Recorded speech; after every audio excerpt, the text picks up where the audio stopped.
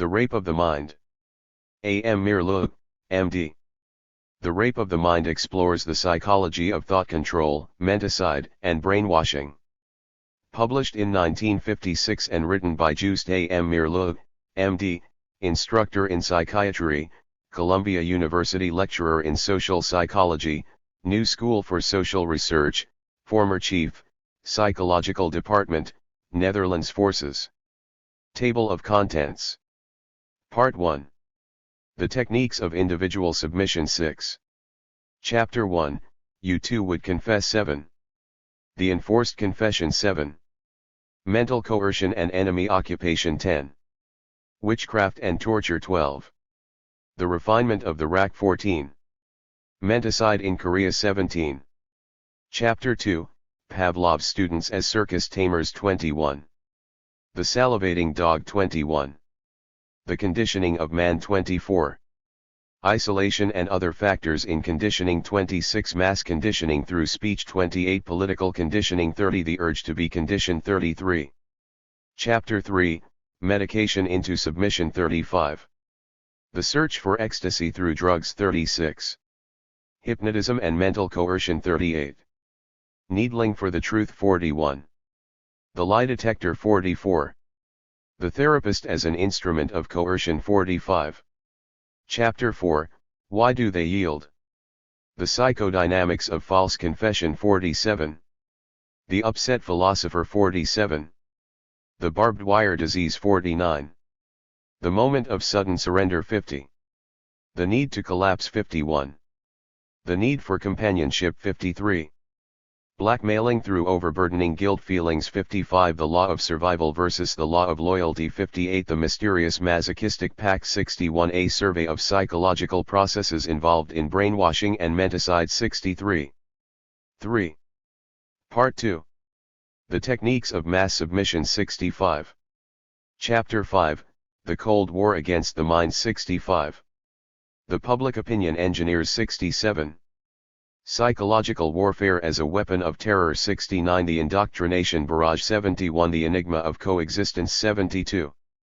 Chapter 6, Totalitaria and its Dictatorship 73. The Robotization of Man 74. Cultural Predilection for Totalitarianism 76. The Totalitarian Leader 79. The Final Surrender of the Robot Man 82. The Common Retreat from Reality 84. The Retreat to Automatization 86. The Womb State 88. Chapter 7, The Intrusion by Totalitarian Thinking 91. The Strategy of Terror 92. The Purging Rituals 94. Wild Accusation and Black Magic 96. Spy Mania 98. The Strategy of Criminalization 99. Verbocracy and Semantic Fog, Talking People into Submission 101. Logocide 103. Labelomania 104. The Apostatic Crime in Totalitaria 105. Chapter 8, Trial by Fire 106. The Downfall of Justice 107. The Demagogue as Prosecutor and Hypnotist 109. The Trial as an Instrument of Intimidation 113. The Congressional Investigation 114. The Witness and His Subjective Testimony 116. The Right to be Silent 118. Mental Blackmail 119. The Judge and the Jury 122. Televised Interrogation 124. The Quest for Detachment 125. 4. Chapter 9, Fear as a Tool of Terror 126.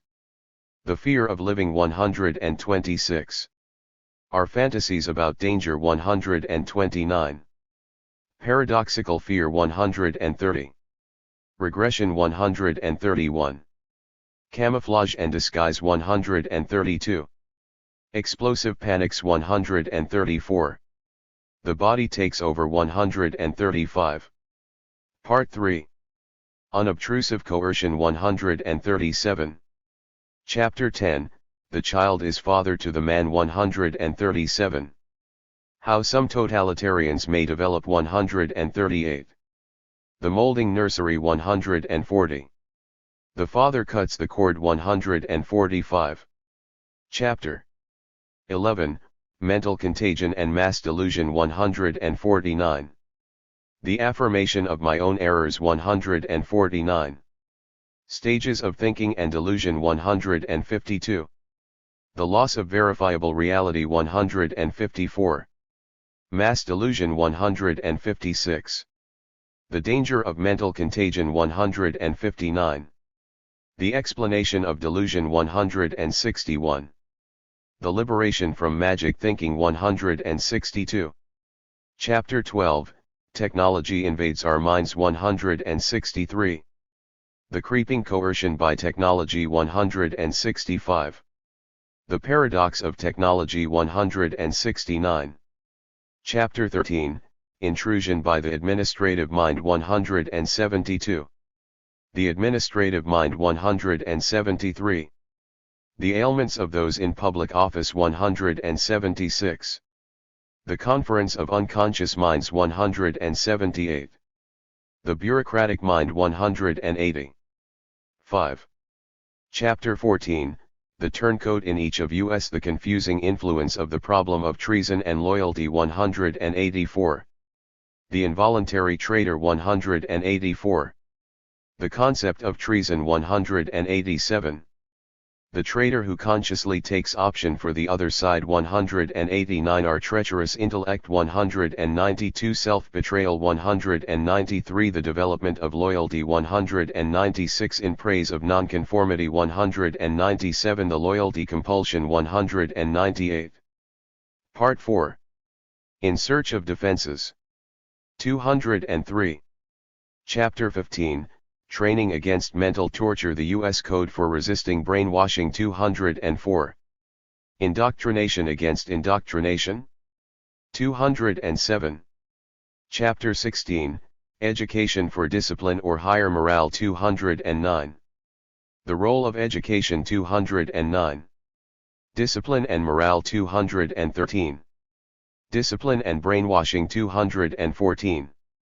The Breaking Point and Our Capacity for Frustration 217. Chapter 17, From Old to New Courage. Who resists longer and why? 219. The Myth of Courage 221. The Morale Boosting Idea 224. The New Courage 229. Chapter 18, Freedom, Our Mental Backbone 231. The Democratizing Action of Psychology 232. The Battle on Two Fronts 235.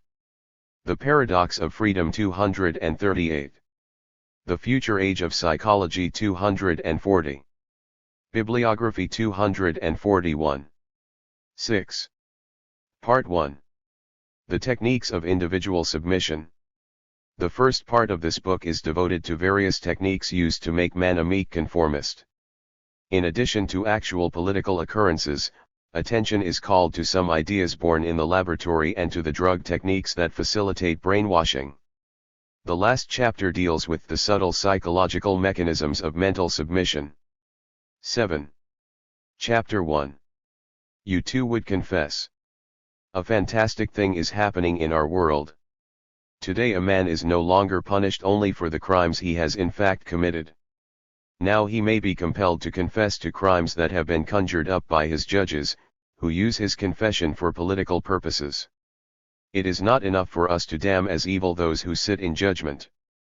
We must understand what impels the false admission of guilt. We must take another look at the human mind in all its frailty and vulnerability. The enforced confession. During the Korean War, an officer of the United States Marine Corps, Colonel Frank H. Schwabel, was taken prisoner by the Chinese Communists. After months of intense psychological pressure and physical degradation, he signed a well-documented confession that the United States was carrying on bacteriological warfare against the enemy. The confession named names, cited missions, described meetings and strategy conferences. This was a tremendously valuable propaganda tool for the totalitarians. They cabled the news all over the world. The United States of America is fighting the peace-loving people of China by dropping bombs loaded with disease-spreading bacteria, in violation of international law. After his repatriation, Colonel Schwabel issued a sworn statement repudiating his confession, and describing his long months of imprisonment. Later, he was brought before a military court of inquiry. He testified in his own defense before that court, "I was never convinced in my own mind that we in the 1st Marine Air Wing had used bug warfare. I knew we hadn't, but the rest of it was real to me: the conferences, the planes, and how they would go about their missions." The words were mine, the colonel continued, but the thoughts were theirs. That is the hardest thing I have to explain, how a man can sit down and write something he knows is false, and yet, to sense it, to feel it, to make it seem real. This is the way Dr. Charles W. Mayo, a leading American physician and government representative, explained brainwashing in an official statement before the United Nations. "The tortures used, although they include many brutal physical injuries, are not like the medieval torture of the rack and the thumbscrew. They are subtler, more prolonged, and intended to be more terrible in their effect. They are calculated to disintegrate the mind of an intelligent victim, to distort his sense of values, to a point where he will not simply cry out 'I did it,' but will become a seemingly willing accomplice to the complete disintegration of his integrity and the production of an elaborate fiction." The Schwabel case is but one example of a defenseless prisoner being compelled to tell a big lie. If we are to survive as free men, we must face up to this problem of politically inspired mental coercion, with all its ramifications. 8. It is more than 20 years since psychologists first began to suspect that the human mind can easily fall prey to dictatorial powers. In 1933, the German Reichstag building was burned to the ground. The Nazis arrested a Dutchman, Marinus van der Lubbe, and accused him of the crime. Van der Lubbe was known by Dutch psychiatrists to be mentally unstable. He had been a patient in a mental institution in Holland. And his weakness and lack of mental balance became apparent to the world when he appeared before the court. Wherever news of the trial reached, men wondered, can that foolish little fellow be a heroic revolutionary, a man who is willing to sacrifice his life to an ideal? During the court sessions van der Lubbe was evasive, dull, and apathetic. Yet the reports of the Dutch psychiatrists described him as a gay, alert, unstable character, a man whose moods changed rapidly, who liked to vagabond around, and who had all kinds of fantasies about changing the world. On the 42nd day of the trial, van der Lubbe's behavior changed dramatically. His apathy disappeared. It became apparent that he had been quite aware of everything that had gone on during the previous sessions. He criticized the slow course of the procedure. He demanded punishment either by imprisonment or death. He spoke about his inner voices. He insisted that he had his moods in check. Then he fell back into apathy. We now recognize these symptoms as a combination of behavior forms which we can call a confession syndrome. In 1933 this type of behavior was unknown to psychiatrists. Unfortunately, it is very familiar today and is frequently met in cases of extreme mental coercion. Van der Lubbe was subsequently convicted and executed. When the trial was over, the world began to realize that he had merely been a scapegoat. The Nazis themselves had burned down the Reichstag building and had staged the crime and the trial so that they could take over Germany. Still later we realized that van der Lubbe was the victim of a diabolically clever misuse of medical knowledge and psychological technique, through which he had been transformed into a useful, passive, meek automaton, who replied merely yes or no to his interrogators during most of the court sessions. In a few moments he threatened to jump out of his enforced role. Even at that time there were rumors that the man had been drugged into submission, though we never became sure of that.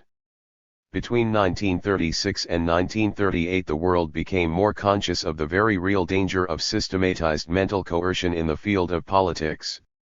This was the period of the well-remembered Moscow Purge trials. It was almost impossible to believe that dedicated old Bolsheviks, who had given their lives to a revolutionary movement, had suddenly turned into dastardly traitors. When, one after another, every one of the accused confessed and beat his breast, the general reaction was that this was a great show of deception, intended only as a propaganda move for the non-communist world. 9. Then it became apparent that a much worse tragedy was being enacted. The men on trial had once been human beings. Now they were being systematically changed into puppets. Their puppeteers called the tune and manipulated their actions. When, from time to time, news came through showing how hard, rigid revolutionaries could be changed into meek, self-accusing sheep, all over the world the last remnants of the belief in the free community presumably being built in Soviet Russia began to crumble. In recent years, the spectacle of confession to uncommitted crimes has become more and more common.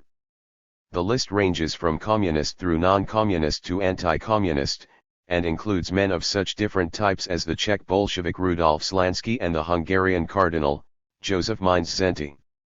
10. Mental coercion and enemy occupation.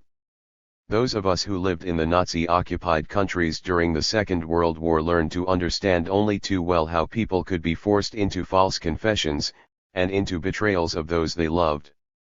I myself was born in the Netherlands and lived there until the Nazi occupation forced me to flee. In the early days of the occupation, when we heard the first eyewitness descriptions of what happened during Nazi interrogations of captured resistance workers, we were frightened and alarmed. The first aim of the Gestapo was to force prisoners under torture to betray their friends and to report new victims for further torture. The brown shirts demanded names and more names, not bothering to ascertain whether or not they were given falsely under the stress of terror. I remember very clearly one meeting held by a small group of resistors to discuss the growing fear and insecurity. Everybody at that meeting could expect to be mentioned and picked up by the Gestapo at some time. Should we be able to stand the Nazi treatment, or would we also be forced to become informers? This question was being asked by anti-Nazis in all the occupied countries. During the second year of the occupation we realized that it was better not to be in touch with one another. More than 2 contacts were unsafe. We tried to find medical and psychiatric preventives to harden us against the Nazi torture we expected. As a matter of fact, I myself conducted some experiments to determine whether or not narcotics would harden us against pain. However, the results were paradoxical. Narcotics can create pain insensitivity, but their dulling action at the same time makes people more vulnerable to mental pressure. Even at that time we knew, as did the Nazis themselves, that it was not the direct physical pain that broke people, but the continuous humiliation and mental torture. One of my patients, who was subjected to such an interrogation, managed to remain silent. He refused to answer a single question, and finally the Nazis dismissed him. But he never recovered from this terrifying experience. He hardly spoke even when he returned home. He simply sat bitter, full of indignation, and in a few weeks he died. It was not his physical wounds that had killed him, it was the combination of fear and wounded pride.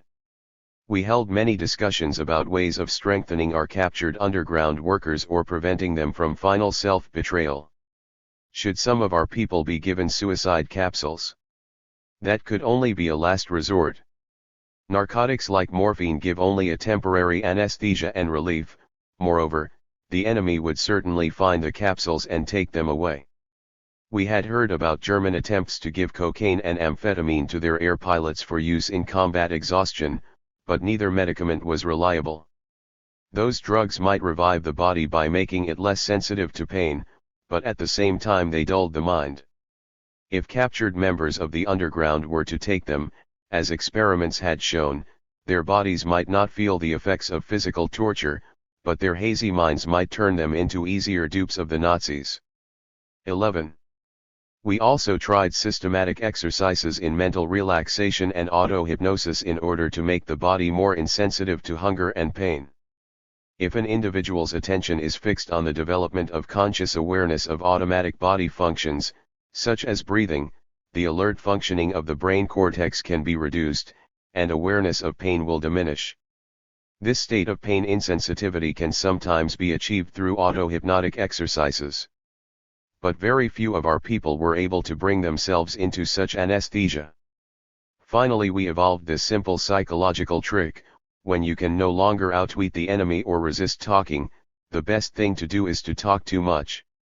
This was the idea, Keep yourself sullen and act the fool, play the coward and confess more than there is to confess.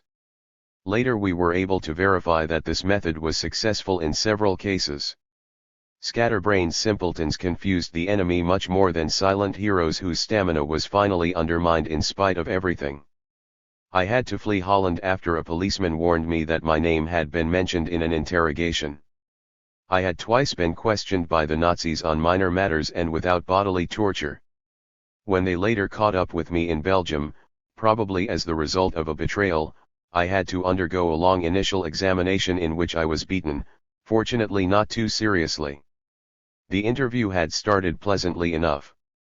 Apparently, the Nazi officer in charge thought he would be able to get information out of me through friendly methods. Indeed, we even had a discussion about the methods used in interrogation.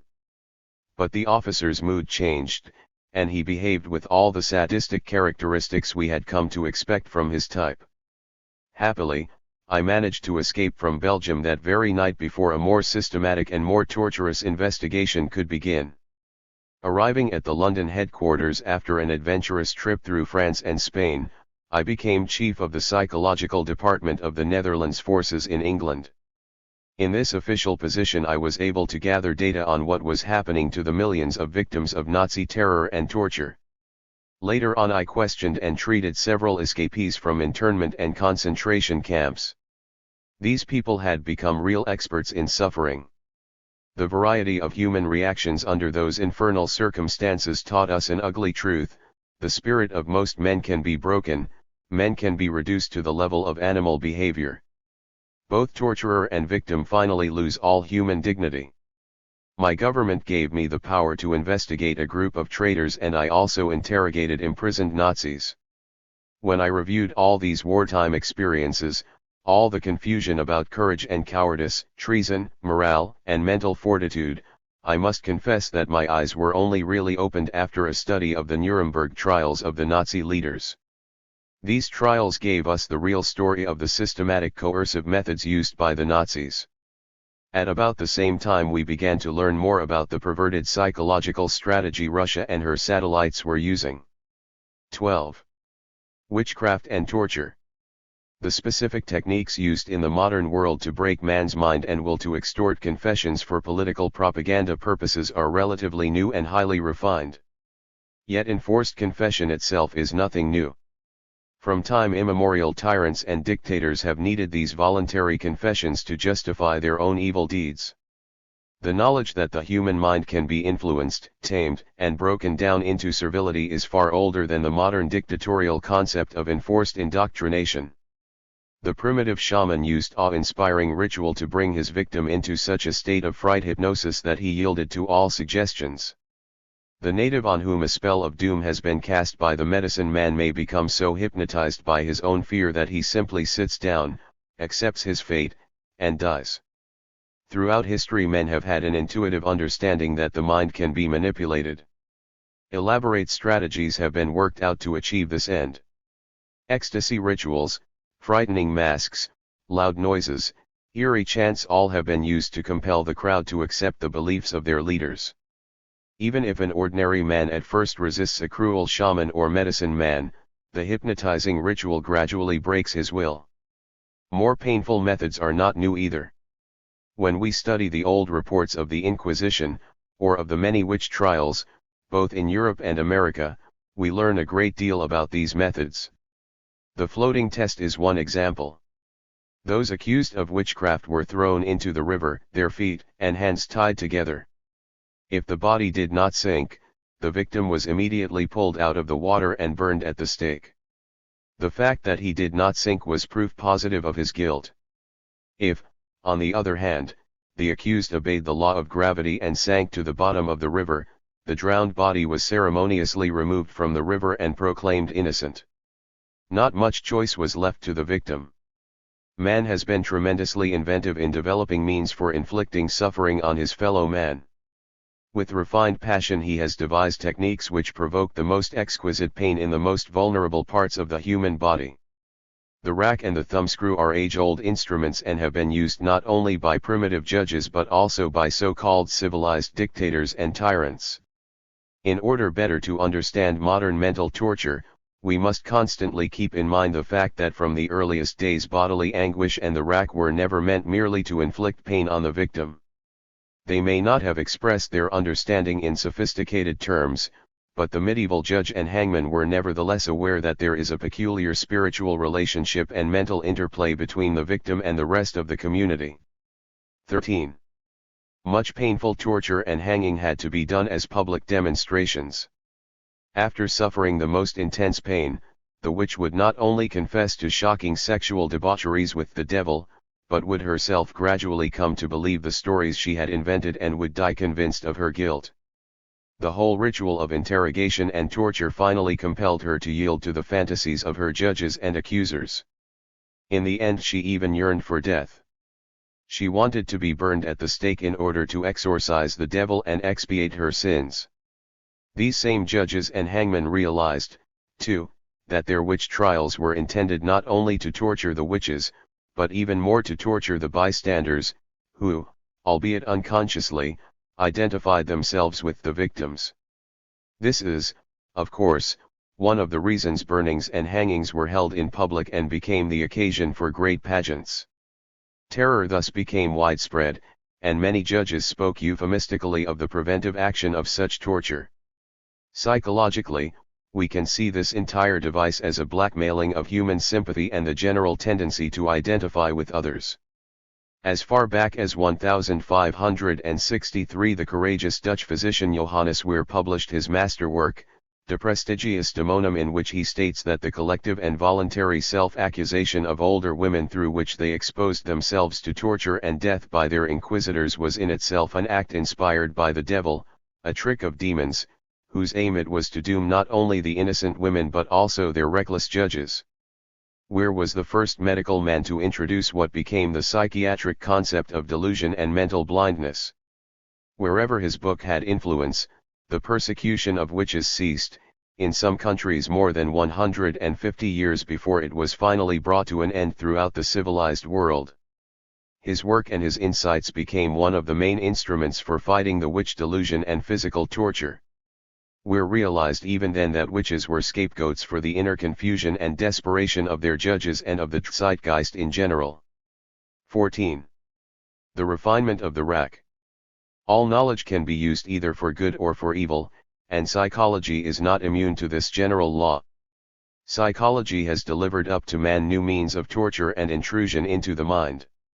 We must be more and more aware of what these methods and techniques are if we are successfully to fight them. They can often be more painful and mentally more paralyzing than the rack. Strong personalities can tolerate physical agony, often it serves to increase stubborn resistance. No matter what the constitution of the victim, physical torture finally leads to a protective loss of consciousness. But to withstand mental torture leading to creeping mental breakdown demands an even stronger personality. What we call brainwashing is an elaborate ritual of systematic indoctrination, conversion, and self-accusation used to change non-communists into submissive followers of the party. Menticide is a word coined by me and derived from mens, the mind, and sidere, to kill. Both words indicate the same perverted refinement of the rack, putting it on what appears to be a more acceptable level. But it is 1,000 times worse and 1,000 times more useful to the inquisitor. Menticide is an old crime against the human mind and spirit but systematized anew. It is an organized system of psychological intervention and judicial perversion through which a powerful dictator can imprint his own opportunistic thoughts upon the minds of those he plans to use and destroy. The terrorized victims finally find themselves compelled to express complete conformity to the tyrant's wishes. Through court procedures, at which the victim mechanically reels off an inner record which has been prepared by his inquisitors during a preceding period, public opinion is lulled and thrown off guard. A real traitor has been punished, people think. The man has confessed. His confession can be used for propaganda, for the Cold War, to instill fear and terror, to accuse the enemy falsely, or to exercise a constant mental pressure upon others. One important result of this procedure is the great confusion it creates in the mind of every observer, friend, or foe. In the end no one knows how to distinguish truth from falsehood. The totalitarian potentate, in order to break down the minds of men, first needs widespread mental chaos and verbal confusion, because both paralyze his opposition and cause the morale of the enemy to deteriorate unless his adversaries are aware of the dictator's real aim. From then on he can start to build up his system of conformity. In both the Menticide and the Schwabel cases, we have documented reports of the techniques of menticide as it has been used to break the minds and wills of courageous men. 15. Let us look first at the case of Cardinal Menticide, accused of misleading the Hungarian people and collaboration with the enemies, the United States. In his expose on Cardinal Mencide's imprisonment, Stephen K. Swift graphically describes 3 typical phases in the psychological processing of political prisoners. The first phase is directed toward extorting confession. The victim is bombarded with questions day and night. He is inadequately and irregularly fed. He is allowed almost no rest and remains in the interrogation chamber for hours on end while his inquisitors take turns with him. Hungry, exhausted, his eyes blurred and aching under unshaded lamps, the prisoner becomes little more than a hounded animal. When the cardinal had been standing for 66 hours, he closed his eyes and remained silent. He did not even reply to questions with denials. The colonel in charge of the shift tapped the cardinal's shoulder and asked why he did not respond. The cardinal answered, "End it all. Kill me. I am ready to die." He was told that no harm would come to him, that he could end it all simply by answering certain questions. By Saturday forenoon he could hardly be recognized. He asked for another drink and this time it was refused. His feet and legs had swollen to such proportions that they caused him intense pain, he fell down several times. To the horrors the accused victim suffers from without must be added the horrors from within. He is pursued by the unsteadiness of his own mind, which cannot always produce the same answer to a repeated question. As a human being with a conscience he is pursued by possible hidden guilt feelings, however pious he may have been, that undermine his rational awareness of innocence. The panic of the brainwashy is the total confusion he suffers about all concepts. His evaluations and norms are undermined. He cannot believe in anything objective anymore except in the dictated and indoctrinated logic of those who are more powerful than he. The enemy knows that, far below the surface, human life is built up of inner contradictions. He uses this knowledge to defeat and confuse the brainwashy. The continual shift of interrogators makes it ever more impossible to believe in consecutive thinking. Hardly has the victim adjusted himself to one inquisitor when he has to change his focus of alertness to another one.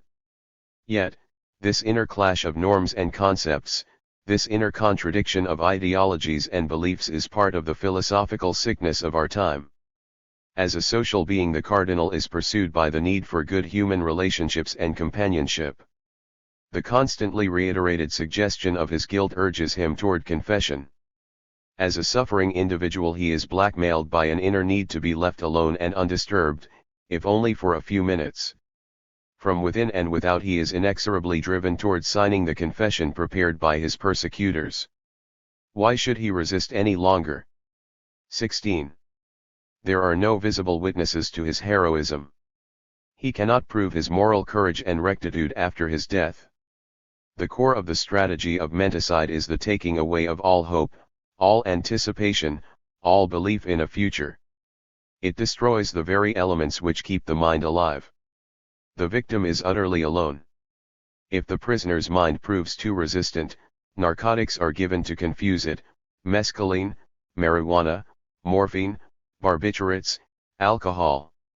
If his body collapses before his mind capitulates, he receives stimulants: benzedrine, caffeine, chloramine, all of which help to preserve his consciousness until he confesses. Many of the narcotics and stimuli which ultimately help to induce mental dependency and enforced confusion can also create an amnesia, often a complete forgetting of the torture itself. The torture techniques achieve the desired effect, but the victim forgets what has actually happened during the interrogation. The clinicians who do therapeutic work with amphetamine derivatives, which when injected into the bloodstream help patients to remember long-forgotten experiences, are familiar with the drug's ability to bring soothing forgetfulness of the period during which the patient was drugged and questioned. Next, the victim is trained to accept his own confession, much as an animal is trained to perform tricks. False admissions are repeated, hammered into his brain. He is forced to reproduce in his memory again and again the fantasized offenses, fictitious details which ultimately convince him of his criminality. In the first stage he is forced into mental submissiveness by others. In the second stage he has entered a state of auto-hypnosis, convincing himself of fabricated crimes. According to Swift, the questions during the interrogation now dealt with details of the cardinal's confession. First his own statements were read to him, then statements of other prisoners accused of complicity with him, then elaborations of those statements. Sometimes the cardinal was morose, sometimes greatly disturbed and excited. But he answered all questions willingly, repeated all sentences once, twice, or even 3 times when he was told to do so. In the third and final phase of interrogation and menticide, the accused, now completely conditioned and accepting his own imposed guilt, is trained to bear false witness against himself and others. He doesn't have to convince himself any more through auto-hypnosis, he only speaks his master's voice. He is prepared for trial, softened completely, he becomes remorseful and willing to be sentenced. He is a baby in the hands of his inquisitors, fed as a baby and soothed by words as a baby. 17. Menticide in Korea. Now let us take a look at the Schwabel case. In its general outline it is similar to the Menticide story, it differs only in details. As an officer of the United States Marine Corps, fighting with the United Nations in Korea, he is taken prisoner by the enemy. The colonel expects to be protected by international law and by the regulations regarding officer prisoners of war, which have been accepted by all countries. However, it slowly dawns on him that he is being subjected to a kind of treatment very different from what he expected. The enemy looks on him not as a prisoner of war, but as a victim who can be used for propaganda purposes. He is subjected to slow but constant pressures devised to break him down mentally. Humiliation, rough, inhuman treatment, degradation, intimidation, hunger, exposure to extreme cold all have been used to crumble his will and to soften him. They need to wangle military secrets out of him and to use him as a tool in their propaganda machine. He feels completely alone. He is surrounded by filth and vermin. For hours on end he has to stand up and answer the questions his interrogators hurl at him. He develops arthritic backache and diarrhea. He is not allowed to wash or shave. He doesn't know what will happen to him next. This treatment goes on for weeks. Then the hours of systematic and repetitious interrogation and oppression increase. He no longer dares to trust his own memory. There are new teams of investigators every day, and each new team points out his increasing errors and mistakes. He cannot sleep anymore. Daily his interrogators tell him they have plenty of time, and he realizes that in this respect at least they are telling the truth. He begins to doubt whether he can resist their seductive propositions. If he will just unburden himself of his guilt, they tell him, he will be better treated. The inquisitor is treacherously kind and knows exactly what he wants. He wants the victim captured by the influence of a slowly induced hypnosis. He wants a well-documented confession that the American army used bacteriological warfare, that the captive himself took part in such germ warfare. The inquisitor wants this confession in writing because it will make a convincing impression and will shock the world. China is plagued by hunger and epidemics. Such a confession will explain the high disease rate and exculpate the Chinese government, whose popularity is at a low ebb. So the colonel has to be prepared for a systematic confession, made before an international group of communist experts. Mentally and physically he is weakened, and every day the communist truths are imprinted on his mind. The colonel has in fact become hypnotized. He is now able to reproduce for his jailers bits and pieces of the confession they want from him. It is a well-known scientific fact that the passive memory often remembers facts learned under hypnosis better than those learned in a state of alert consciousness. He is even able to write some of it down. Eventually, all the little pieces fit, like a jigsaw puzzle, into a complete, well-organized whole. They form part of a document which was in fact prepared beforehand by his captors. This document is placed in the colonel's hands, and he is even allowed to make some minor changes in the phrasing before he signs it. 18. By now, the colonel has been completely broken. He has given in. All sense of reality is gone, identification with the enemy is complete. 4 weeks after signing the confession he is in a state of depression. His only wish is to sleep, to have rest from it all. A man will often try to hold out beyond the limits of his endurance because he continues to believe that his tormentors have some basic morality, that they will finally realize the enormity of their crimes and will leave him alone. This is a delusion. The only way to strengthen one's defenses against an organized attack on the mind and will is to understand better what the enemy is trying to do and to outwit him. Of course, one can vow to hold out until death, but even the relief of death is in the hands of the Inquisitor. People can be brought to the threshold of death and then be stimulated into life again so that the torments can be renewed. Attempts at suicide are foreseen and can be forestalled. In my opinion, hardly anyone can resist such treatment. It all depends on the ego strength of the person and the exhaustive technique of the Inquisitor. Each man has his own limit of endurance, but that this limit can nearly always be reached and even surpassed is supported by clinical evidence. Nobody can predict for himself how he will handle a situation when he is called to the test. The official United States report on brainwashing admits that virtually all American P.O.W.S collaborated at one time or another in one degree or another, lost their identity as Americans, thousands lost their will to live, and so forth. The British report gives a statistical survey about the abuse of the POWs. According to this report, 1/3 of the soldiers absorbed enough indoctrination to be classified as communist sympathizers.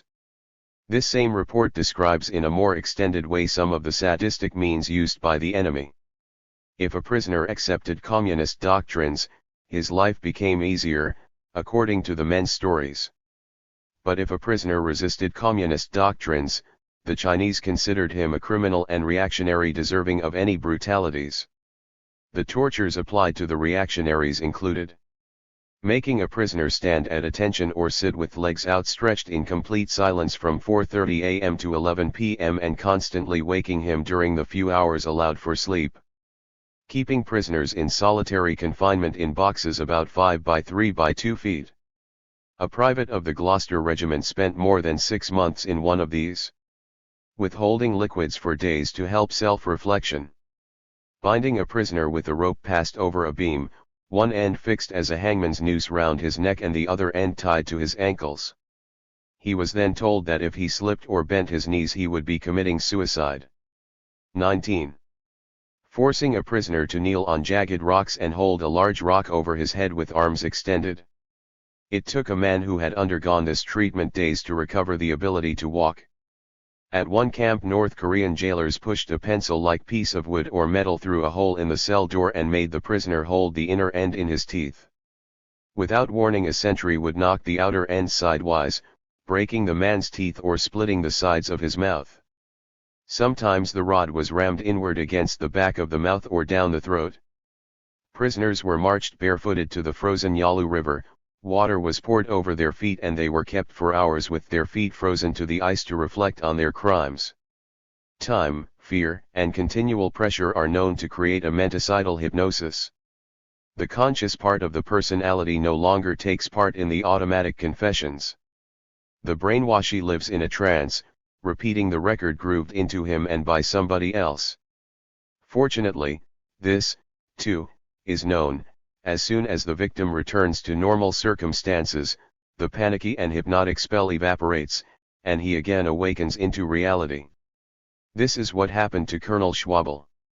True, he confessed to crimes he did not commit, but he repudiated his confession as soon as he was returned to a familiar environment.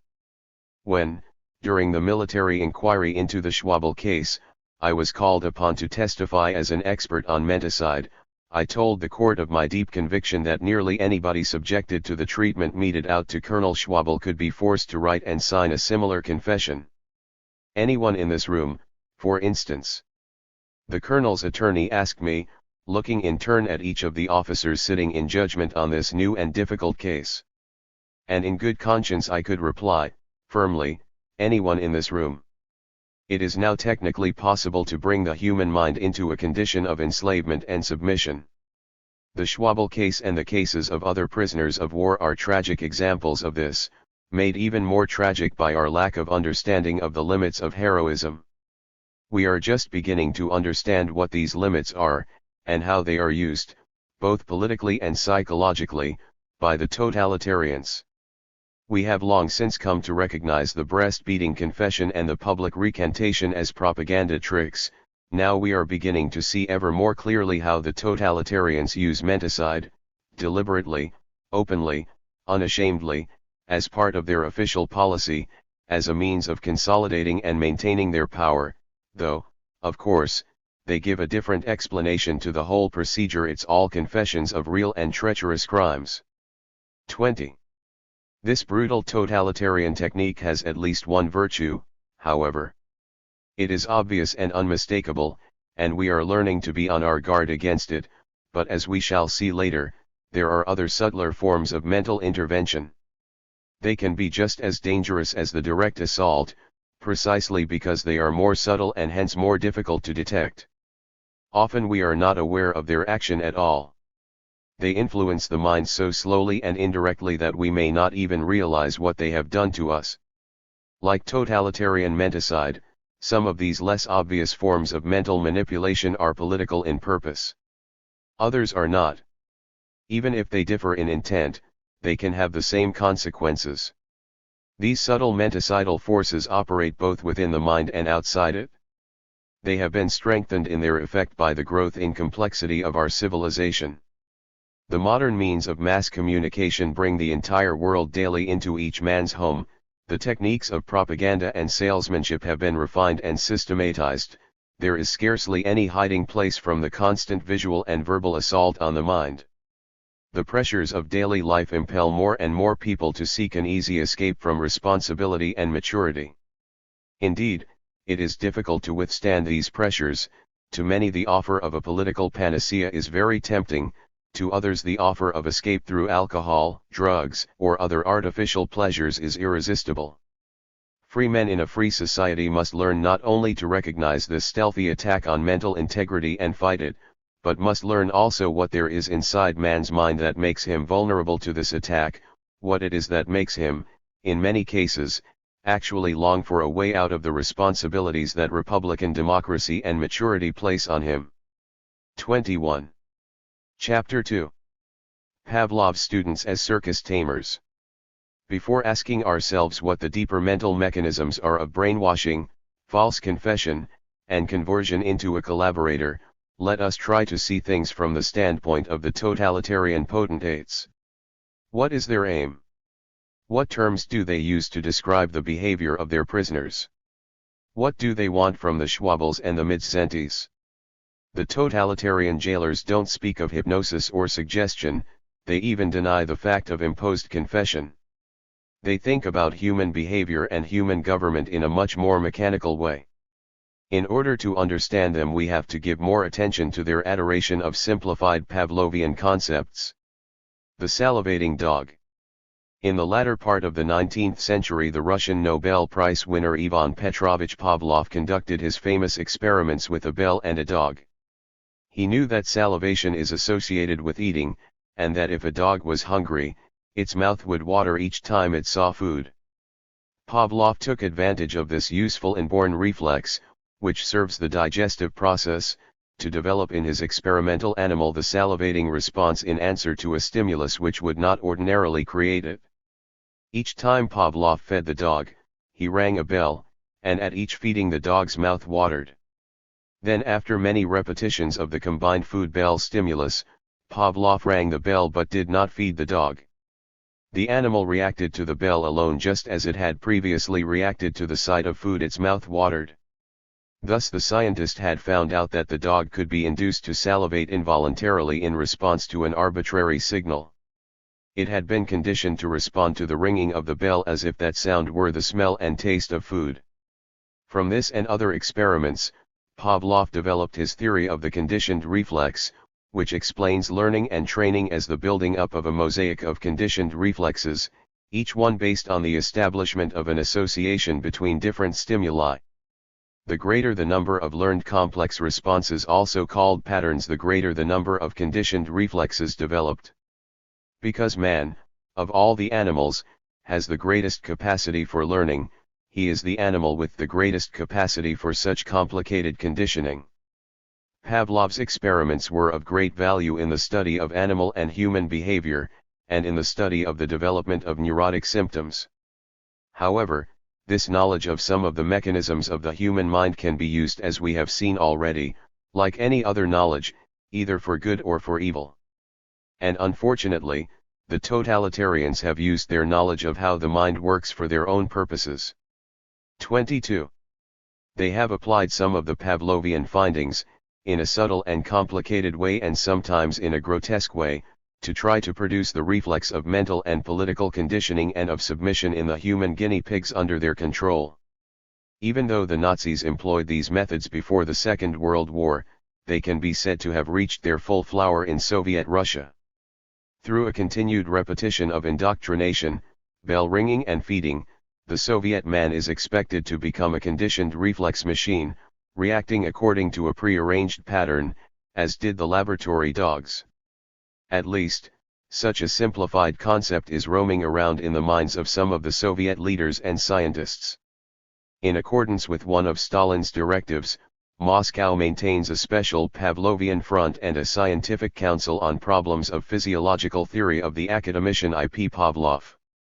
These institutions, part of the Academy of Science, are dedicated to the political application of the Pavlovian theory.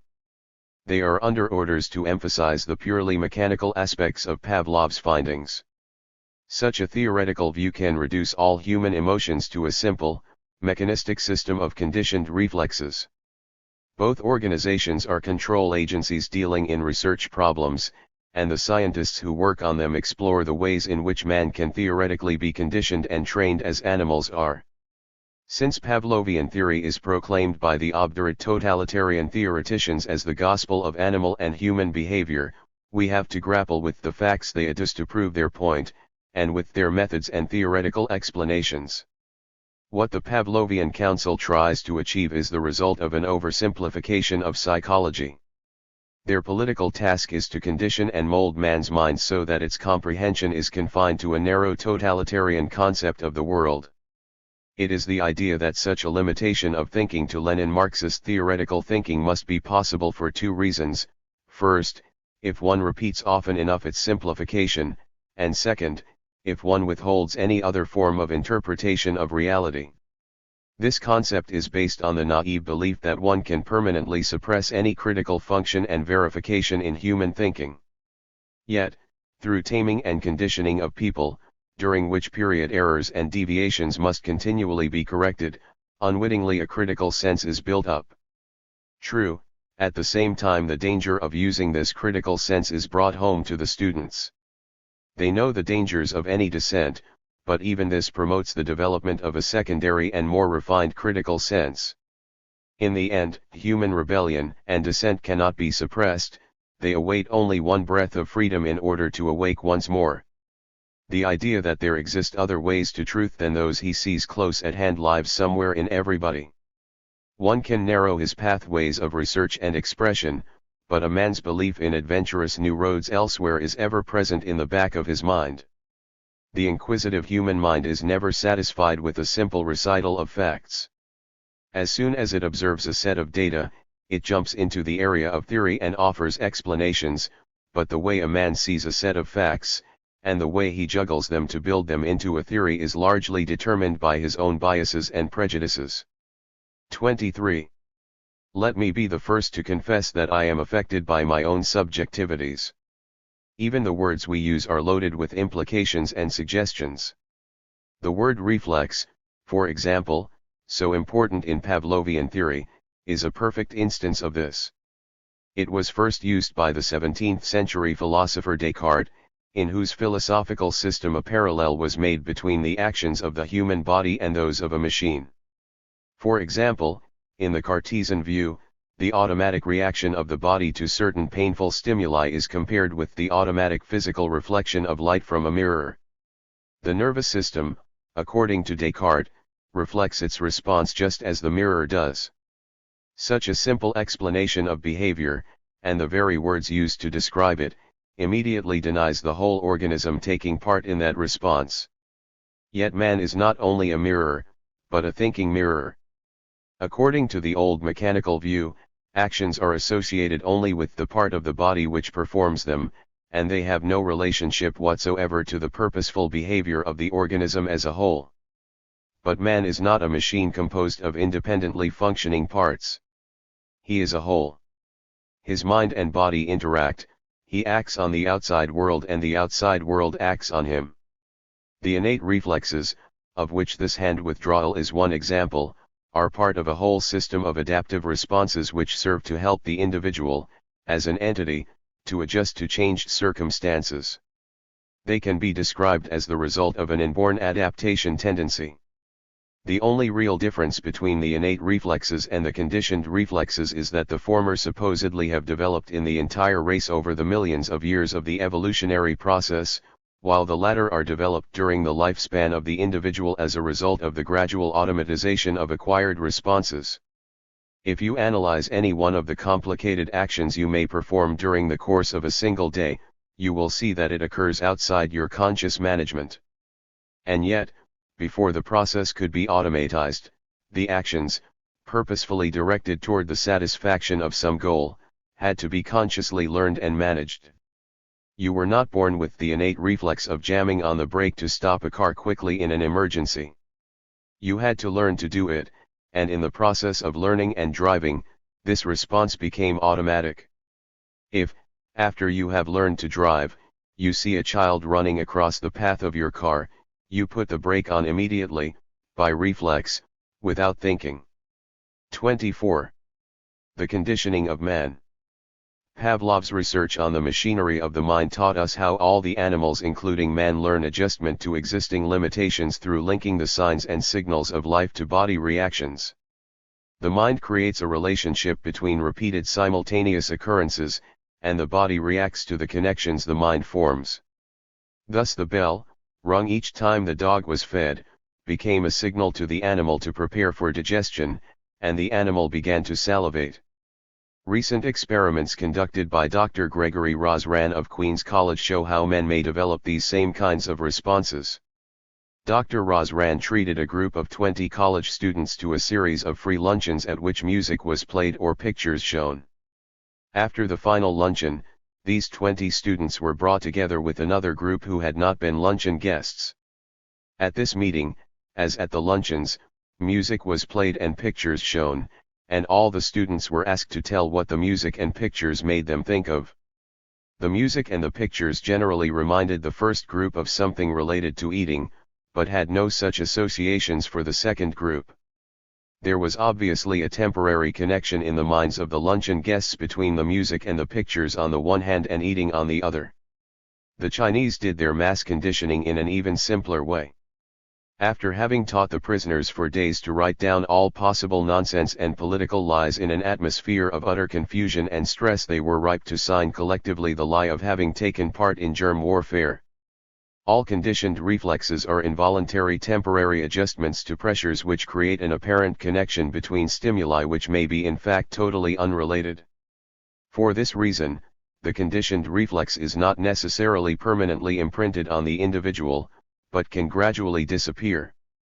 If, after the dog's conditioned reflex to the bell has been developed, the bell is rung over and over again and no food is presented to the animal, the salivating reflex disappears. Doubtless Dr. Rosran's students will not always think of food when they hear music. We could describe the conditioned reflex another way: it is a selected response of the mind-body unit to a given stimulus.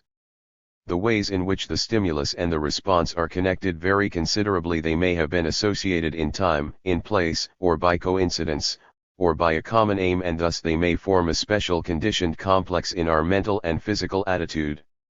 Some of these complex responses or patterns are more autonomous than others, and will act like the innate patterns. Some are flexible and are continually changing. Analysis of some of the psychosomatic diseases, for example, shows us how our inner emotional attitudes can intensify or even change a conditional response.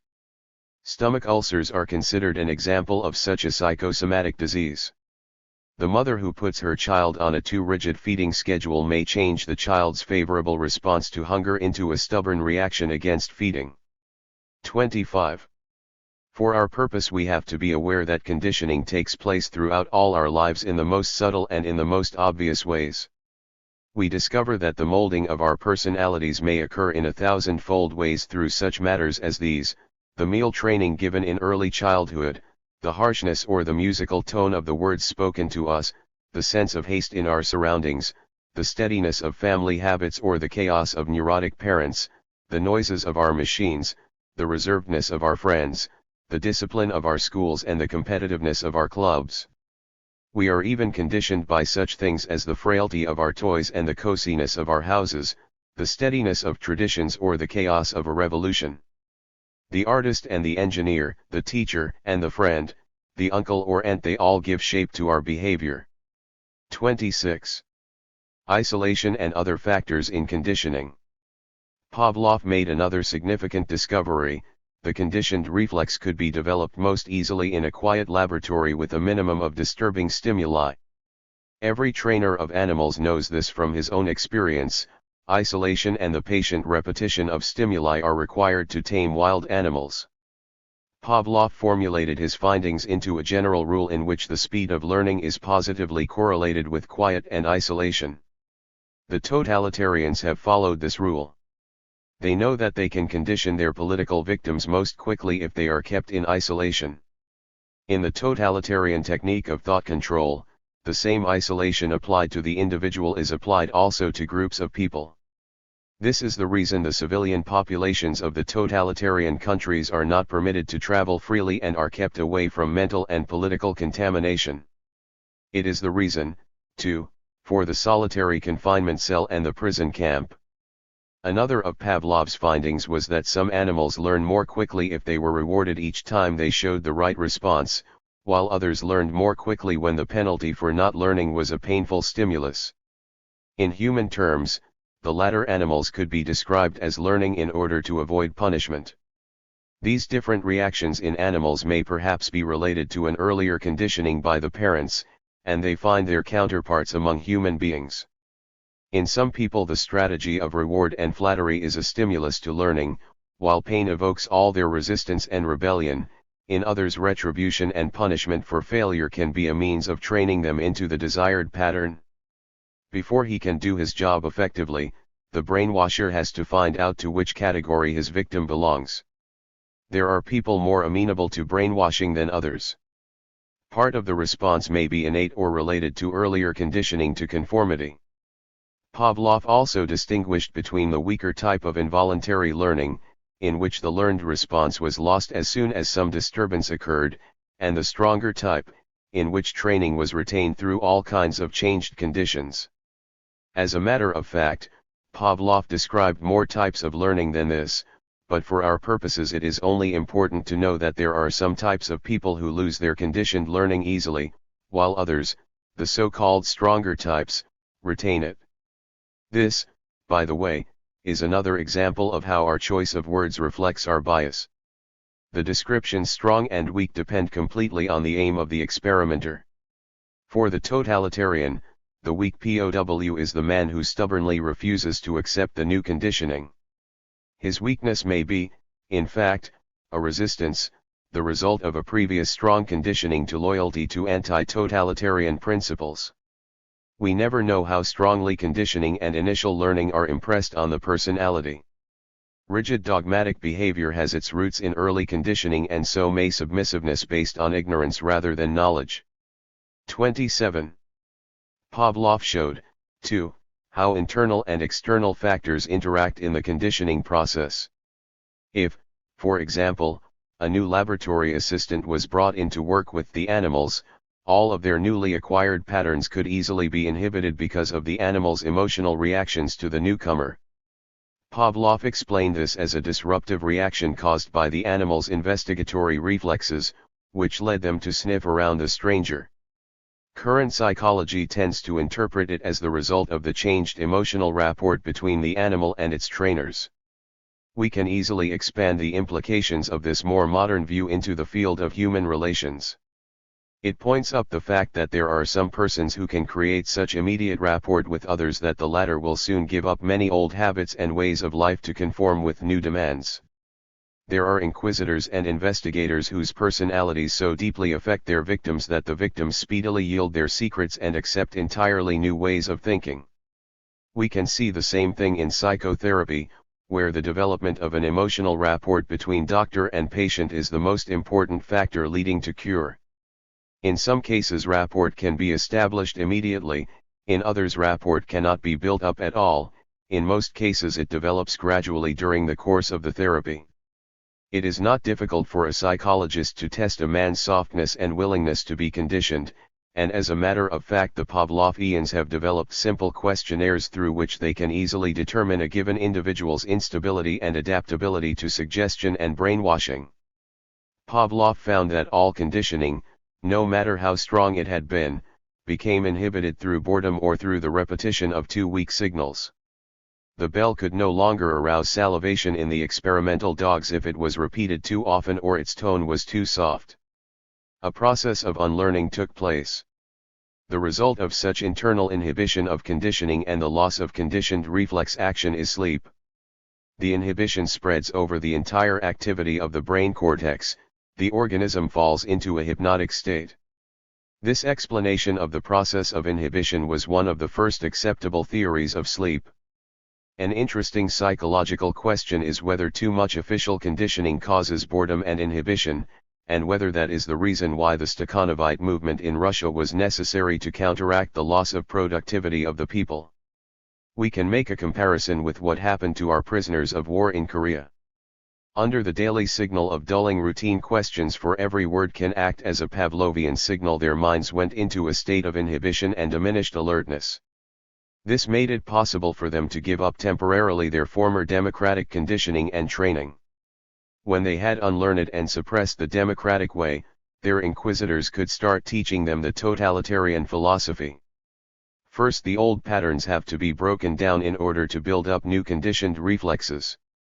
We can imagine that boredom and repetition arouse the need to give in and to yield to the provoking words of the enemy. Later I shall come back to the system of negative stimuli used in conditioning for brainwashing. 28. Mass conditioning through speech. According to official Pavlovian psychology, human speech is also a conditioned reflex activity. Pavlov distinguished between stimuli of the first order, which condition men and animals directly, and stimuli of the second order, with weaker and more complicated conditioning qualities. In this so-called second signal system, verbal cues replace the original physical sound stimuli. Pavlov himself did not give much attention to this second signal system. It was especially after Stalin's publication in 1950 on the significance of linguistics for mass indoctrination that the Russian psychologists began to do work in this area. In his letter, Stalin followed Engels' theory that language is the characteristic human bit of adaptive equipment. That tone and sound in speech have a conditioning quality is something we can verify from our own experience in listening to or in giving commands, or in dealing with our pets. Even the symbolic and semantic meaning of words can acquire a conditioning quality. The word traitor, for example, provokes direct feelings and reactions in the minds of those who hear it spoken, even if this discriminatory label is being applied dishonestly. Through an elaborate study on speech reflexes written by one of the leading Russian psychologists, Dobrogov, we get a fairly good insight into the ways in which speech patterns and word signals are used in the service of mass conditioning, by means of propaganda and indoctrination. The basic problems for the man-tamer are rather simple. Can man resist a government bent on conditioning him? What can the individual do to protect his mental integrity against the power of a forceful collectivity? Is it possible to do away with every vestige of inner resistance? Pavlov had already explained that man's relation to the external world, and to his fellow men, is dominated by secondary stimuli, the speech symbols. Man learns to think in words and in the speech figures given him, and these gradually condition his entire outlook on life and on the world. As Dobrogov says, language is the means of man's adaptation to his environment. We could rephrase that statement in this way: man's need for communication with his fellow men interferes with his relation to the outside world, because language and speech itself, the verbal tools we use, are variable and not objective. Dobrogov continues, speech manifestations represent conditioned reflex functions of the human brain. In a simpler way we may say, he who dictates and formulates the words and phrases we use, he who is master of the press and radio, is master of the mind. In the Pavlovian strategy, terrorizing force can finally be replaced by a new organization of the means of communication. Ready-made opinions can be distributed day by day through press, radio, and so on, again and again, till they reach the nerve cell and implant a fixed pattern of thought in the brain. Consequently, guided public opinion is the result, according to Pavlovian theoreticians, of good propaganda technique, and the polls a verification of the temporary successful action of the Pavlovian machinations on the mind. Yet, the polls may only count what people pretend to think and believe, because it is dangerous for them to do otherwise. 29. Such is the Pavlovian device: repeat mechanically your assumptions and suggestions diminish the opportunity of communicating dissent and opposition. This is the simple formula for political conditioning of the masses. This is also the actual ideal of some of our public relation machines, who thus hope to manipulate the public into buying a special soap or voting for a special party. The Pavlovian strategy in public relations has people conditioned more and more to ask themselves, what do other people think? As a result, a common delusion is created, people are incited to think what other people think, and thus public opinion may mushroom out into a mass prejudice. Expressed in psychoanalytic terms, through daily propagandistic noise backed up by forceful verbal cues, people can more and more be forced to identify with the powerful noisemaker. Big Brother's voice resounds in all the little brothers. News from Red China, as reported by neutral Indian journalists, tells us that the Chinese leaders are using this vocal conditioning of the public to strengthen their regime. Throughout the country, radios and loudspeakers are broadcasting the official truths. The sugary voices take possession of people, the cultural tyranny traps their ears with loudspeakers, telling them what they may and may not do. This microphone regimentation was foreseen by the French philosopher La Rochefoucauld, who, in the 18th century, said, "A man is like a rabbit, you catch him by the ears." During the Second World War, the Nazis showed that they too were very much aware of this conditioning power of the word. I saw their strategy at work in Holland. The radio constantly spread political suggestions and propaganda, and people were obliged to listen because the simple act of turning off one's radio was in itself suspicious. I remember one day during the occupation when I was taking a bicycle trip with some friends. We stopped off to rest at a cafe that, we later realized, was a true Nazi nest. When the radio, which had been on ever since we arrived, announced a speech by Hitler, everyone stood up in awe, and it was a must to take in the verbal conditioning by the Führer. My friends and I had to stand up too, and were forced to listen to that raucous voice crackling in our ears and to summon all our resistance against that long, boring, repetitive attack on our eardrums and minds. Throughout the occupation, the Nazis printed tons of propaganda, big lies, and distortions. They even went so far as to paint their slogans on the stoops of the houses and in the streets. Every week newly fabricated stereotypes ogled at us as if to convince us of the splendor of the Third Reich. But the Nazis did not know the correct Pavlovian strategy. By satisfying their own need to discuss and to vary their arguments in order to make them seem more logical, they only increased the resistance of the Dutch people. This resistance was additionally fortified by the London radio, on which the Dutch could hear the sane voice of their own legal government. Had the Nazis not argued and justified so much, and had they been able to prevent all written, printed, or spoken communication, the long period of boredom would have inhibited our democratic conditioning, and we might well have been more seduced by the Nazi oversimplifications and slogans. 30. Political conditioning. Political conditioning should not be confused with training or persuasion or even indoctrination. It is more than that. It is tampering. It is taking possession of both the simplest and the most complicated nervous patterns of man. It is the battle for the possession of the nerve cells. It is coercion and enforced conversion. Instead of conditioning man to an unbiased facing of reality, the seducer conditions him to catchwords, verbal stereotypes, slogans, formulas, symbols. Pavlovian strategy in the totalitarian sense means imprinting prescribed reflexes on a mind that has been broken down. The totalitarian wants first the required response from the nerve cells, then control of the individual, and finally control of the masses.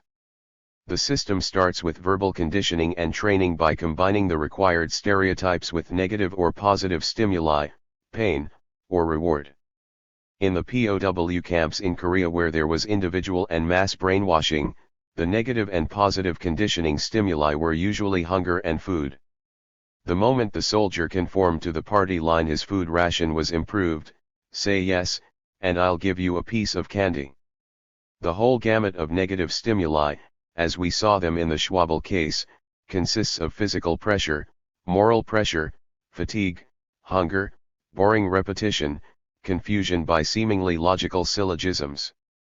Many victims of totalitarianism have told me in interviews that the most upsetting experience they faced in the concentration camps was the feeling of loss of logic, the state of confusion into which they had been brought, the state in which nothing had any validity.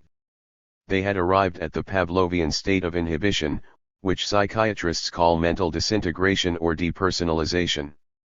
It seemed as if they had unlearned all their former responses and had not yet adopted new ones. But in reality they simply did not know what was what. The Pavlovian theory translated into a political method, as a way of leveling the mind, is the stock in trade of totalitarian countries. Some psychiatric points are of interest because we see that Pavlovian training can be used successfully only when special mental conditions prevail. In order to tame people into the desired pattern, victims must be brought to a point where they have lost their alert consciousness and mental awareness. Freedom of discussion and free intellectual exchange hinder conditioning.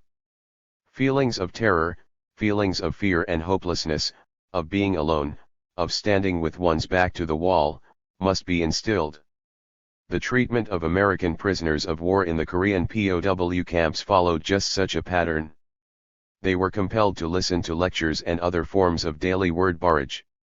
The very fact that they did not understand the lectures and were bored by the long sessions inhibited their democratic training, and conditioned them to swallow passively the bitter doctrinal diet, for the prisoners were subjected not only to a political training program, but also to an involuntary taming program. To some degree the communist propaganda lectures were directed toward retraining the prisoners' minds.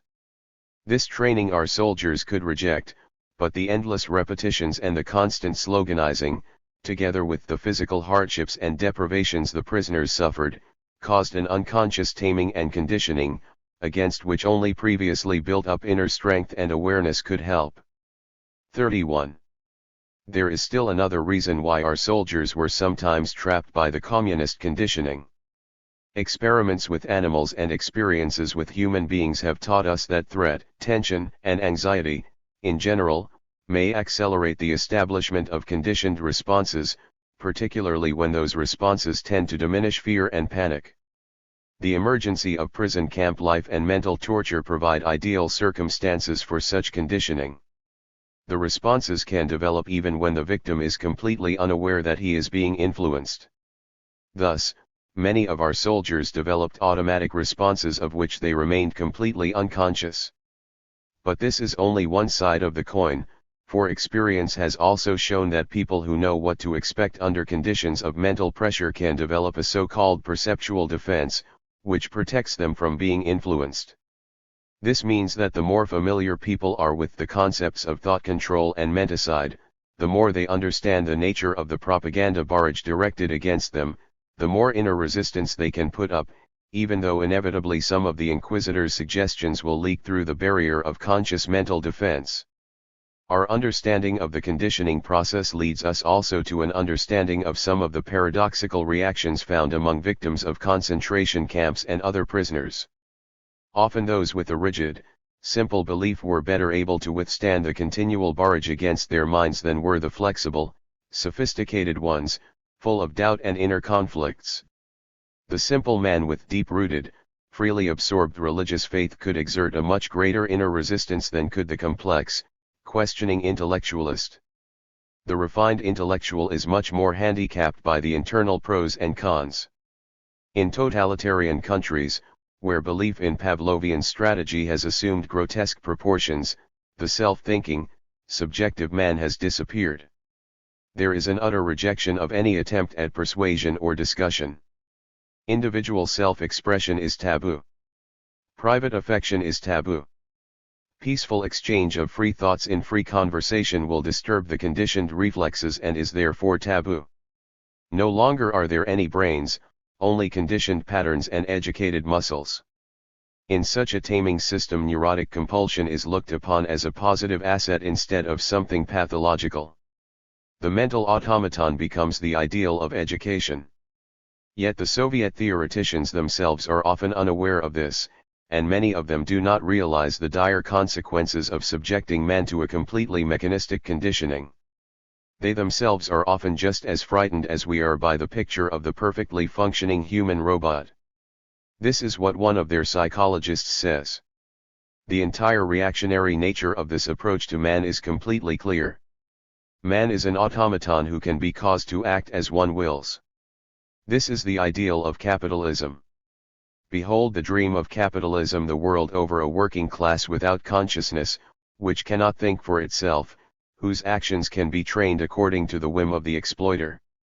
This is the reason why it is in America, the bulwark of present-day capitalism, that the theory of man as a robot has been so vigorously developed and so stubbornly held to. 32. Western psychology and psychiatry, although acknowledging its debt to Pavlov as a great pioneer who made important contributions to our understanding of behavior, takes a much less mechanical view of man than do the Soviet Pavlovians. It is apparent to us that their simple explanation of training ignores and rejects the concept of purposeful adaptation and the question of the goals to which this training is directed. Western experimental psychologists tend to see the conditioned reflex as developing fully only in the service of gratifying basic instinctual needs or of avoiding pain, that is, only when the whole organism is concerned in the activity. In that complicated process of response to the world, conscious, and especially unconscious, drives and motivations play a role. All training, of which the conditioned response is only one example, is an automatization of actions which were originally consciously learned and thought over. The ideal of Western democratic psychology is to train men into independence and maturity by enlisting their conscious aid, awareness, and volition in the learning process. The ideal of the totalitarian psychology, on the other hand, is to tame men, to make them willing tools in the hands of their leaders. Like training, taming has the purpose of making actions automatic. Unlike training, it does not require the conscious participation of the learner. Both training and taming are energy and time-saving devices, and in both the mystery of the psyche is hidden in the purposefulness of the responses. The automatization of functions in man saves him expenditure of energy but can make him weaker when encountering new unexpected challenges. Cultural routinization and habit formation by local rules and myths make of everybody a partial automaton. National and racial prejudices are acted out unwittingly. Group hatred often bursts out almost automatically when triggered by slogans and catchwords. In a totalitarian world, this narrow disciplinarian conditioning is done more perfectly and more ad absurdum. 33. The urge to be conditioned. One suggestion this chapter is not intended to convey is that Pavlovian conditioning as such is something wrong. This kind of conditioning occurs everywhere where people are together in common interaction. The speaker influences the listener, but the listener also the speaker. Through the process of conditioning, people often learn to like and to do what they are allowed to like and do. The more isolated the group, the stricter the conditioning that takes place in those belonging to the group. In some groups one finds people more capable than others of conveying suggestion and bringing about conditioning. Gradually one can discern the stronger ones, the better adjusted ones, the more experienced ones, and those noisier ones, whose ability to condition others is strongest. Every group, every club, every society has its leading Pavlovian bell. This kind of person imprints his inner bell ringing on others. He can even develop a system of monolithic bell ringing. No other influential bell is allowed to compete with him. Another subtler question belongs to these problems. Why is there in us so great an urge to be conditioned, the urge to learn, to imitate, to conform, and to follow the pattern of family and group? This urge to be conditioned, to submit to the communal pattern and the family pattern must be related to man's dependency on parents and fellow men. Animals are not so dependent on one another. In the whole animal kingdom man is one of the most helpless and naked beings. But among the animals man has, relatively, the longest youth and time for learning. Puzzlement and doubt, which inevitably arise in the training process, are the beginnings of mental freedom. Of course, the initial puzzlement and doubt is not enough.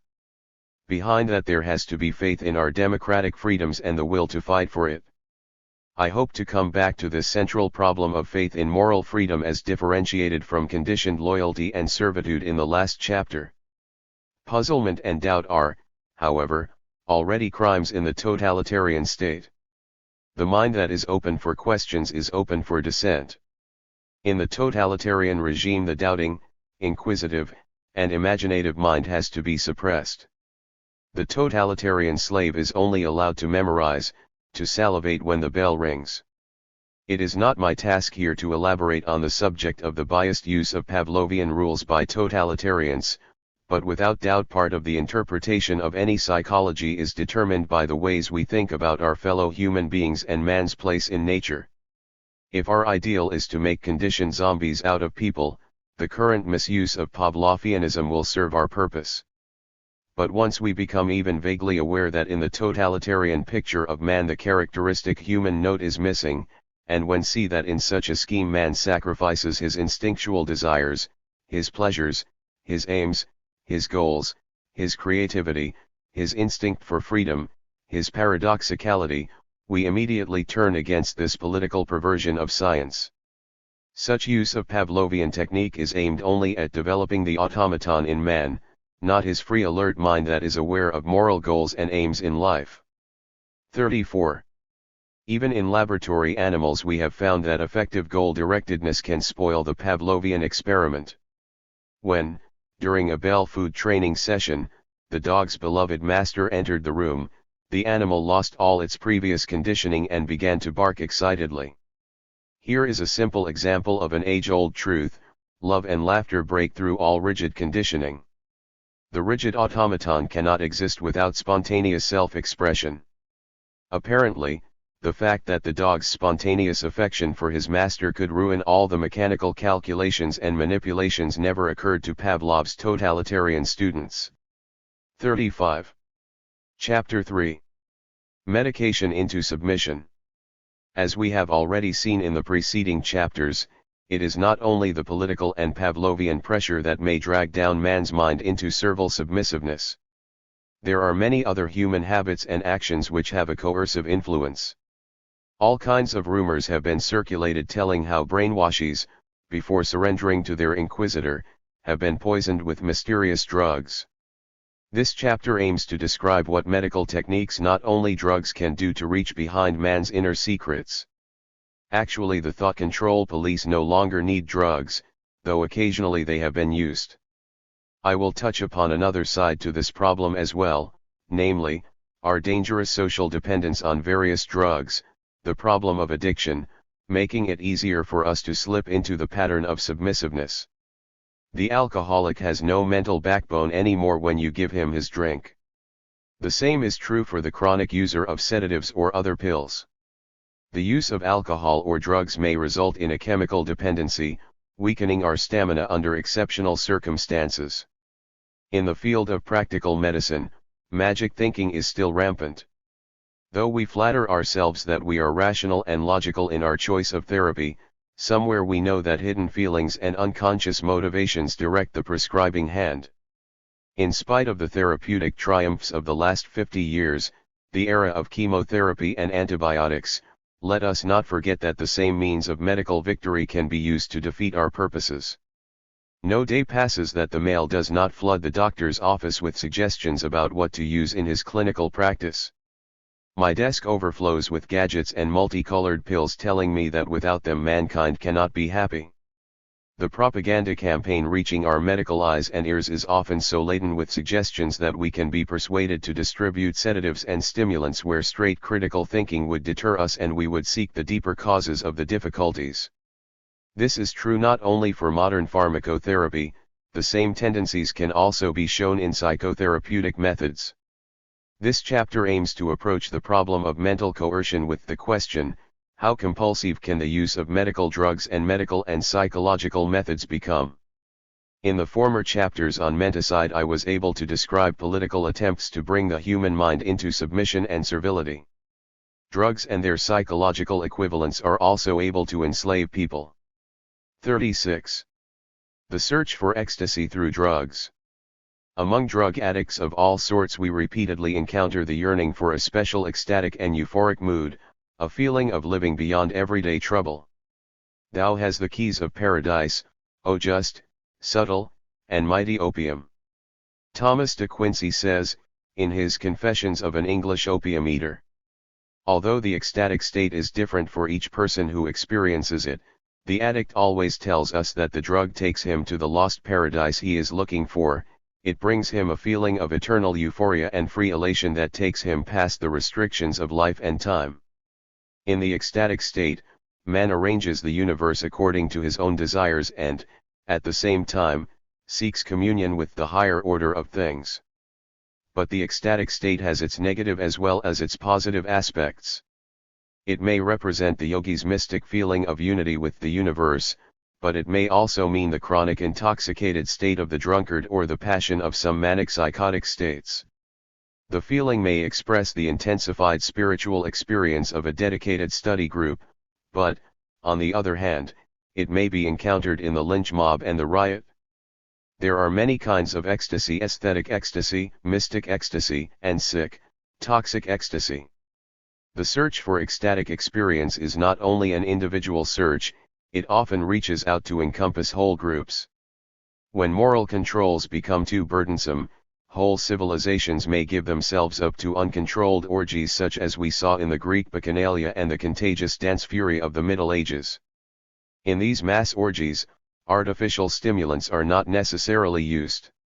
The hypnotic influence of being part of the crowd can induce the same loss of control and sense of union with the outside world that we associate with drugs. In the mass orgy the individual loses his conscience and self-control. His sexual inhibitions may disappear, he is temporarily relieved of his deep frustrations and the burden of unconscious guilt. He endeavors to experience the blissful sensations of utter yielding to his own body needs and desires. The ecstatic participation in mass elation is the oldest psychodrama in the world. Taking part in some common action results in a tremendous emotional relief and catharsis for every individual in the group. This feeling of participation in the magic omnipotent group, of reunion and communion with the all-embracing forces in the world brings euphoria to the normal person and feelings of pseudo-strength to the weak. The demagogue who is able to provide such ecstatic release in the masses can be sure of their yielding to his influence and power. Dictators love to organize such mass rituals in the service of their dictatorial aims. Ever since man has been a conscious being, he has tried from time to break down the inevitable tension between himself and the outside world. When mental alertness cannot be relaxed now and then, when the world is too much and too constantly with him, man may try to lose himself in the deep waters of oblivion. Ecstasy, drugged sleep, and its fantasies and swoons of mental exaltation temporarily take him beyond the burdensome effort of keeping his senses and ego alert and intact. Drugs can bring him to this state, and any addiction may be explained as a continuing need to escape.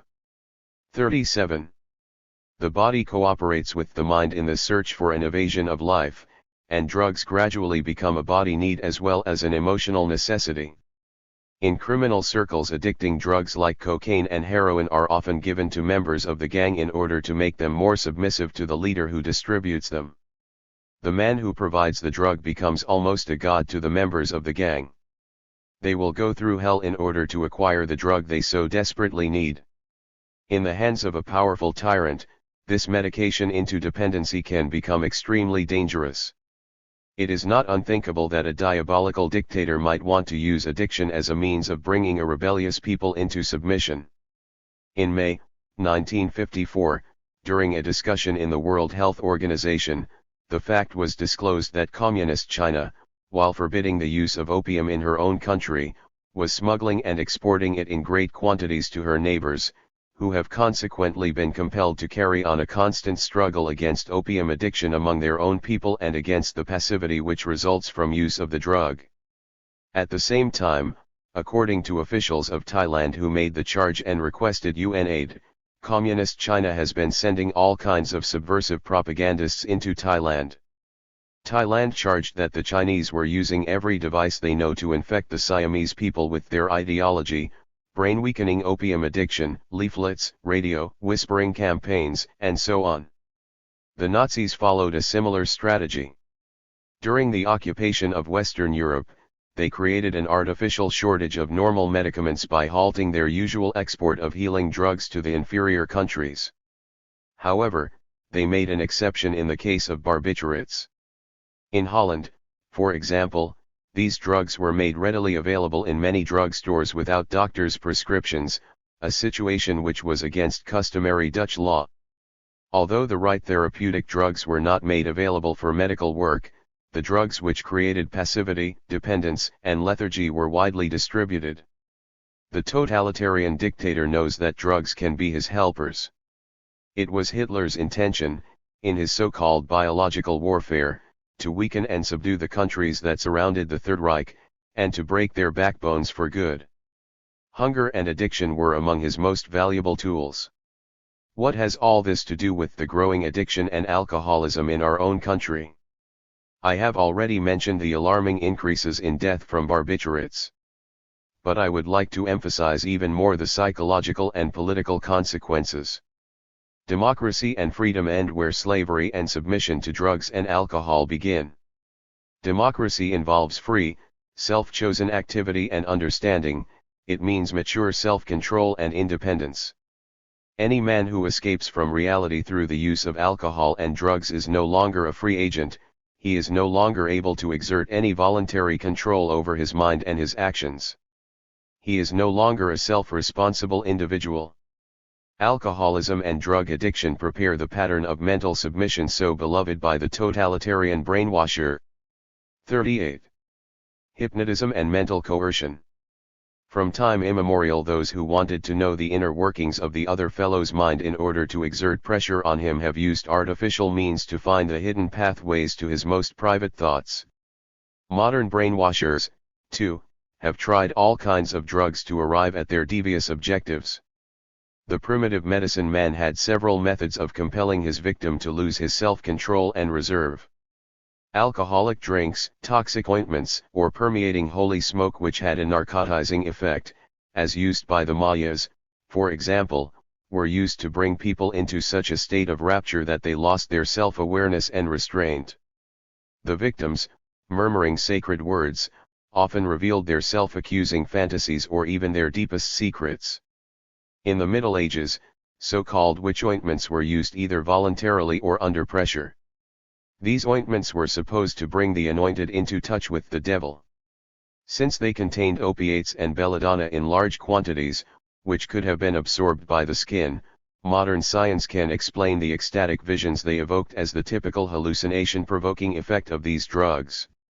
One of the first useful techniques medicine delivered into the hands of the prior, into souls, was the knowledge of hypnosis, that intensified mental suggestion that makes people give up their own will and brings them into a strange dependency on the hypnotizer. The Egyptian doctors of 3,000 years ago knew the technique of hypnosis, and ancient records tell us that they practiced it. There are many quacks who practice hypnosis, not to cure their victims but to force them into submission, using the victim's unconscious ties and dependency needs in a criminal, profitable way. One of the most absorbing aspects of this whole problem of hypnosis is the question of whether people can be forced to commit crimes, such as murder or treason, while under a hypnotic spell. Many psychologists would deny that such a thing could happen and would insist that no person can be compelled to do under hypnosis what he would refuse to do in a state of alert consciousness.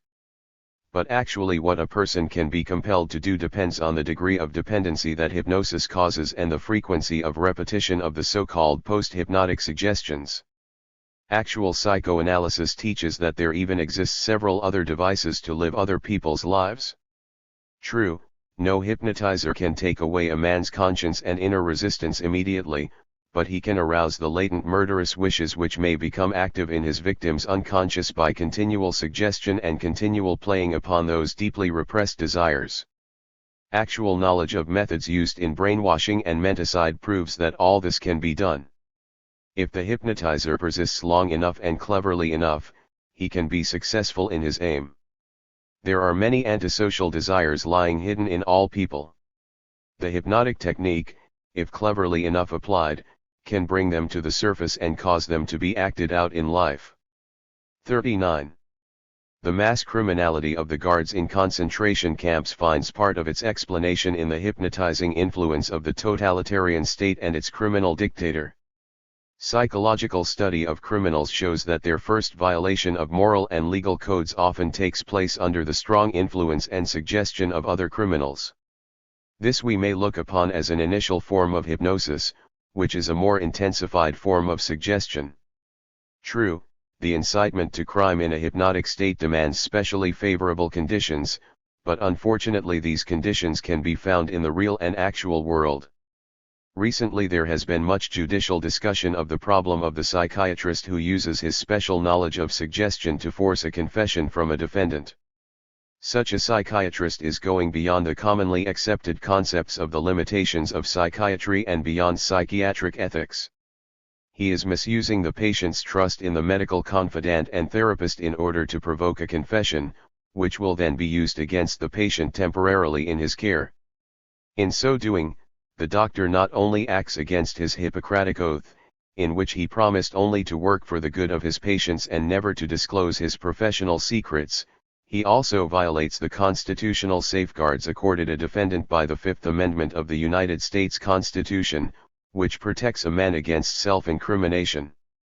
What a defendant will reveal under hypnosis depends on his conscious and unconscious attitudes toward the entire question of magic influence and mental intrusion by another person.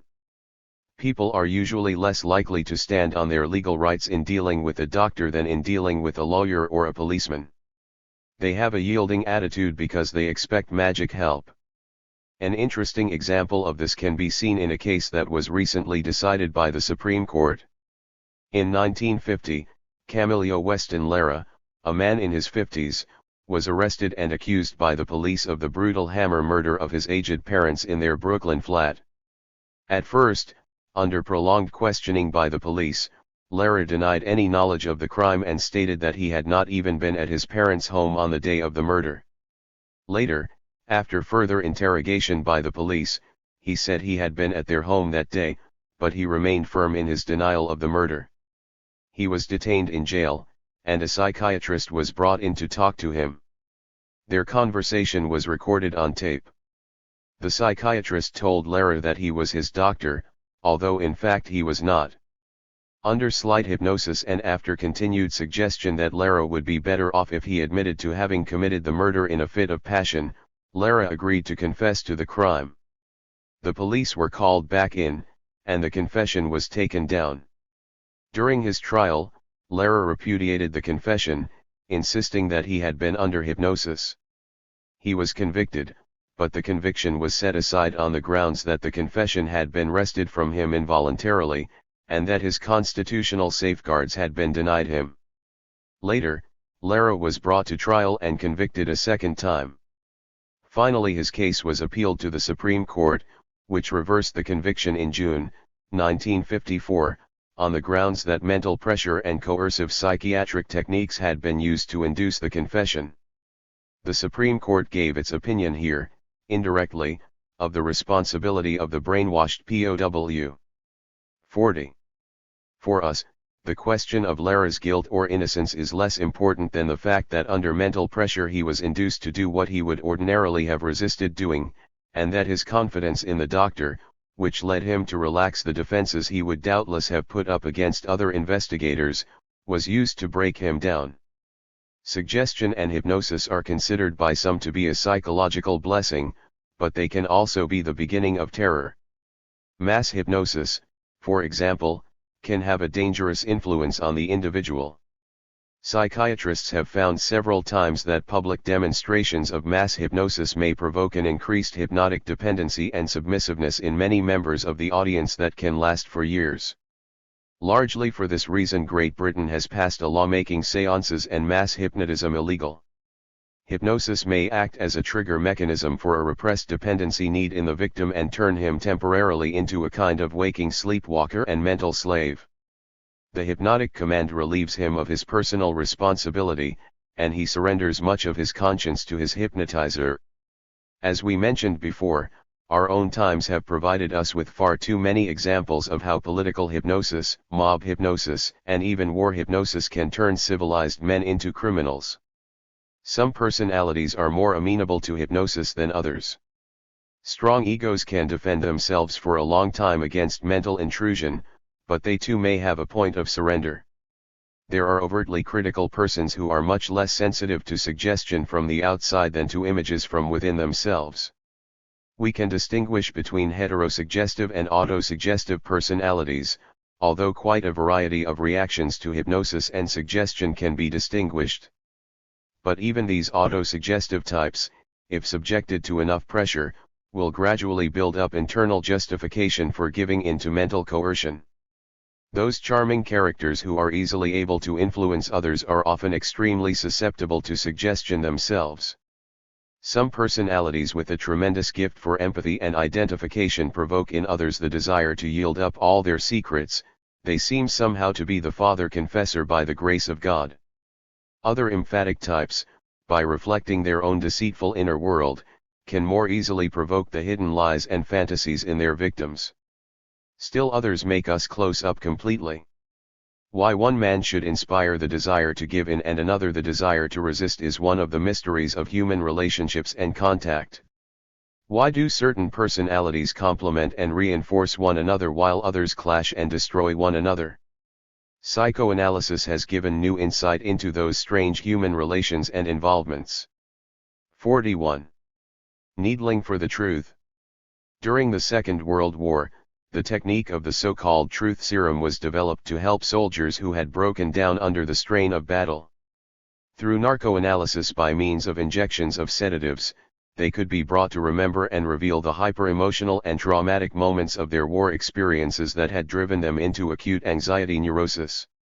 Gradually a useful mental first aid technique was developed which helped the unconscious to reveal its secrets while the patient was under the influence of the narcotic.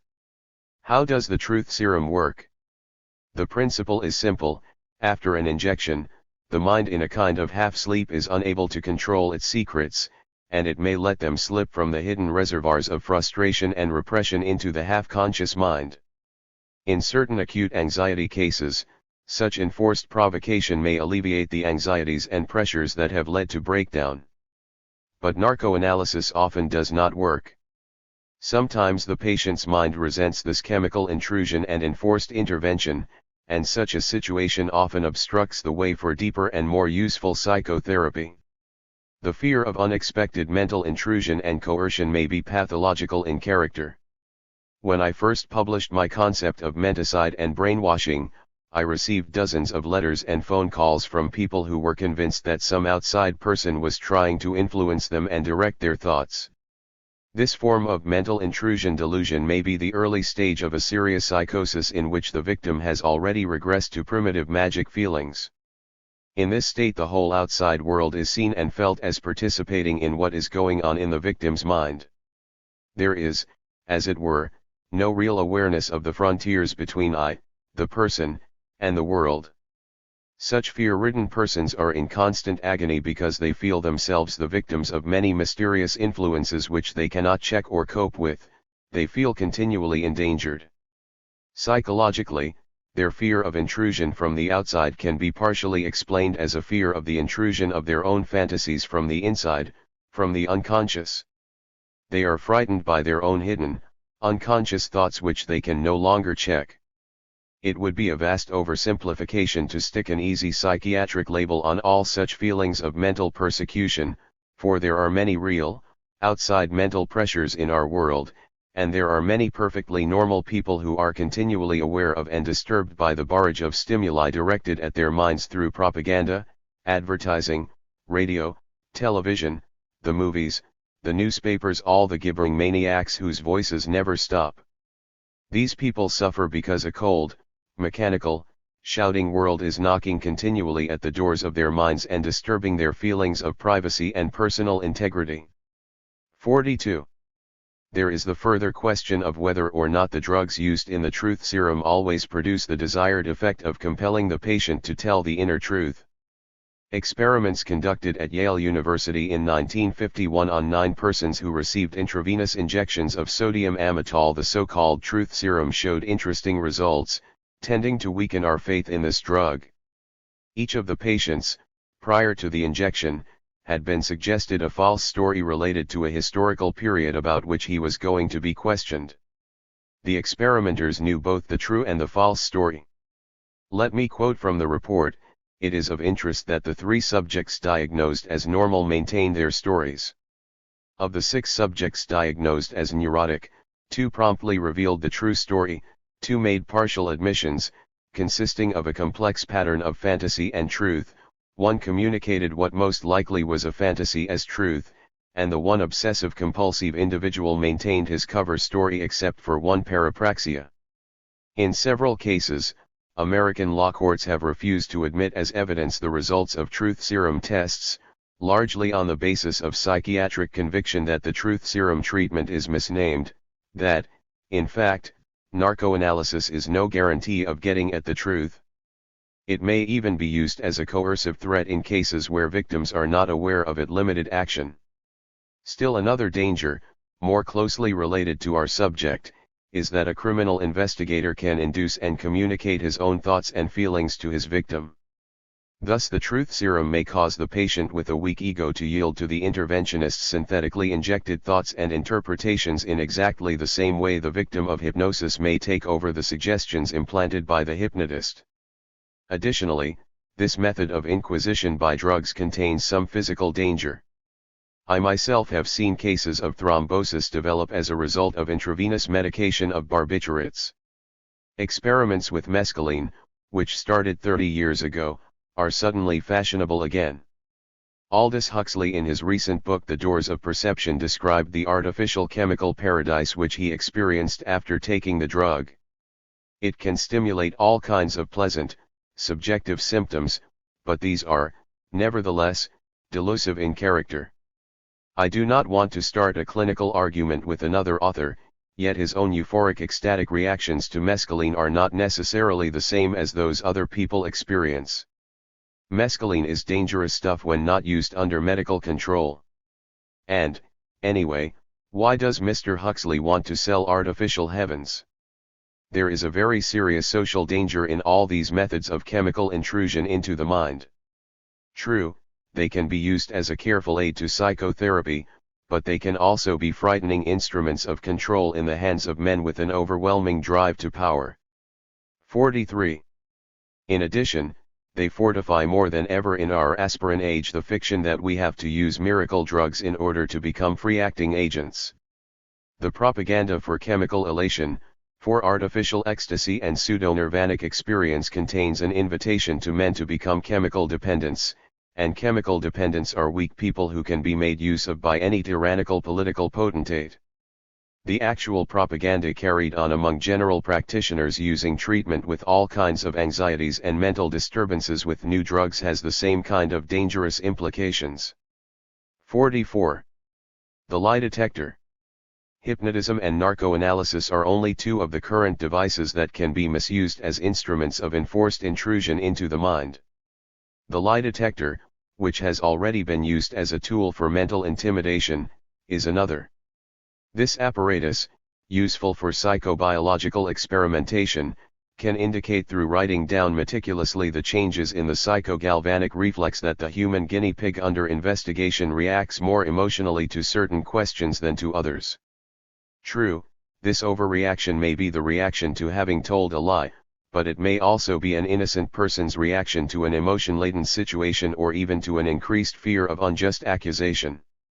The interpersonal processes between interrogator and testee have just as much influence on the emotional reactions and the changes in the galvanic reflex as feelings of inner guilt and confusion. This experiment only indicates inner turmoil and hidden repressions, with all their doubts and ambiguities. It is not in fact a lie detector, although it is used as such. As a matter of fact, the pathological liar and the psychopathic, conscienceless personality may show less reaction to this experiment than do normal people. The lie detector is more likely to become a tool of coercion in the hands of men who look more for a powerful magic in every instrument than a means of getting at the truth. As a result, even the innocent can be fooled into false confession. 45. The therapist as an instrument of coercion. Medical therapy and psychotherapy are the subtle sciences of human guidance in periods of physical and emotional stress. Just as training requires the alert, well-planned participation of both student and teacher, so successful psychotherapy requires the alert, well-planned participation of both patient and doctor. And just as educational training, under special conditions, can degenerate into coercive taming, so therapy can degenerate into the imposition of the doctor's will on his patient. The doctor himself need not even be conscious that this is happening. The misuse of therapy may show itself in the patient's submission to the doctor's point of view or in the patient's development of excessive dependency on his therapist. Such a dependency, and even increased dependency need, may extend not only far beyond the usual limits, but may continue even after the therapy has run its course. I have seen quacks whose only knowledge was where to buy their couches. By calling themselves psychoanalysts, they were able to gratify their own need to live other people's lives. Eventually the law will have to establish standards which can keep these dangerous intruders from psychotherapeutic practice. But even the honest, conscientious therapist has a serious moral problem to face. His profession itself continually encourages him, indeed obliges him, to make his patients temporarily dependent on him, and this may appeal to his own need for a sense of importance and power. He must be continually aware of the impact his statements and deductions have on his patients, who often listen in awe to the doctor who is for them the omniscient magician. The therapist must not encourage this submissive attitude in his patients, though in some phases of treatment it will help the therapy, for good psychotherapy aims toward educating man for freedom and maturity, not for conforming submission. The practitioners of psychology and psychiatry are now much more aware of the responsibility their profession imposes on them than they have ever been heretofore. The tools of psychology are dangerous in the hands of the wrong men. Modern educational methods can be applied in therapy to streamline man's brain and change his opinions so that his thinking conforms with certain ideological systems.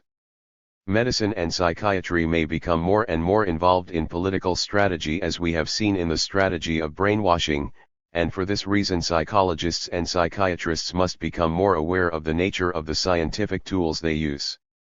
The emphasis on therapeutic techniques, on students knowing all the facts and the tricks, the overemphasis on psychotherapeutic diplomas and labels lead actual therapy toward conformism and rationalization of principles that are in contrast to the personal sensitivity needed. Our critical and rational faculty can be a destructive one, destroying or disguising our basic doubts and ambivalences born out of tragic despair, that creator of human sensitivity. 46. The danger of modern psychotherapy is the tendency toward formalizing human intuition and empathy, and toward making an abstraction of emotion and spontaneity. It is a contradiction to attempt to mechanize love and beauty. If this were possible, we would find ourselves in a world where there is no inspiration and ecstasy but only cold understanding. Every human relationship can be used for the wrong or the right aims, and this is especially true of the relationship of subtle unconscious ties which exist between psychotherapist and patient. This statement is equally true for medicine in general. The surgeon, too, thrives on strong ties with his patients and their willing submission to his surgical techniques. Experiences in therapy have taught us that faulty technique can give the patient feelings of being bogged down. Sometimes patients feel as if they have to remain living in servile submission to the doctor. I have seen whole families and sects swear by such modern witch doctors.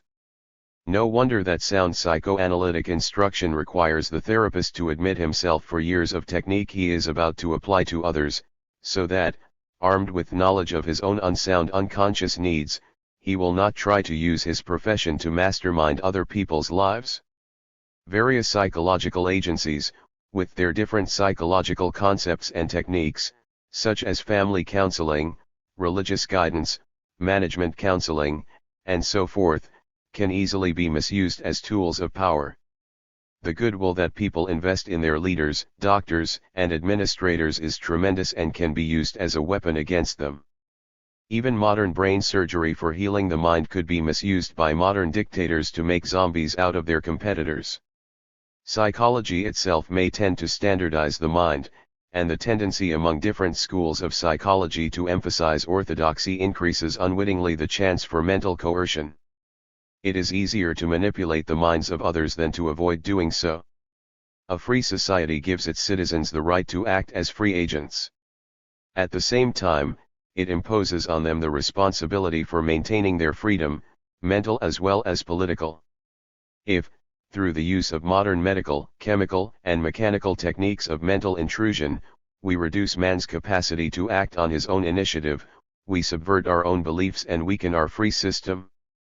Just as there is a deliberate political brainwashing, so there can be a suggestive intrusion masquerading under the name of justice or therapy.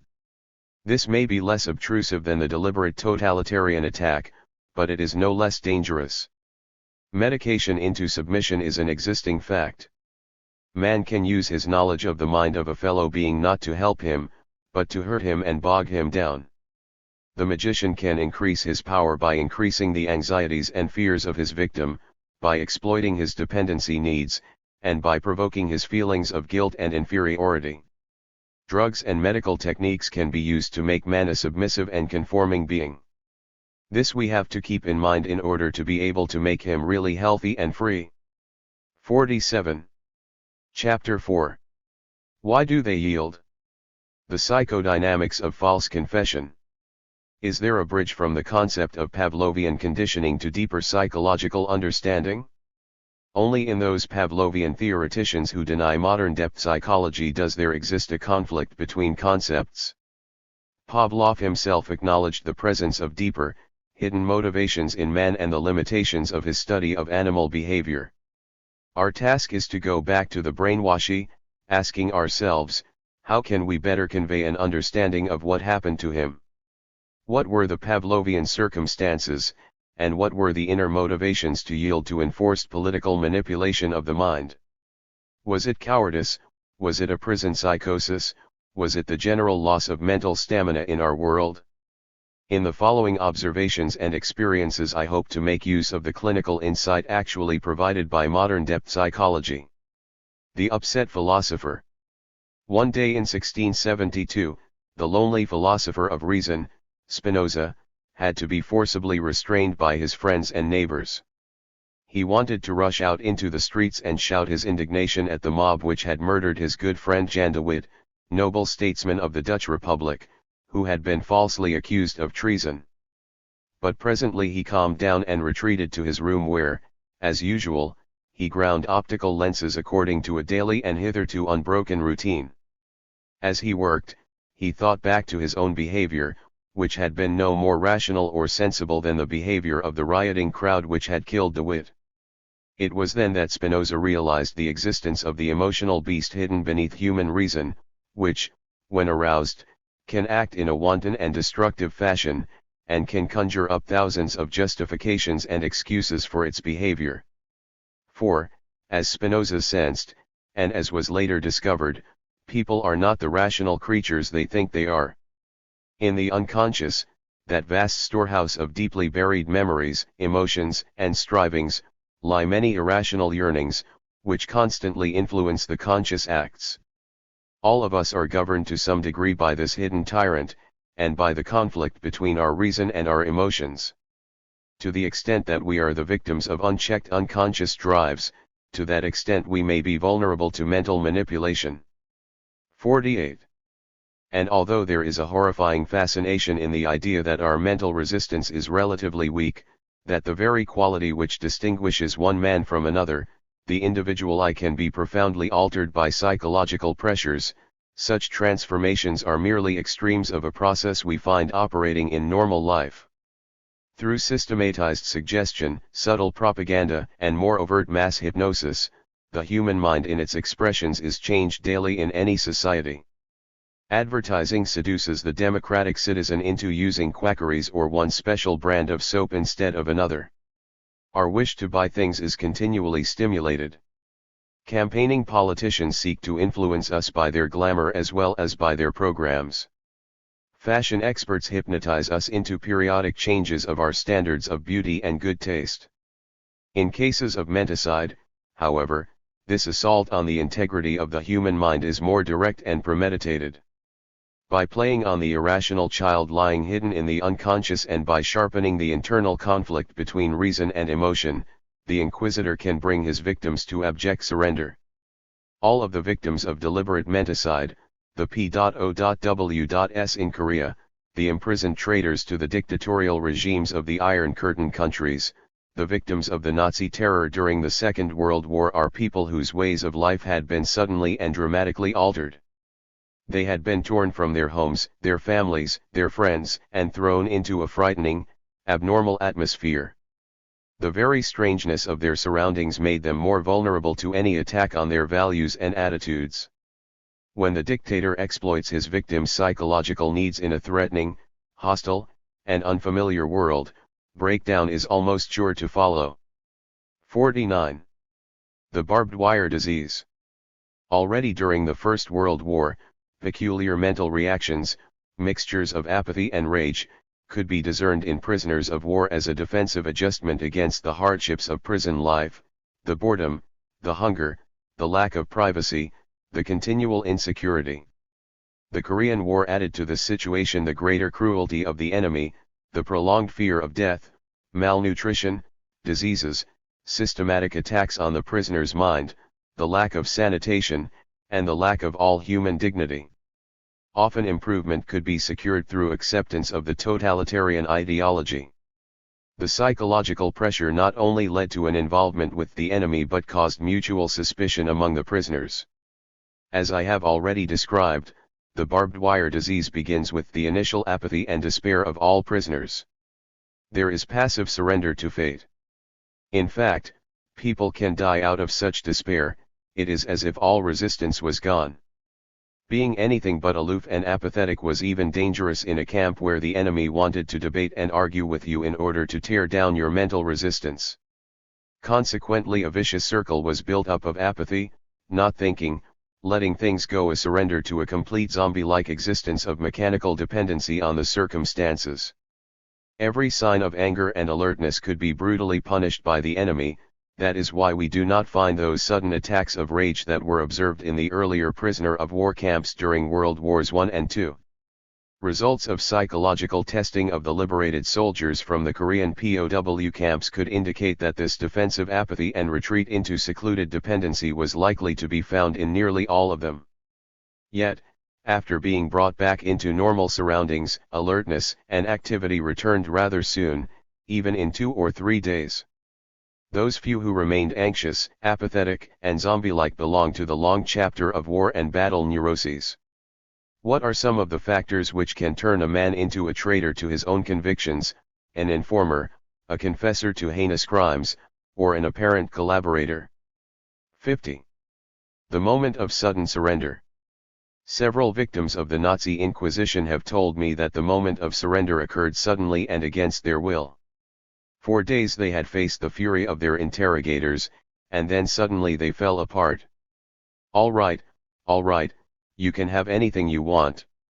And then came hours of remorse, of resolution, of a desperate wish to return to their previous position of firm resistance. They wanted to cry out, "Don't ask me anything else. I won't answer." And yet something in them, that conforming, complying being hidden deep in all of us, was on the move.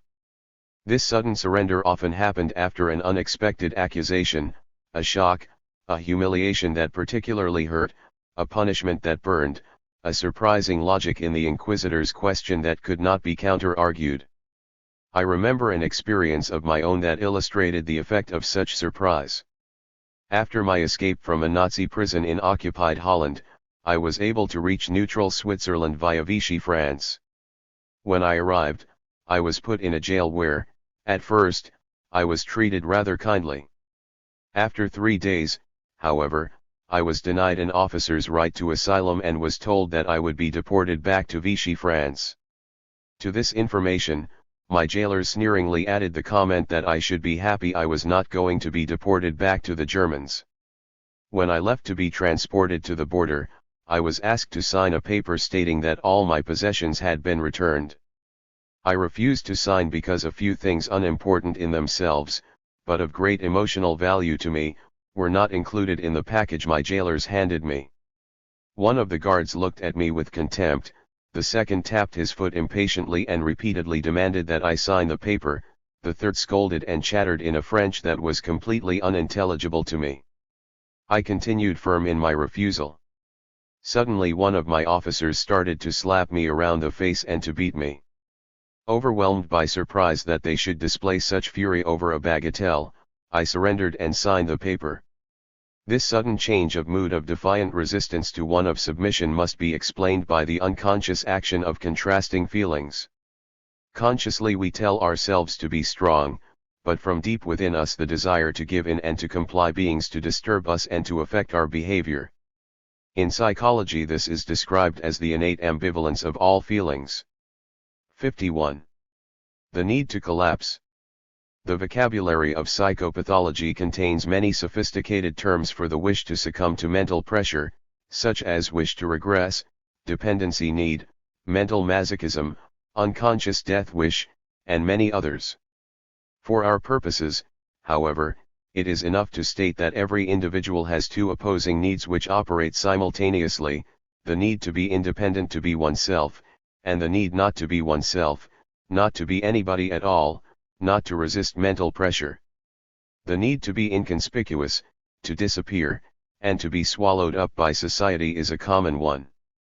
In its simplest form we can see it all around us as a tendency to conform. Under ordinary circumstances the need for anonymity is balanced by the need for individuality, and the mentally healthy person is one who can walk the fine line between them. But in the frightening, lonely situations in which the victims of menticidal terror find themselves, situations which have a nightmare quality, which are crammed with dangers so tremendous they cannot be grasped or understood because there is nobody to explain or reassure, the wish to collapse, to let go, to be not there, becomes almost irresistible. This experience was reported by many concentration camp victims. They had come into camp with one unanswered question burning in their minds: why has all this happened to me? Their need for a sense of direction, for a feeling of purpose and meaning was unsatisfied, and hence they could not maintain their personalities. They let themselves go in what psychopathology calls a depersonalization syndrome, a general feeling of having lost complete control of themselves and their own existence. What Pavlovian conditioning can do in applying artificial confusion, can be done too by one shocking experience. For what? They asked themselves. What is the meaning of all this suffering? And gradually they sank dully into that paralyzed state of semi-oblivion we call depression. The self-destructive needs take over. The Nazis were clever and unscrupulous in taking advantage of this need to collapse. The humiliation of concentration camp life, the repeated suggestion that the Allies were as good as beaten, they conspired to convince the inmates that there would be no end to this pointless suffering, no victorious conclusion to the war, no future to their lives. The desire to break down, to give in, becomes almost insurmountable when a man feels that this horrible marginal existence is something permanent, that he cannot look toward a more personal goal, that he has to adjust to this dulling, degrading life forever. At the moment faith and hope disappear, man breaks down. There are tragic stories of concentration camp victims who fixed all their expectations on the idea that liberation would come on Christmas, 1944, and aimed their entire existence toward that date. When it passed and they were still incarcerated, many of them simply collapsed and died. 52. This tendency to collapse also serves as a protective device against danger.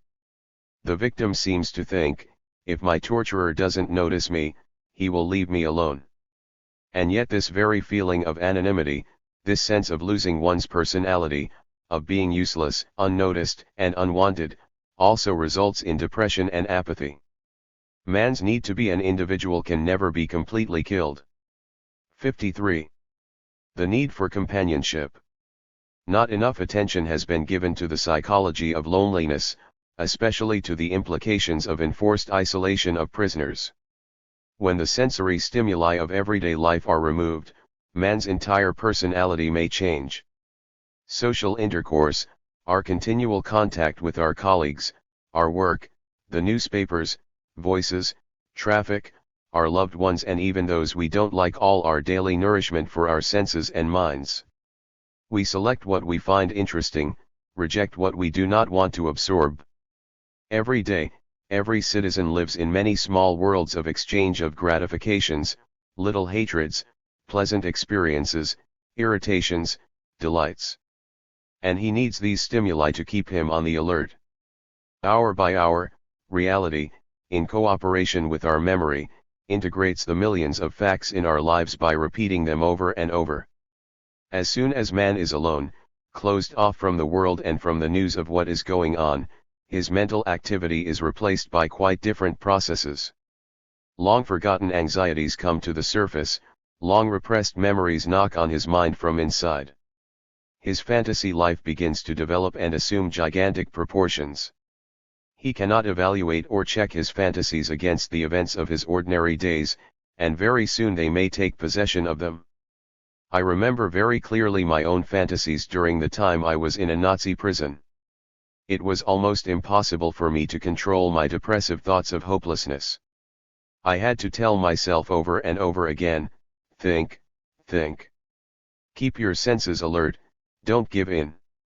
I tried to use all my psychiatric knowledge to keep my mind in a state of relaxed mobilization, and on many days I felt it was a losing battle. Some experiments have shown that people who are deprived, for even a very short time, of all sensory stimuli quickly fall into a kind of hallucinatory hypnotic state. Isolation from the multitude of impressions that normally bombard us from the outside world creates strange and frightening symptoms. According to Heron, who performed experiments on a group of students at McGill University by placing each student in his own pitch-black, soundproof room, ventilated with filtered air, and encasing his hands in heavy leather mittens and his feet in heavy boots, little by little their brains go dead or slip out of control. Even in 24 hours of such extreme sensual isolation, all the horror phantoms of childhood are awakened, and various pathological symptoms appear. Our instinct of curiosity demands continual feeding. If it is not satisfied, the internal hounds of hell are aroused. The prisoner kept in isolation, although his isolation is by no means as extreme as in the laboratory test, also undergoes a severe mental change. His guards and inquisitors become more and more his only source of contact with reality, with those stimuli he needs even more than bread. No wonder that he gradually develops a peculiar submissive relationship to them. He is affected not only by his isolation from social contacts, but by sexual starvation as well. 54.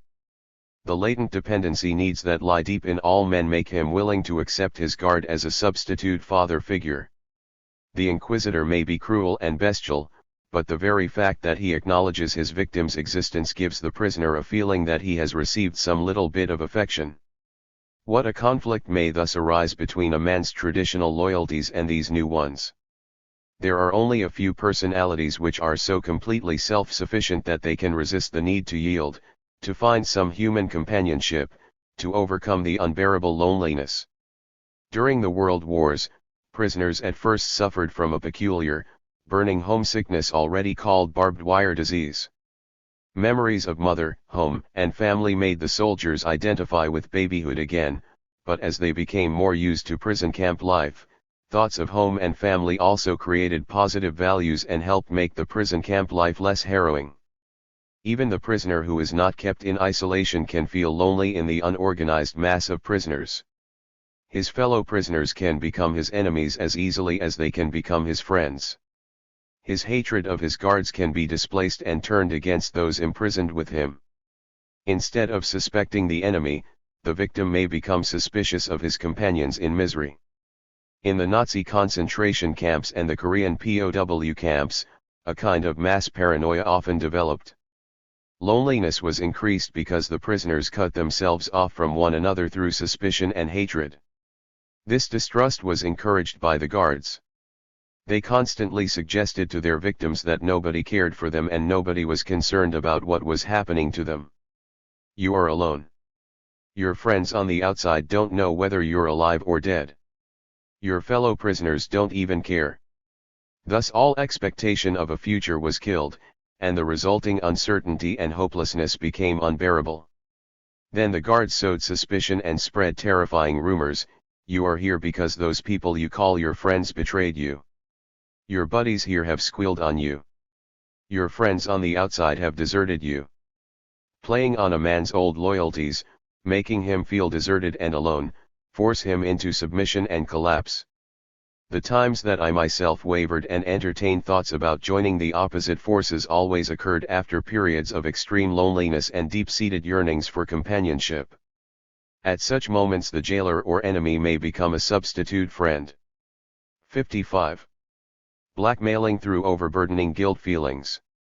Deep within all of us lie hidden feelings of guilt, unconscious guilt, which can be brought to the surface under extreme stress. The strategy of arousing guilt is the mother's oldest tool for gaining dominance over her children's souls. Her warning and accusing finger give her a magic power over them and help to create deep-seated guilt feelings which may continue all through their adult lives. When we are children, we depend on our parents and resent them for just this reason. We may harbor hidden destructive wishes against those closest to us, and feelings of guilt about these wishes. Buried deep in man's unconscious is the knowledge that he has had hostile fantasies, and that in his hostile fantasies he has felt himself capable of committing many crimes. Theodore Rake has drawn our attention to the unknown primitive murderer believed to be in all of us, whose compulsion to confess and to be punished may be easily provoked under circumstances of terror and depression. This concept of concealed hostility and destructiveness is often difficult for the layman to accept. But consider for a moment the popularity of the detective story. We may tell ourselves that we enjoy reading these tales because we identify with the keen and clever sleuth, but, as is clear from psychoanalytic experience, the repressed criminal in all of us is also at work and we also identify with the conscienceless killer. As a matter of fact, our repressed hostilities make the reading of hostile acts attractive to us. In the political sphere, the systematic exploitation of unconscious guilt to create submission is a utilization of the unconscious confession compulsion and the need for punishment. Continual purges and confessions, as we encounter them in the totalitarian countries, arouse deeply hidden guilt feelings. The lesser sin of rebellion or subversion has to be admitted to cover personal thoughts of crime which are more deeply embedded. The personal reactions of those who are continually interrogated and investigated give us a clue as to what happens. The very fact of prolonged interrogation can re-arouse the hidden and unconscious guilt in the victim. At a time of extreme emotion, after constant accusation and day-long interrogation, when he has been deprived of sleep and reduced to a state of utter despair, the victim may lose the capacity to distinguish between the real criminal act of which he is accused and his own fantasist unconscious guilt. If his upbringing burdened him with an almost pathological sense of guilt under normal circumstances, he will be completely unable to resist the menticidal attack. Even normal people may be brought to surrender under such miserable conditions, and not only through the action of the Inquisition, but also because of all the other weakening factors. Lack of sleep, hunger, and illness can create utter confusion and make any man vulnerable to hypnotic influence. All of us have experienced the mental fuzziness which comes with being overtired. Concentration camp victims know how hunger, especially, induces a loss of mental control. 56. In the fantastic world of the totalitarian prison or camp, these effects are heightened and exaggerated. This kind of talk often took the place of all intellectual exchange. The Nazis, through clever exploitation of their victims' unconscious guilt after poking into the back corners of their minds, were often able to convert courageous resistance fighters into meek collaborators. That they were not uniformly successful can be explained by two factors. The first is that most of the members of the underground were inwardly prepared for the brutality with which they were treated. The second is that, clever as the Nazi techniques were, they were not as irresistible as the methodical tricks of the communist brainwashers are. When the victims of Nazi brutality did break down, it was not torture but often the threat of reprisal against family which made them give in. Sudden acute confrontation with a long-buried childhood problem creates confusion and doubt. All of a sudden the enemy puts before you a clash of loyalties, your father or your friends, your brother or your fatherland, your wife or your honor. This is a brutal choice to have to make, and when the Inquisitor makes use of your additional inner conflicts, he can easily force you into surrender. A clash between loyalties makes either choice a betrayal, and this arouses paralyzing doubt. This calculated but subtle attack on the weakest spots in man's mind, on a man's conscience, and on the moral system he has learned from the Judeo-Christian ethics, paralyzes the reason and leads the victim more easily into betrayal. The Inquisitor subtly tests his victim's archaic guilt feelings toward paternal figures, his friends, his children. He cleverly exploits the victim's early ambivalent ties with his parents. The sudden outbreak of hidden moral flaws and guilt can bring a man to tears and complete breakdown. He regresses to the dependency and submissiveness of the baby. A very husky former hero of the Dutch resistance, known as King Kong because of his size and strength, became the treacherous instrument of the Nazis soon after his brother had been taken with him and the Nazis threatened to kill the youth.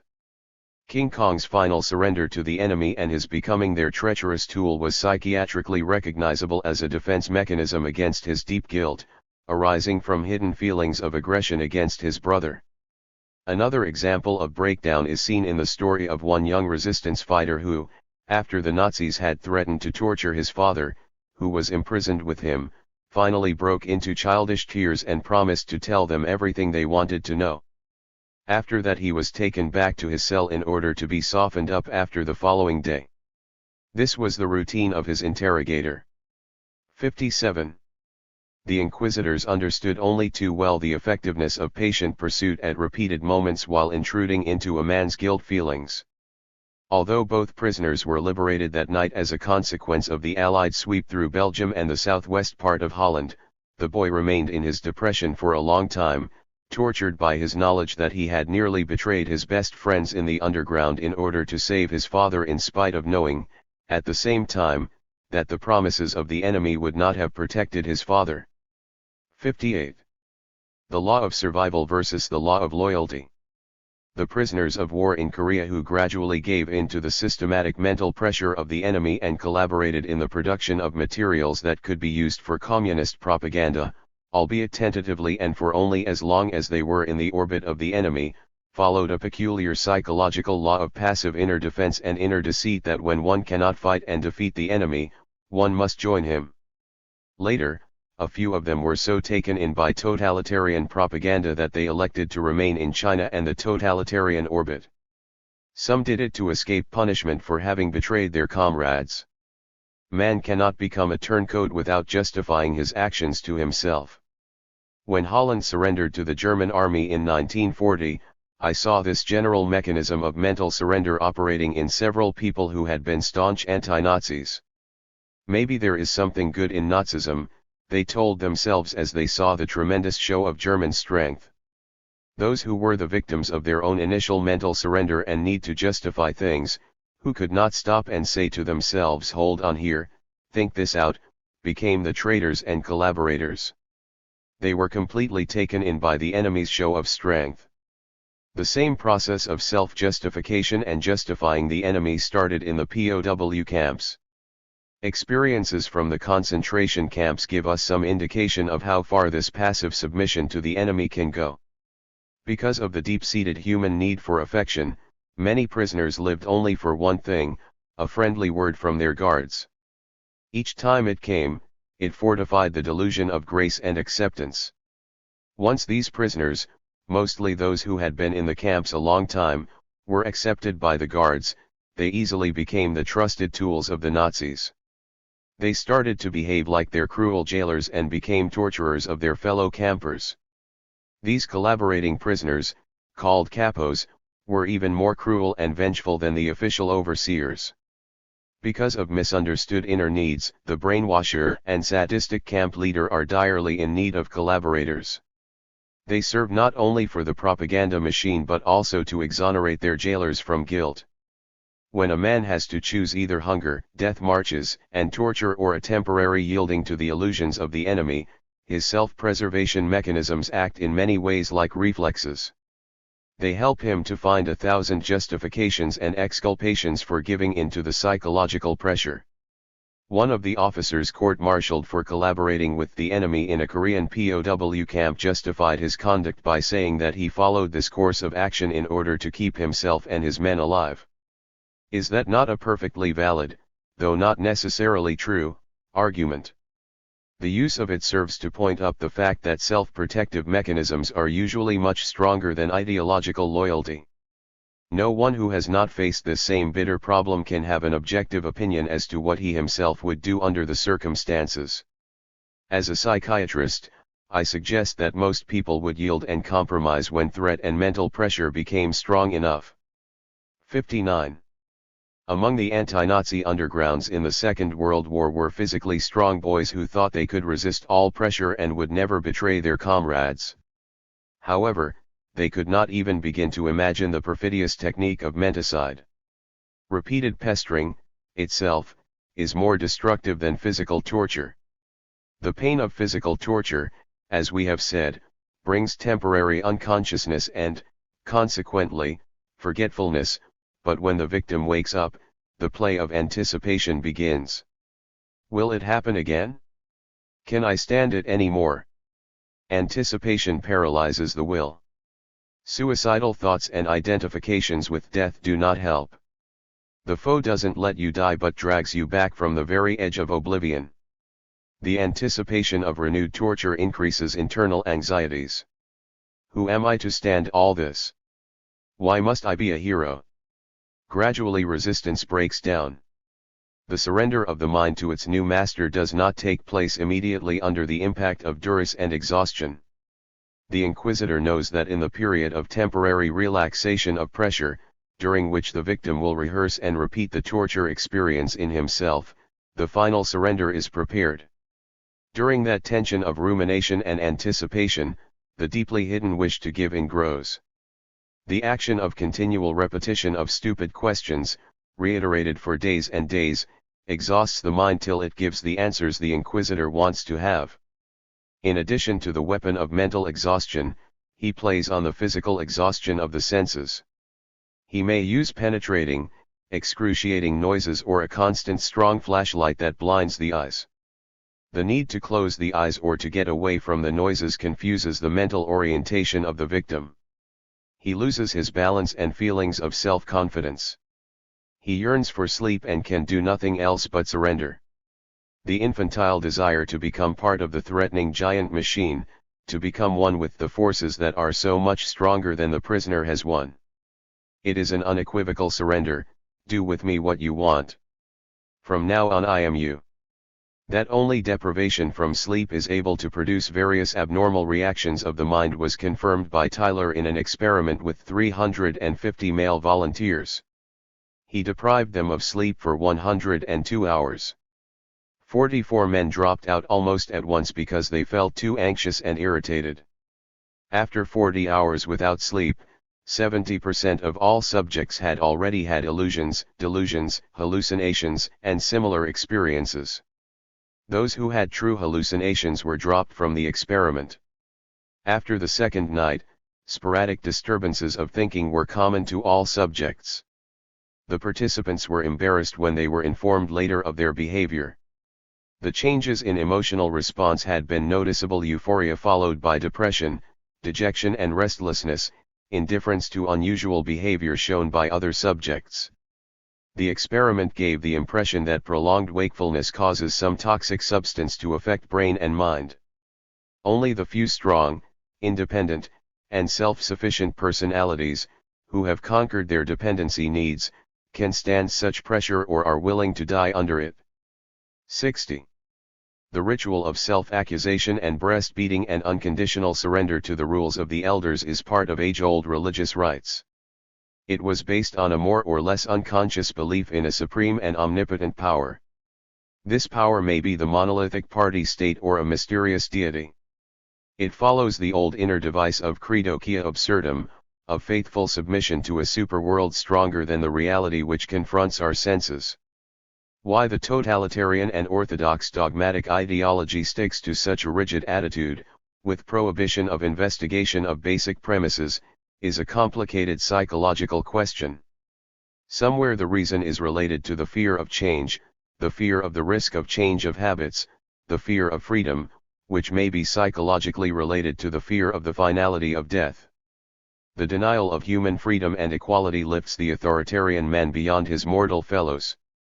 His temporary power and omnipotence give him the illusion of eternity. In his totalitarianism he denies death and ephemeral existence and borrows power from the future. He has to invent and formulate a final truth and protective dogma to justify his battle against mortality and temporariness. From then on, the new fundamental certainty must be hammered into the minds of adepts and slaves. What happens inside the human psyche under severe circumstances of mental and physical attack is clarified for us in the studies of the general mental defenses available to man. Earlier, I myself tried in several publications to analyze the various ways people defend themselves against fear and pressure. In the last phases of brainwashing and menticide, the self-humiliating submission of the victim serves as an inner defensive device, annihilating the prosecuting inquisitor in a magic way. The more they accuse themselves, the less logical reason there is for his existence. Giving in and being even more cruel toward oneself makes the inquisitor and judge, as it were, impotent and shows the futility of the accusing regime. We may say that brainwashing and menticide provoke the same inner defensive mechanism that we observe in melancholic patients. Through their mental self-beatings, they try to get rid of fear and to avoid a more deeply seated guilt. They punish themselves in advance in order to overcome the idea of final punishment for some hidden, unknown, and worse crime. The victim of menticide conquers his tormentor by becoming even more cruel toward himself than the inquisitor. In this passive way, he annihilates his enemy. 61. The mysterious masochistic pact. In Arthur Koestler's masterpiece, Darkness at Noon, he describes all the subtle intricacies, reasonings, and dialectics between the inquisitor and his victim. The old Bolshevik, Rubashov, preconditioned by his former party adherents, confesses to plotting against the party and the party line. He is partly motivated by the wish to render a last service. His confession is a final sacrifice to the party. I would explain the confession rather as part of that mysterious masochistic pact between the inquisitor and his victim which we encounter, too, in other processes of brainwashing. It is the last gift and trick the tortured gives to his torturer. It is as if he were to call out, "Be good to me.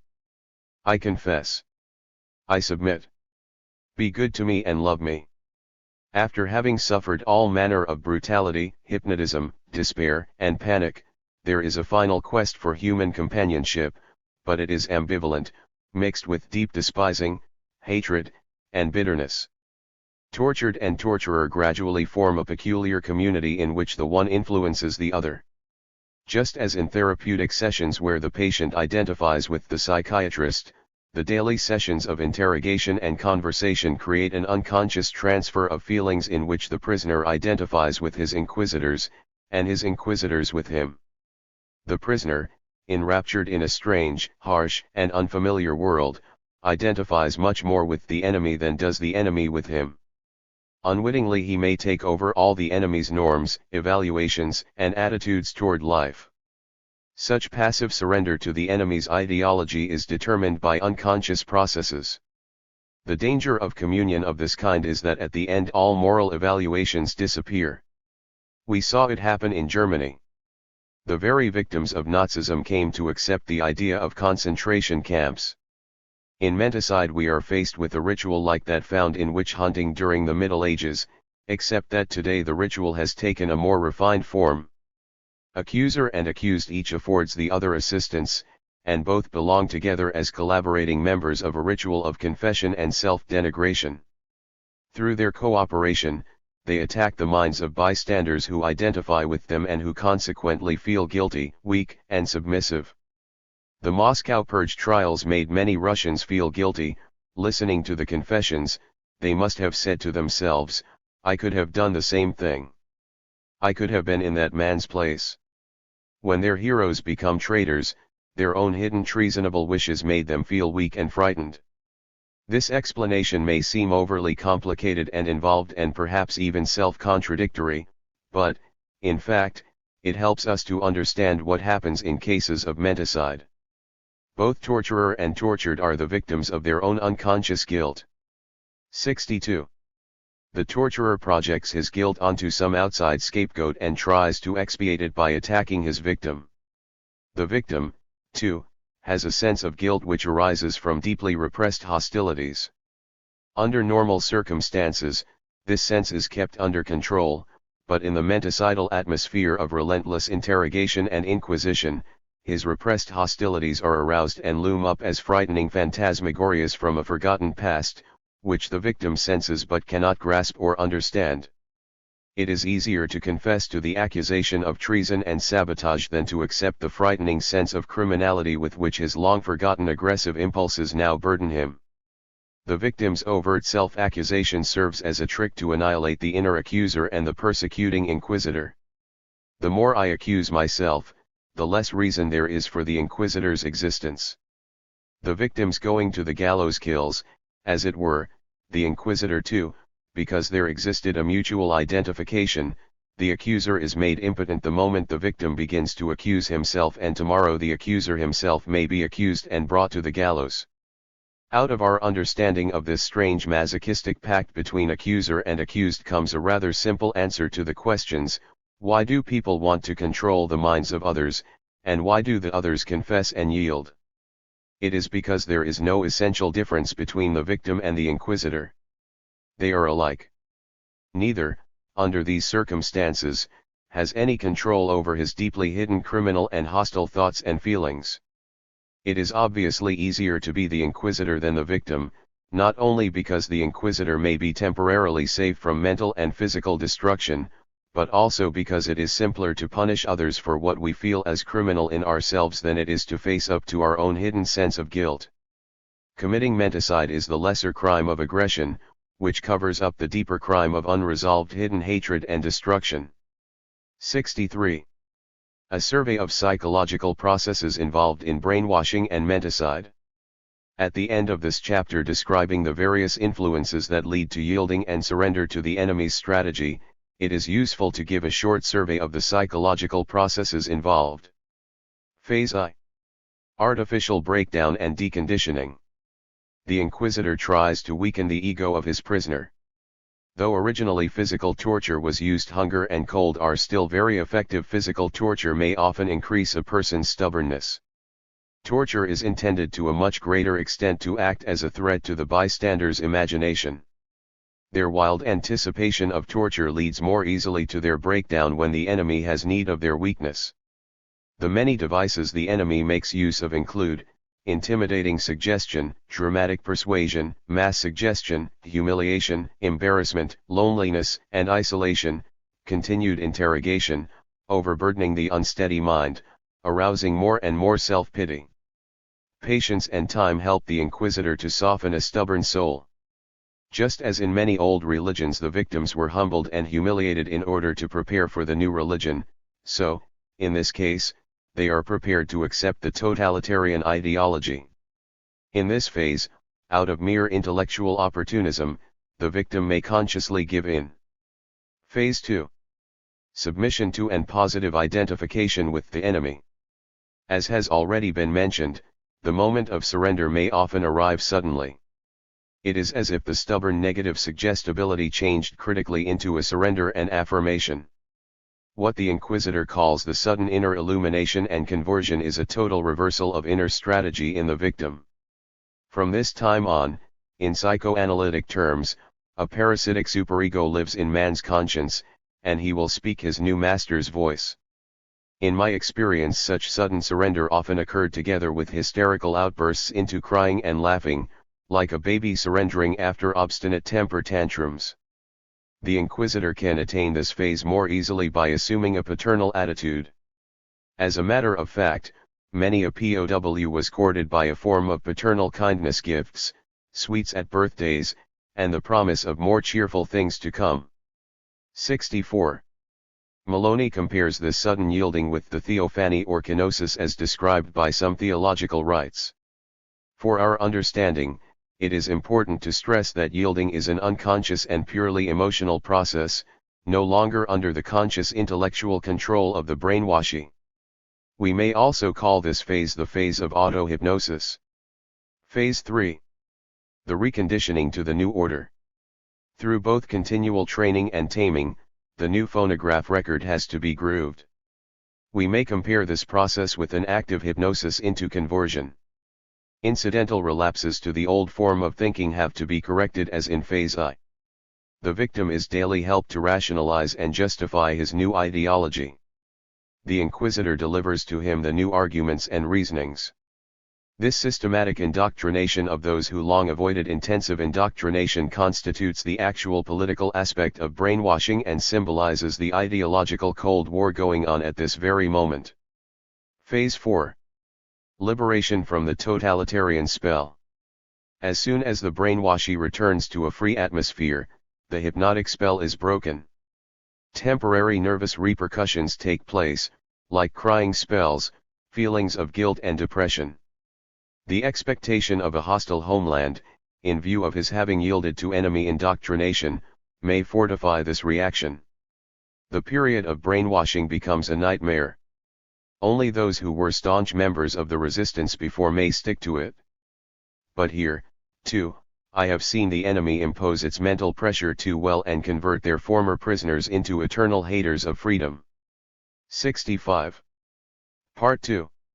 The techniques of mass submission.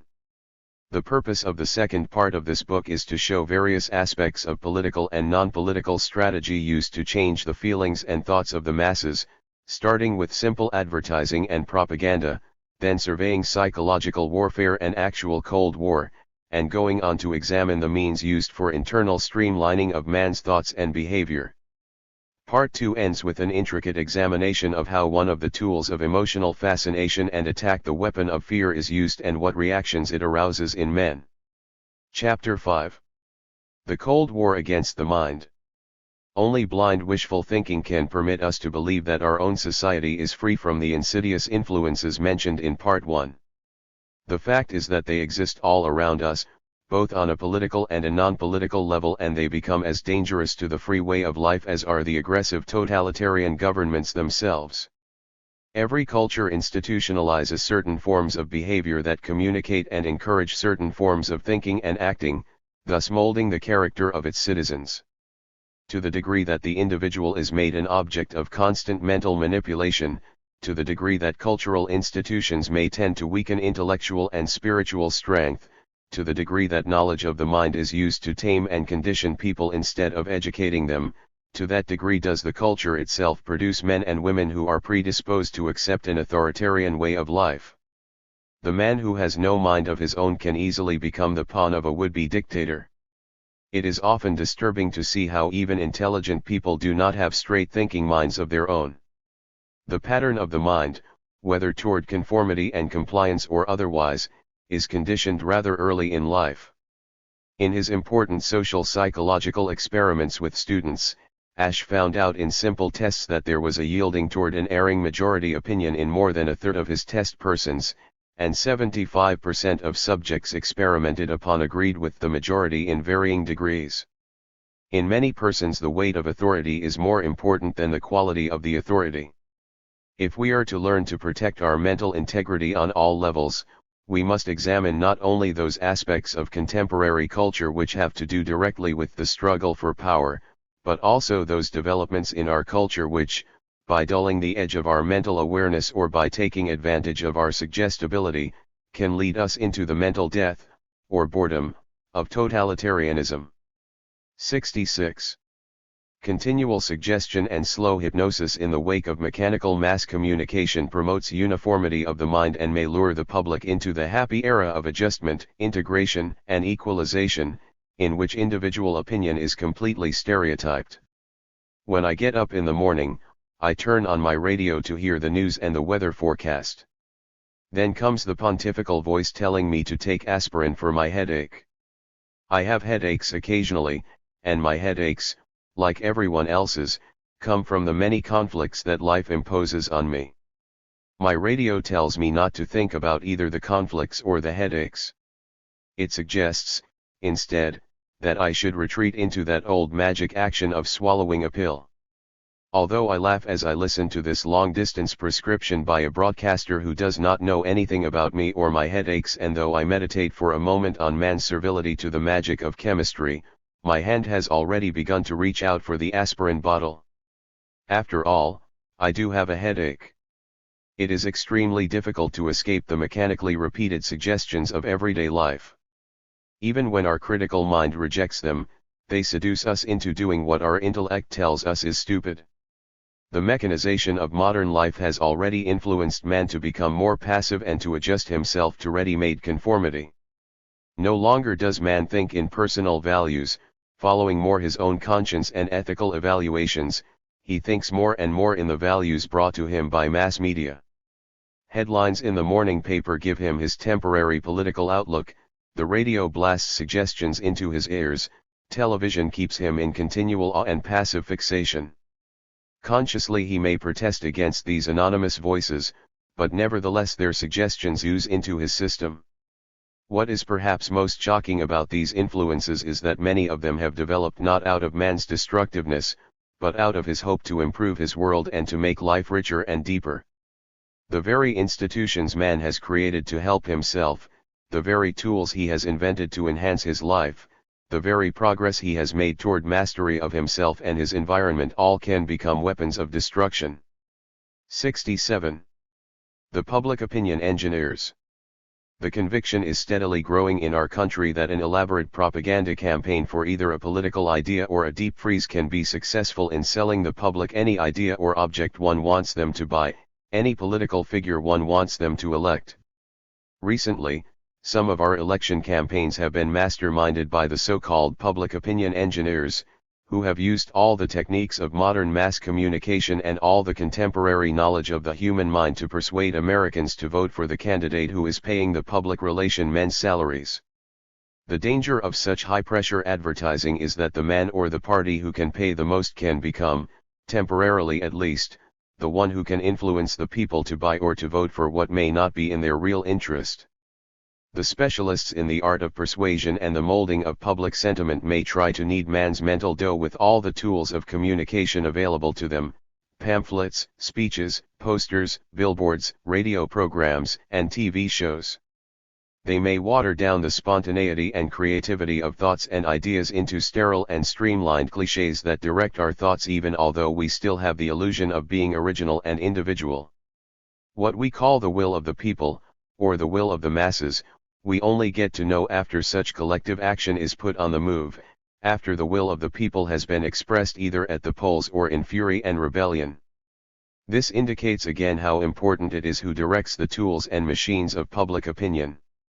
In the wake of such advertising and engineering of consent, the citizen's trust in his leaders may become shaken and the populace may gradually grow more and more accustomed to official deceit.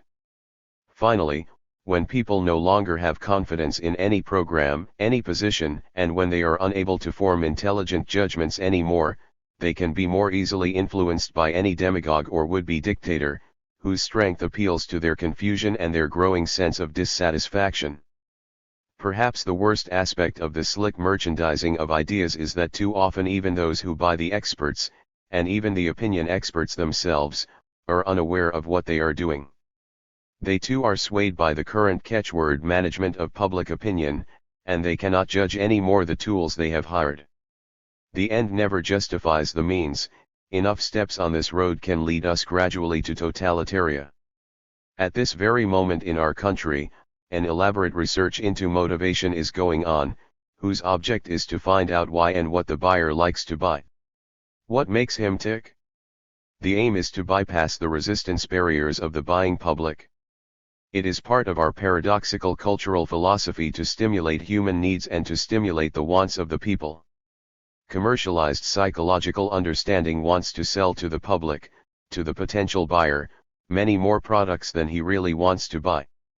In order to do this, rather infantile impulses have to be awakened, such as sibling rivalry and neighbor envy, the need to have more and more sweets, the glamour of colors, and the need for more and more luxuries. 68.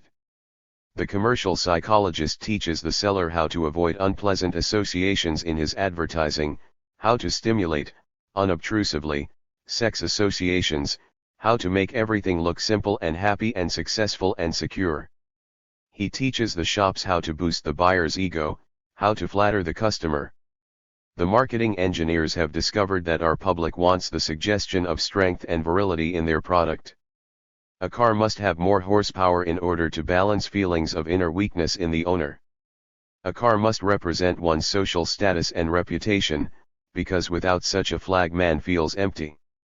Advertising agencies dream of universitas advertences, the world of glittering sham ideas, the glorification of menus vulticipi, the intensification of snob appeal, the expression of vulgar conspicuousness, and all this in order to push more sales into the greedy mouths of buying babies. In our world of advertising, artificial needs are invented by sedulous sellers and buyers. Here lies the threat of building up a sham world that can have a dangerous influence on our world of ideas.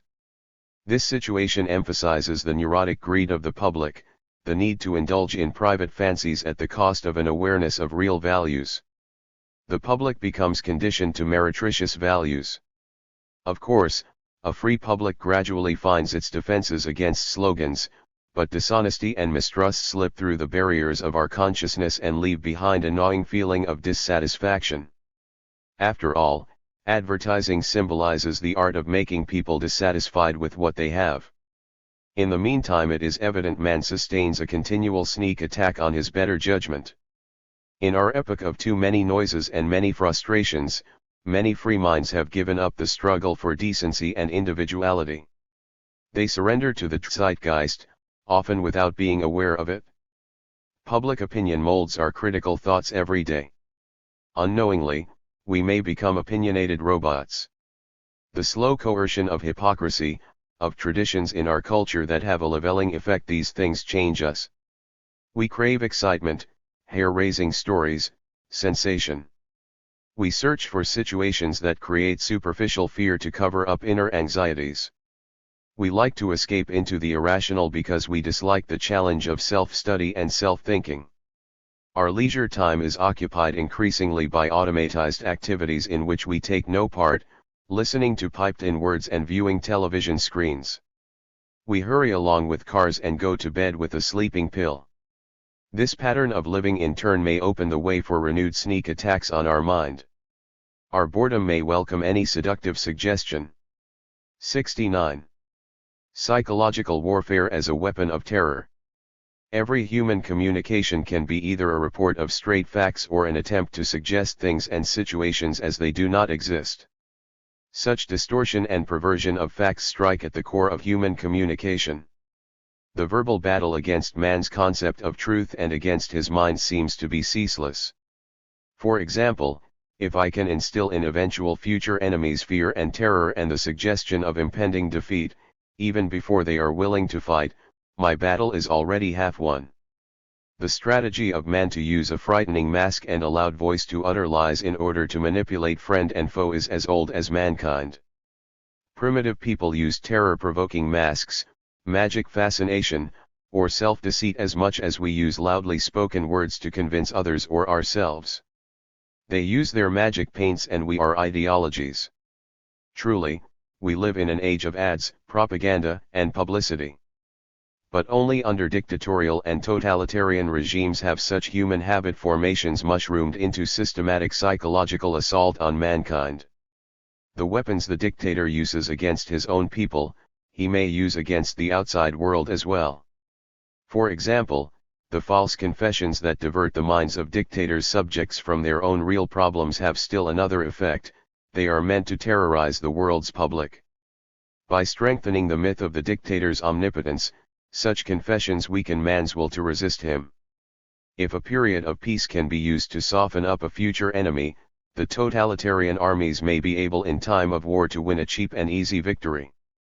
Totalitarian psychological warfare is directed largely toward this end. It is an effort to propagandize and hypnotize the world into submission. As far back as the early 19th century, Napoleon organized his Bureau de l'Opinion Publique in order to influence the thinking of the French people. But it fell to the Germans to develop the manipulation of public opinion into a huge, well-organized machine. Their psychological warfare became aggressive strategy in peacetime, the so-called war between wars. It was as a result of the Nazi attack on European morale and the Nazi war of nerves against their neighbors that the other nations of the world began to organize their own psychological forces, but it was only in the second half of the war that they were able to achieve some measure of success. The Germans had a long head start. Hitler's psychological artillery was composed primarily of the weapon of fear. He had, for example, a network of fifth columnists whose main job was to sow rumors and suspicions among the citizens of the countries against which he eventually planned to fight. The people were upset not only by the spy system itself, but by the very rumor of spies. These fifth columnists spread slogans of defeat and political confusion: why should France die for England? Fear began to direct people's actions. Instead of facing the real threat of German invasion, instead of preparing for it, all of Europe shuddered at spy stories, discussed irrelevant problems, argued endlessly about scapegoats and minorities. Thus Hitler used the rampant, vague fears to becloud the real issues, and by attacking his enemies' will to fight, weakened them. 70.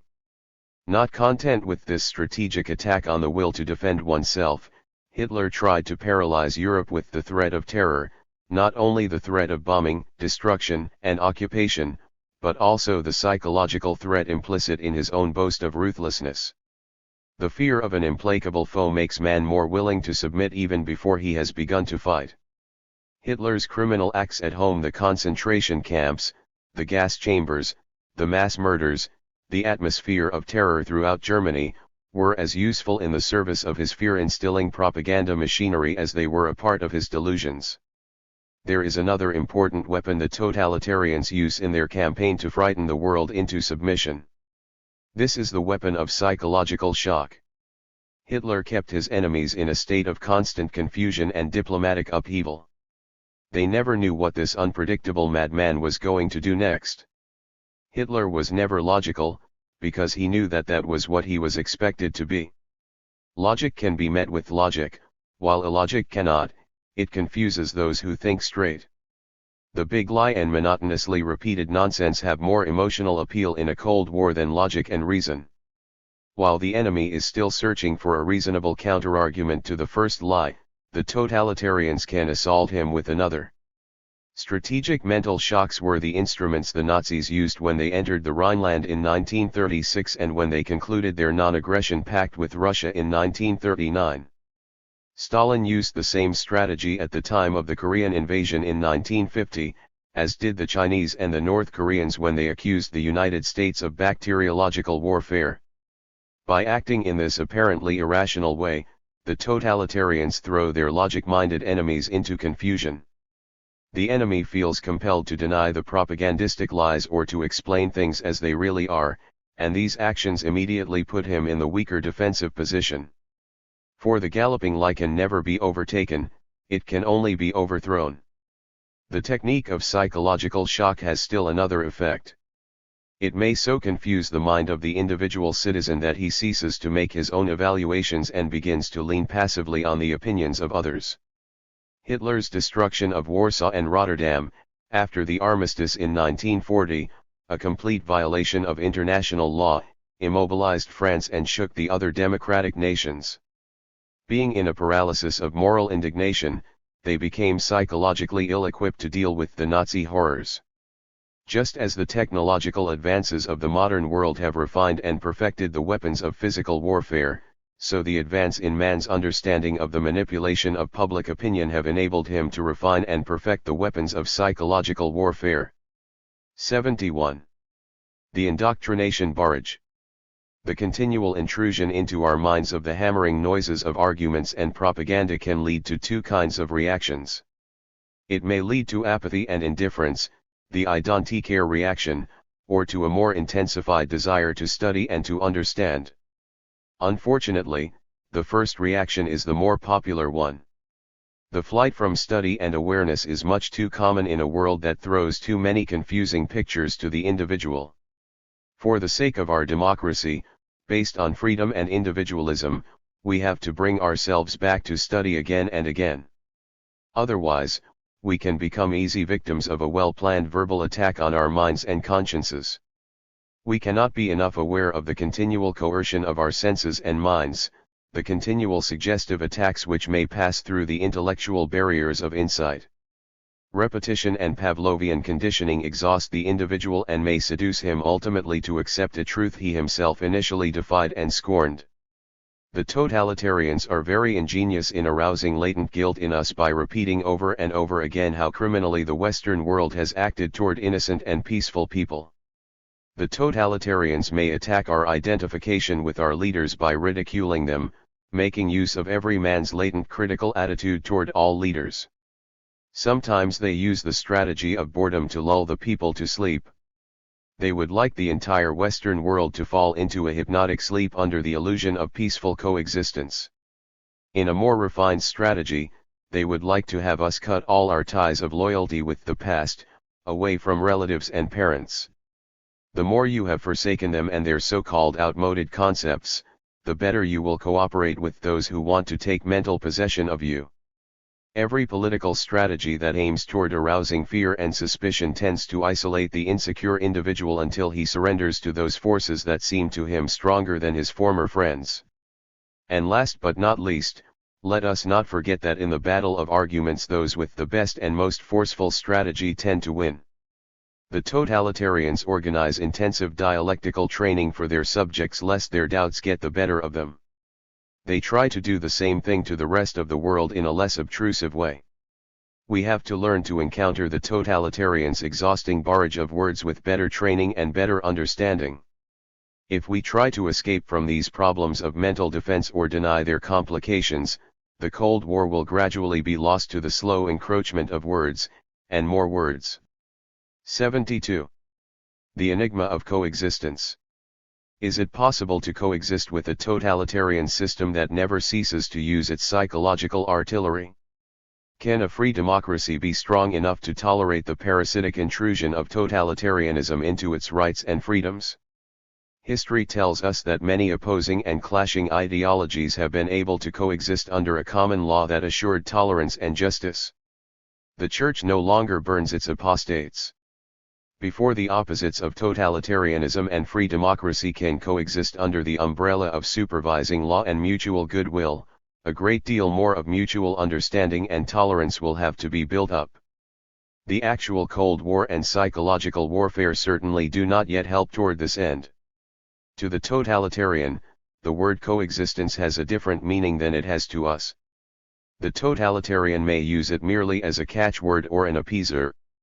The danger is that the concept of peaceful coexistence may become a disguise, dulling the awareness of inevitable interactions and so profiting the psychologically stronger party. Lenin spoke about the strategic breathing spell that has to weaken the enemy. Too enthusiastic a peace movement may mean a superficial appeasement of problems. Such an appeal has to be studied and studied, lest it result in a dangerous letdown of defenses which have to remain mobilized to face a ruthless enemy. Coexistence may mean a suffocating subordination much like that of prisoners coexisting with their jailers. At its best, it may imitate the intensive symbiotic or ever-parasitic relationship we can see among animals which need each other, or as we see it in the infant in its years of dependency upon its mother. In order to coexist and to cooperate, one must have notions and comparable images of interaction, of a sameness of ideas, of a belonging together, of an interdependence of the whole human race, in spite of the existence of racial and cultural differences. Otherwise the ideology backed by the greater military strength will strangle the weaker one. Peaceful coexistence presupposes on both sides a high understanding of the problems and complications of simple coexistence, of mutual agreement and limitations, of the diversity of personalities, and especially of the coexistence of contrasting and irreconcilable thoughts and feelings in every individual of the innate ambivalence of man. It demands an understanding of the rights of both the individual and the collectivity. Using coexistence as a catchword, we may obscure the problems involved, and we may find that we use the word as a flag that covers gradual surrender to the stronger strategist. 73. Chapter 6. Totalitaria and its dictatorship. There actually exists such a thing as a technique of mass brainwashing. This technique can take root in a country if an inquisitor is strong and shrewd enough. He can make most of us his victims, albeit temporarily. What in the structure of society has made man so vulnerable to these mass manipulations of the mind? This is a problem with tremendous implications, just as brainwashing is. In recent years we have grown more and more aware of human interdependence with all its difficulties and complications. I am aware of the fact that investigation of the subject of mental coercion and thought control becomes less pleasant as time goes on.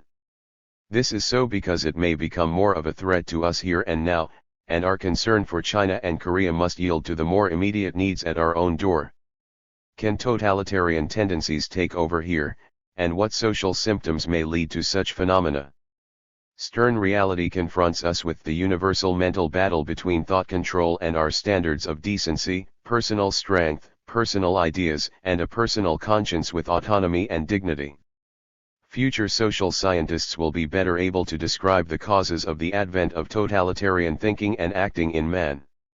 We know that after wars and revolutions this mental deterioration more easily finds an opportunity to develop, helped by special psychopathic personalities who flourish on man's misery and confusion.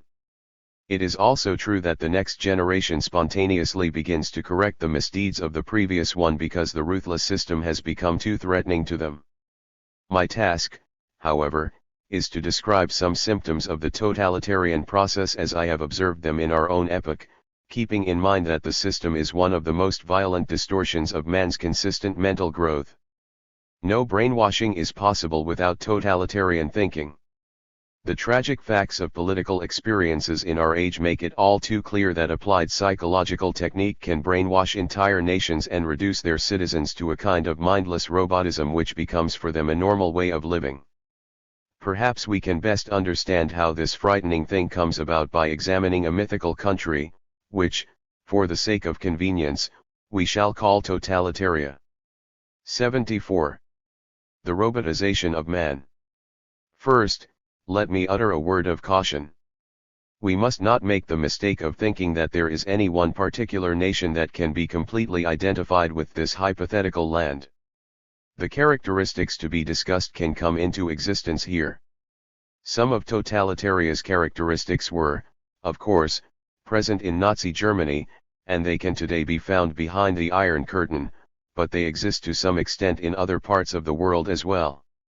Totalitaria is any country in which political ideas degenerate into senseless formulations made only for propaganda purposes.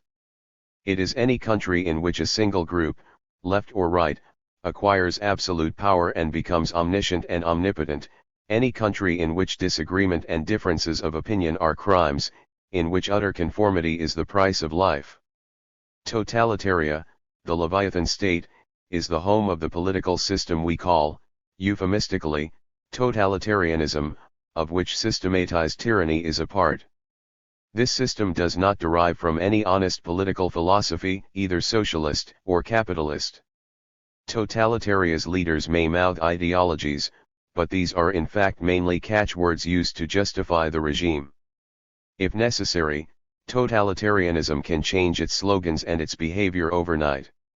For totalitarianism embodies, to me, the quest for total power, the quest of a dictator to rule the world. The words and concepts of socialism and communism may serve, like democracy, as a disguise for the megalomaniac intention of the tyrant.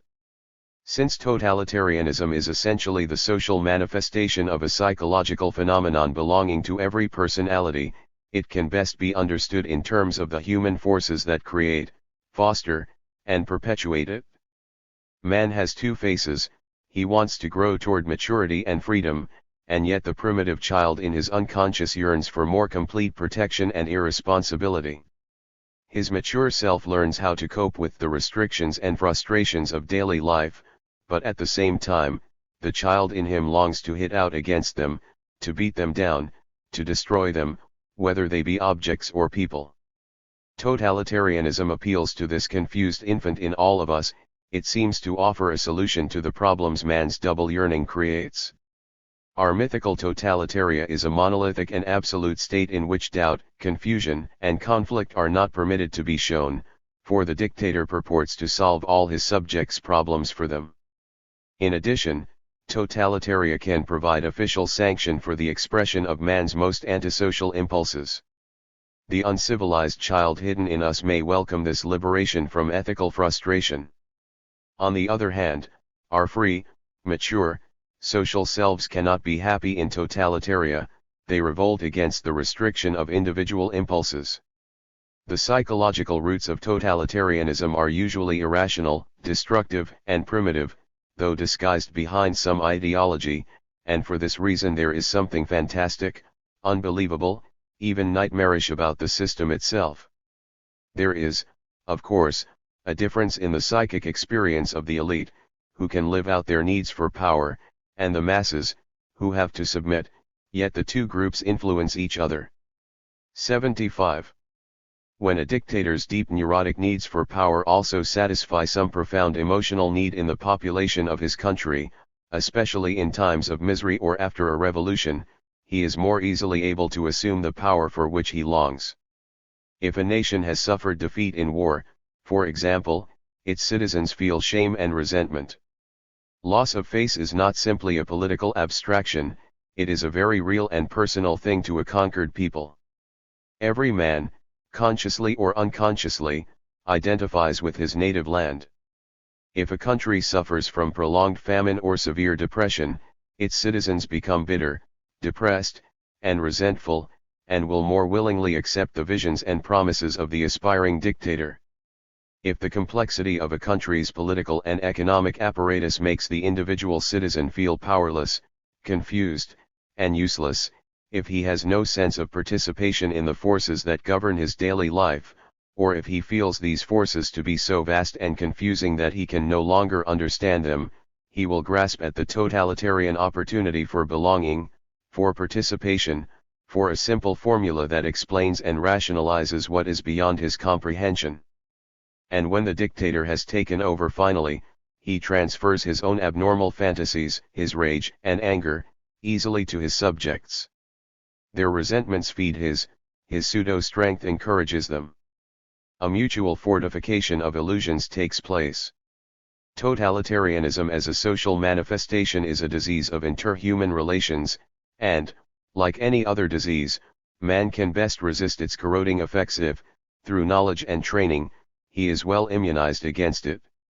If, however, he is unfortunate enough to catch the totalitarian bug, he has to muster all the positive forces in his mind to defeat it.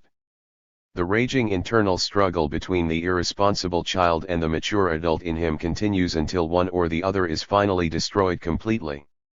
As long as a single spark of either remains, the battle goes on. And for as long as man is alive, the quest for maturity keeps on. 76. Cultural predilection for totalitarianism. In the battle against this dread disease, social factors as well as personal ones play an important role. We can see this more clearly if we analyze the ways in which the ideals of a culture as a whole affect its citizens' vulnerability to totalitarianism. The ethics of our own Western civilization are our strongest defenses against the disease, for the ideal of these ethics is to produce a breed of men and women who are strongly individualistic and who evaluate situations primarily in terms of their own consciences.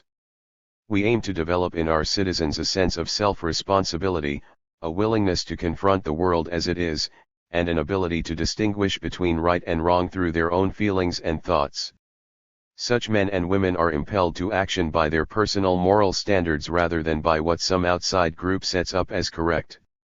They are unwilling to accept group evaluations immediately unless these coincide with their own personal convictions, or unless they have been able to discuss them in a democratic way. People like this are responsible to their communities because they are first responsible to themselves. If they disagree, they will form a loyal minority, using their rights of convincing other people at appropriate times. There are other cultures which emphasize attitudes and values that are different from these. The Eastern ideal of man, as we find it in China and some of the other Oriental countries, is in the first place that oneness, of being one with the family, one with the fatherland, one with the cosmos nirvana. The Oriental psyche looks for a direct aesthetic contact with reality through an indefinable empathy and intuition. Eternal truth is behind reality, behind the veil of Maya. Man is part of the universe, his ideal is passive servility and non-irritability. His ideal of peace lies in rest and relaxation, in meditation, in being without manual and mental travail. The happiness of the Oriental psyche lies in the ecstasy of feeling united with the universal cosmos. Ascesis, self-redemption, and poverty are better realized ideals in Oriental culture than in our Western society. The classic Oriental culture pattern can best be described as a pattern of participation. In it the individual is looked upon as an integral part of the group, the family, the caste, the nation. He is not a separate, independent entity. In this culture, greater conformity to and acceptance of the collective rules are the ideals. An Oriental child may be trained from infancy into a pattern of submission to authority and to rules of the group. Many primitive cultures also display this pattern. To a person raised in these cultures, the most acceptable standards, the best conceivable thoughts and actions, are those sanctioned by the group. The totalitarian world of mass actions and mass thoughts is far more comprehensible to the members of a participation-patterned and less individual-minded culture than it is to Western individualists. What is to us unbearable regimentation and authoritarianism may be to them comforting order and regularity. 77. An example of an intensified pattern of participation and thought control and mutual spying has been given by the anthropologist E. P. Dozier. The Pueblo Indians of the Rio Grande area believe that wrongdoing or wrong thinking of one man in the tribe affects all members. He may upset the cosmic balance by ill feeling toward any one of his fellow men. The moral code of the village is group-centered. The individual who transgresses this jeopardizes the well-being of all. Epidemics, crop failures, droughts are interpreted as a result of deviationism of one member of the group. Village members are closely watched and spied on in order to discover the culprit or witch.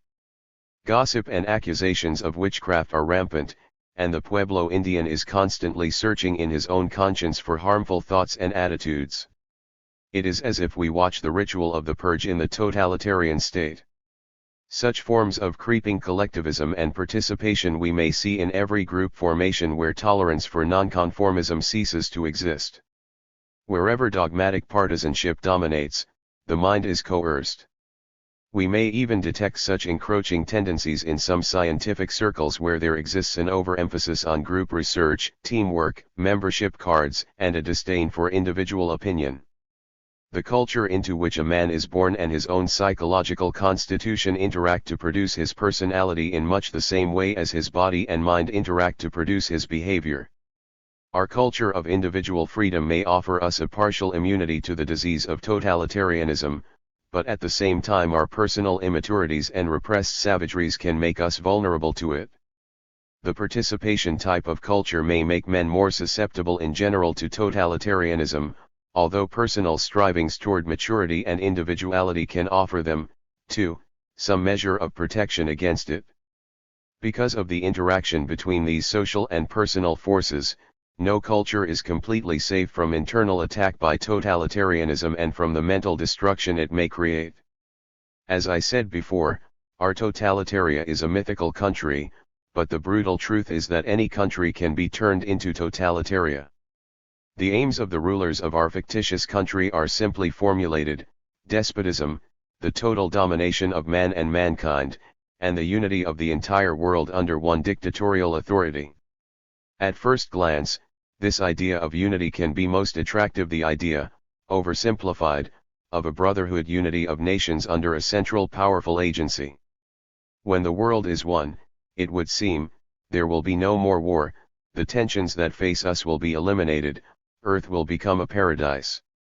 But the simplified conception of a universal dictatorship is false and reflects the danger inherent in the totalitarian goal: all men are different, and it is the difference between them that creates the greatness, the variety, and the creative inspirations of life, as well as the tensions of social intercourse.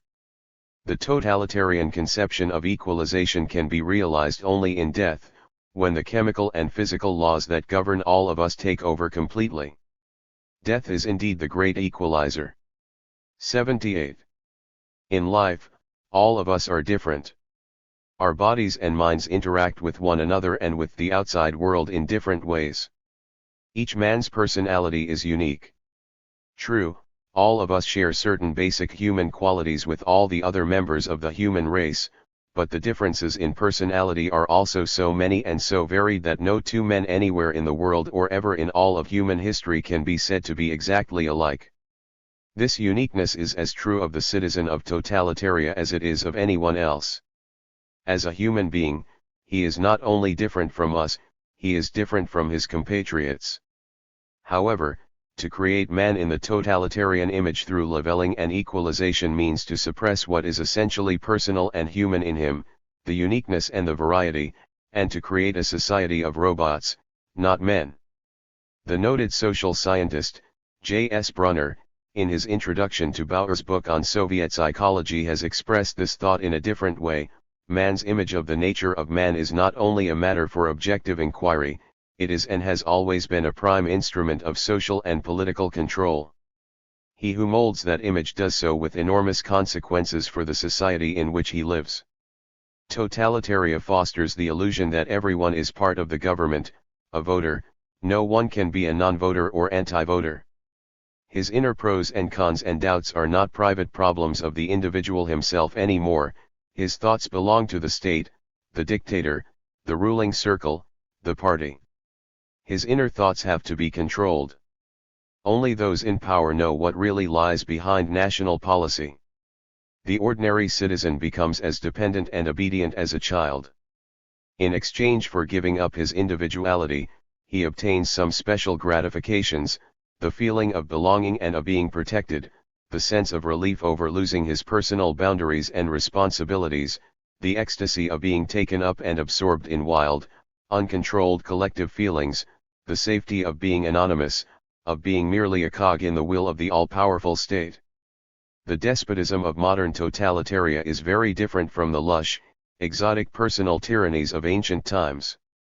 It is an ascetic, cold, mechanical force, aiming at what Hannah Arendt calls the transformation of human nature itself. In our theoretical country, man has no individual ego any longer, no personality, no self. A leveling system is at work, and everything above the common level is trampled on and beaten down. 79. The totalitarian leader. The leaders of totalitaria are the strangest men in the state. These men are, like all other men, unique in their mental structure, and consequently we cannot make any blanket psychiatric diagnosis of the mental illness which motivates their behavior. But we can make some generalizations which will help us toward some understanding of the totalitarian leader.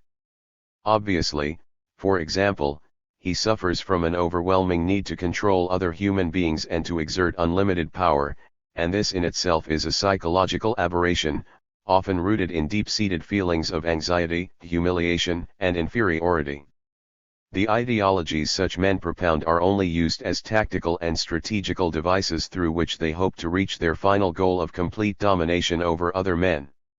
This domination may help them compensate for pathological fears and feelings of unworthiness, as we can conclude from the psychological study of some modern dictators.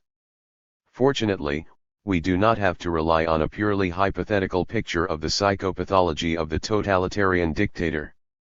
Dr. G. M. Gilbert, who studied some of the leaders of Nazi Germany during the Nuremberg trials, has given us a useful insight into their twisted minds, useful especially because it reveals to us something about the mutual interaction between the totalitarian leader and those who want to be led by him. Hitler's suicide made a clinical investigation of his character structure impossible, but Dr. Gilbert heard many eyewitness reports of Hitler's behavior from his friends and collaborators, and these present a fantastic picture of Nazism's prime mover.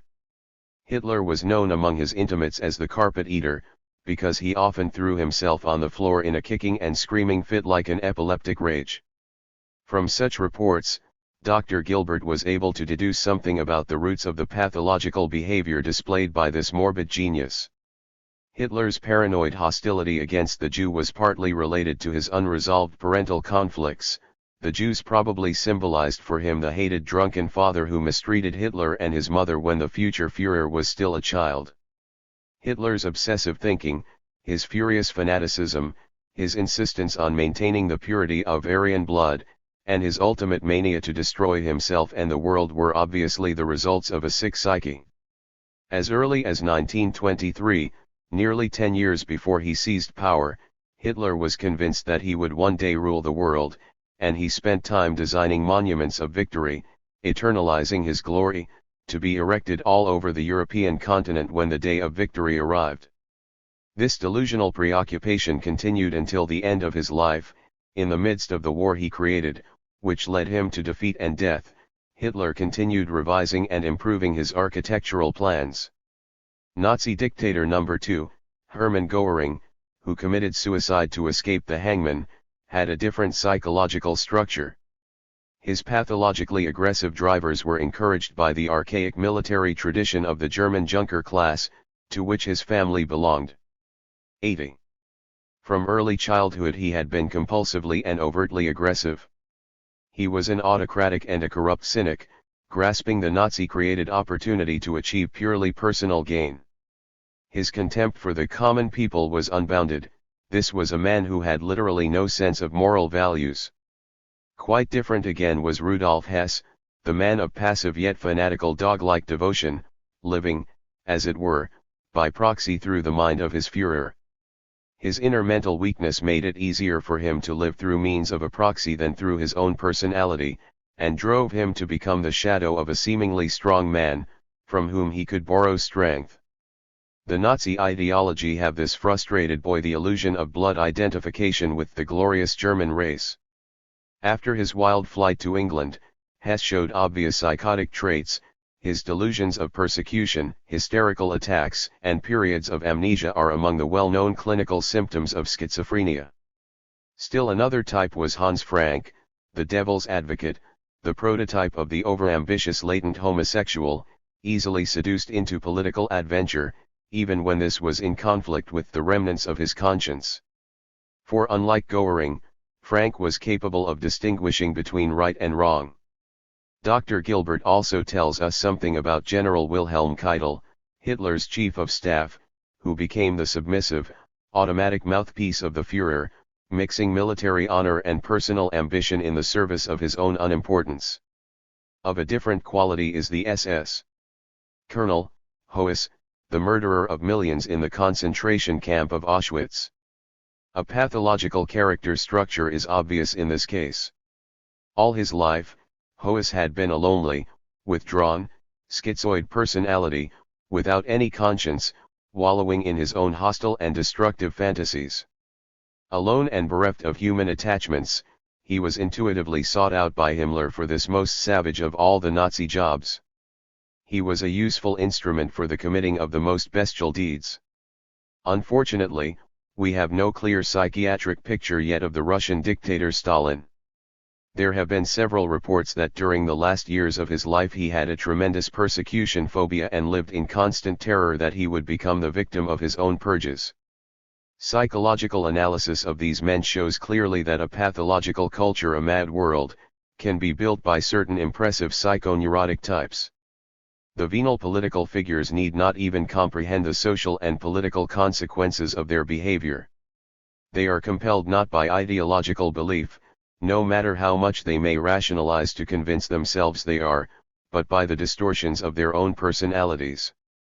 They are not motivated by their advertised urge to serve their country or mankind, but rather by an overwhelming need and compulsion to satisfy the cravings of their own pathological character structures. 81. The ideologies they spout are not real goals, they are the cynical devices by which these sick men hope to achieve some personal sense of worth and power. Subtle inner lies seduce them into going from bad to worse. Defensive self-deception, arrested insight, evasion of emotional identification with others, degradation of empathy, the mind has many defense mechanisms with which to blind the conscience. A clear example of this can be seen in the way the Nazi leaders defended themselves through continuous self-justification and exculpation when they were brought before the bar at the Nuremberg trials. These murderers were aggrieved and hurt by the accusations brought against them, they were the very picture of injured innocence. Any form of leadership, if unchecked by controls, may gradually turn into dictatorship. Being a leader, carrying great power and responsibility for other people's lives, is a monumental test for the human psyche. The weak leader is the man who cannot meet it, who simply abdicates his responsibility. The dictator is the man who replaces the existing standards of justice and morality by more and more private prestige, by more and more power, and eventually isolates himself more and more from the rest of humanity. His suspicion grows, his isolation grows, and the vicious circle leading to a paranoid attitude begins to develop. The dictator is not only a sick man, he is also a cruel opportunist. He sees no value in any other person and feels no gratitude for any help he may have received. He is suspicious and dishonest and believes that his personal ends justify any means he may use to achieve them. Peculiarly enough, every tyrant still searches for some self-justification. Without such a soothing device for his own conscience, he cannot live. His attitude toward other people is manipulative, to him, they are merely tools for the advancement of his own interests. He rejects the conception of doubt, of internal contradictions, of man's inborn ambivalence. He denies the psychological fact that man grows to maturity through groping, through trial and error, through the interplay of contrasting feelings. Because he will not permit himself to grope, to learn through trial and error, the dictator can never become a mature person. But whether he acknowledges them or not, he has internal conflicts, he suffers somewhere from internal confusion. These inner weaknesses he tries to repress sternly, if they were to come to the surface, they might interfere with the achievement of his goals. Yet, in the attacks of rage his weakening strength is evident. It is because the dictator is afraid, albeit unconsciously, of his own internal contradictions, that he is afraid of the same internal contradictions of his fellow men. He must purge and purge, terrorize and terrorize in order to still his own raging inner drives. He must kill every doubter, destroy every person who makes a mistake, imprison everyone who cannot be proved to be utterly single-minded. In totalitaria, the latent aggression and savagery in man are cultivated by the dictator to such a degree that they can explode into mass criminal actions shown by Hitler's persecution of minorities. Ultimately, the country shows a real pathology, an utter dominance of destructive and self-destructive tendencies. 82. The final surrender of the robot man. What happens to the common man in such a culture? How can we describe the citizen of totalitaria? Perhaps the simplest answer to this question lies in the statement that he is reduced to the mechanical precision of an insect-like state. He cannot develop any warm friendships, loyalties, or allegiances because they may be too dangerous for him. Today's friend may be, after all, tomorrow's enemy.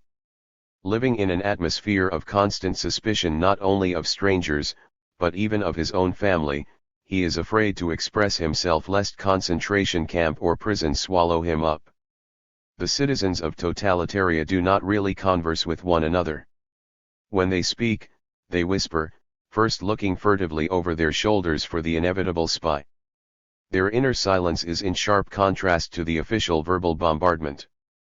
The citizens of totalitaria may make noise, and utter polite banalities, or they may repeat slogans to one another, but they say nothing. Existing literature reveals that leading authors, among them H.G. Wells, Huxley, and Orwell, grow more and more concerned about the ghastly future of the robotized man, trained as a machine on a standard of conformity. They translate for us the common fear of a mechanized civilization. In totalitaria, the citizen no longer knows the real core of his mind. He no longer feels himself an I, an ego, a person. He is only the object of official barrage and mental coercion. Having no personality of his own, he has no individual conscience, no personal morality, no capacity to think clearly and honestly. He learns by rote, he learns thousands of indoctrinated facts and inhales dogma and slogans with every breath he draws. He becomes an obedient pedant, and pedantry makes people into something resembling pots filled with information instead of individuals with free, growing personalities. Becoming wiser and freer implies selective forgetting and changes of mind. This we accept, this we leave behind. Alert adjustment requires a change of patterns, the capacity to be deconditioned, to undo and unlearn in order to become ripe for new patterns. The citizen of totalitaria has no chance for such learning through unlearning, for growth through individual experience. Official oversimplifications induce the captive audience into acceptance and indoctrination. Mass ecstasy and mass fanaticism are substituted for quiet individual thought and consideration. Hitler taught his people to march and to do battle, and at the end they did not know wherefore they marched and battled. People become herds indoctrinated and obsessed herds intoxicated first with enthusiasm and happy expectations, then with terror and panic. The individual personality cannot grow in totalitaria. The huge mass of citizens is tamed into personal and political somnambulism. It may be scientifically questionable to compare experiences gained from individual pathological states with social phenomena and to analyze the partial collapse of the ego under totalitarianism by analogy with actual cases of madness. 83. But there is in fact much that is comparable between the strange reactions of the citizens of totalitaria and their culture as a whole on the one hand and the reactions of the introverted, sick schizophrenic on the other. Even though the problem of schizophrenic behavior in individuals and groups is extremely complicated and cannot be fully handled within the scope of this book, the comparison can be helpful in our search for an understanding of the nature and effects of totalitarianism. 84. The common retreat from reality. This excursion into the world of pathology is not a description of a merely coincidental resemblance between a disease and a political system. It should serve to point up the fact that totalitarian withdrawal behind official justifications and individual fantasy is something that can occur either in social life or inside the individual mind.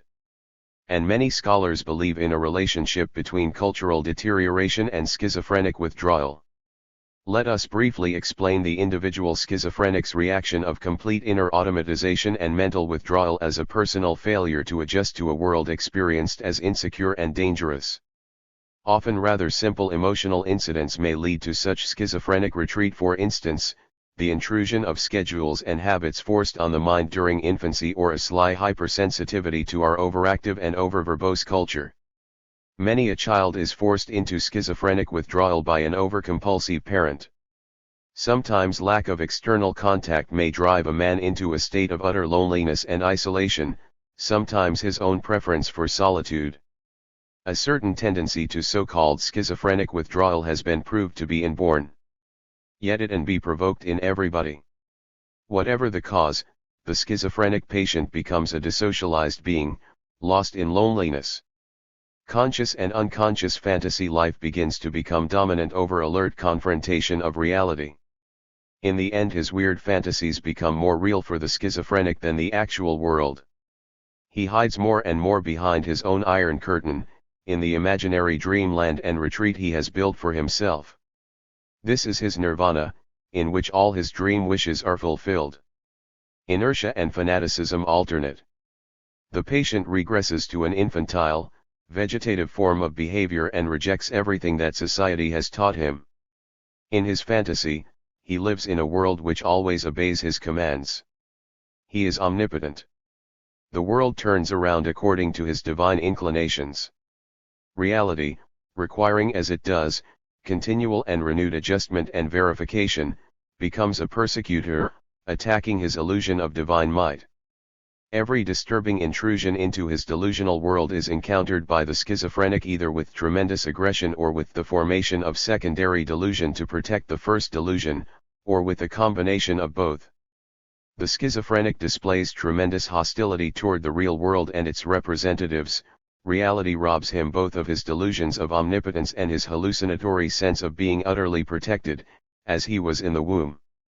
Clinical experience has shown that the disease of schizophrenia often begins with negativism, a defense against the influence of others, a continual fight against mental intrusion, against what is felt as the rape of the oversensitive mind. Gradually, this defensive attitude toward the world becomes a hostile attitude toward everything, not only toward influences from the outside, but also toward thoughts and feelings from the inside. 85. Finally, the victim becomes paralyzed by his own hostility and negativisms. He behaves literally as though he were dead. He sits, unmoving, for hours. He may have to be force-fed, force-dressed. The schizophrenic moves like a puppet on a string, only when someone compels him to. Clinically, we call this catatonia the death attitude. 86. The retreat to automatization. Introverted schizophrenics prefer the automatic routine life of the asylum to life in the outside world, on the condition that they be allowed to indulge their private fantasies. They surrender utterly in self-defeatism. They never congregate in groups, they seldom talk with one another, even when they do, they never have any real mutual contact. Each one lives in his own retreat. In the totalitarian myth, think, for instance, of Das Dritte Reich. In the psychological folklore of our mythical state, the vague fantasy of the technically perfected womb, the ideal nirvana, plays a tremendous role. In a world full of insecurities, a world requiring continual alert adjustment and readjustment, totalitaria creates the delusion of the omnipotent, miraculous ideal state, a state where, in its final form, every material need will be satisfied. Everything will be regulated, just as it was for the foetus in the womb, the land of bliss and equanimity, just as it is for the schizophrenic in the mental hospital. There is no social struggle, no mental struggle, the world moves like clockwork. There is no real interplay between people, no clash of opinions or beliefs, there is no emotional relationship between these womb fellows, each exists as a separate number-bearing entity in the same filing system. In totalitaria, there is no faith in fellow men, no caritas, no love, because real relationships between men do not exist, just as they do not exist between schizophrenics. There is only faith in and subjection to the feeding system, and there is in every citizen a tremendous fear of being expelled from that system, a fear of being totally lost, comparable with the schizophrenic's feeling of rejection and fear of reality.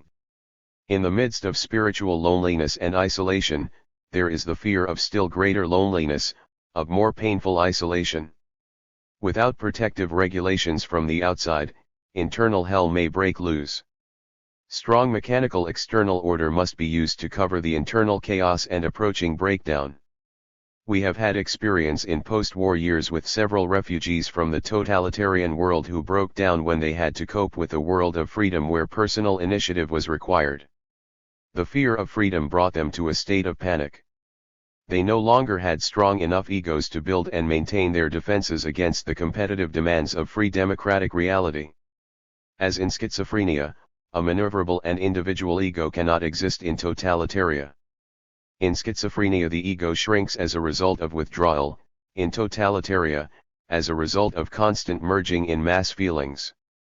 If such a shrunken ego should grow up, with its own critical attitude, its needs for verification of facts and for understanding, it would then be beaten down as being treacherous and non-conforming. Totalitaria requires of its citizens complete subjection to and identification with the leader. It is this leader dominance that makes people nearly egoless, as they are in schizophrenia. This again may result in loss of control of hostile and destructive drives. 87. Psychologists have seen this time and time again in what we call the concentration camp psyche. When the victims first came to the camp dedicated to their gradual extermination, most of them displayed a complete loss of self, an utter depersonalization, combined with apathy and loss of awareness. The same observations have been made among our pals in Korea. Some concentration camp victims got better immediately after their return to a normal society, in others, this schizophrenic reaction of lost ego remained and, as we mentioned above, sometimes developed into a real psychosis. 88. The womb state. Totalitarianism is man's escape from the fearful realities of life into the virtual womb of the leader.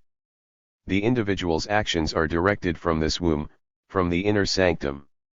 The mystic center is in control of everything, man need no longer assume responsibility for his own life. The order and logic of the prenatal world reign. There is peace and silence, the peace of utter submission. The members of the womb state do not really communicate, between them there is silence, the silence of possible betrayal, not the mature silence of reticence and reservedness. Totalitaria increases the gap between the things one shows and communicates and the things one secretly dreams and thinks deep within oneself. It develops the artificial split-mindedness of political silence. Whatever little remains of individual feeling and opinion is kept carefully enclosed.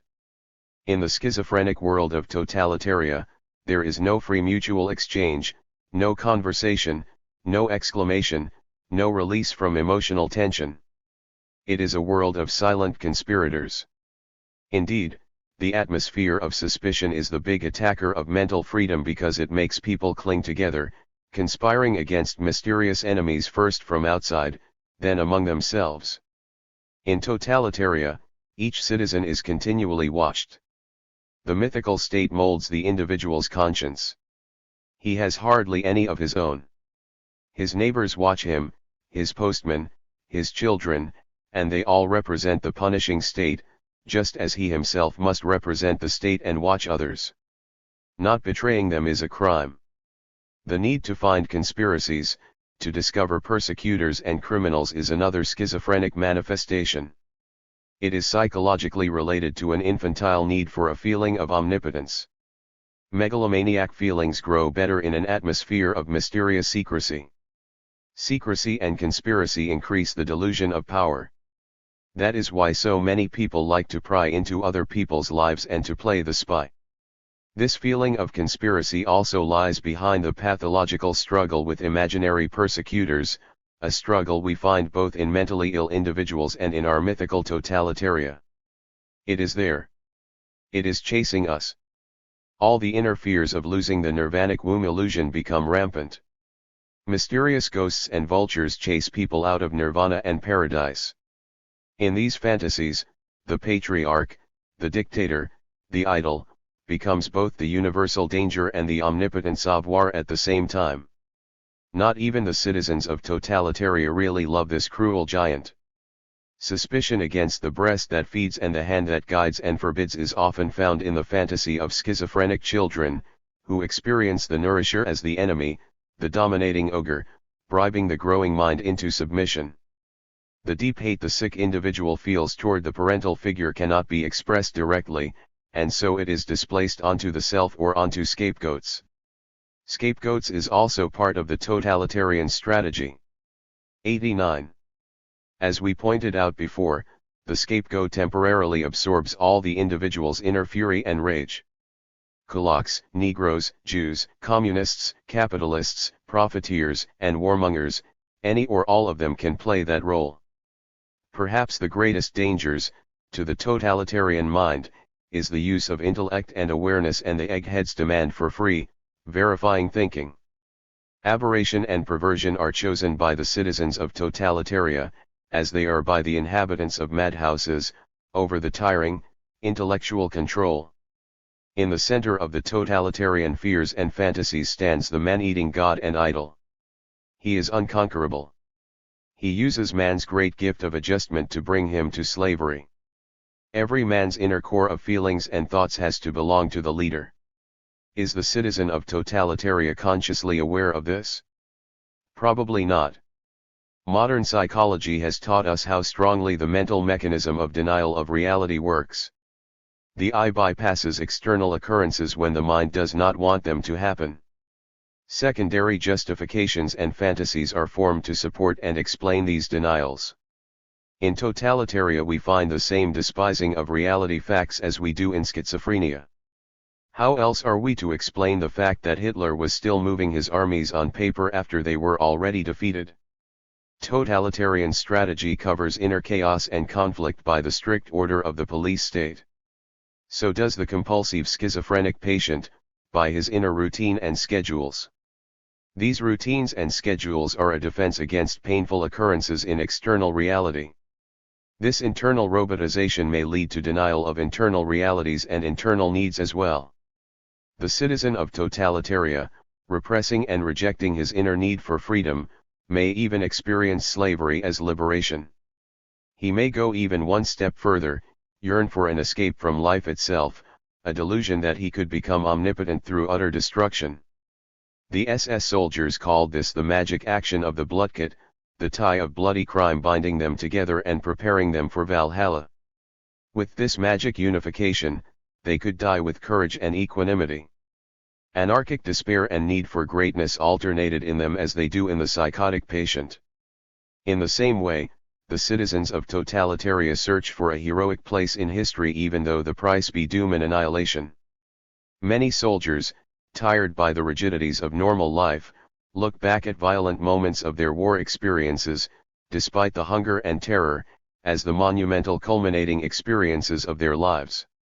There, in the Bruderbund of fighters, they felt happy for the first and only times in their lives. This all sounds like a bitter comedy, but the fantasy of schizophrenics has taught us how the mind can retreat into delusion when there is a fear of daily existence. Under these circumstances, fantasy begins to prevail over reality, and soon assumes a validity which reality never had. The totalitarian mind is like the schizophrenic mind, it has a contempt for reality. Think for a moment of Lysenko's theory and its denial of the influence of heredity. The totalitarian mind does not observe and verify its impressions of reality, it dictates to reality how it shall behave, it compels reality to conform to its fantasies. 90. The comparison between totalitarianism and psychosis is not incidental. Delusional thinking inevitably creeps into every form of tyranny and despotism. Unconscious backward forces come into action. Evil powers from the archaic past return. An automatic compulsion to go on to self-destruction develops, to justify one mistake with a new one, to enlarge and expand the vicious pathological circle becomes the dominating end of life. The frightened man, burdened by a culture he does not understand, retreats into the brute's fantasy of limitless power in order to cover up the vacuum inside himself. This fantasy starts with the leaders and is later taken over by the masses they oppress. What else can man do when he is caught in that tremendous machine called totalitaria? Thinking, and the brain itself, has become superfluous, that is, only reserved for the elite. Man has to renounce his uniqueness, his individual personality, and must surrender to the equalizing and homogenizing patterns of so-called integration and standardization. This arouses in him that great inner emptiness of the savage child, the emptiness of the robot that unwittingly yearns for the great destruction. 91. Chapter 7. The intrusion by totalitarian thinking. In order to investigate the social forces at work undermining the free individual development of man's mind, we have to look at manifold aspects of political life. As a clinician and polypragmatist, I don't want to bind myself to one political state or current, but want to describe what can be experienced in social life everywhere. Where human thinking and human habits are in the process of being remolded, they are under the influence of tremendous political upheaval. In one country this may happen overnight, in others more slowly. The psychologist's task is to observe and describe the impact of these processes on the human mind.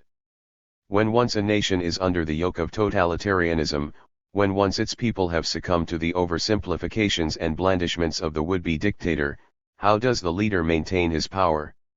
What techniques does he use to make his countrymen docile followers of his bloody regime? Because man's mature self resists totalitarianism, the dictator must work and scheme constantly to keep his subjects in line and to immobilize their need for individual development, rebellion, and healthy growth. As we examine his techniques, we will come to a better understanding of totalitarianism and of the interaction between the dictator's methods and the personalities of his subjects. We need this understanding desperately, for we have to recognize that the forces in totalitaria that make humorless robots out of living men can also develop, albeit unwittingly, in the so-called free, democratic societies. 92. The strategy of terror. The weapon of terror has been used by tyrants from time immemorial to make a meek instrument of man. In totalitaria, the use of this weapon is refined to a science which can wipe out all opposition and dissent.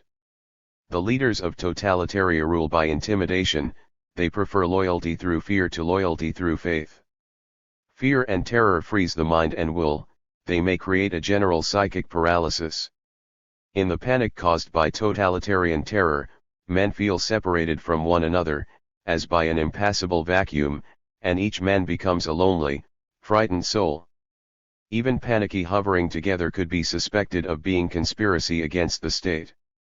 Separated from any real emotional contact with his fellow men by his own inner isolation, the citizen of totalitaria becomes increasingly unable to fight against its dehumanizing influences. Totalitaria is constantly on the alert for social sinners, the critics of the system, and accusation of dissent is equivalent to conviction in the public eye. Insinuation, calumny, and denunciation are staples of the totalitarian strategy. The entire nation is dedicated to the proposition that every man is a potential enemy of the regime. No one is excluded from the terror. Any man may be subjected to it no matter how high his rank. The secret police create awe and panic inside the country, while the army serves to create awe and panic outside. Just the thought of an outbreak of terror, of even a possible future terror, makes men unwilling to express their opinions and expose themselves. Both the citizens of totalitaria and those of her neighbors are affected by this general fear. A clear example of how this fear paralysis operates in reality may be seen in the fact that as far back as 1948 Western Europeans, who felt the shadow of anticipated totalitarian occupation, thought it safer to criticize and attack their American friends than to find fault with a totalitarian enemy who might sweep in suddenly and without warning. In totalitaria, jails and concentration camps by the score are built in order to provoke fear and awe among the population. They may be called punishment or correction camps, but this is only a cheap justification for the truth. In these centers of fear, nobody is really corrected, he is, as it were, expelled from humanity, wasted, killed, but not too quickly, lest the terrorizing influence be diminished. The truth of the matter is that these jails are built not for real criminals, but rather for their terrorizing effect on the bystanders, the citizens of totalitaria. Jails represent a permanent menace, a continual threat. They may put an almost insupportable strain on the empathy and imagination of those citizens who are, temporarily at least, on the outside of the barbed wire. In addition to the fear of undergoing the same cruel treatment, the fear of abasement, humiliation, and death, the very concept of the concentration camp rouses every man's deep-seated fear of being himself expelled from the community, of being alone, a wanderer in the desert, unloved and unwanted. 93. There exist several milder forms of mass terror, for instance, the strategy of no political rest. In totalitaria man is always caught by some form of official planning. He is always conscious of control and surveillance, of spying, leering powers lying in wait to chase him and to punish him. Even leisure time and holidays are occupied by some official program, some facts to be learned, some political meeting, some parade. Quiet and solitude no longer exist. There is no time for meditation, for pondering, for reminiscing. The mind is caught in a web of official thinking and planning. Even the delights of self-chosen silence are forbidden. Every citizen of totalitaria must join in the singing and the slogan shouting. And he becomes so caught in the constant activity that he loses the capacity to realize what is happening to him. The emphasis on more production by individuals, factories, and agricultural enterprises also can become a weapon of increased control and terror. The Stakhanovite movement in Russia, urging a constant increase in production norms, became a threat for many. The workers had to increase the pace of their labor and production, or they would be severely punished. The emphasis on pace and speed makes man more and more a soulless cog in the totalitarian wheel. Terror can almost never stop itself, it thrives on compliance and grows in a vacuum. Terror as a tool means a gradual transfer into terror as a goal, but terror is actually a self-defeating strategy. Man will ultimately revolt even under an absolute dictatorship. When men have been reduced to puppethood by totalitaria, they will finally have become immune to all threats. The magic spell of terror will finally lose its force. First, the citizens of totalitaria will become dulled to the terror and will no longer consider even death a danger. Then a few will initiate a final revolt, for totalitaria's government by fear and terror fosters internal rebellion, in the few who cannot be broken down. Even in Gleichgeschaltet Nazi Germany a resistance movement was active. 94. The purging rituals. Cleaning out the higher echelons of government is an old historic habit. The struggle between fathers and sons, between the older and the younger generation, became ritualized far back in prehistoric times. Fraser's classic, The Golden Bough, has told us a great deal about this. The ancient priest of the heathens acquired his high post by killing his predecessor. Later in history, the newly proclaimed king offered criminals instead as sacrifices to the gods on the day of his anointment. In totalitaria, the killing and purging ritual is part of the mechanism of government, and it serves not only a symbolic but also a very real function for the dictator. He must eliminate all those he has bypassed and double-crossed in his ruthless climb to power, lest their resentments and frustrated rage break out, endangering his position or even his life. The purge reflects another characteristic of life in totalitaria. It dramatizes the fiction that the party is always on the alert to keep itself pure and clean. Psychiatry has demonstrated that the cleanliness compulsion in neurotic individuals is actually a displaced defense against their own inner rage and hostility. It plays the same sort of role in communities, and when it is elevated to the level of an officially sanctioned ritual, it reduces the citizenry to infancy. It makes the inhabitants of totalitaria feel like babies still struggling to learn their first cleanliness habits, still listening to their parents' reiterated commands to be clean, be clean, be clean, be good, be good, be good, be loyal, be loyal, be loyal. The constant repetition of these commands reinforces each citizen's sense of guilt, of childishness, and of shame. The totalitarian purge is always accompanied by an elaborate confession ceremonial, in which the accused publicly repents his sins, much as did the witches of the Middle Ages. This is the general formula: I confess my doubts. Thanks to the criticism of the comrades, I have been able to purify my thinking.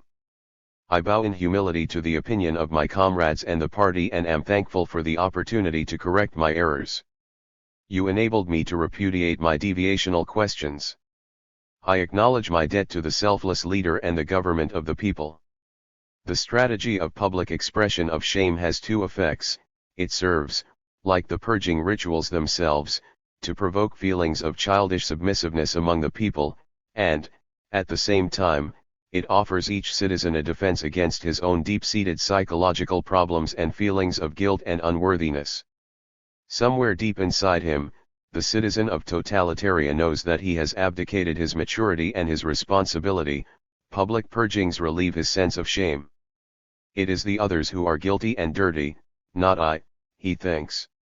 It is they who are constantly plotting and conniving. But the very things of which he suspects others are also true of himself.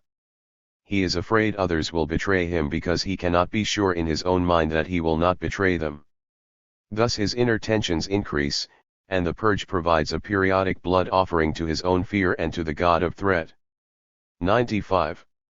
The very fact that this ritual of coercive confession and purge must be repeated again and again indicates that man develops an inner mental defense against it, and that the more it is used, the less effective it becomes as a means of arousing guilt and terror. Just as the citizen of totalitaria becomes hardened or dulled to the terror of constant official intrusion into his private life, so he becomes almost immune to the cries of treason and sabotage.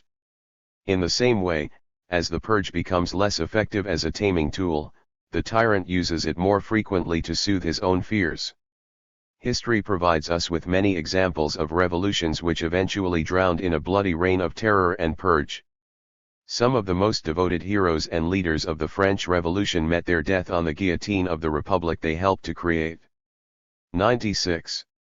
Wild accusation and black magic.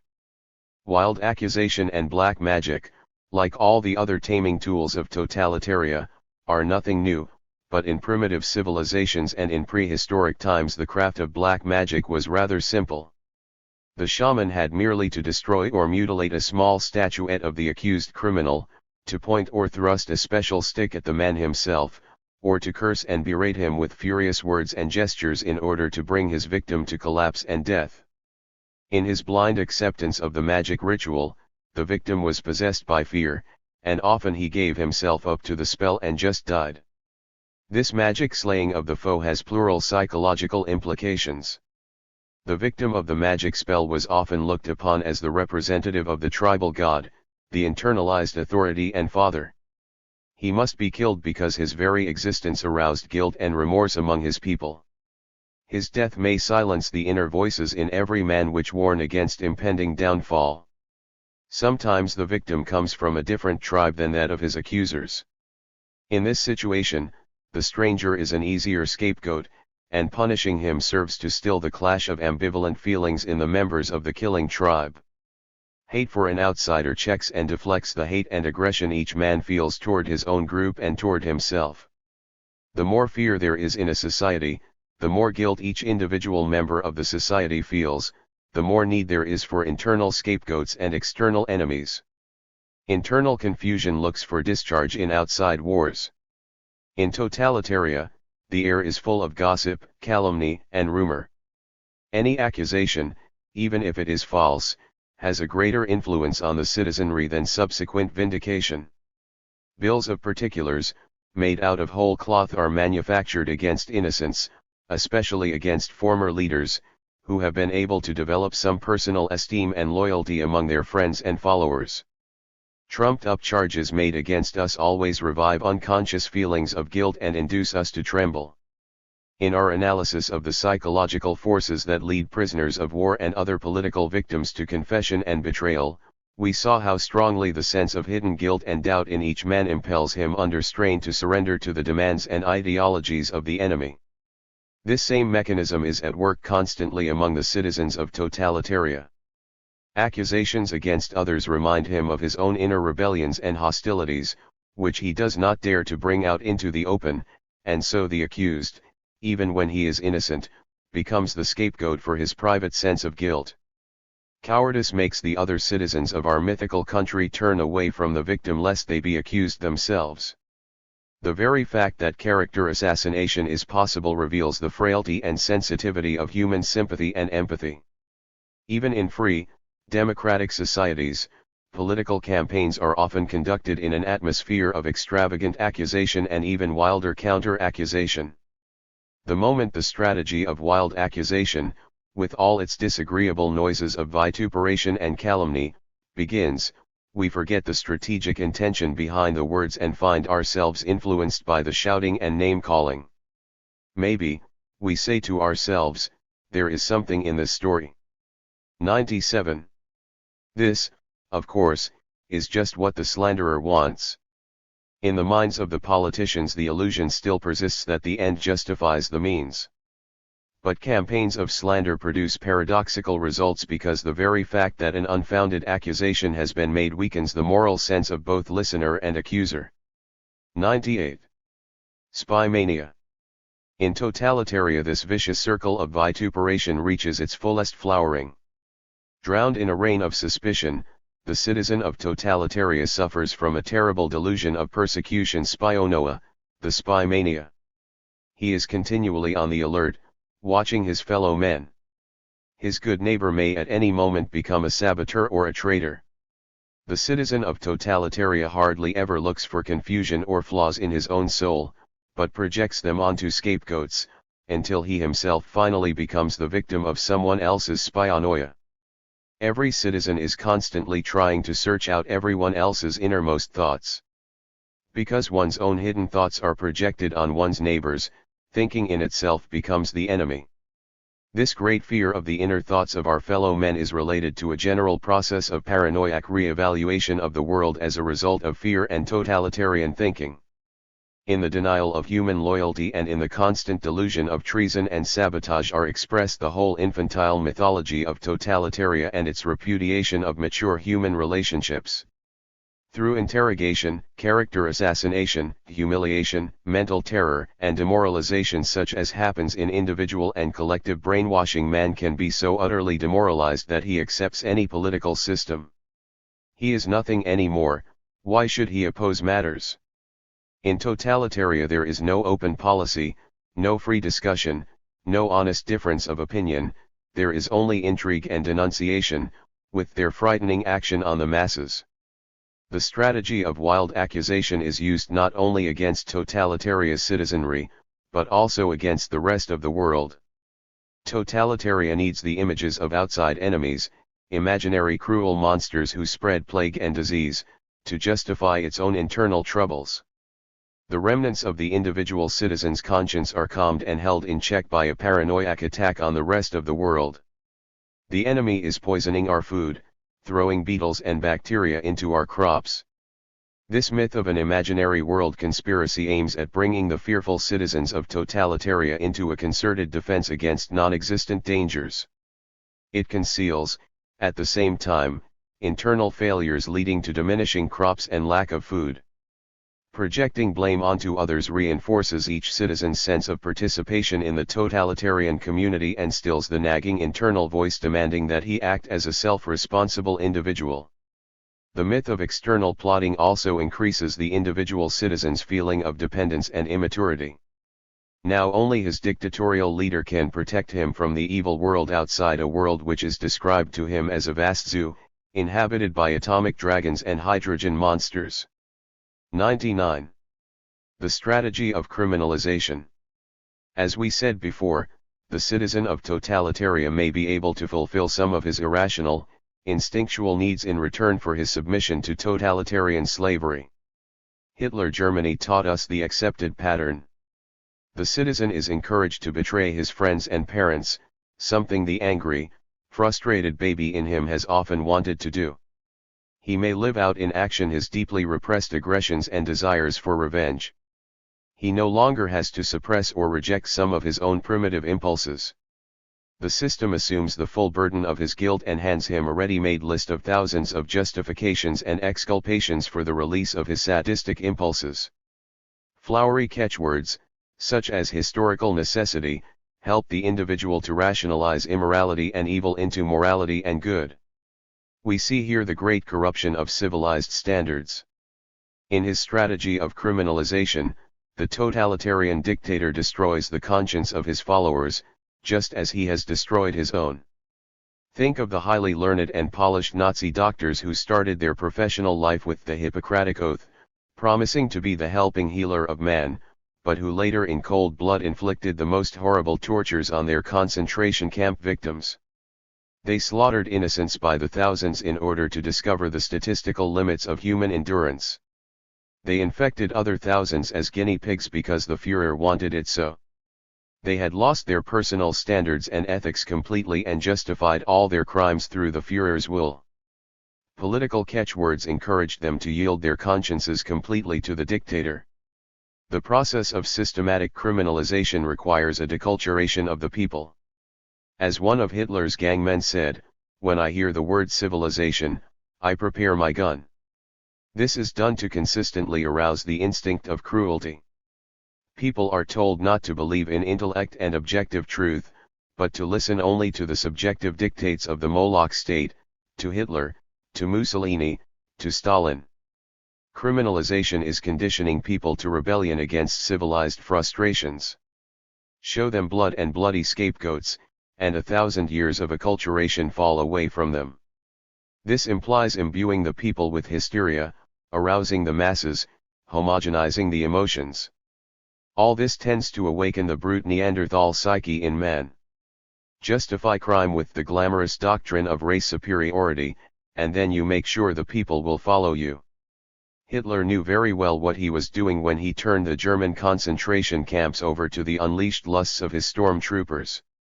"Let them kill and murder," was the device. "Once they have gone so far with me, they must go on to the end."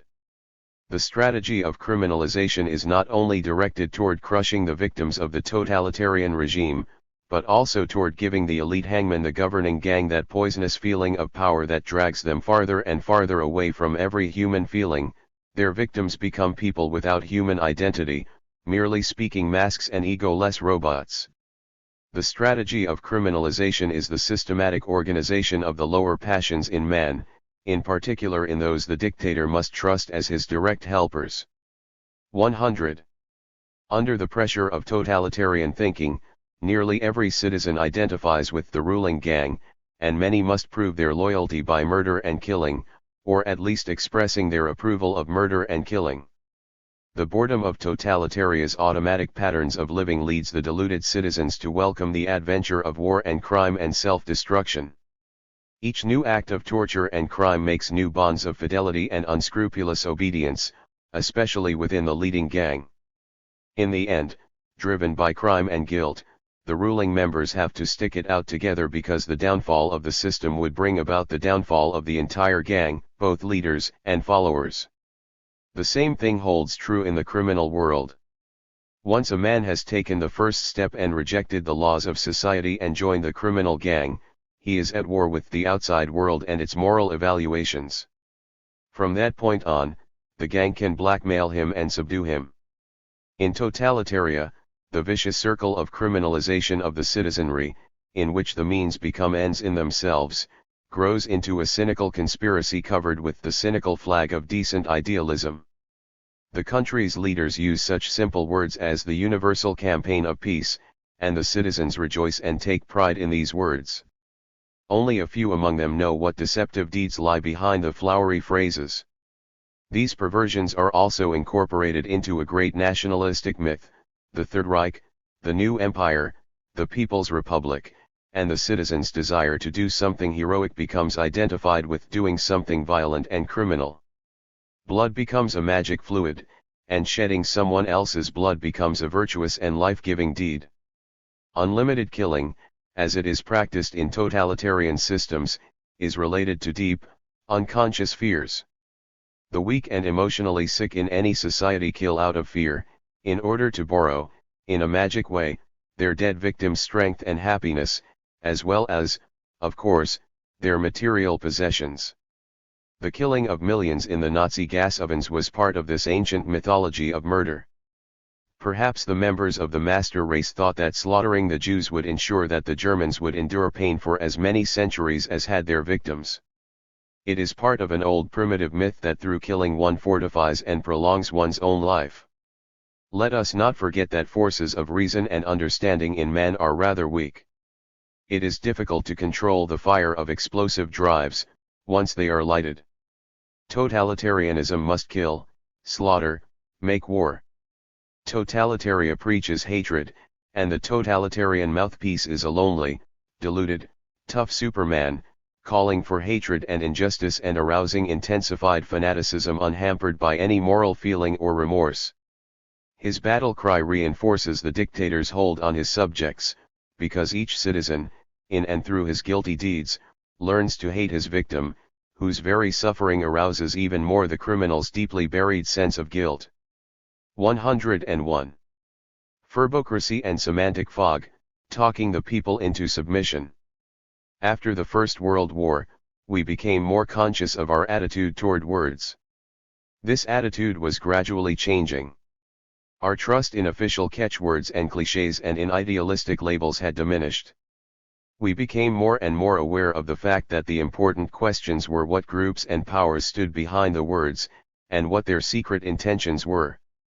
But in our easygoing way we often forget to ask this question, and we are all more or less susceptible to noisy, oft-repeated words.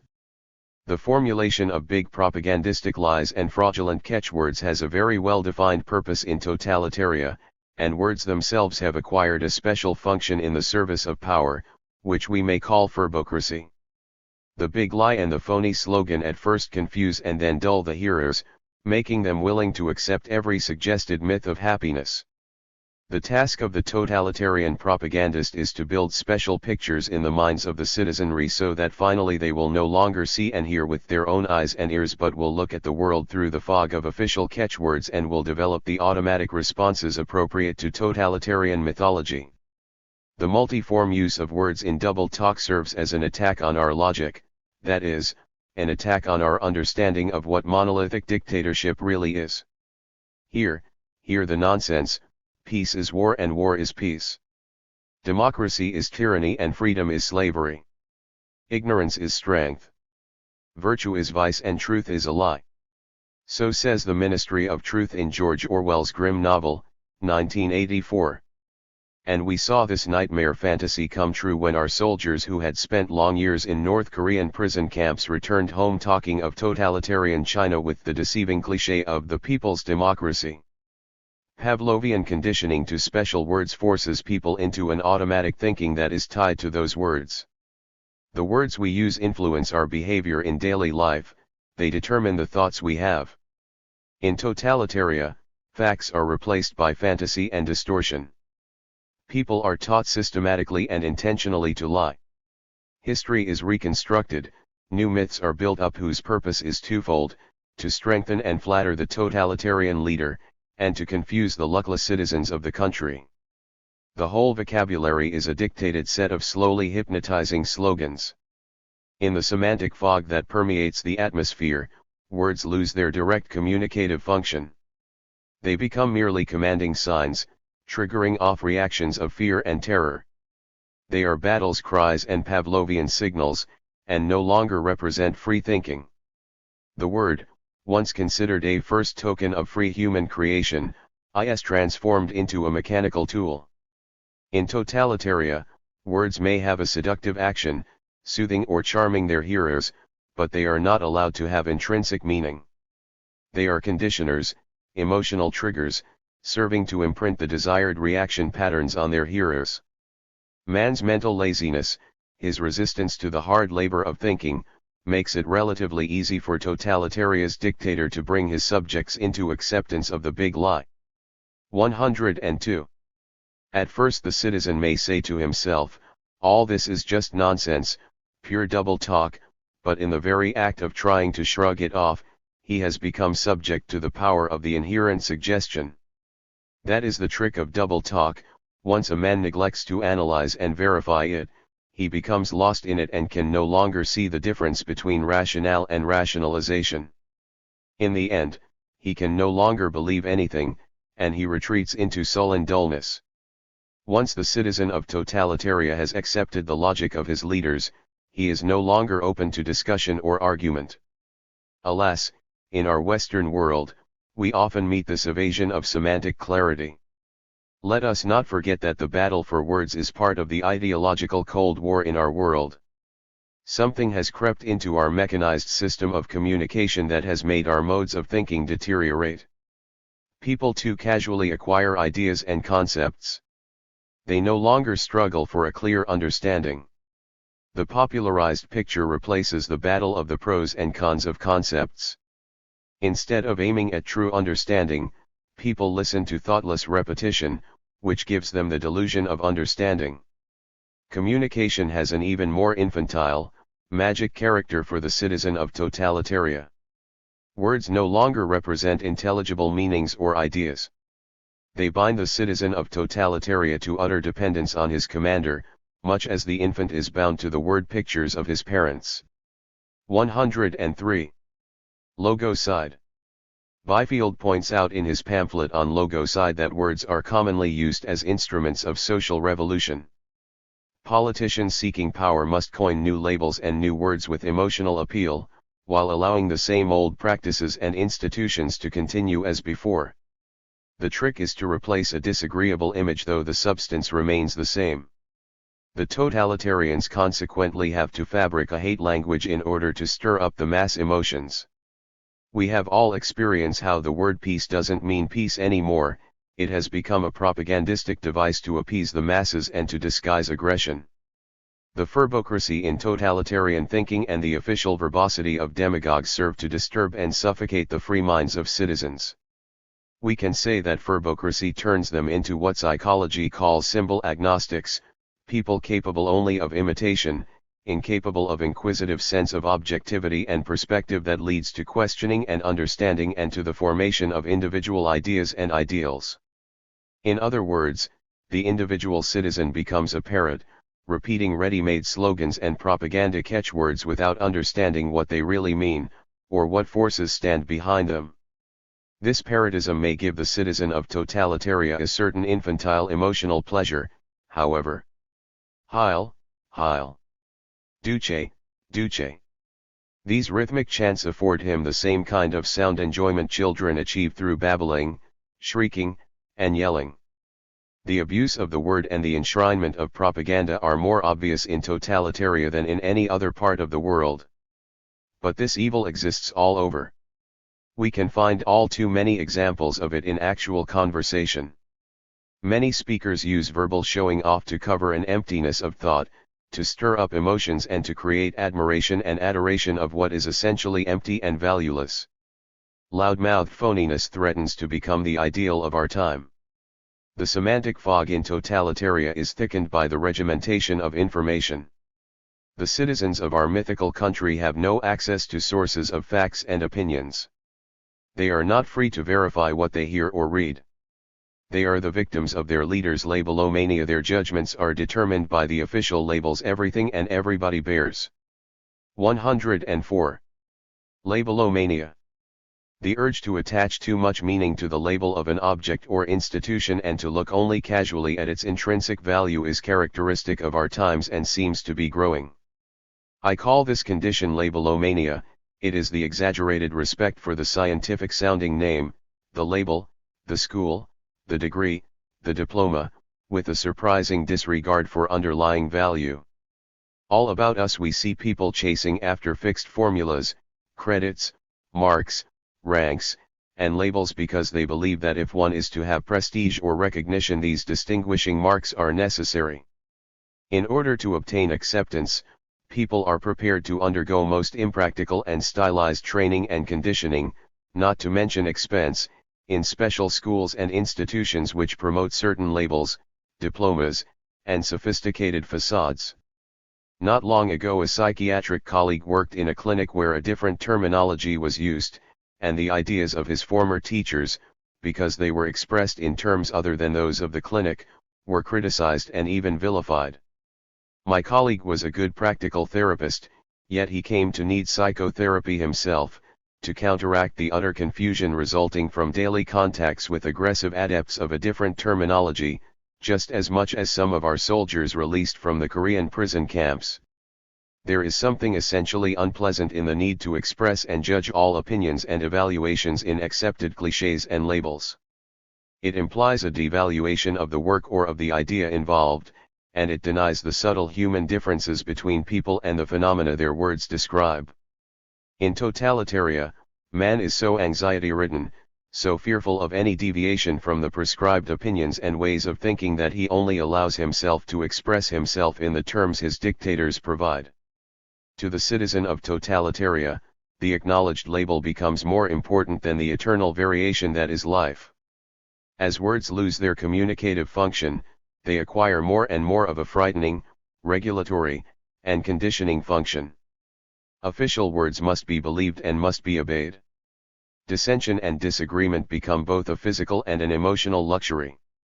Vituperation, and the power that lies behind it, is the only sanctioned logic.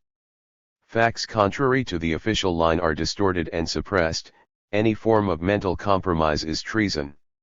In totalitaria, there is no search for truth, only the enforced acceptance of the totalitarian dogmas and clichés. The most frightening thing of all is that parallel to the increase in our means of communication, our mutual understanding has decreased. A Babel-like confusion has taken hold of political and non-political minds as a result of semantic disorder and too much verbal noise. 105. The apostatic crime in totalitaria. Totalitaria makes the thinking man a criminal, for in our mythical country the citizen can be punished as much for wrong thinking as for wrongdoing.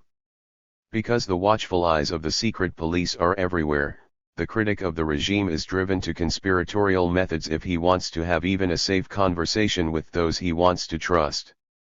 What we used to call the Nazi gesture was a careful looking around before starting to talk to a friend.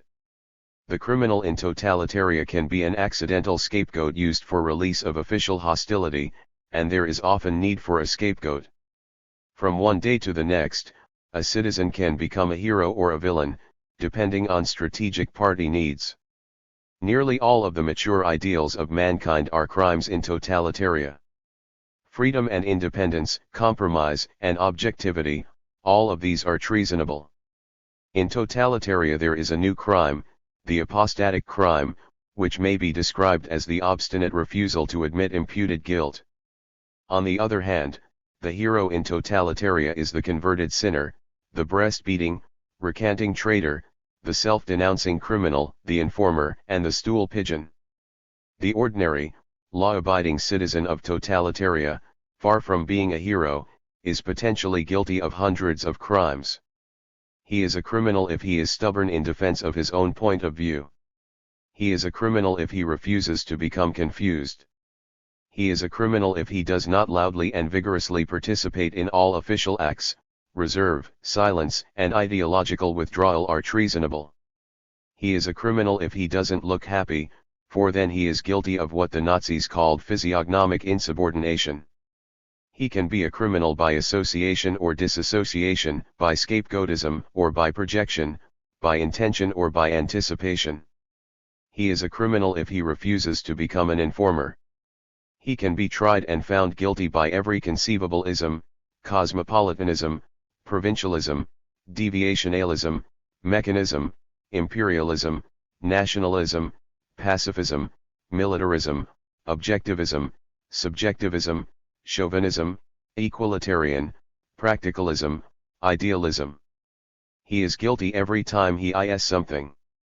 The only safe conduct pass for the citizen of totalitaria lies in the complete abdication of his mental integrity.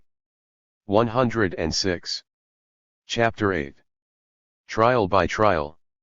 For the Special Marine Corps Court of Inquiry in Washington that had to judge one of the cases of brainwashing, I was asked, as an expert witness, if I could explain why some of the American officers yielded rather easily to mental pressure exerted by the enemy. It was in the days when congressional investigations in our country were in full swing. In all honesty, I had to answer that sometimes coercive suggestions underlying such investigations could exert conforming pressure on susceptible minds. People are conditioned by numerous psychological processes in our daily political atmosphere. Though we have been forewarned of what totalitarian techniques may do to the mind, there is reason to be alarmed by the possible disruption of values brought about by some of our own troubles. The totalitarian dictator succeeded in transforming his apparatus of justice into an instrument of threat and domination. Where once a balanced feeling of justice had been recognized as the noblest ideal of civilized man, this ideal was now scoffed at by cynics, like Hitler and Goebbels, and called a synthetic emotion useful only to impress or appease people. Thus, in the hands of totalitarian inquisitors and judges, justice has become a farce, a piece of propaganda to soothe the people's conscience. Investigative power is misused, to arouse prejudices and animosities in those bystanders who have become too confused to distinguish between right and wrong. The totalitarian has taught us that the courts and the judiciary can be used as tools of thought control. That is why we have to study how our own institutions, intentionally or unobtrusively, may be used to distort our concepts of democratic freedom. 107. The downfall of justice. To a psychologist, perhaps the most interesting aspect of the Moscow Purge trials between 1936 and 1938 was the deep sense of moral shock felt by people all over the world, whose trust in the judicial process was shaken to its foundations by these perversions of justice. Discussions about the trials always concerned themselves less with the question of guilt or innocence of the accused than with the horrifying travesty of justice the trials presented. Somewhere deep in the soul of men lies the conviction that a judge is, by definition, a righteous, impartial man, that an appeal to the courts is the road to truth, that the law stands above corruption, degradation, and perversion. Of course, we recognize that judges are human beings like ourselves, that they can make mistakes, as the rest of us do, and we are even willing to accept temporary injustice because we believe that there will be eventual vindication and that the rule of law and justice will remain triumphant. The moment the judicial process becomes a farce, a show to intimidate the people, something in man's soul is profoundly affected. When justice is no longer blind, but has her eye on the main chance, we become frightened and alarmed. To whom shall a man turn if he cannot find justice in the courts? During the course of psychotherapy, one of my patients was called to jury duty. The experience disturbed him deeply, for apparently the prosecutor in this case was more interested in getting a conviction than in finding out the truth. Although the jury had the last word, and, by its verdict, condemned the prosecutor's strategy, our juror was greatly upset. What happens, he asked me, in other cases? Suppose the jurors cannot see through the lawyer's sophisms. Suppose they are taken in by his constant suggestion and insistence. Indeed, any trial can be used as a weapon of intimidation. It can, in a subtle way, intimidate the jurors, the witnesses, the entire public. In totalitaria, some higher courts exist only to carry out this function of intimidation. Their purpose is to prove to their own citizens and to the world at large that there is a punishing and threatening force controlling the government and that this force can use the judiciary for its own purposes. An apparent objective official investigation may become a weapon of political control simply through the suggestions that inevitably accompany it. The man who is under investigation is almost automatically stigmatized and blamed because our suspicions are thrust on him. The very fact that he is under scrutiny makes him suspect.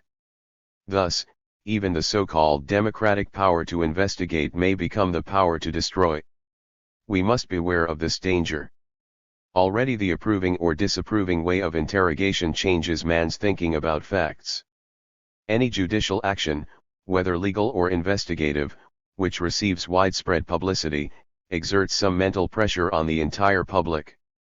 It is not only the participants in the action who have a stake in its eventual outcome, the citizens as a whole may well become emotionally involved in the proceedings. 108. Any official investigation can be either a mere show of power or an act of truth. As a show of power, by a totalitarian government or by an unscrupulous demagogue, it can have frightening consequences. The German Reichstag fire case, the Moscow Purge trials, and the court actions against RP.O.W.S in China are prime examples of legal action which served to consolidate the political power of ruthless men and had for their object confusion of a helpless citizenry. An additional intention was to shock the public opinion of the world. If we look at legal inquiry from the point of view of each of its participants, we will see even more clearly the dangers we must guard against. 109. The demagogue as prosecutor and hypnotist. Recent happenings in our own country indicate clearly that the methods used to satisfy a question for power show a universal pattern. The ancient magic masks used to frighten the people may have been replaced by an overconfident show of physical strength by a hero artificially shaped as an object of admiration and identification for infantile minds, but the loud noises of propaganda are still with us, magnified 1,000-fold by the radio and television, and serving to intimidate and hypnotize our less alert contemporaries. A worldwide audience, watching and listening to the demagogue playing all his different roles, the righteous accuser, the martyred victim, the voice of conscience, is temporarily thrown into a semi-frightened, trance-like state of exhausted inattentiveness through the monotonous repetition of threats, accusations, and clichés. The demagogue, like the totalitarian dictator, knows well how to lay a mental spell on the people, how to create a kind of mass suggestion and mass hypnosis. There is no intrinsic difference between individual and mass hypnosis. In hypnosis, the most intensified form of suggestion, the individual becomes temporarily automatized, both physically and mentally. Such a clinical state of utter mental submission can be brought about quite easily in children and in primitive people, but it can be created in civilized adults, too. Some of the American P.O.W.S. in Korean prison camps were reduced to precisely this condition. The more the individual feels himself to be part of the group, the more easily can he become the victim of mass suggestion. This is why primitive communities, which have a high degree of social integration and identification, are so sensitive to suggestions. Sorcerers and magicians can often keep an entire tribe under their spell. Most crowds are rather easy to influence and hypnotize because common longings and yearnings increase the suggestibility of each member of the group. Each person has a tendency to identify with the rest of the group and with the leader as well, and this makes it easy for the leader to hold the people in his grip. As Hitler said in Mein Kampf, the leader can count on increasing submissiveness from the masses. Sudden fright, fear, and terror were the old-fashioned methods used to induce hypnosis, and they are still used by dictators and demagogues. Threats, unexpected accusations, even long speeches and boredom may overwhelm the mind and reduce it to a hypnotic state. Another easy technique is to work with specially suggestive words, repeating them monotonously. Arouse self-pity. Tell the people that they have been betrayed and that their leaders have deserted them. From time to time, the demagogue has to add a few jokes. People like to laugh. They also like to be horrified, and the macabre, especially, attracts them. Tell them gory tales and let them huddle together in sensational tension. They will probably develop an enormous awe for the man who frightens them and will be willing to give him the chance to lead them out of their emotional terror. In the yearning to be freed from one fear, they may be willing to surrender completely to another. 110. Radio and television have enhanced the hypnotizing power of sounds, images, and words. Most Americans remember very clearly that frightening day in 1938 when Orson Welles' broadcast of the invasion from Mars sent hundreds of people scurrying for shelter, running from their homes like panicky animals trying to escape a forest fire. The Welles broadcast is one of the clearest examples of the enormous hypnosuggestive power of the various means of mass communication, and the tremendous impact that authoritatively broadcast nonsense can have on intelligent, normal people. It is not only the suggestive power of these media that gives them their hypnotizing effect. Our technical means of communication make of the people one huge participating mass. Even when I am alone with my radio, I am technically united with the huge mass of other listeners. I see them in my mind, I unconsciously identify with them, and while I am listening I am one with them. Yet I have no direct emotional contact with them. It is partly for this reason that radio and television tend to take away active affectionate relationships between men and to destroy the capacity for personal thought, evaluation, and reflection. They catch the mind directly, giving people no time for calm, dialectical conversation with their own minds, with their friends, or with their books. The voices from the ether don't permit the freedom-arousing mutuality of free conversation and discussion, and thus provoke greater passive acceptance, as in hypnosis. Many people are hypnophiles, anxious to daydream and day sleep throughout their lives. These people easily fall prey to mass suggestion. The lengthy oration or the boring sermon either weakens the listeners and makes them more ripe for the mass spell, or makes them more resentful and rebellious. Long speeches are a staple of totalitarian indoctrination because finally the boredom breaks through our defenses. We give in. Hitler used this technique of mass hypnosis through monotony to enormous advantage. He spoke endlessly and included long, dull recitals of statistics in his speeches. The din of constant verbal intimidation of the public is a recognized tool of totalitarian strategy. The demagogue uses this suggestive technique, too, as well as the more tricky maneuver of attacking opponents who are usually considered to be beyond suspicion. This maneuver is often combined with a renewed appeal to self-pity. 14 years of disgrace and shame was the slogan Hitler used to slander the very creative period between the armistice in 1918 and the year he seized the helm. 20 years of treason, a slogan used in our country not too long ago, sounds suspiciously like it, and is all too familiar to anyone who watched Hitler's rise and fall. The stab in the back myth reduces everyone who is taken in by it to the level of suspicious childhood. This inflammatory oratory aims toward arousing chaotic and aggressive responses in others. The demagogue doesn't mind temporary verbal attacks on himself, even slander can delight him, because these attacks keep him in the headlines and in the public eye and may help increase people's fear of him. Better to be hated and feared than forgotten. 111. The demagogue grows fat on prolonged and confused discussion of his behavior. It serves to paralyze the people's minds and to obscure completely the real issues behind his red herrings. If this continues long enough, people become fed up, they give in, they want to sleep, they are willing to let the big hero take over. And the sequel can be totalitarianism. As a matter of fact, Nazism and fascism both gambled on the fear of communism as a means of seizing power for themselves. What we have recently experienced in this country is frighteningly similar to the first phase of the deliberate totalitarian attack on the mind by slogans and suspicions. Violent, raucous noise provokes violent emotional reactions and destroys mental control. When the demagogue starts to rant and rave, his outbursts tend to be interpreted by the general public as proof of his sincerity and dedication. But for the most part such declarations are proof of just the opposite and are merely part of the demagogue's power-seeking energy. There is in existence a totalitarian document of terror which discusses in detail the use of well-planned, repeated successive waves of terror to bring the people into submission. Each wave of terrorizing Cold War creates its effect more easily after a breathing spell than the one that preceded it because people are still disturbed by their previous experience.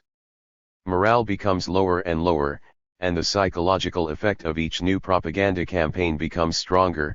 It reaches a public already softened up. Every dissenter becomes more and more frightened that he may be found out.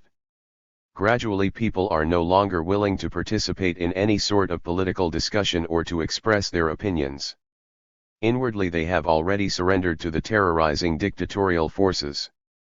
We must learn to treat the demagogue and aspirant dictator in our midst just as we should treat our external enemies in a Cold War, with the weapon of ridicule. The demagogue himself is almost incapable of humor of any sort, and if we treat him with humor, he will begin to collapse. Humor is, after all, related to a sense of perspective. If we can see how things should be, we can see how askew they can get, and we can recognize distortion when we are confronted with it.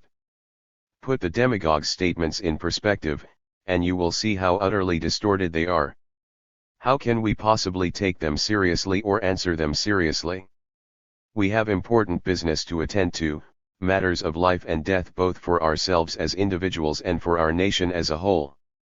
The demagogue relies for his effectiveness on the fact that people will take seriously the fantastic accusations he makes, will discuss the phony issues he raises as if they had reality, or will be thrown into such a state of panic by his accusations and charges that they will simply abdicate their right to think and verify for themselves. The fact is that the demagogue is not appealing to what is rational and mature in man, he is appealing to what is most irrational and most immature. To attempt to answer his ravings with logic is to attempt the impossible. First of all, by so doing we accept his battling premises, and we find ourselves trapped in an argument on terms he has chosen. It is always easier to defeat an enemy on your own ground, and by choosing your own terms. In addition, the demagogue either is, or pretends to be, incapable of the kind of logic that makes discussion and clarification possible. 112. He is a master at changing the subject. It is worse than criminal for us to get ourselves involved in endless, pointless, and inevitably vituperative arguments with men who are less concerned with truth, social good, and real problems than they are with gaining unlimited attention and power for themselves. In their defense against psychological attacks on their freedom, the people need humor and good sense first. Consistent approval or silent acceptance of any terror-provoking strategy will result only in the downfall of our democratic system. Confusion undermines confidence. In a country like ours, where it is up to the voting public to discern the truth, a universal knowledge of the methods used by the demagogue to deceive or to lull the public is absolutely necessary. 113. The trial as an instrument of intimidation. Man's suggestibility can be a severe liability to him and to his democratic freedom in still another important respect. Even when there is no deliberate attempt to manipulate public opinion, the uncontrolled discussion of legal actions, such as political or criminal trials, in newspaper headlines and in partisan columns helps to create a collective emotional atmosphere. This makes it difficult for those directly involved to maintain their much-needed objectivity and to render a verdict according to facts rather than suggestions and subjective experiences. In addition, any judicial process which receives widespread publicity exerts mental pressure on the public at large. Thus, not only the participants but the entire citizenry can become emotionally involved in the proceedings. Any trial can be either an act of power or an act of truth. An apparently objective examination may become a weapon of control simply by the action of the suggestions that inevitably accompany it. As an act of power by a totalitarian government, the trial can have frightening consequences.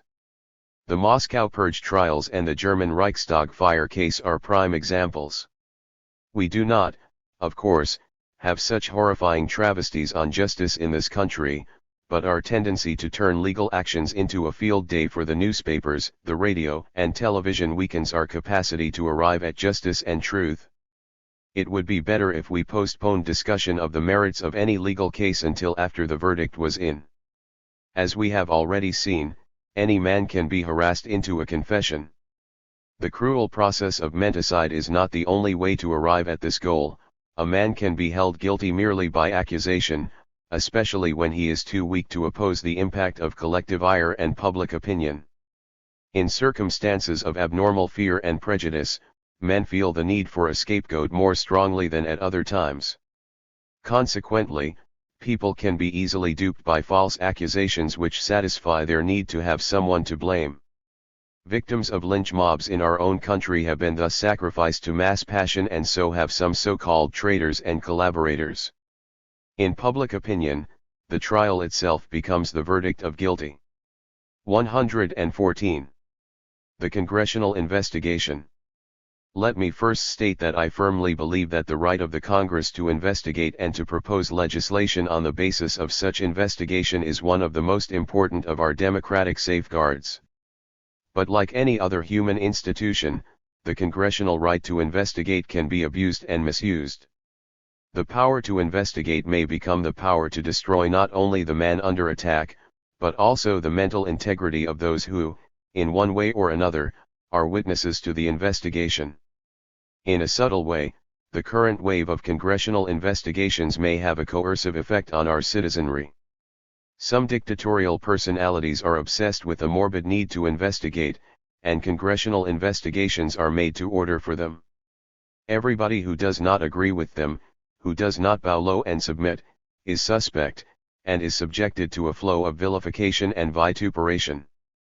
The tendency on the part of the public is to disbelieve everything that the demagogue's opponents say and to swallow uncritically the statements made by those who either surrender to his browbeating or go along with it because they believe in the aims he pretends to stand for.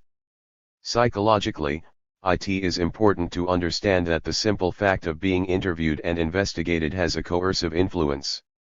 As soon as a man is under cross-examination, he may become paralyzed by the procedure and find himself confessing to deeds he never did. In a country where the urge to investigate spreads, suspicion and insecurity grow. Everybody becomes infected with the feelings of the omnipotence of the inquisitor. Wiretapping, for instance, has the same power, it is grasping the secrets of others. In psychological circles, a good deal of attention is now being given to the impact of interviews and interrogations on people. The psychological interviewer himself must be aware of the various interpersonal processes involved in this kind of communication. If he is not, he will not be able to find out where the truth lies. Instead, he will get answers which are implicit in his own questions, answers which may have little relation to the real truth. This does not happen only in cases where both the interviewer and the man he is interviewing show bad faith. It can happen despite their best intentions. For everybody brings to an interview the sum total of all his earlier interpersonal relationships. In the initial verbal trial and error, during what we could call the smelling out period, each party mobilizes himself to find out what the other party expects and where his weaknesses are, and, at the same time, tries to hide his own weaknesses and emphasize his own strengths. The man in the street who is suddenly interviewed tends to give the answer he thinks his questioner expects. Every conversation, every verbal relationship repeats, at least to some degree, the pattern of the early verbal relationships between the child and its parents. To a man or woman under investigation, the interrogator becomes the parent, good or bad, an object of suspicion or of submission. Since the interrogator himself is often unaware of this unconscious process, the result can be a confusing battle of unconscious or half-conscious tendencies, in which the spoken words are often merely a cover for suspicion-laden conversation between deeper layers of both personalities. 115. All people who are systematically interrogated, whether in a court, during a congressional inquiry, or even when applying for a job or having a medical examination, feel themselves exposed. This very fact in itself provokes peculiar defensive mental attitudes. These attitudes may be useful and protective, but at times they may be harmful to the individual. When a man is looking for a job, for example, he may become overeager, and in his zeal to make a good impression, to put his best foot forward, he may make a bad impression and arouse suspicion. For it is not only what we say but the way we say it that can indicate our honesty and poise. Nervous sounds, gestures, pauses, moments of silence or stuttering may give us away. Aggressive zeal may seduce us into saying too much. Inhibition may prevent us from saying enough. The defendant in a court action or in an inquiry is defensive not only about the accusations leveled against him or the questions he has to answer, he is even more defensive about his own unconscious guilt and about his doubts about his own capabilities. Many of my colleagues in medicine and psychiatry who have been called as expert witnesses in legal actions have told me that the very moment they were under cross-examination, they felt themselves on trial and nearly convicted. Cross-examination seemed to them often less a way of getting at the truth than a form of emotional coercion, which did a great disservice to both the facts and the truth. This is the reason that every kind of investigative power can so easily become a coercive power. Making witnesses and defendants suffer from acute stage fright can be a nasty weapon of totalitarianism. Because psychologists and psychiatrists appreciate these facts, there is now a strong tendency in these circles to use what we might call a passive technique in interviewing.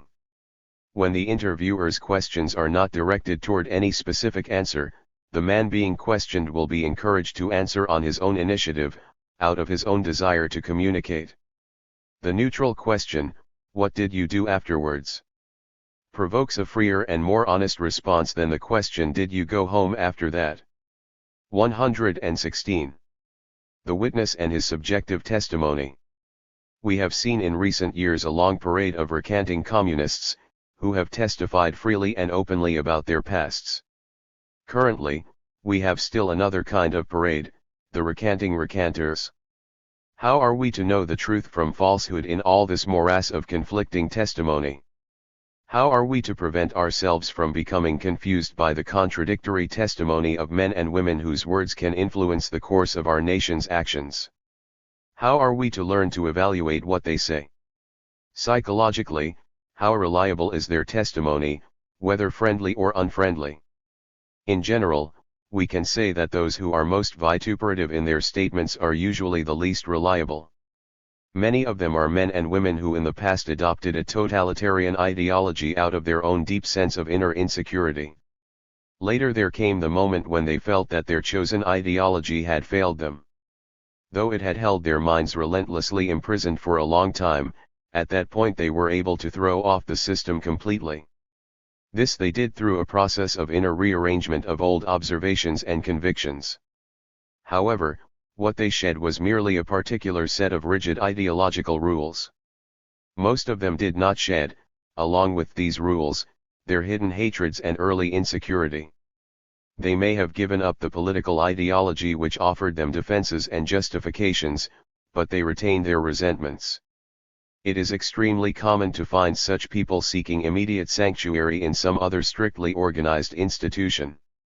Because they now see things in a different light, old facts and concepts acquire a different significance. Yet, all the while, the ever-present urge towards self-justification and self-exculpation, which operates in all men and which in these cases motivated the former allegiance to communism, is at work. Now they must prove their guiltlessness and their loyalty to their newly adopted ideas. Their emotions, now in new garb, are still directed toward the goal of self-justification.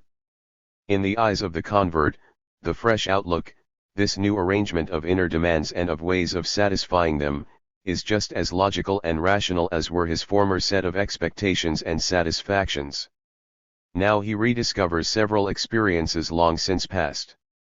His former friends become his enemies, some of them are seen as conspirators, whether they were or not. He himself is unable to distinguish between truth and fantasy, between fact and subjective demand. Consequently, a complete distortion of perceptions and memories may take place. He may misquote his own memories, and this process is for the most part one of which the convert himself is not aware. I remember vividly one example of such behavior during the Second World War. A former Nazi became a courageous member of the anti-Nazi underground. He sought to rectify his past behavior not only by fighting the Nazis, but also by spreading all kinds of anxiety-provoking rumors about his former friends. By making them appear more cruel, he thought he could show himself more loyal. 117. Similarly, the denials and misstatements that may be made by the convert before the courts or the congressional committees are often not so much conscious falsehoods as they are products of the new inner arrangements. Every accusation about the convert's past may be twisted by him into a new tool for use in the process of self-justification. Only a few such men have the moral courage to admit that they have made real mistakes in the past. The distance between a white lie and selective forgetting and repressing is often very short. I discovered this for myself while carrying on investigations of resistance members who had been in Nazi hands. I found that it was almost impossible to obtain objective information from them about what they had revealed to the enemy after torture. Reporting upon their enforced betrayal, they immediately colored their stories by white lies and secondary distortions. Depending on their guilt feelings, they either accused themselves too much or found no flaw at all in their behavior. 118. The right to be silent. Out of the action of congressional investigating committees has recently come a serious legal attack on the right to be silent when the giving of information clashes with the conscience of the one on the stand. This attack can become a serious invasion of human privacy and reserve. Undermining the value of the personality and of private conscience is as dangerous to the preservation of democracy as is the threat of totalitarian aggression. We have to realize that it is often difficult for witnesses to make a choice between contempt of Congress and contempt of human qualities. Administrators may conceivably discover a few alleged traitors by compelling witnesses to betray their former friends, but at the same time they compel people to betray friendships. Friendship is one of our most precious human possessions. Any government or agency that, under the guise of contempt of Congress, can force confessions, and information can also force the betrayal of former loyalties. Is this not comparable with what the coercive totalitarians do? And at what cost? We obtain a pseudo-purge resulting from weakness of character and anxiety in the victim. In addition, we violate one of democracy's basic tenets: respect for the strength of man's character. We have always believed that it is better to let 10 guilty men go free than to hang one innocent, in direct opposition to the totalitarian concept that it is better to hang 10 innocent men than to let one guilty man go free. We may punish the guilty with this strategy of compelling a man to speak when his conscience urges him to be silent, but just as surely we break down the innocent by destroying their conscience. Supreme Court Justices Douglas and Black, in their dissenting opinion about the constitutionality of the Immunity Act of 1954, emphasize the right to be silent as a constitutional right given by the Fifth Amendment, a safeguard of personal conscience and personal dignity and freedom of expression as well. It is beyond the power of Congress to compel anyone to confess his crimes even when immunity is assured. The individuals need not to betray his former allegiances, even when he has made a mistake in political judgment at an age of less understanding, is morally just as important as the need to help the state locate subversives. Let us not forget that betrayal of the community is rooted in self-betrayal. By forcing a man to betray his inner feelings and himself, we actually make it easier for him to betray the larger community at some future date. If the law forces people to betray their inner moral feelings of friendship, even if these feelings are based on juvenile loyalties, then that very law undermines the integrity of the person, and coercion and menticide begin. The conscience of the individual plays an enormous role in the choice between loyal opposition and passive conformity.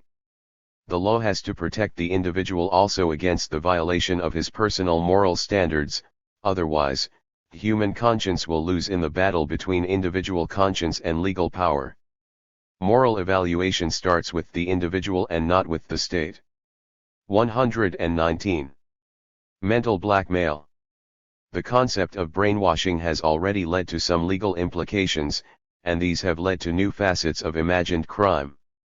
Because the reports about communist brainwashing of the prisoners of war in Korea and China were published widely in newspapers, they aroused anxieties among lay people. As mentioned in Chapter 3, several schizophrenics and borderline patients seized upon this rather new concept of brainwashing, using it as an explanation for a peculiar kind of delusion that beset them, the delusion of being influenced. Some of these persons had, as it were, the feeling that their minds had been laid open, as if from the outside, through radio waves or some other mystic communication, thoughts were being directed. During recent years, I received several letters from such patients complaining about their feelings of continual brainwashing. The new concept of political mental coercion fitted into their system of delusions. Several lawyers consulted me for information about clients who wanted to sue their imaginary brainwashers. The same concept, used above to account for pathological suspicions, could be used maliciously to accuse and sue anybody who professionally gave advice to people or tried to influence them. At this very moment several court procedures are going on wherein the defendants are being sued for the crime of brainwashing by a third party. They are accused of having advised, in their professional capacity, somebody to do something against the plaintiff's interests. The shyster lawyer is now able to attack subtle human relationships and turn them into a corrupt matter. This is the age-old evil of using empathy not for sympathy but for antipathy and attack. In so doing, the accuser may misuse a man's hesitation to bring these human relationships into the open. The accuser also makes use of the strange situation in the United States that even the innocent winner of a court procedure has to pay the cost of his legal help. Practically, this means that in a difficult judicial question, he has to pay at least $30,000 before he can reach the Supreme Court if it is a Supreme Court case and appeal to the highest form of justice in our country. Because of this new angle, which has developed during the past few years, of the brainwashing situation, the psychiatric profession has been made more vulnerable to unreasonable attack. In one case, a third party felt hurt by a psychological treatment that made the patient more independent in an unpleasant commercial situation in which he had formerly been rather submissive. In another case, the doctor was sued because he was able to free his patient from a submissive love affair and an ambiguous promise of marriage. In a third case, the patient during treatment changed from a commercial agency that had treated him badly. In all those cases, the disappointed party could bring suit on the basis of so-called brainwashing and malicious influence. In several cases of this form of blackmail, an expensive settlement was made out of court because the court procedure would have become far more costly. The practicing psychiatrist who is attacked in this way experiences not only financial pressure imposed on him by the dissatisfied party and a malicious lawyer, but in several states the court does not even recognize his professional oath of secrecy. The Hippocratic Oath says, 120. Whatever, in connection with my professional practice, or not in connection with it, I may see or hear in the lives of men which ought not to be spoken abroad, I will not divulge, as reckoning that all such should be kept secret. Some courts hold that the only physical investigation and treatment are valid as medical treatment not to be divulged. Personal conversation, the quintessence of psychiatric treatment, is not looked upon as a medical action. Hiding behind professional secrecy is regarded as contempt of court. An additional difficulty is that this accusation of malpractice by a third party, not by the patient himself, is not covered by the usual malpractice insurance. The importance of such perfidious attack on psychological relationships, however rare the number of cases may be at this moment, is that it opens the road for many other forms of mental blackmail. It means that subtle personal relationships can be attacked and prosecuted in court, merely because a third party feels excluded or neglected or financially damaged. I cannot sue my broker because he gave me wrong financial advice, but I can sue a psychological counselor for malpractice because he brainwashed my client. What new possibilities for mental blackmail and sly accusation are open? Gradually we can make punishable wrong intention and anticipation, nonconformist advice and guidance, and, in the end, simple honest human influence and originality, things that are already considered criminal in totalitarian countries. The word blackmail was originally used in the border warfare between England and Scotland. Blackmail was the agreement made by freebooters not to plunder or molest the farmer, in exchange for money or cattle. The word comes from the Middle English maya, meaning speech or rent or tax. The French equivalent chantage brings us even nearer to the concept of mental coercion. It means forcing the other fellow to sing, to confess things against his will by means of threatening physical punishment or threatening to reveal a secret. It is, in the last analysis, mental coercion.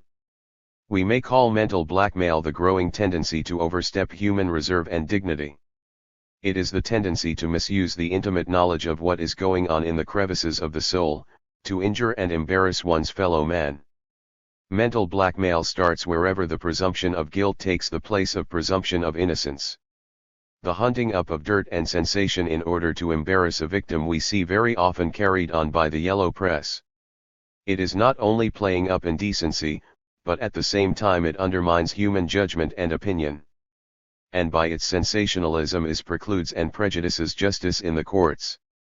What a weak baby accomplishes with its tears and pouting can be done by the whining, querulous accuser with his fantasies about malicious influence and brainwashing. The suicidal patient may exert the same kind of pressure. 121. I am convinced that in the future the Supreme Court has to make rules which will control these new forms of indictment, yet the core of the problem is the growing suspicion within man in our era of transition. We blackmail men's minds with too many security measures, with secret files, we blackmail with gossip, with subtle pressures within political pressure groups, with lobbies within lobbies, and even by withholding our friendship. 122. The judge and the jury. What about the people who are called upon to sift truth from falsehood, to arrive at just and impartial verdicts? The judge and the jury are themselves influenced and affected by the external facts and inner needs that lie behind the behavior of the other principals in the case. Yet they are supposed to rise above their background, their personal needs and desires, and to render a verdict strictly on the evidence, unswayed by any prejudice or subjective desires. And let us bear in mind that it is not only those officially connected with a case who make a decision about it, it is everyone who knows about it. You and I, the public, are judge and jury too. Judge and jury face the difficult task of finding and asking on the basis of the facts alone, and yet even in them, under the influence of strong group emotions, an emotional rearrangement of remembered facts may take place. Judge and jurors are affected by the collective emotional atmosphere surrounding controversial issues, and it is difficult for them to maintain their much-needed objectivity. The average juror already submits to the popular emotional demand before the trial is started, as several trials about racial persecution proved.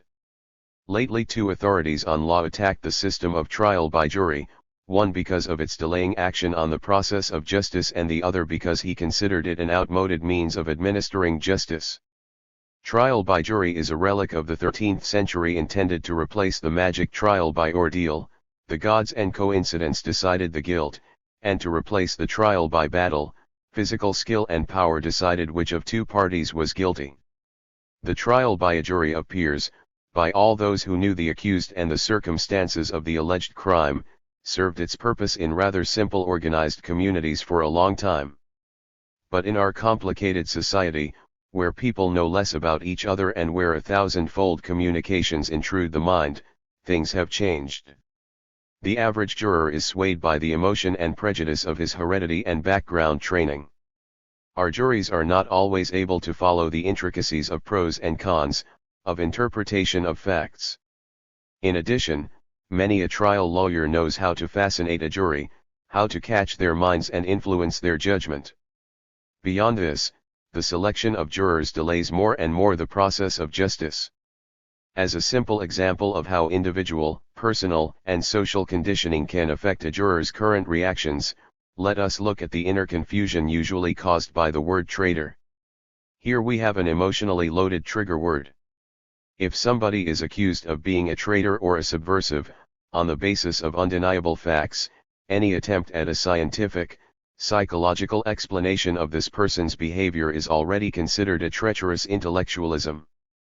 The consensus is that the traitor should be punished, he belongs to the scum of society, better let him die. Even the lawyer who defends him before the court may be accused of collaboration in treason. 123. All of us know many other trigger words which immediately provoke confusion in our objective perception and judgment because they touch unsolved, unconscious feelings. Words like communist and homosexual, for instance, can become confusing trigger words which bring a reservoir of dark feelings into action.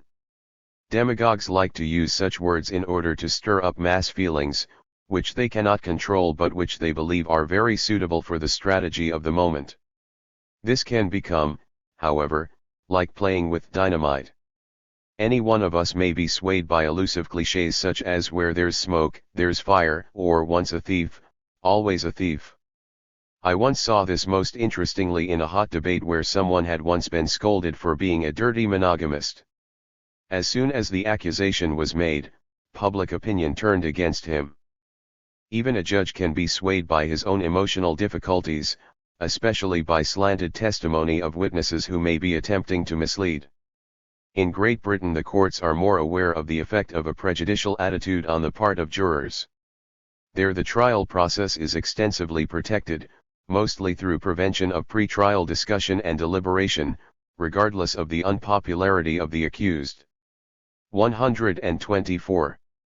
Televised interrogation.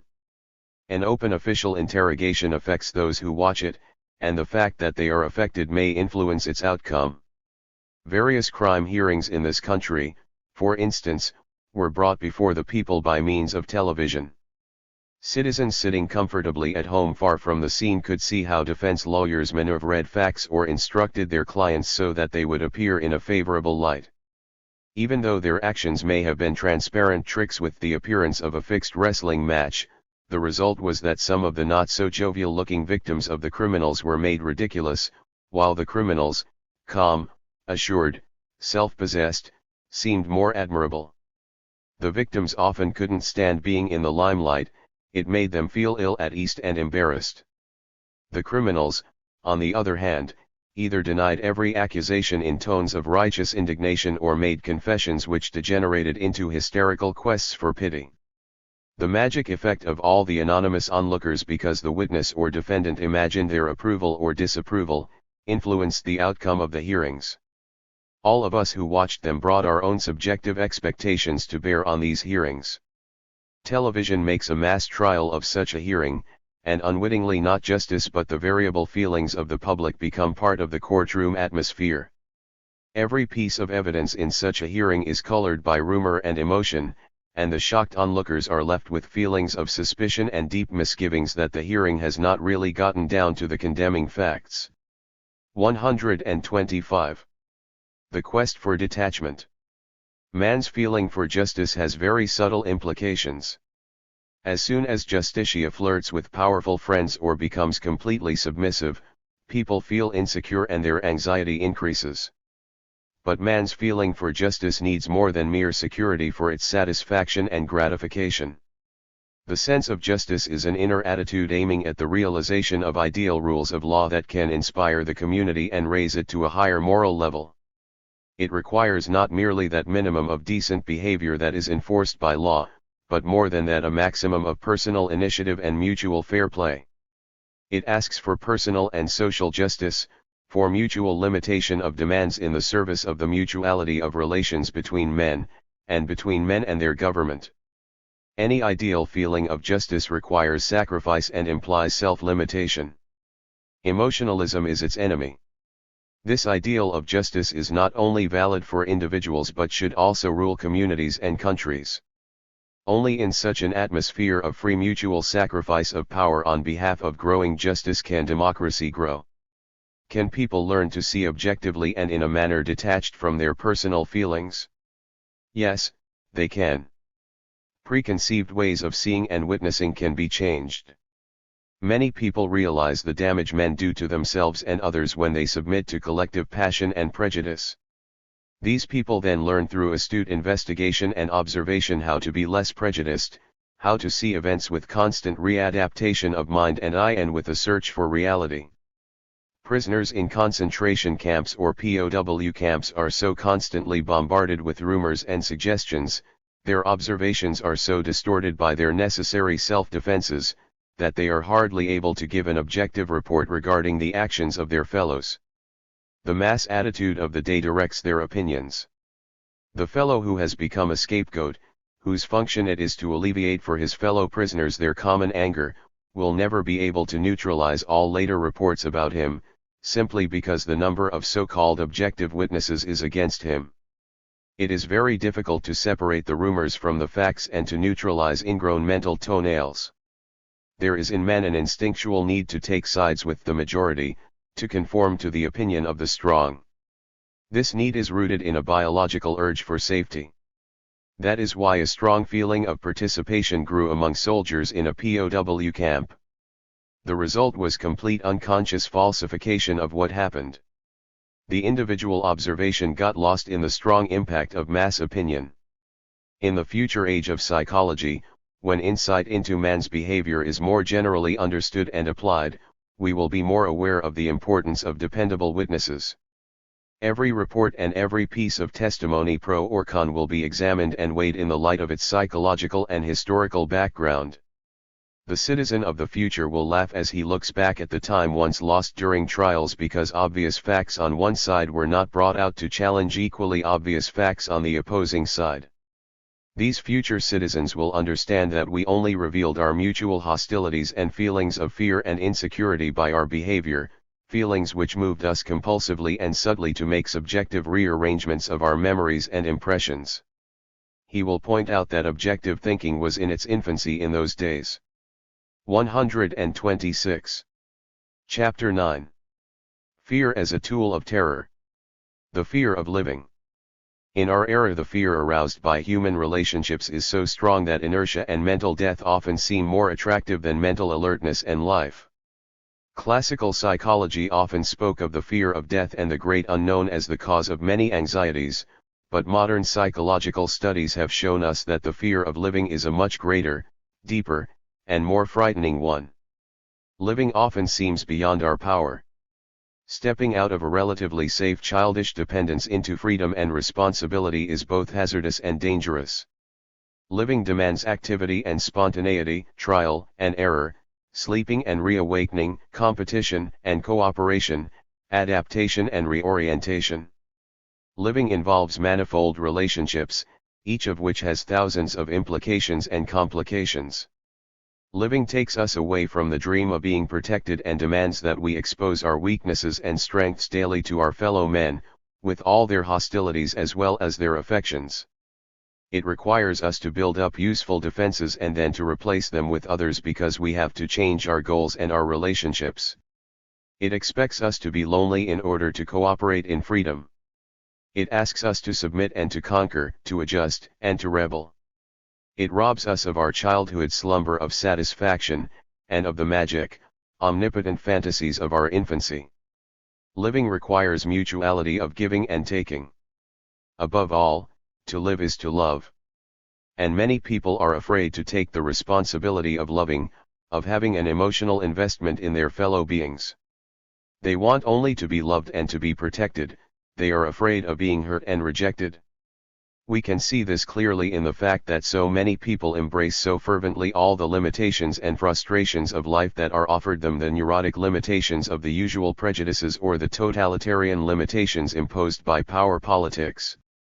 In his book Escape from Freedom, Erich Fromm describes clearly how the pressures of freedom, when they are not balanced by responsibility and understanding, can drive men into the totalitarian frame of mind and into surrender of their hard-won liberties. Such surrender is nothing less than a slow mental death. Totalitarian leaders, whether of the right or of the left, know better than anyone else how to make use of this fear of living. They thrive on chaos and bewilderment. During unrest in international politics, they are most at ease. The strategy of fear is one of their most valuable tactics. The growing complications of our civilization and its administration make the impact of power politics felt more than ever before. When the totalitarians add to their tactics all the clever tricks that we have already discussed, Pavlovian conditioning, repeated suggestion, deconditioning through boredom and physical degradation, they can win their battle for the control of man's mind. 127. In the earlier chapters of this book we described in some detail the techniques by which man could be turned into a robot in the service of totalitarianism and some of the tendencies that operate, even in the free countries, to rob man of his mental integrity. It is important for us to realize that emphasis on conformity and the fear of spontaneous living can have an effect almost as devastating as the totalitarians' deliberate assault on the mind. Conformity and the fear of living rob the free way of life of its greatest asset in the struggle against totalitarianism. Our human strength lies in our diversity and independence of thought, in our acceptance of nonconformity, in our willingness to discuss and to evaluate various conflicting points of view. In denying the diversities of life and the complexity and individuality of the human mind, in preaching rigid dogmas and self-righteousness, we begin gradually to adopt the totalitarian attitude we deplore.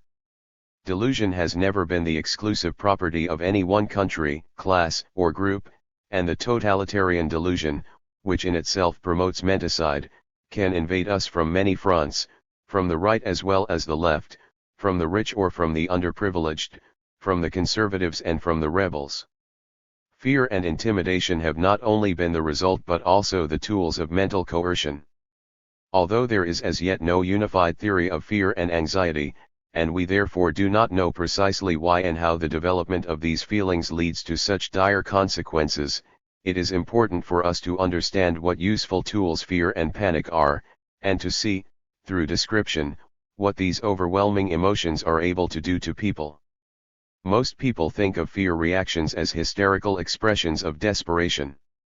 But, as this chapter should make clear, fear and panic also have their paradoxical expressions in indifference and apathy, reactions which, just because they are less commonly recognized as fear-created, can be much more dangerous to the individual than a good hysterical cry. It is the hidden, silent fears that have such an impact on our social and political behavior. Fear and panic are reactions not only to overt danger and threat, they are also reactions to the slow, seeping intrusion of disquieting propaganda and the constant wave of suggestion to which we are all exposed. Fear is at work all around us, and often it throws its shadows where we least expect to find them. We may be acting out of fear without even knowing it. We may consider that our behavior is perfectly normal and rational when, In fact, psychology tells us that creeping fear may already have begun to work on us. Fear and catastrophe fortify the need to identify with a strong leader. They lead to herding together of people, who shy away from wanting to be individual cells any longer. They prefer to be part of a huge mystic social organization that protects against threat and distress, in oneness with the leader. This protection-seeking instinctual reaction is also directed against dissent and individualism, against the individual ego. We see in this a regression toward a more primitive state of mass participation. True, this process of ego shrinking is the negative side of the Back-Thomas reaction. Yet it stimulates a recognition of greater need for cooperation and mutual help. 128. During the last war and the generally experienced emergencies, many people became for the first time aware of the effective ties they had with their neighbors. At the same time, anxiety can inspire suspicion and the need for seeking scapegoats. It is the paradox of fear that it propagates warm feelings of immature ties and cold suspicion at the same time. Although there is throughout the world a conscious trend toward overcoming fear and feelings of insecurity, there is also a less conscious countercurrent provoking new fears and anxieties and insecurities. Whether he is aware of it or not, modern man lives in an atmosphere of fear: fear of war, fear of the H-bomb, fear of totalitarianism, fear of nonconformism, fear of dissent. Fear has already begun to influence our behavior by the time we are aware of it.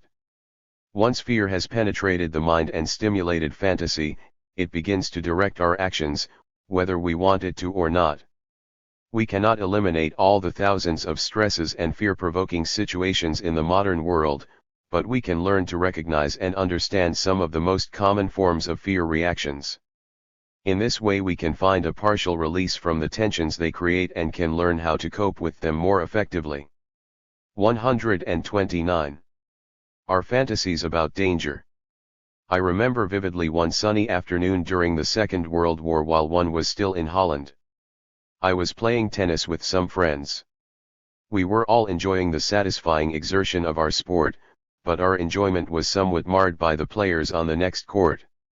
They spoke the language of the hated occupier, and although attired in the same white sports clothes as we, they were obviously Nazi officers who were temporarily forgetting their delusion of conquering the world and were trying to relax like normal human beings.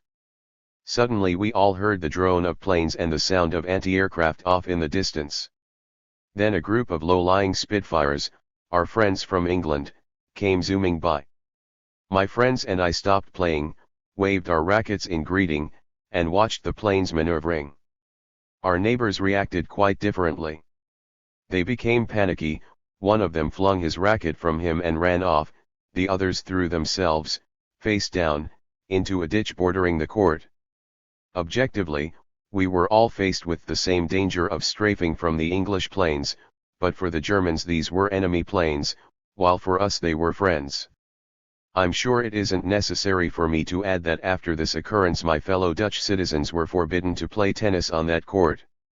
When, a year later, I had arrived by good chance in London, I found that every time German planes came over during the night, I had that same suspicious feeling the German officers on the tennis court must have had.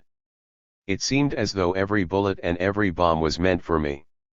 So great is the role of fantasy in fear that an enemy bomb may have a different meaning for us than a friendly bomb. Fear may be defined very simply as an inner reaction to danger. This definition is deceptively simple, for as soon as we offer it, we are faced with a new problem: what shall we define as danger? Bombs, fires, earthquakes, and epidemics are easily recognizable as dangers. So are physical torture, direct totalitarian attack, and sudden economic collapse. But there are many subtle emotional dangers, too, arousing fearful fantasies and anticipations often combined with inner visions of doom and disaster. As our examples will show, these dangers are faced differently by different people. It is our personal attitude toward life and toward mankind that determines whether we consider a situation a welcome challenge or an unconquerable danger. Some people enjoy strict control and mechanical conditioning of their lives. For them, totalitarianism and thought control are not danger, they bring a kind of eternal day's leap without responsibility. To these people, freedom is a danger, while dependence is a pleasurable safety. Others loathe any intrusion into their personal freedom and integrity and are continually on the alert to defend themselves against any external pressure, real or fancied. 130. Paradoxical fear. Even when people are well prepared and trained to meet an anticipated disaster, such as imprisonment and brainwashing, the actual impact of the danger may provoke all kinds of defensive behavior. Overtraining may even weaken the person because the long anticipation allows all kinds of hidden fantasies to run rampant. In a minority of persons this may be expressed in such pathological fear reactions as complete nervous breakdown or utter paralysis. Every person shows a different mental threshold of resistance to danger, and this threshold may change day by day, depending on our physical and mental fortitude. As a rule, inexperienced troops do not immediately show pathological fear in combat. Such behavior takes some time to develop. Paradoxically enough, fear reactions and moments of weakness often develop after the real danger has passed. When the tension of battle or the daily stress of life in the prison camp is over, and there is no longer any need to hide one's fears and to control one's behavior, many people let go completely and give free vent to all their anxieties. In Dover, England, in 1944, the population suffered a kind of collective nervous breakdown when, after the tension of 4 years of continual shelling by the Germans, they heard only silence. The shelling suddenly stopped completely after the Allied troops swept victoriously across the Belgian coast. At that moment, many of the people of Dover broke down. It was as if the unexpected silence had brought them into a state of shock. This paradoxical fear reaction after danger has passed is important for us to understand. The totalitarian strategists know that during a period of temporary quiet and relaxation of tension, people lose their alertness and thus can be more easily caught in the totalitarian mental grip. In their strategy of terror, they consciously make use of the psychological action of the breathing spell. As soon as we let go and drop the defenses we have built up against danger, we can be brought to swallow any strong suggestions. The totalitarians also, in their document on terror, call the technique of taking advantage of such relief the strategy of fractionalized fear. In a quiet period between acute tensions, they can easily condition their victims' minds. Hitler used the Munich period of appeasement in precisely this way. During this time, his propaganda barrage was doubly effective. Whether the reaction to fear and danger is immediate or delayed, most people show, under stress, behavior that can be said to fall into one of the following patterns. 1. Regression, loss of learned behavior. 2. Camouflage and disguise, the so-called feign or faint reactions. 3. The explosive panic defense through fight or flight. 4. Our psychosomatic conditioning, the body takes over. 131. Regression. Although most people are more or less acquainted with the concept of regression, of setting the cultural clock back, they are surprised, nevertheless, to see staid men and women lose their acquired habits of civilization in times of catastrophe and panic. I once treated an engineer who had been the victim of an earthquake in a foreign country. After the earthquake, he behaved completely like a baby. All kinds of treatments were tried, but none were successful. We were never able to change his childish behavior. He never found his way back to normal, adequate behavior. From that fateful day, he remained barricaded in his cave of escape. It was as if with one blow he had forgotten everything he had ever learned. He was no longer a grown man, a professional scientist. He was an infant. He babbled like an infant, he had to be fed like an infant. Another earthquake victim of whom I know, a professor of mathematics, was found in his garden after the quake was over, half naked and playing with his child's toys. He completely rejected any recognition of the real emergency situation in which he found himself and regressed to a period of infantile irresponsibility. Such regressive behavior as a form of defense is encountered everywhere in the animal kingdom. When an organism is in danger, it drops its complexity and retreats to a simpler form of existence. When circumstances of living become too dangerous, some easily exposed multicellular organisms turn into well-protected, simple monocellular beings. This regressive process, called encystication, may, for instance, take place when the organism is exposed to abnormal temperatures or abnormal dryness. Man is subject to the same biological rule of defense. When life is too complex for him, he often turns the clock of civilization back and becomes primitive again. A sudden disintegration and breakdown of functions may occur. This form of regressive behavior is common in children. When they are frightened, they often revert to baby talk or to bedwetting. In the bombed areas during the Second World War, many girls in their late teens started to play with their dolls again. Even seemingly mature, hyper-sophisticated men and women may display thousands of symptoms of this return to infantilism when fear attacks them. Their symptoms are not always as dramatic as the examples above, nevertheless, they are symptoms of fear.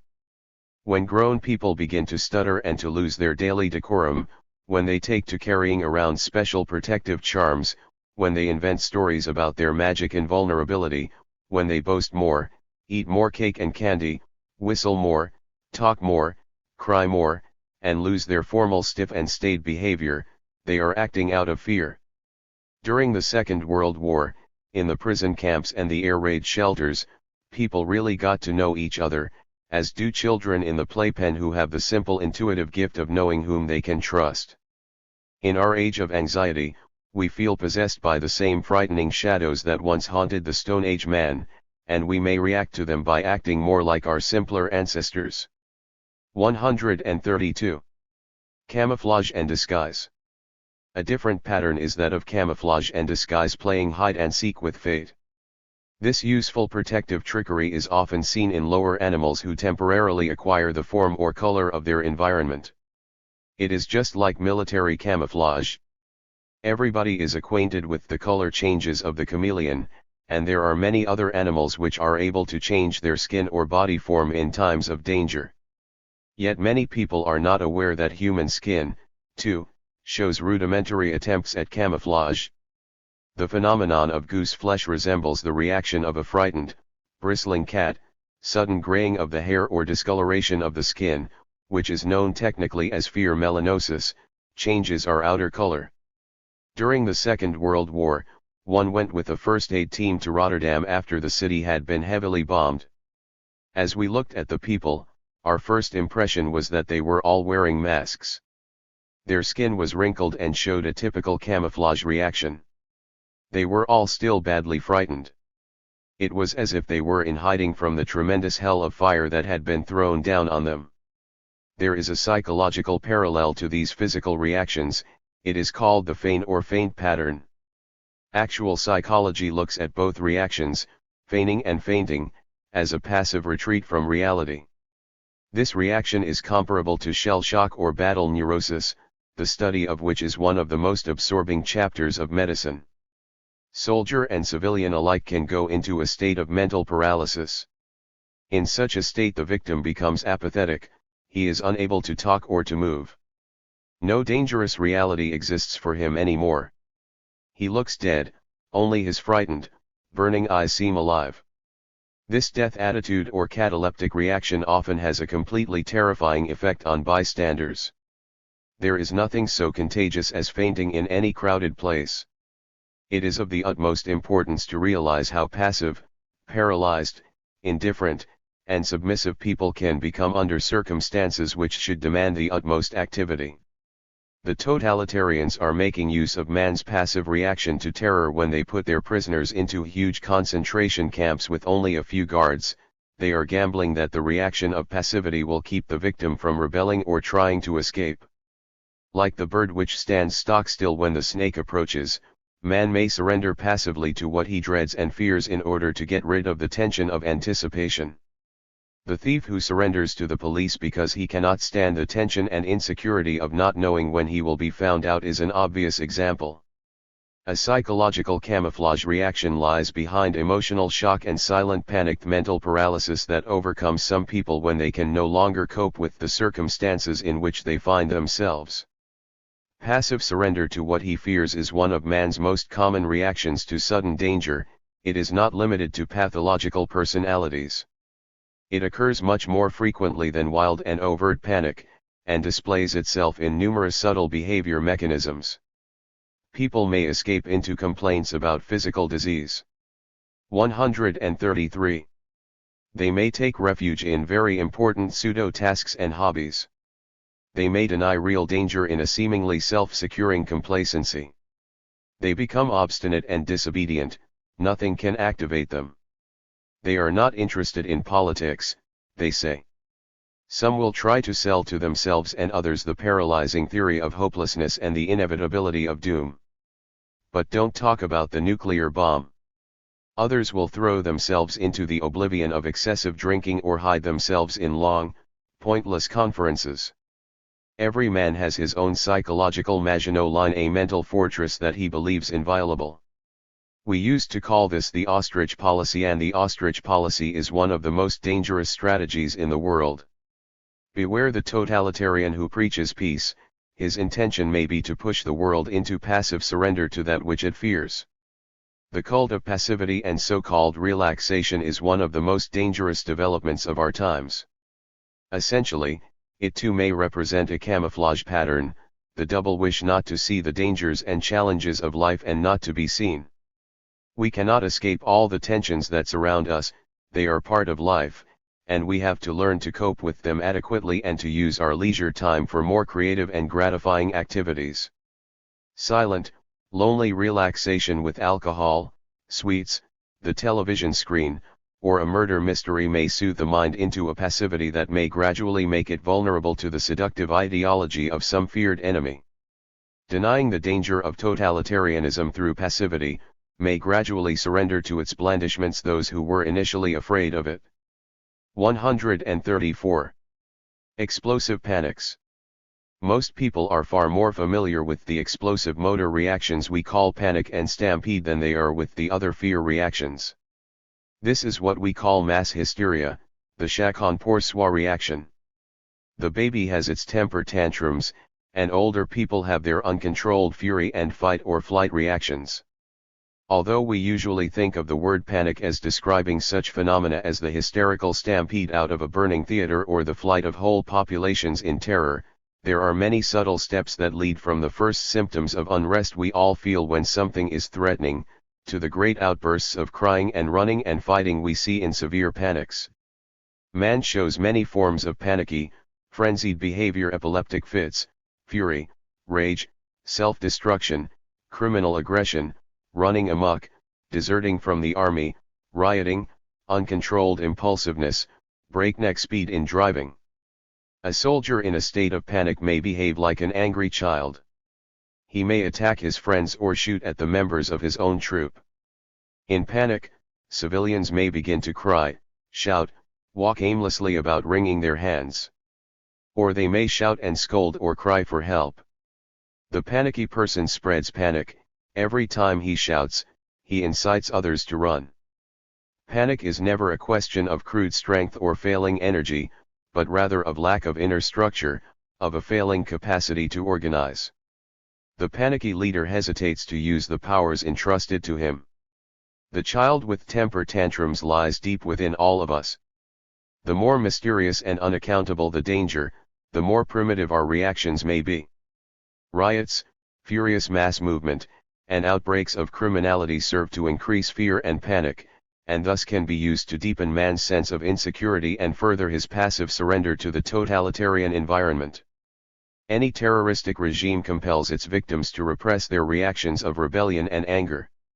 The more these reactions are repressed, the more the victims develop tremendous inner rage, which must bide its time and wait until it is permitted some socially sanctioned form of explosion. War is often such a universal panic, a mass discharge of accumulated internal rage. Here, too, the inner fears of mankind are discharged in mass destruction. 135. The body takes over. The great group of psychosomatic reactions, although they are no mystery, are more difficult to explain. Let us look at an example which may make this phenomenon more clear. In my hometown in Holland, after a few bombardments during the Second World War, an epidemic of bladder disease broke out, at least that was the first explanation. People suffered from the need to urinate so often that their sleep was disturbed, almost no one had a full night's rest. For a short time, there was a boom in the practice of urologists. Then psychiatrists were able to explain that this urge to urinate was one of the first reactions to fear. The victims had only to think back to their childhood and to recall their bodily reactions before taking examinations at school to see what was happening. Increased urination may be described as one of the tension-reducing devices of the body. The body may react to danger and panic with a variety of physical symptoms. Perspiration, frequent urination, heart palpitations, diarrhea, high blood pressure are only a few. We know that many of these reactions are related to the body's mobilization of specific defenses against threatening dangers. The specific ways in which bodily diseases related to fear and anxiety develop are conditioned largely by the individual's personal life history, especially his development during childhood. The infant whose early tensions and yearnings were drowned in milk and pabulum will grow up into an adult who tries to fill his mouth again as soon as something threatening occurs. Overeating has become for him a fear-allaying device. In the process of rearing the child, the parent unwittingly trains certain of the child's organs to react to the tensions of life. Because man has many bodily organs, he can show a tremendous variety in his physical and emotional responses to threats, both from without and within. Psychosomatic medicine distinguishes between different character types in terms of the different organs which respond to outside stress or danger. There is the ulcer type, the asthma type, the colitis type, the heart failure type. Each of these types shows a different reaction to the same battle, the battle against fear. Feelings of social tension may be expressed in various organic diseases. In acute fright, however, certain organs of the body more commonly react than others.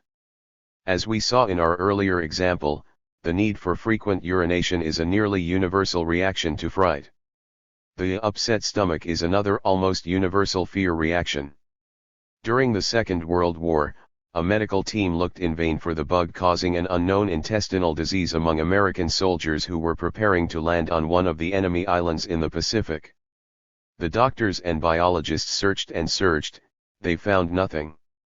The mysterious disease vanished, as suddenly as it had appeared, after the invasion began and the soldiers were able to discharge in action the tension of waiting for the invasion. These men were not strange or abnormal in any way. Even when one consciously accepts the challenge of danger and is prepared to face it, counter forces in the body may defeat the mental effort. The mind wants to be brave, but the body escapes into disease. Consistency of child rearing, emotional security at home, and lifelong conditioning to acceptance of the various challenges of life, all these are the factors that determine how we will react when we are put to the test. 136. In their treatment of panicky soldiers during the last war, psychiatrists gave some of their time to an explanation of these various danger reactions. As the victims began to understand their reactions and saw how common they were, they took the first and most important step toward cure. No longer were they so afraid of their fears, no longer were they in such dread of cowardice. It was important for them to know that what had reduced them to the level of helpless childhood was part of a universal pattern of defensive behavior. As they understood this, they became less afraid and ashamed of their own private fears. They knew that their bodies were reacting like many others, and they became able once more to accept their duties quietly and with better control. Stamina and resourcefulness depend as much on self-knowledge as they do on the help and support we get from others. In times of stress and calamity, people begin to probe for the vulnerable spots and weaknesses in both their friends and their enemies. This testing goes on constantly during a hot war, but it happens during a Cold War as well. The Cold War exerts a continual pressure on human imagination and mental fortitude and is the cause of many peculiar escape reactions or bodily reactions. Whenever fear and danger confront him, man has to make a choice: shall he indulge in unchecked fury? Shall he concentrate upon self-protection? Or shall he accept his responsibilities? The fear reactions we have described show how the primordial impulse to self-protection can break through all our civilized defenses. Only training and conscious preparation for danger, both inner and outer, can give a man strength to hold these reactions in check. This training starts within the nucleus of the family and is supported by the example of a peaceful, free community. These are the first teachers in the constant battle between inner fear and outer danger. Those who are in danger of being brainwashed can be helped simply by making them familiar with the facts. Foreknowledge has a partial protective function, and this belongs to the best security we can give to them. It takes away the weakening influence of anxious and mysterious anticipation. With this aid, their mental vulnerability is then furthered by innate inner strength, by the example of good rearing, and by the challenge and opportunity their society gives to them. 137. Part 3. Unobtrusive coercion. In the course of our investigations concerning thought control, menticide, and brainwashing, it has become clearer that more attention must be given to the means by which inner preparedness for mental submission is brought about. Unobtrusively, personal development and various cultural influences can make man more vulnerable to suggestion and ideological attack.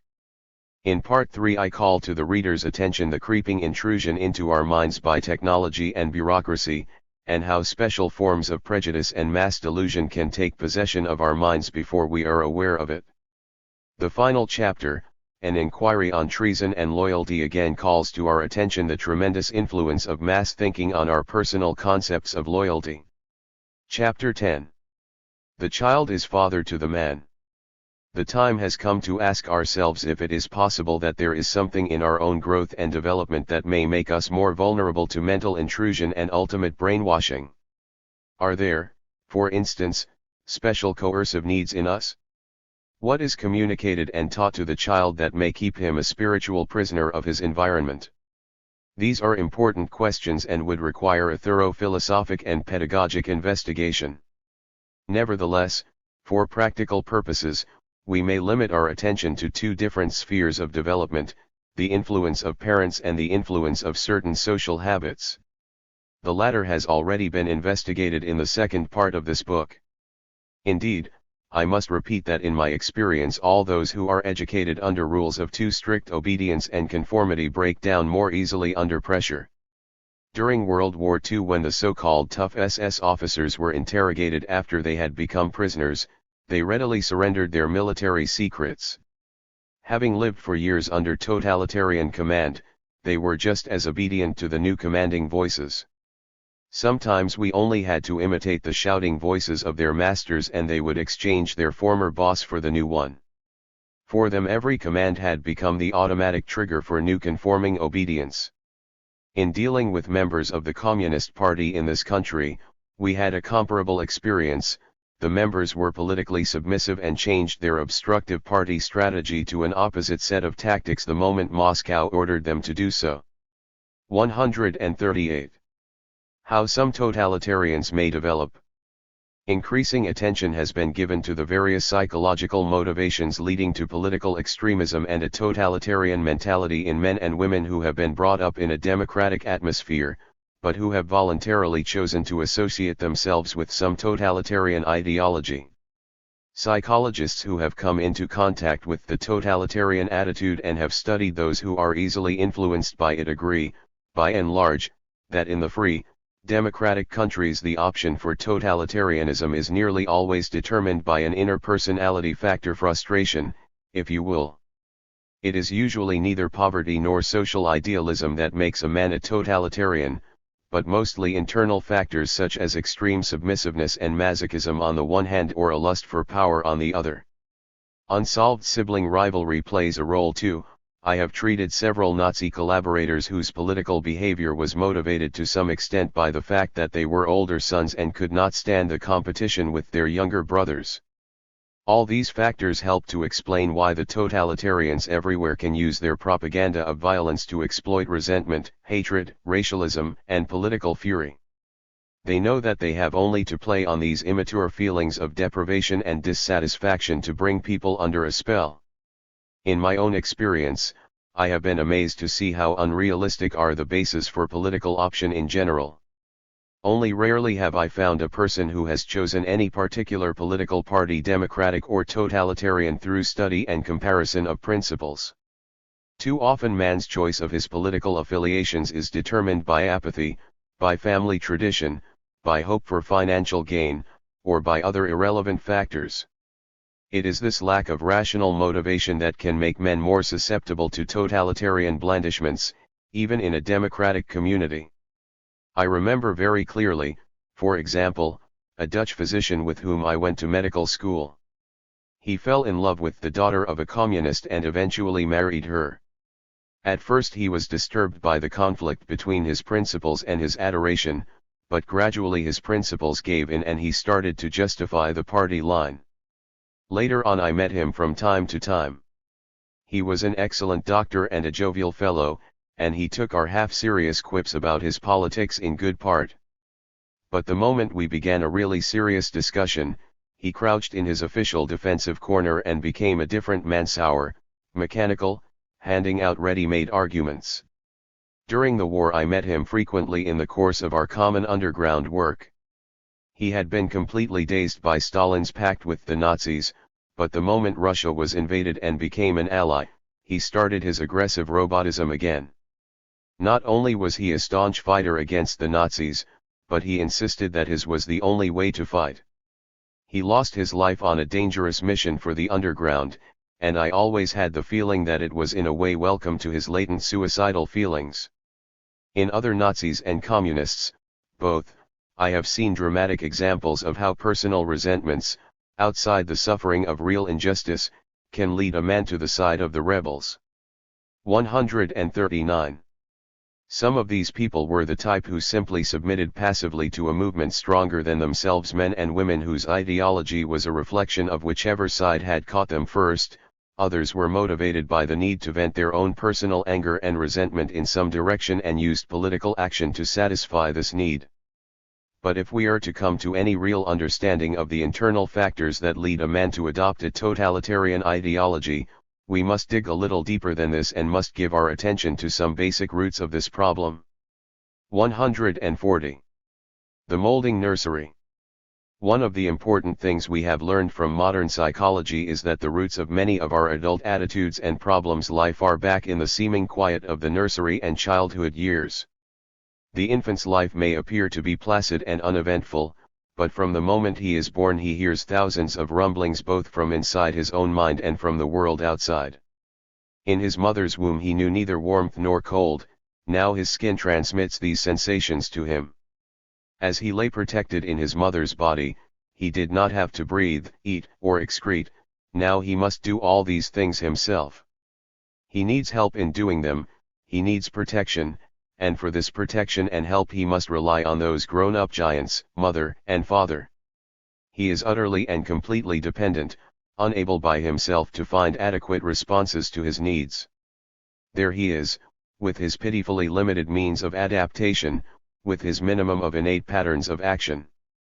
Warmth, food, and love, things which he needs to sustain his life, come to him when he does the right thing, and the right thing is the learned, civilized thing, not the instinctual, primitive thing. The giants, his parents, make demands on him, they begin to mold him according to their own habits, and the infant must submit to all these external demands in order to get what he wants and needs. He must follow the hundreds of subtle, incomprehensible educational rules in order to be paid back with the affection and protection on which he is so dependent. All of this transforms him into a more or less conforming being. His parents' morality is, as it were, sucked in and becomes an ever-present force inside him. He is imprinted with all kinds of habits which serve to condition him into the particular form of adaptation his parents and his society think good for him. The forms his adult behavior will take are foreshadowed by the forms his parents' behavior take. The patient mother imprints patience on her child, the anxious, compulsive mother imprints tensions on hers. The child who is brought up in a loving environment will develop inner pictures of love and affection and will be better able to accept all the restrictions his parents impose on his freedom, all the rules they lay down. He will accept timetables, toilet training, parental confusion, without too much inner protest even when his needs run contrary to these social demands. He may want to be fed at a time when, according to his schedule, he should not be hungry. He may want to sleep when his parents want him to be awake. Society demands of him that he learn to postpone his own gratifications, and he will react to this demand in a manner contingent on his own sense of security in his parents' affection. Having to wait for food, not being allowed to suck any more, having to control his need to excrete, all of these require the child to make new and difficult adaptations. His urge for immediate and unconditional satisfaction of his needs has to be transformed into something much more complicated, a whole pattern of learned responses. 141. It is not important for us to describe here the different ways in which these early cultural obligations are met by the child. But it is important to understand that the cradle and the nursery change and recondition the innate natural responses of the unsocial, primitive child to mold him into an adult, who may be left from his childhood a legacy of frustration stemming from this molding process. Individual problems are caused by individual patterns of child rearing. These very patterns are themselves to some degree the product of the cultural traditions in which they are rooted and the mores of the community into which the child is born. 1. The degree that our society imposes on children frustrations and restrictions for which they are neither biologically nor emotionally ready, to that degree our culture paves the way for adult behavior problems and for neurotic attitudes of submission or aggression, which may find expression in allegiance to some totalitarian group. Conditioning a child into a servile and submissive attitude, for example, may start when parents rigidly imprint automatic rules of conduct on the infant. They may make a time maniac out of him or a cleaning automaton. They may compel him to speak too early or to be silent when his voice itches to burst out of his throat or to sleep when his body is throbbing with the energy of wakefulness. Such parents impose on their child a constant feeling of guilt. He feels disturbed and unhappy every time he does not comply with their demands. And at the same time they force him to love them even when they are disagreeable. They may compel him to apologize for behavior which seems to him to be perfectly acceptable. They may demand that he confess to crimes which do not exist as crimes for him at his age. Some techniques of brainwashing can be seen at the cradle. The parents may cross-examine him, tie him to their apron strings, or keep him constantly under their eyes. With their solicitous attention they never leave him alone to enjoy feeling of being secure with himself. The helpless child in such an environment becomes emotionally insecure. In exchange for more borrowed security, he becomes more conforming and submissive, although this conforming behavior covers up tremendous inner protest and hostility. When parents do not permit a child to express his instinctual needs openly and directly, they force him to look for other ways to express them. If during his early training, which may start on the day of his birth, the infant encounters endless restrictions to the direct expression of his needs, he will try to communicate these needs in indirect ways through tension, restlessness, and crying. Instead of being able to use natural outlets for his instinctual drives, the child is permitted and conditioned to act only through suppression and control of the drive. In his struggle to bring the drive under control in order to please his parents, the child's natural means of expression may become inverted. Instead of expression, he acquires repression. This is where the roots of such adult behavior as abject submissiveness and the urge for conformity lie. The groundwork for this masochistic pattern of giving in is formed in infancy. Submission and confession are the only strategies possible for the child in a world that is too overpowering for him to handle. Inner rebellion, hostility, and hatred must be expressed in a paradoxical way. The child's rigid silence is proof that he wants to cry and yell. He may reproach and attack the hostile world indirectly, through magic gestures, clownish behavior, or even epileptic fits. 142. Compelled to suppress his instinctual needs and his means of achieving their gratification, he may conceal their existence even from himself. Surface conformity becomes his only means of communication, and when this happens words and gestures acquire a concealing function. He never says what he means, and gradually he doesn't even know what he means. The carryovers into adult life of this kind of child rearing are obvious. Trained into conformity, the child may well grow up into an adult who welcomes with relief the authoritarian demands of a totalitarian leader. It is the welcome repetition of an old pattern that can be followed without investment of new emotional energy. Trained previously to divert his aggression to scapegoats, he may now displace his hidden resentments against his parents' rules and regulations toward society as a whole. Or he may find release for them in the wild explosion of pent-up aggression which is exemplified by the lynch mob or by Hitler's stormtroopers. Other forms of parental behavior also have their effect on the child. If the child is trained precociously in habits that would otherwise develop spontaneously at a later age, he may show all kinds of distortions in his natural behavior. The example of the effect of precocious toilet training is common, but there are many other parental commands that can have the same effect on the child. The way the child is clothed or the parent's constant demand that he always be quiet, asleep, and motionless are equally valid examples. When any command is too strictly applied before the child is able to cope with it, it exerts an enormous frustrating influence. What was enforced on the child by some outside power becomes an inner, automatic rule, a compulsion. Let us return to the toilet training example for a moment, though it is only one single part of the whole pattern of training. The child who is trained to control his need to excrete at too early an age learns to keep himself clean and constipated under all circumstances. His body learns how to control itself automatically, but somewhere inside him the child feels contempt for those who have forced him into this behavior.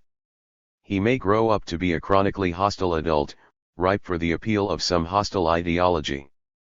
In less severe cases, the conflict between outside prohibitions and the inner need to let go may create a continuing pattern of inner insecurity. Or it may lead to constant querulous resentment, which can be easily utilized by any would-be dictator.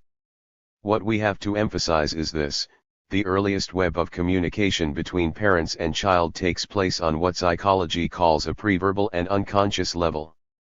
There is contact without words. The mother transfers her moods directly to the child, he senses and catches her feelings. The child also transfers his moods to her, she feels his pains and joys almost as soon as he does. This sensitivity of the infant makes him react with great intensity. He is profoundly aware of his parents' feelings. Such negative parental factors as anxiety, insecurity, infantilism, mutual disharmony, neurotic love, poverty, the struggle for existence, and compulsive tyranny have an enormous effect on the child. Not long ago I treated an infant who refused any offer of handling or feeding by its mother. The infant knew that the mother had a deep-seated hostility against it, it felt her aversion and rejection. 143. But the infant accepted food and affection from everyone else.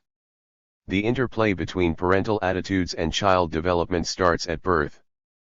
Perhaps one of the clearest examples of a distorted growing up may be seen in one case I treated during the Second World War when one was asked to do a psychological study of an alleged collaborator with the Nazis.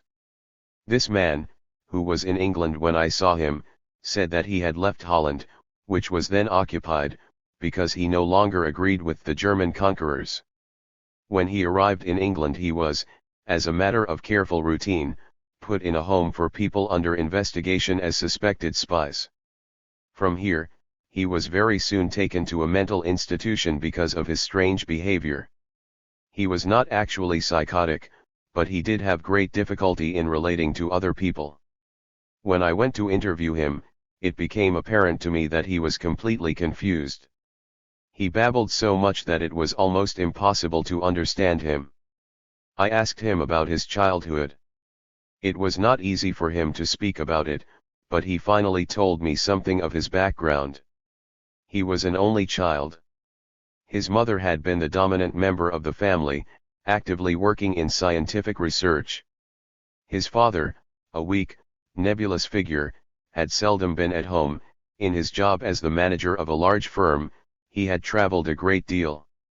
On the rare occasions when the father was at home, the patient remembered long silences between his parents, his father only occasionally protesting against his mother's constant stream of directives. Sometimes the boy joined with his mother in criticizing his father's detachment and lack of interest, sometimes he turned to his father for love and help against his mother's smothering behavior. But he was mostly lost and alone at home. In his late teens, the boy developed some homosexual attachments, in which he played the passive, submissive role. But he only came alive mentally after one of his friends made him attend a fascist rally. The show of strength and aggression excited the boy enormously and even aroused sexual sensations in him. He joined the fascist group, to the great dismay of his parents, but he was never very active in party work because the party did not provide him with the guidance and love for which he yearned. After the Nazi invasion and occupation, the party demanded that he be more active as a collaborator with the Germans. Now his conscience bothered him, and he became ill and developed all kinds of stomach ailments which were, to a psychiatrist, obviously emotional in origin.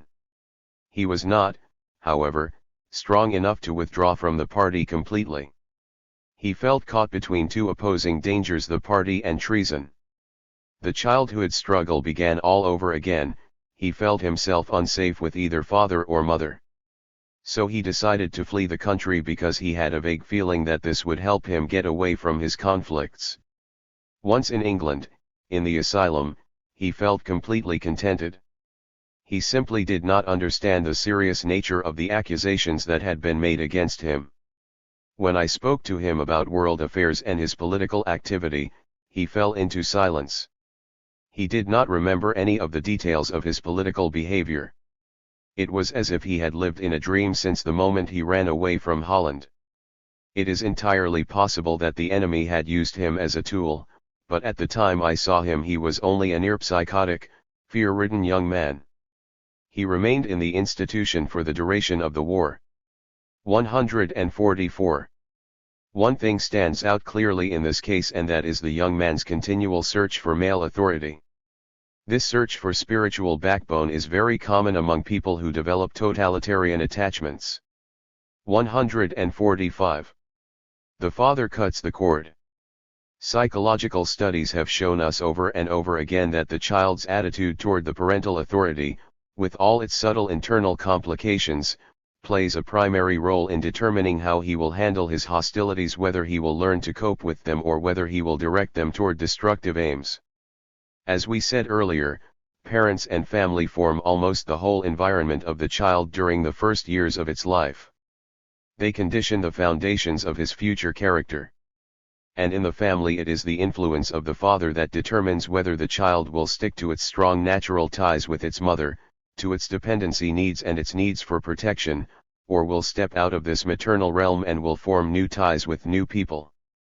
The father is the first one who cuts into the essentially biological relation between mother and child. He is what the psychoanalyst calls the first transference figure, the first new prototype to whom the child can transfer its expectations of gratification, its feelings of relatedness, of satisfaction, of fear. This first new trial relationship with the father giant may become the conditioning prototype for every subsequent social relationship. The child's initial relationship with its mother is purely biological and symbiotic. The womb is replaced by the crib. The mother is the know-all and do-all. Psychoanalysis describes the child's relationship with its mother as one of oral dependency because the helpless infant is completely dependent on the food, care, and warmth the mother provides. The little human being's dependency need lasts longer than that of the other animals. It is this fact that makes man gregarious, dependent on cooperation with others. The father brings a third person, who has no part in this relationship of biological dependency, into the life of the child. When he cuts into the child's relationship with its mother, he is cutting the psychological umbilical cord just as the doctor cuts the physical one when the infant is delivered. First, he gives the child the opportunity to transfer feelings and expectations to him. Later, he brings the child more actively outside the maternal realm and teaches him more and more about social relationships. The specific role of the father as a transference prototype is not so simple as it seems to many fathers. Father is not merely a toy with whom the child can occasionally play. The child needs to identify with this giant who lives with him and with mother, he wants to become familiar with the giant, he wants the giant to become part of his world. The child wants more than this, he wants to be gratified by father so that he can love father as much as he does mother. But the child will transfer some of its love and emotional investment to father only if it sees something of mother in him. Father can do the same things mother does, he can feed the child, can solace him, can take care of him, and thus the child can maintain a feeling of gratitude and affection toward this third person. This transference of feelings can only take place, however, when the relationship between the parents themselves is tranquil. How can the child identify with and love his parents when they are in constant conflict with each other? 146. This picture is, of course, something of an oversimplification. There are mothers who behave like cold, distant fathers, and fathers who behave like warm, cuddling mothers. There are grandparents or adoptive parents who can take over. There are many mother or father substitutes. But this is not my point. My point is that in every situation there must be some individual who can become the conditioning prototype for the child's relationships with new beings. This first person is most likely to be the father, and it is he who changes the child's biological dependency into a psychological relationship. When there is no father figure, or if the father is too weak or too busy or is denying and tyrannical toward the child, the result is that the child's relationship with and dependence on the mother remains strong and lasts too long. Consequently, the child's need for social participation and for gregarious ties with others may become to him a consuming need. As an adult he may be willing to join with any social group which promises him support and reassurance. Or his unconscious resentment against the father who did not help him to grow up and become independent may be diverted into a resentment against other symbols of authority, such as society itself. Either way the child may be headed for maladjustment and for difficulties. Either way the child may grow up into an immature adult. In a study on living by proxy, I described the arrested emotional development that results when the father does not play his proper role or is not present. A child brought up in such an emotionally defective atmosphere searches continually for strong figures who may serve as a proxy for the normal relationships the child would otherwise have had in life. I have treated several cases of homosexuality and other forms of arrested development, both in men and women, which were almost directly attributable to the too strongly tied, symbiotic life with the mother which results from such an environment. In the building up of man's awareness of an independent self and the establishment of his ability to have easy, relaxed relationships with his fellow men, the father, as the natural chief and protector of the family, plays an important role. He cuts the cord. He may condition the later pattern of dependence and independence. His potential psychological dominance can become a blessing or a curse, for the child's emotional attitude toward its father becomes the prototype for its attitudes toward future leaders and toward society itself. We saw this clearly in the case of our spy who had never had a strong male guide in his life. Many of the people I investigated, who had chosen to identify themselves with aggressive totalitarian groups, had this problem. For such people, the totalitarian party became both the good father who accepted them and the proxy which gave expression to all their hidden and frustrated hate. The party solves, as it were, their inner problems. Parental conflict in early childhood, inconsistency, and a threatening, unloving attitude toward the child pave the way for rebellion and submission, and a repetition of this pattern later in life. The wish to break away from the family pattern may lead to rebellion, but the particular form the rebellion takes depends on what political movements can modify and channelize the person's resentment. 147.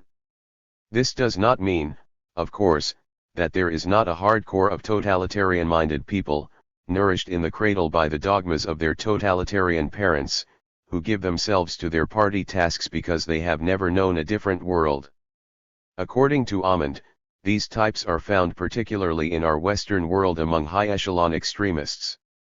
They take in the totalitarian form of socialism with their mother's milk. They are members of an increasing group of hereditary totalitarian conformists. Here, no father rebellion is needed to become an extreme revolutionary. but the bulk of the totalitarian-minded in the democratic societies are men and women who are attracted to this destructive way of life for inner emotional reasons unknown to themselves. My own experiences with both communists and Nazis during the Second World War has shown me this truth over and over again. In Holland, as in the other Nazi-occupied countries, the communists and their sympathizers fought bravely with us in the underground as our temporary companions.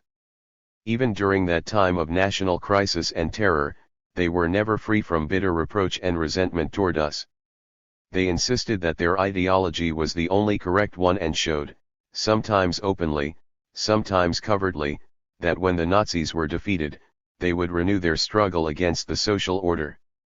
Let me give just one example to illustrate this point. One of the communists was a very brave physician. He had killed a Nazi leader, and later he himself died a horrible death. Here was a grown man who had never been able to overcome a certain adolescent self-righteousness and aggressiveness. On the very night when, in deadly peril, he sought refuge in my home, he felt compelled to engage me in a long theoretical political discussion with him, full of bitterness. He disdainfully reproached the other resistance groups because they did not share his political views.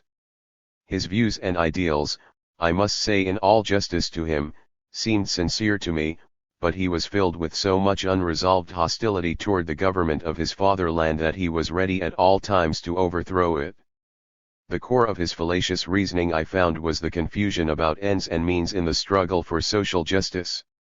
For him, tactics and strategy had become more important than the final aim of peaceful coexistence between men on earth. His violent death after murdering an SS officer was partly the result of the fact that he pursued tactics beyond the strategic needs of the moment. True, in the end he gave his life for his ideals and for his native land, but up to the end he carried a bitter grudge against all those who were not in complete agreement with everything he thought and felt. It was that personal grudge and hostility which led him to bad planning and his ultimate fate. Most of us are not clearly and completely aware that alongside our wish to be good, adjusted citizens, we also have hidden wishes to violate our allegiances to the social formation of which we are members. These wishes are not based on reason and intelligence, they are purely emotional. They are founded by the ways we have been brought up, by our relationships with our parents, by our educational system, by our attitudes toward ourselves and toward authority. 148. But all men who adhere rigidly to any set of political convictions, and especially those who have embraced some totalitarian ideology, believe that their attitudes emerge from rational conviction and are the result of normal intellectual development. They insist that those who do not agree with them are committed to a stuffy, outmoded way of thinking. They cannot see their own vengeful and disloyal attitudes as something asocial and abnormal. To the psychologist, it is eminently clear that these attitudes have their roots not in intellectual conviction but in some deep-seated emotional need. I have often seen cases where this blind, rigid allegiance to a totalitarian ideology was actually a defiant rebellion against a compelling inner need to grow and to change and to become mature. In these people, the selection of a special political party was only a substitute for their need for dependency. Ideological stubbornness is often tragic because it may cover up basic neurotic reactions that may lead to self-destruction. One of my patients was a young woman whose ultra-left beliefs were a defense against her hidden incestuous feelings toward a reactionary father. It took protracted therapy to bring her to an understanding of the real nature of her difficulty and to get her to see that there was nothing shameful or disgusting about the infantile love and resentment she was trying to conceal through her political behavior. The need for authority, when it is not understood, and the confused resistance to authority are the roots from which the totalitarian attitude may grow. Whenever the father leader fails, he sets up a pattern of future trouble with authority. Instead of a mature relationship with his fellow men, the child becomes an adult who is forced to choose the tyrannical totalitarian tie to keep his inner tensions in check. Whenever there is parental conflict, the child grows into an adult burdened with conflicts who may be eager to accept the simple solutions totalitarianism offers.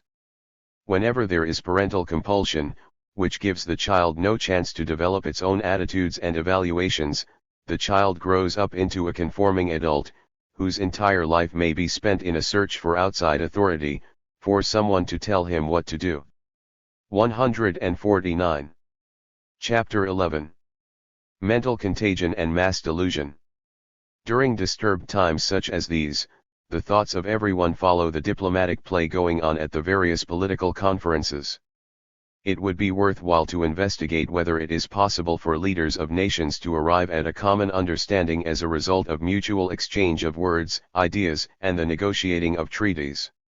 Yet, the various cultures in the world and the different ideologies not only speak different languages, but even their ways of thinking are different.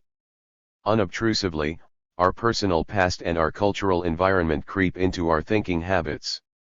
Our feelings and thoughts are conditioned and coerced by various social influences. It is already possible to bring to the surface some of the illusions and prejudices people have about one another.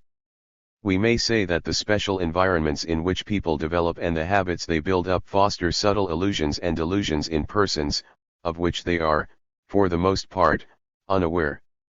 Through research in the field, anthropology and psychology have been able to compare different ideologies in people by observing the growth of the wholesome and the unwholesome in the child, in groups, in tribes, and, lastly, in nations.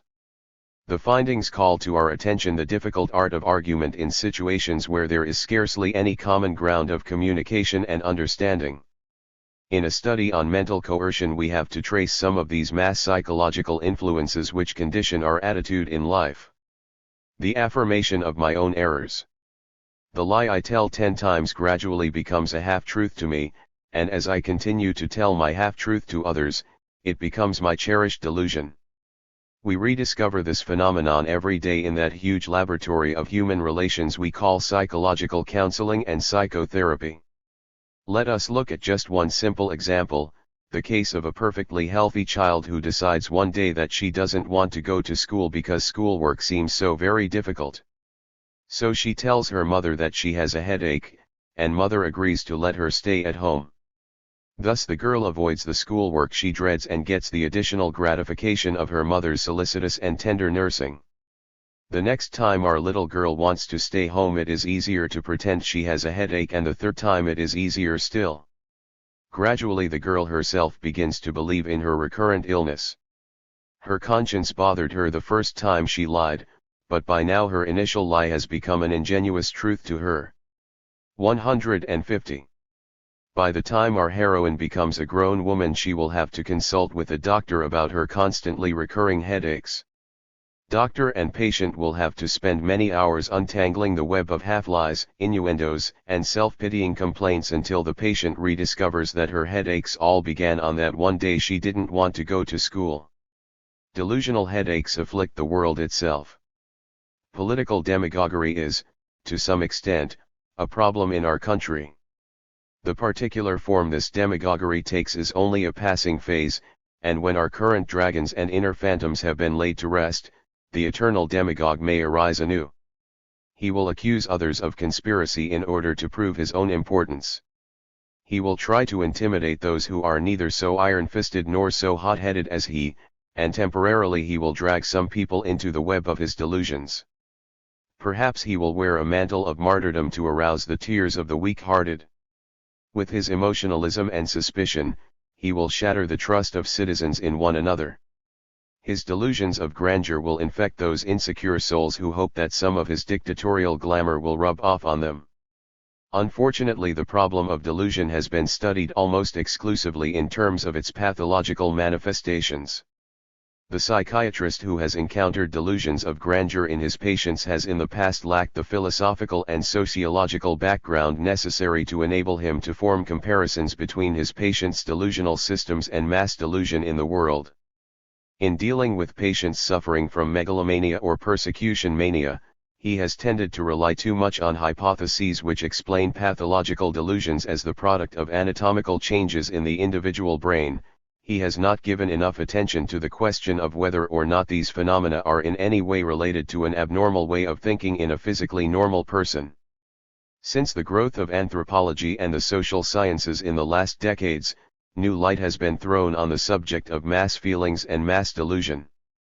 Obviously these are not phenomena which a pathologist can examine under a microscope. They demand a knowledge of history and social psychology and of all the studies which concern interhuman relations and man's collective thinking.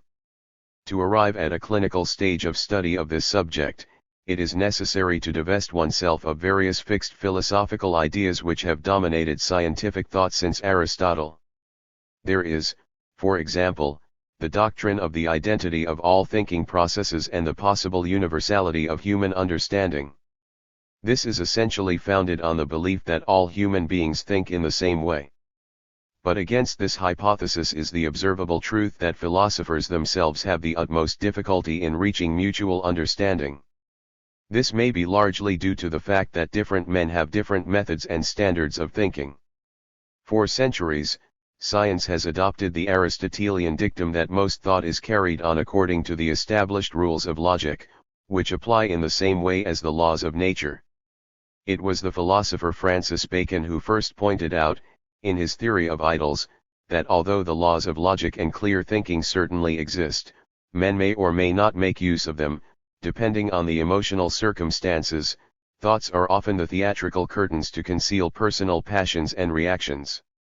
151. In this statement the philosopher who lived during Shakespeare's time might almost be attacking the seeming logic of modern demagoguery. Since the Renaissance, therefore, it has been acknowledged that human feelings and personal inclinations mold and direct thought, and this point of view rather early found its most moving expression in the works of Spinoza and Pascal. When we come into contact with the phenomena of collective passion and mass delusion, it is impossible to keep modern psychology out of the picture whether we look at it philosophically or politically. For, when examining this problem, we are immediately confronted with the question, do these disquieting phenomena in group life, which lead to so much mutual misunderstanding, arise from the fact that the group is in a particular, immature, and adolescent phase of psychological and political development? It will be illuminating and may help us answer the question if we study briefly the history of the growth of consciousness and awareness in the individual mind as it passes through successive stages from infancy to maturity, since we can, in fact, find a parallel between such stages of growth in the individual and the human group. 152. Stages of thinking and delusion. The psyche is constantly confronted with and communicating with the outside world, and at every phase of an individual's development that world and its events are experienced differently. Although different scientists have drawn different conclusions about the various phases and their implications, the very recognition of change and growth of personal outlook is one of the most important scientific findings in psychology and is agreed on by all psychologists. Let me briefly explain here the developmental approach to human psychology. It is not the only one, but it will serve to illustrate the tremendous impact of immature and delusional thinking on our final opinions. Developmental psychology, as studied in children and primitives, posits at the origin of thinking, in both the individual and the race, a hallucinatory stage of the mind, in which there is no experience of difference between the inside and the outside world. The mental separation and distanciation between the self and the world has not yet taken place. The psyche is felt to be omnipotent. All that is experienced inside the self is attributed to the universe as well and is imagined to be part of that universe. According to developmental psychology, the infant experiences the world in this way, and in certain types of insanity the adult will revert to this hallucinatory stage. Yet, even mature man does not succeed completely in separating internal fantasy from outside reality, and often he thinks that his private and subjective moods are caused by some external actuality. In the next stage, that of animistic thinking, there is still a partial sense of oneness between the ego and the world. The individual's inner experience, his fears, his feelings, are projected onto seeming causative agents in the outside world. The outside world is a continual demonic threat to him. The child who bumps against the table projects onto that table a hostile living power, and hits back. The primitive tribesman, hunted by beasts of prey, attributes to the animal he feared a divine power, that of a hostile god. The entire outside world may in fact be peopled with the fears of men. In times of panic and fear, We all may populate our neighborhood with non-existent traitors or fifth columnists. Our animistic thinking is continually busy accusing others of what actually occurs inside our own minds. Nowadays there are no devils and ghosts in trees and in wild animals, they have made their homes in the various scapegoats created by dictators and demagogues. The third stage is that of magical thinking, in which there is still a sense of intimate connection between man and his outside world. However, man places himself more in opposition to the world than in union with it. He wants to negotiate with the mysterious powers around him. Magic is in fact the simplest strategy of man. He has discovered that he can manipulate the world with signs and gestures, or sometimes with real actions or changes. He erects totem poles and sacrificial blocks, he makes talismans and strange medicines. He uses words as powerful signs to change the world. He develops a ritual to satisfy his need for coming to terms with the outside world. 153. Which of us has not felt a sudden desire to count cobblestones, or is not the jealous possessor of an amulet or some other secret token whose power would be lost if its existence were known to others? Immature as they are, these tokens serve to build up happiness and a good life. We all still live in the world of magic and are caught in the delusion of happy manipulation of nature. The modern tribe drives around in mechanized cars and becomes a megalomaniac sorcerer of the wheel. Millions of victims are brought to the altar of the god speed because of our hidden delusion that frenzied rapidity prolongs life. The engine and the gadget have replaced the more mysterious amulet of earlier days. Knowledge is still in the service of power instead of in the service of understanding. In the last phase of mental development, man makes a complete separation between himself and the outside world. He not only lives with things and tries to manipulate them, but he also lives in opposition to them. In this phase of mature reality confrontation, man becomes an observer of his own life. He recognizes the abyss of his own being. He sees his body and mind as separate from the world. With hands, ears, eyes, and his controlling mind, he confronts reality. He steps back from the world and observes it. He is, in fact, the only animal that walks erect, straightforwardly facing the world. He is the only animal that uses his hands and his senses as verifying instruments. Gradually his own mind-body becomes an instrument whose drives he may accept or reject. Only man is able to see his drives and instincts as either dangerous or useful. Man not only knows an externally imposed fear, but he knows an inner fear, fear of losing the inner controls he has acquired at so high a price. With arms and hands man reaches out not only toward the outside which he once hoped to conquer with magic gestures as a baby does, but also he knowingly reaches out toward an inside world. Mature man lives between an inner and an outer world. There is something tragic about this laborious process of becoming conscious of a separate inner and outer reality. In becoming mature, man awakens from a sweet primitive dream in which he was part of an individual whole, part of a nirvanic world of equanimity. The sense of lost unity with the universe lingers on, and in moments of mass tension, or in times of crisis, he reaches toward that ancient experience of impersonal, irresponsible bliss. Utter passivity or self-destruction, artificial ecstasy obtained by means of drugs, the suicidal wish for eternal sleep, all are devices by which man hopes to fulfill that eternal yearning. At what stage in connection with these developments of human experience may we speak of delusion? When the member of a primitive tribe placates the mysterious and hostile world by prayer to his totem animal, we do not call this delusion, but if a man who has attained to a more advanced stage of thinking relapses into such a primitive habit of thought, then it is possible to call this falling back a delusion.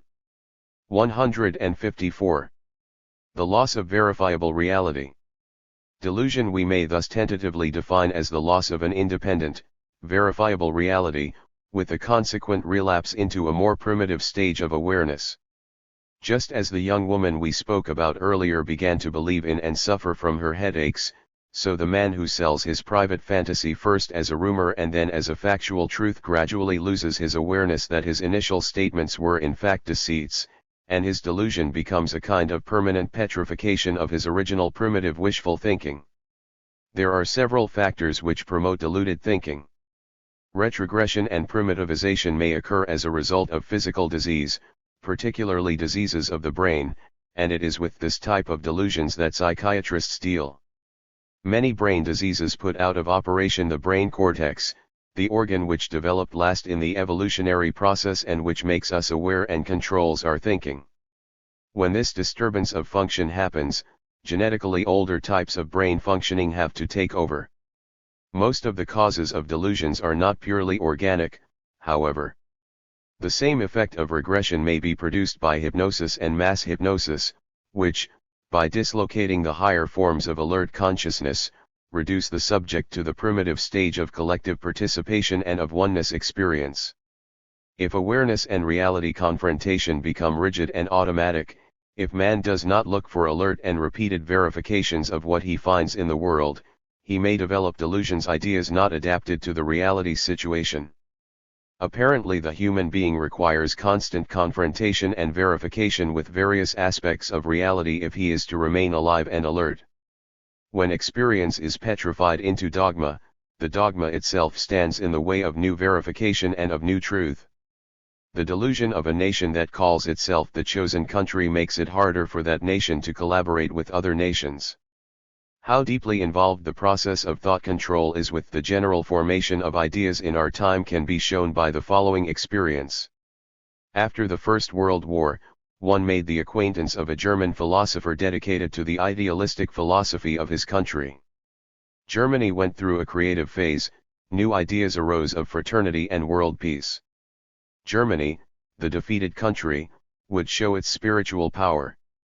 During our vacations we walked together through the sunny mountains of Ticino and devoted our philosophical conversation to the eternal yearnings of mankind for harmony and friendship. We became friends and wrote to each other about our mutual work, till the shadow of totalitarianism came over his country. At first he was skeptical and even critical about Nazism. Our correspondence diminished, and when he gradually became Gleichgeschaltet and a member of the party, the final mental cleavage followed. I never heard about him any more. 155. So many philosophers surrender their theoretical thinking under the impact of powerful mass emotions. The reason lies not only in anxiety and submissiveness. It is a much deeper emotional process. People want to speak the language of their country and fatherland. In order to breathe, they have to identify with the ideological clichés of their surroundings. Spiritually they cannot stand alone. Stefan Zweig wrote during the First World War that this inner process of speaking along with the chauvinistic voices around him was experienced by him as a deep inner conflict. Ich hat den Willen nicht mehr gerecht zu sein. 156. Mass delusion. It is interesting to note that the phenomenon of institutionalized mass delusion has so far received little scientific treatment, although the term is bandied about wherever the problems of political propaganda are discussed. But science has shied away from scrutinizing the collective mental aberration we call mass delusion when it is connected with present-day affairs.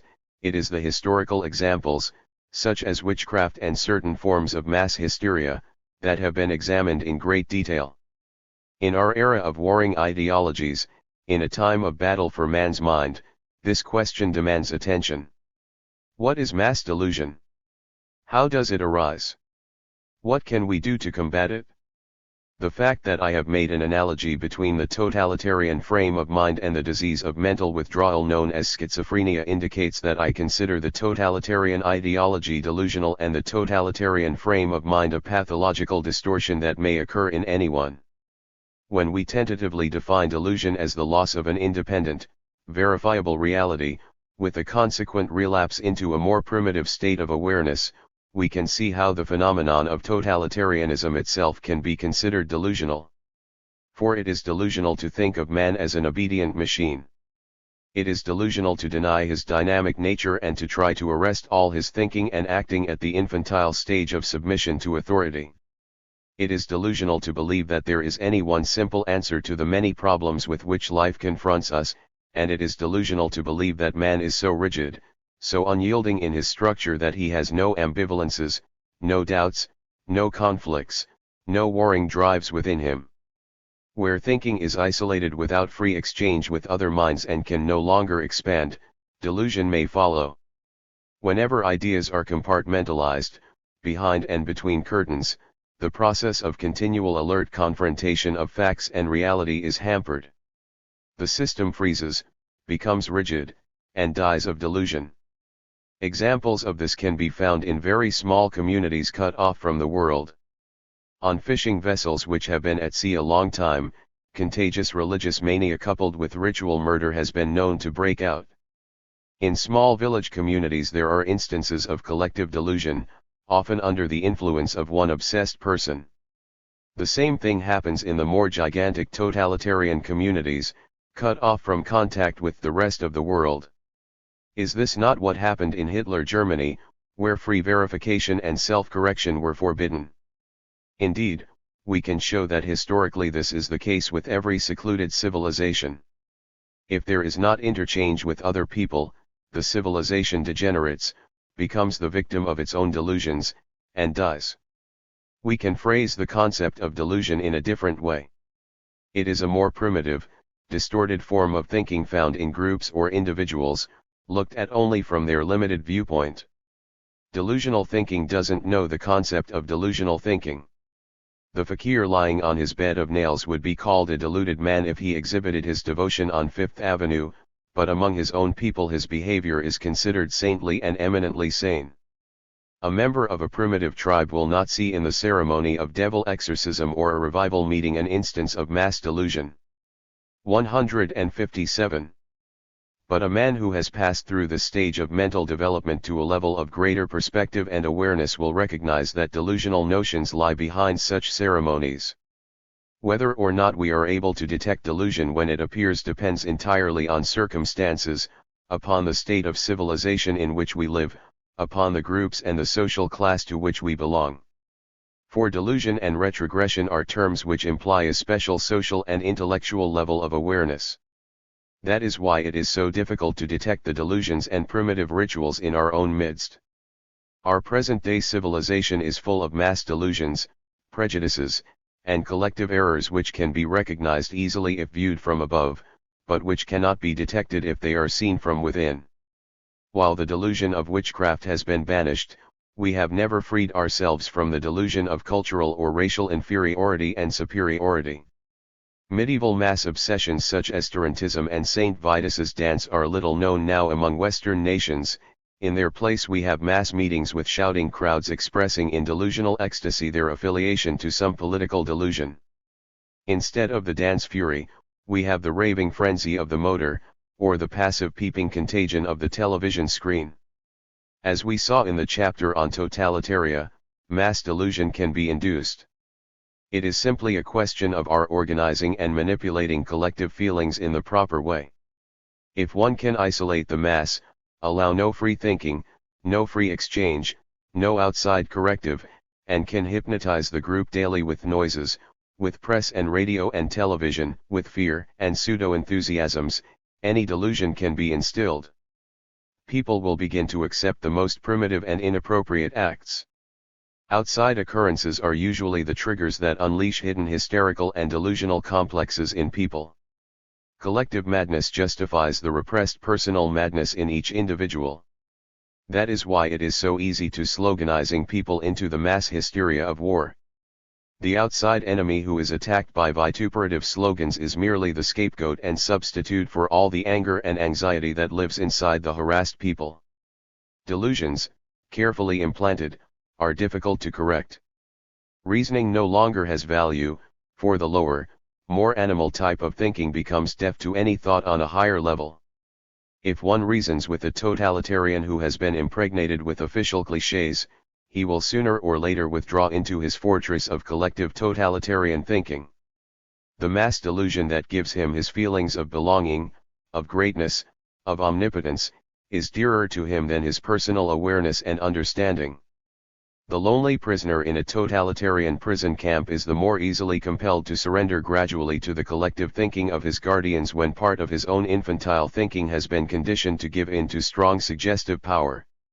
He has to communicate with his guardians lest he be delivered to his own private delusions.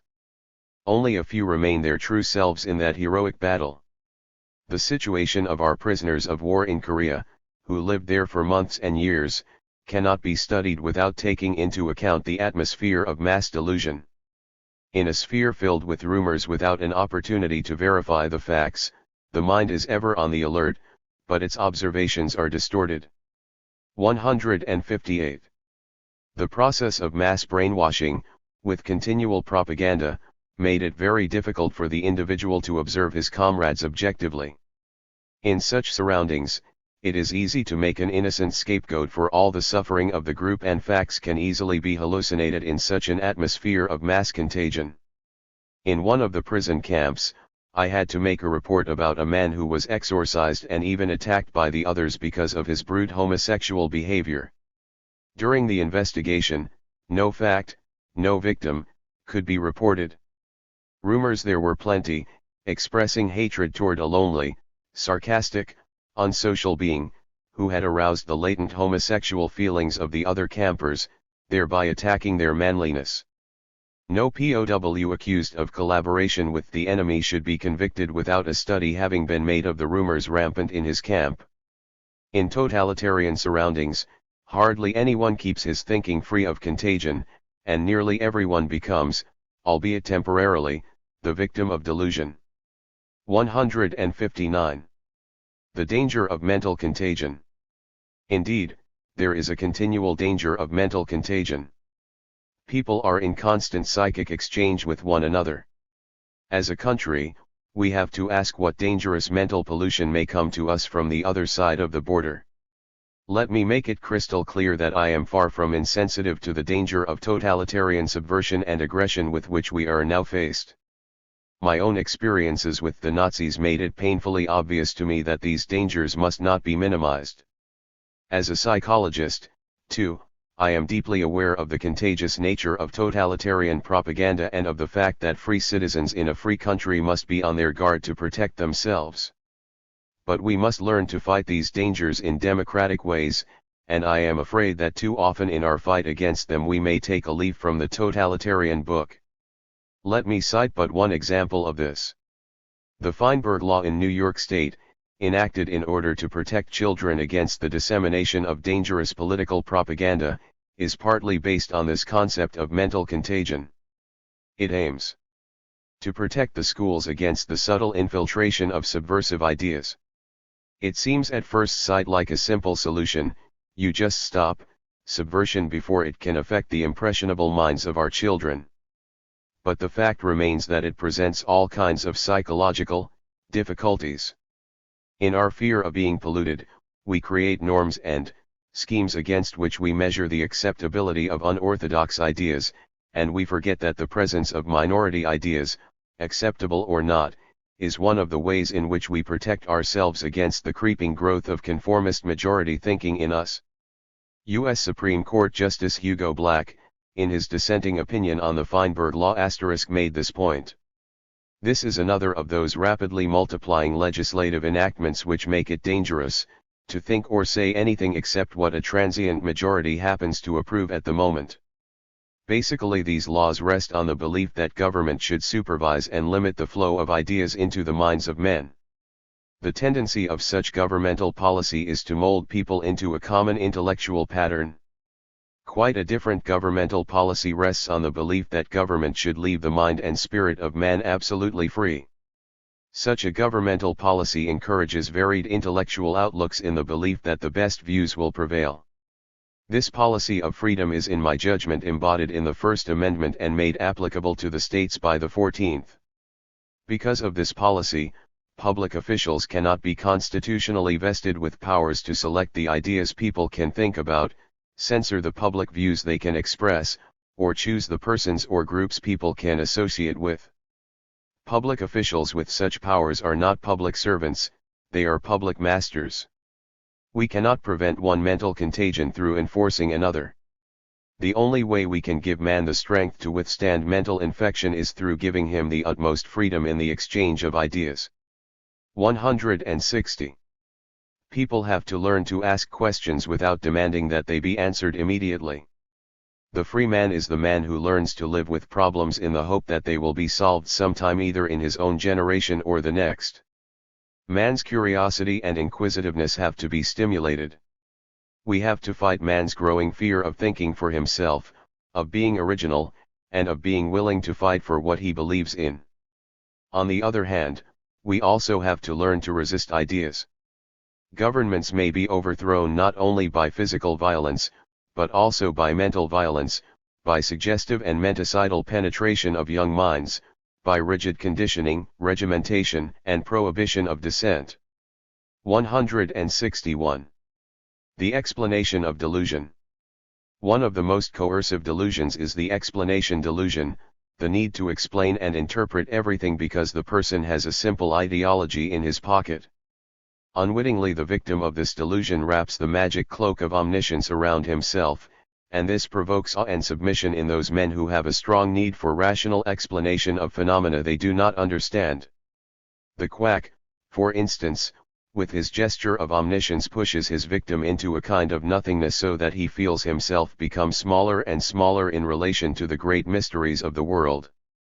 It is this compulsive need to be the wise guy and the magician who knows all the answers that we so often find in the totalitarian world, and nobody, your author included, is completely free from seizing on these premature answers. It is among the intelligentsia, and especially among those who like to play with thoughts and concepts without really taking part in the cultural endeavors of their epoch, that we often find the glib compulsion to explain everything and to understand nothing.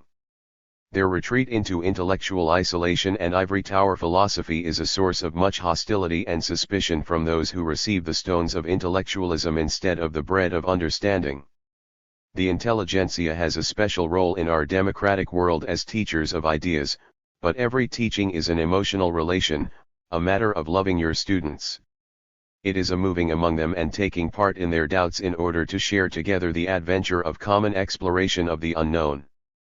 Paradoxically, we may say that we need the experience with the totalitarians if only to discover a reflection of their rigidities in our own democratic system. 162. The liberation from magic thinking. In our Western civilization, the growth of the mass media of communication has increased the influence of collective pressure on both our prejudices and our unbiased thinking. We live in a world of constant noise which captures our minds even when we are not aware of it. Already we have in our society the problem of the lonely, unheard voices. I am convinced that there are many wise men among us whose voices and learning would help us to correct that part of our thinking which is delusional. But their wise words are shouted down by an excess of noise from elsewhere. In our society a man cannot simply communicate his wisdom and insight anymore. In order to be heard, he has to advertise and fortify it with megacyclic power and official labels. An organization must stand behind him and must make sure that he will be rightly timed so that there will be listeners to receive his message. He must have an acknowledged label and official diploma, otherwise his voice is lost. To correct mass delusion is one of the most difficult tasks of democracy. Democracy pleads for freedom of thought, and this means that it demands the right of all men to test all forms of collective emotion and collective thinking. This testing is possible only if constant personal and collective self-criticism is encouraged. Democracy must face this task of preserving mobility of thought in order to free itself from blind fears and magic. The clash and mutual impact of a variety of opinions which are characteristic of democracy may not directly produce truth, but they prepare the way. At this very moment the whole world dances around a delusion, around the magic idea that the material and military power behind an argument will bring us nearer to the truth, and nearer to safety. Yet, one push of the button and the atomic missiles may lead us all to mutual suicide. In a world of warring and contrasting thoughts and delusions, the solution lies in the delineation of frontiers, of awareness of mutual limits. This agreement on what it is we disagree about is the first step to understanding. 163. Chapter 12. Technology invades our minds. It is rather difficult to describe the onslaught on our minds made by the intrusion of technical thinking. This is so because technology has such contrasting influences. The influence can be a blessing, making us more independent of threatening forces of nature, but at the same time the tool and the machine can dominate us. This inner antinomy of technization we must master, will we not otherwise be dragged down into the maelstrom of ever-increasing technical development to final atomic catastrophe. The peculiar paradox of technology lies in this: gradually the well-being of the machine assumes greater importance and value than the well-being of man and mankind. The growth of technology, of the manifold mechanical instruments in the services of our fantasies, has thrown mankind back to an infantile dream of unlimited power. There he sits, the little man, in his room with various gadgets around him. Just pushing a button changes the world for him. What might? And what still further power he envisions. Yet what mental danger! The growth of technology may confuse man's struggle for mental maturity. The practical application of science and tools originally were meant to give man more security against outside physical forces. It safeguarded his inner world, it freed time and energy for meditation, concentration, play, and creative thinking. Gradually the very tools man made took possession of him and pushed him back into serfdom instead of toward liberation. Man became drunk with technical skill, he became a technology addict. Technology calls forth from people, unknown to themselves, an infantile, servile attitude. We have nearly all become slaves of our cars. Technical security paradoxically may increase cowardice. There is almost no challenge anymore to face the forces of nature outside us and the forces of instinct within us. Because the very technical world has become for us that magical challenge which nature originally afforded. It is the very subservience to technology that constitutes an attack on thinking. The child that is confronted from early youth with all modern devices and gadgets of technology, the radio, the motor, the television set, the film, is unwittingly conditioned to millions of associations, sounds, pictures, movements, in which he takes no part. He has no need to think about them. They are too directly connected with his senses. Modern technology teaches man to take for granted the world he is looking at, he takes no time to retreat and reflect. Technology lures him on, dropping him into its wheels and movements. No rest, no meditation, no reflection, no conversation. The senses are continually overloaded with stimuli. The child doesn't learn to question his world anymore, the screen offers him answers ready-made. Even his books offer him no human encounter, nobody reads to him, the screen people tell him their story in their way. 164. Technical knowledge forced upon him in this way makes no demand that he think about what he sees and hears. Conversation is becoming a lost art. The machine age rushes on, leaving no time for quiet reading and encounter with the creative arts. We do see a counter-current, however, in the do-it-yourself movement. Here we probably see a resurgence of the creative spirit and a challenge to the engineer who creates the robot. In an over-technical world, body and mind no longer exist. Life becomes only a part of a greater technical and chemical thought process. Mathematical equations intrude into human relations. We learn, for example, through the doctrine of guilt by association, the simple equation that the enemies of our enemies have to be our friends and that the friends of our enemies have to be our enemies, as if only simple addition of positive and negative signs exist by which to evaluate human beings. 165. The creeping coercion by technology. Radio and television catch the mind directly, leaving children no time for calm, dialectic conversation with their books. The view from the screen doesn't allow for the freedom-arousing mutuality of communication and discussion. Conversation is the lost art. These inventions steal time and steal self-awareness. What technology gives with one hand easiness and physical security, it takes away with the other. It has taken away affectionate relationships between men. The depersonalized Christmas card with its printed signature, the form letter, the very typewriter are examples of mechanical proxies. Technical intrusion usurps human relationships, as if people no longer had to give one another attention and love anymore. The bottle replaces mother's breast, the nickel in the automat replaces mother's preparation of sandwiches. The impersonal machine replaces human gesture and mutuality. Children educated in this way prefer to be alone, with fantasies to escape into and gadgets to play with. Mechanization pushes them into mental withdrawal. Technology suggests and creates the feeling of man's omnipotence on the one hand, but on the other, the smallness of man, his weakness and inferiority compared with the might of machinery. The power of man's creative mind is disguised behind dreams of social machines and world mechanics. Mechanics in political maneuverings are overestimated and go beyond reason. We use intelligence and counterintelligence, trickery, and political machines, forgetting the emotional reasons which underlie human brilliance and stupidity. There exists a relationship between naive belief in technology only and a naive belief in human intelligence, logic, and innocence that was part of the optimistic liberalist feeling prevalent in the 19th century. We see in both beliefs the denial of the irrational depths of the mind. What is the ultimate result of technical progress? Does it drive people more and more to the fear and despair brought on by a love-empty push-button world? Does it create a megalomaniac happiness won by remote control of other people? Does it deliver people to the unsatisfying emptiness of leisure hours filled with boredom? Is the ultimate result living by proxy, experiencing the world only from the movie or television screen, instead of living and laboring and creating one's own? In cases of television addiction, I observed the following points. 1. The television fascination is a real addiction, that is to say, television can become habit-forming, the influence of which cannot be stopped without active therapeutic interference. 2. It arouses precociously sexual and emotional turmoil, seducing children to peep again and again, though at the same time they are confused about what they see.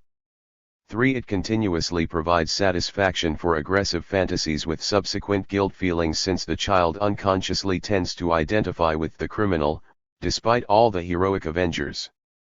166. 4. It is a stealer of time. 5. Preoccupation with television prevents active inner creativity. Children and adults merely sit and watch the pseudo-world of the screen instead of confronting their own difficulties.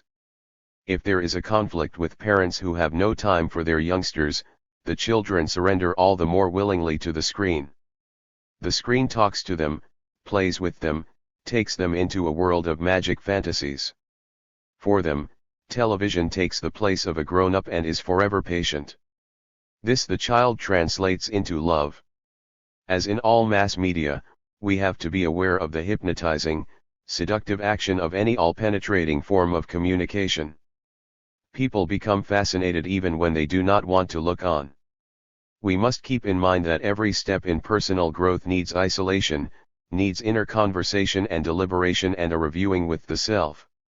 Television hampers this process and prepares the mind more easily for collectivization and cliché thinking. It persuades onlookers to think in terms of mass values. It intrudes into family life and cuts off the more subtle interfamilial communication. The world of tomorrow will witness a tremendous battle between technology and psychology. It will be a fight of technology versus nature, of systematic conditioning versus creative spontaneity. The veneration of the machine implies the turning of mechanical knowledge into power, into push-button power. Mechanical instruments of destruction such as the H-bomb have translated the primitive human urge for destruction into large-scale scientific killing. Now, this destructive potential may become an easy tool for any potentate crazy for power.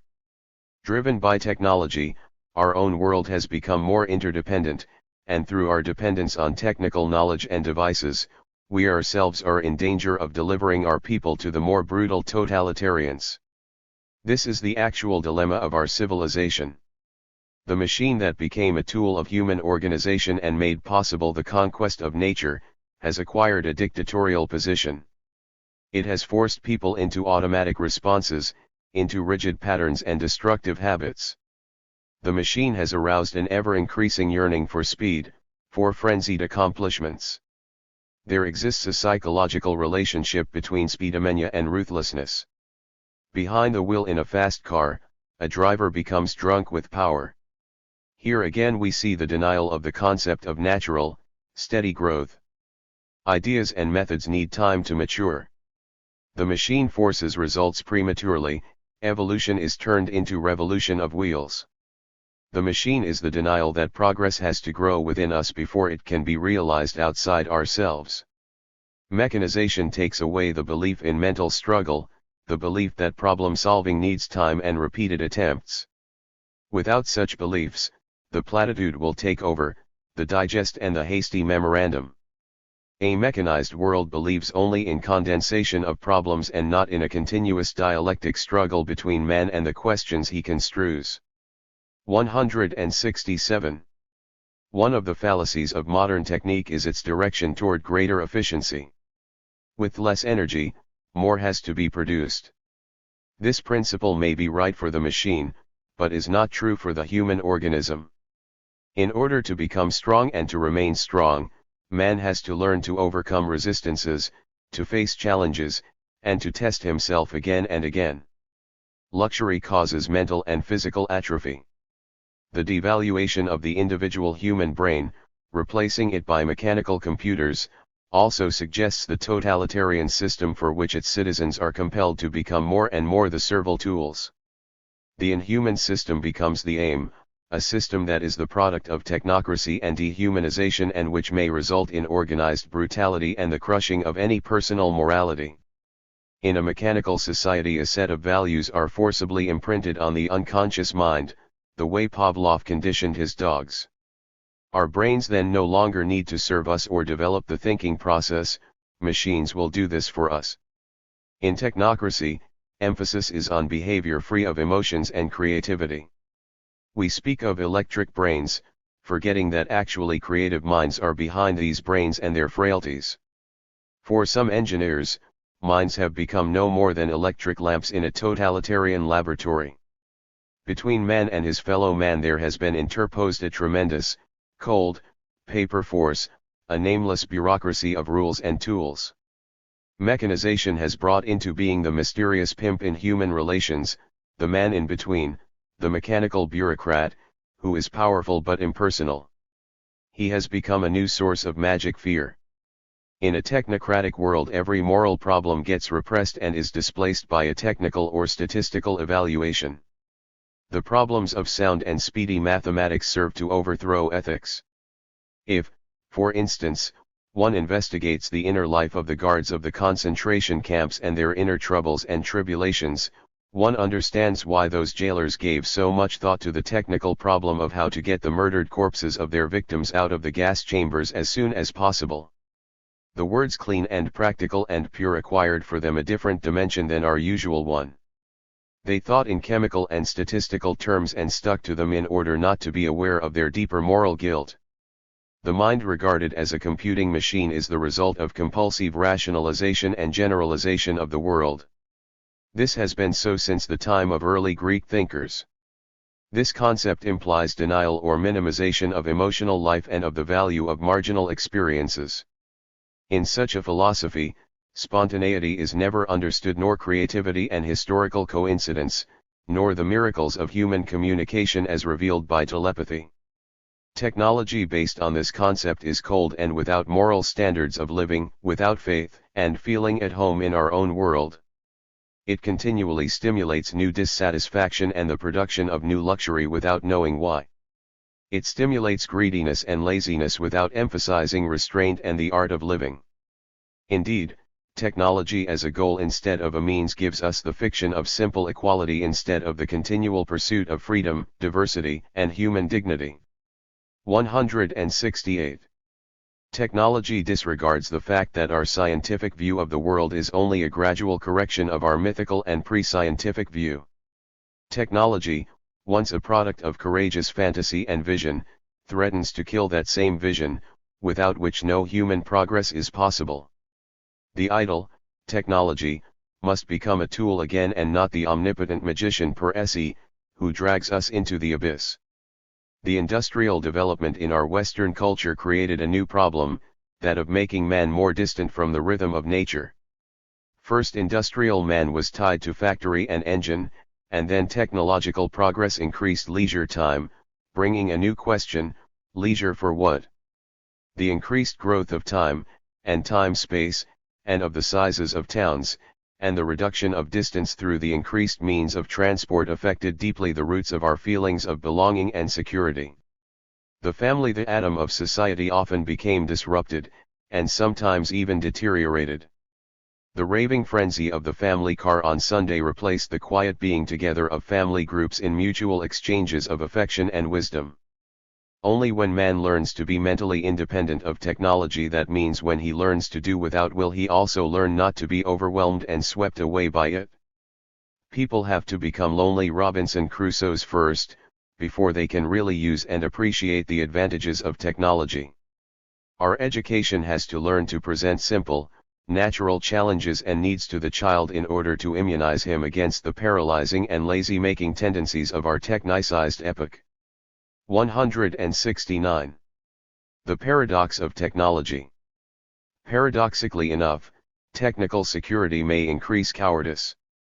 The technical world we ourselves have created has replaced the very real challenge which nature originally afforded man's imagination, and man is no longer compelled to face the forces of nature outside himself and the forces of instinct within him.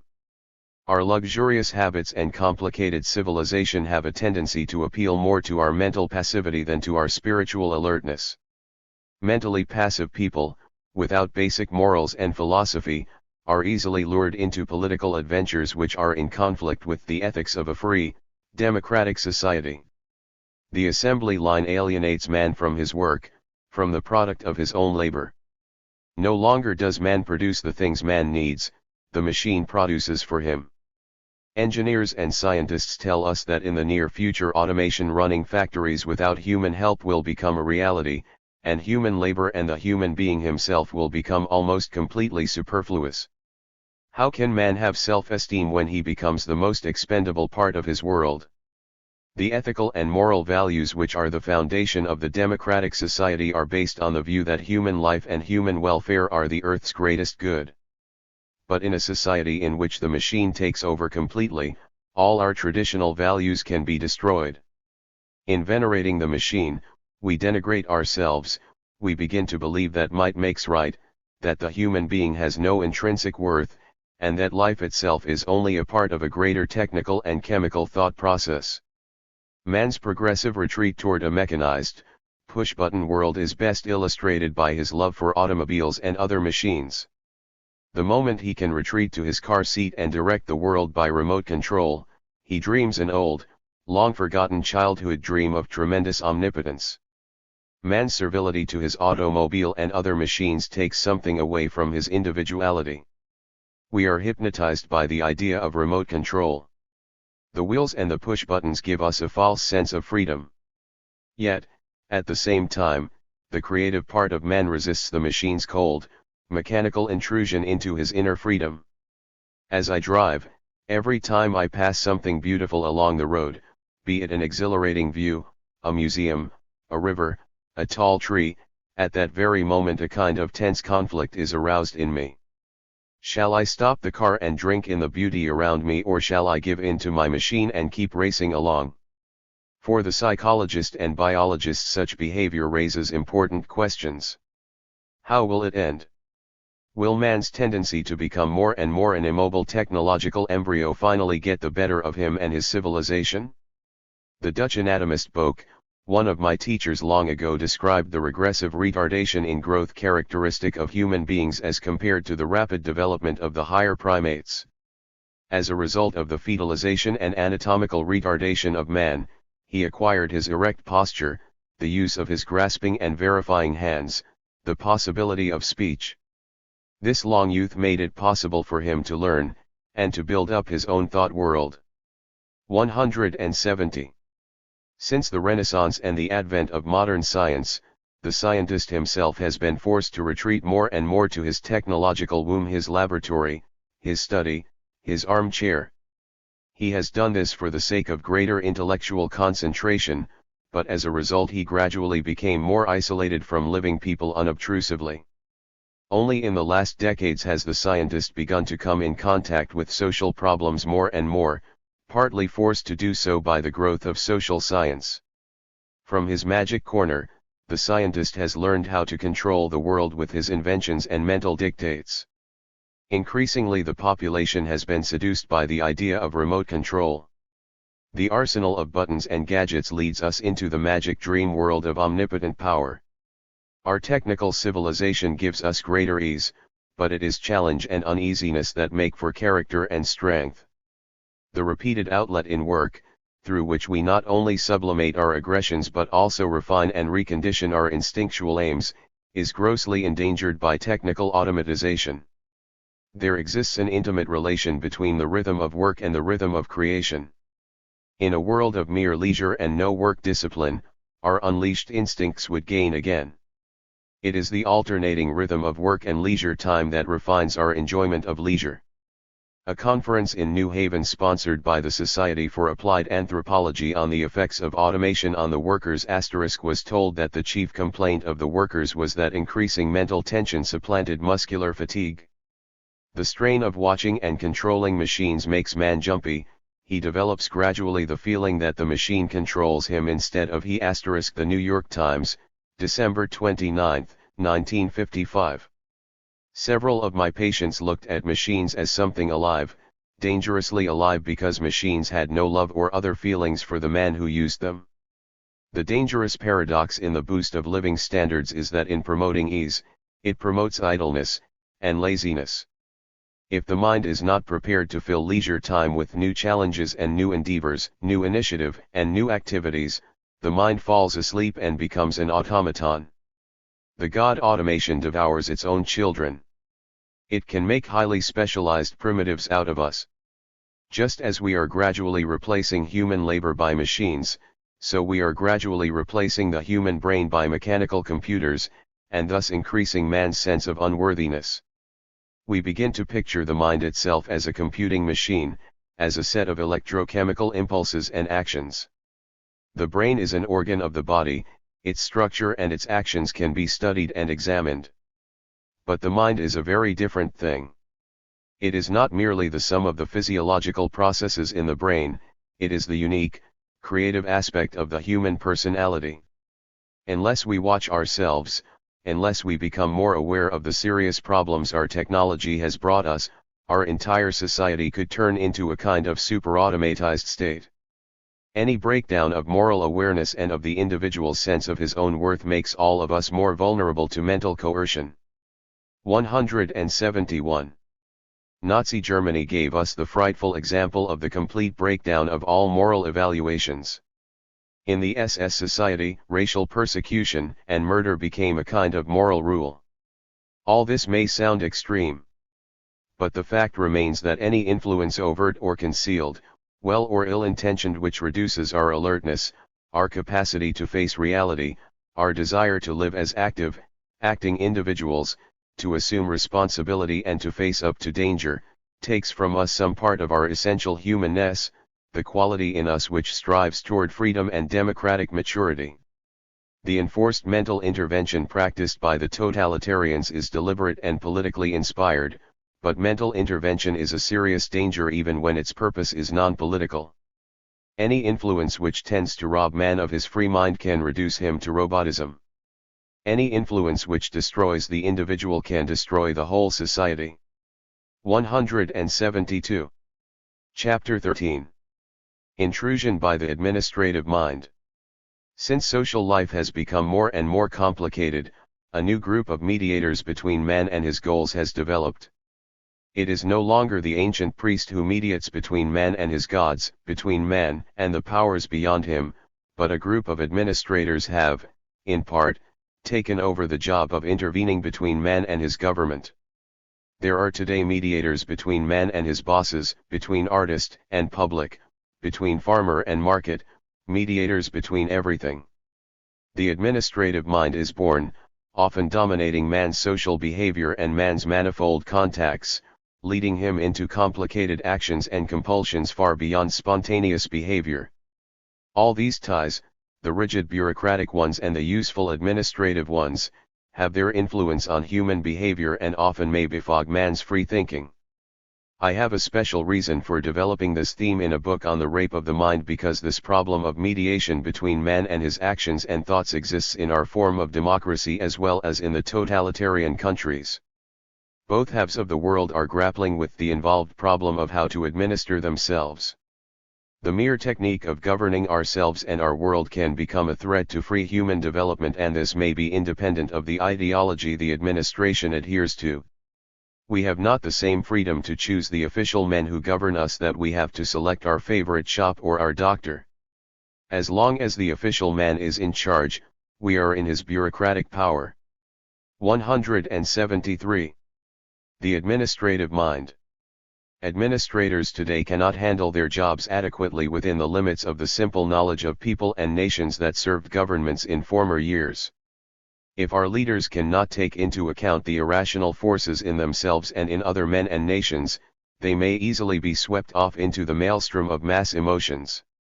If they cannot learn to recognize that their private or official conduct often reflects their prejudices and irrationalities, they will not be able to cope with the often unexpected prejudices of others.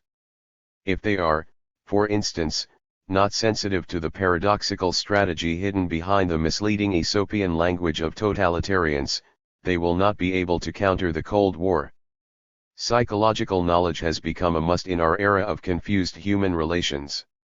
Do our people in office, for instance, understand fully the provocative totalitarian strategy of slandering and wild accusation, and are they able to handle it adequately?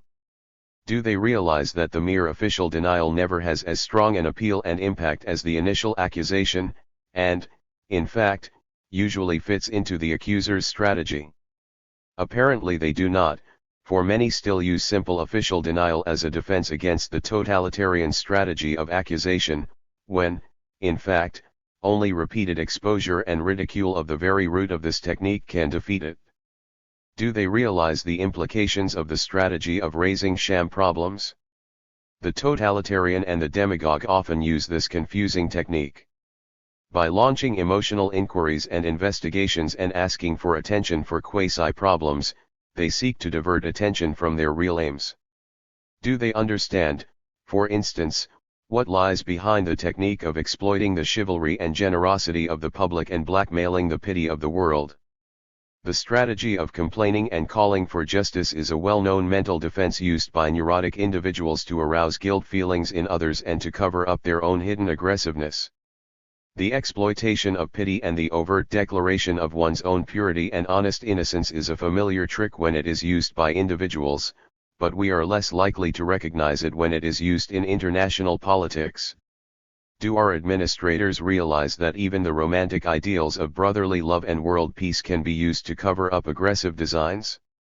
After the First World War, we heard many inspiring idealistic catchwords from the defeated Central European countries. Their press and their leaders described in great detail, for all the world to know, the inner purification through suffering of the defeated peoples. Thus these countries appealed to the conscience and compassion of the whole world. But it was a questionable conversion. Every therapist knows that those who talk a great deal about their inner change and recovery have for the most part not changed at all. The fine phrases are so often contradicted by actions. Politicians must recognize that this can be as true for nations as it is for individuals. Let us not forget that nations don't talk. Official words are made up by representatives with unofficial and mostly unknown inner motivations. 174. Administrators, diplomats, and politicians form the nerve centers and paths of communication between peoples and nations. The tensions in the diplomatic regions represent the political tensions in the world. But they represent other things, too. The political profession is subject to special kinds of nervous tensions. The moment the administrator arrives at a top level, an inner change may take place.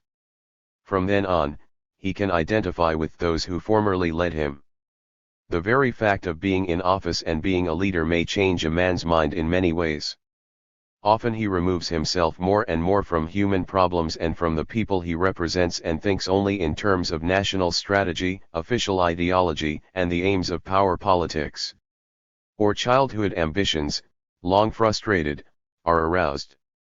He may become the victim of his inflated personal ambitions and his individual notion of responsibility, and, as a consequence, lose control of his own personality.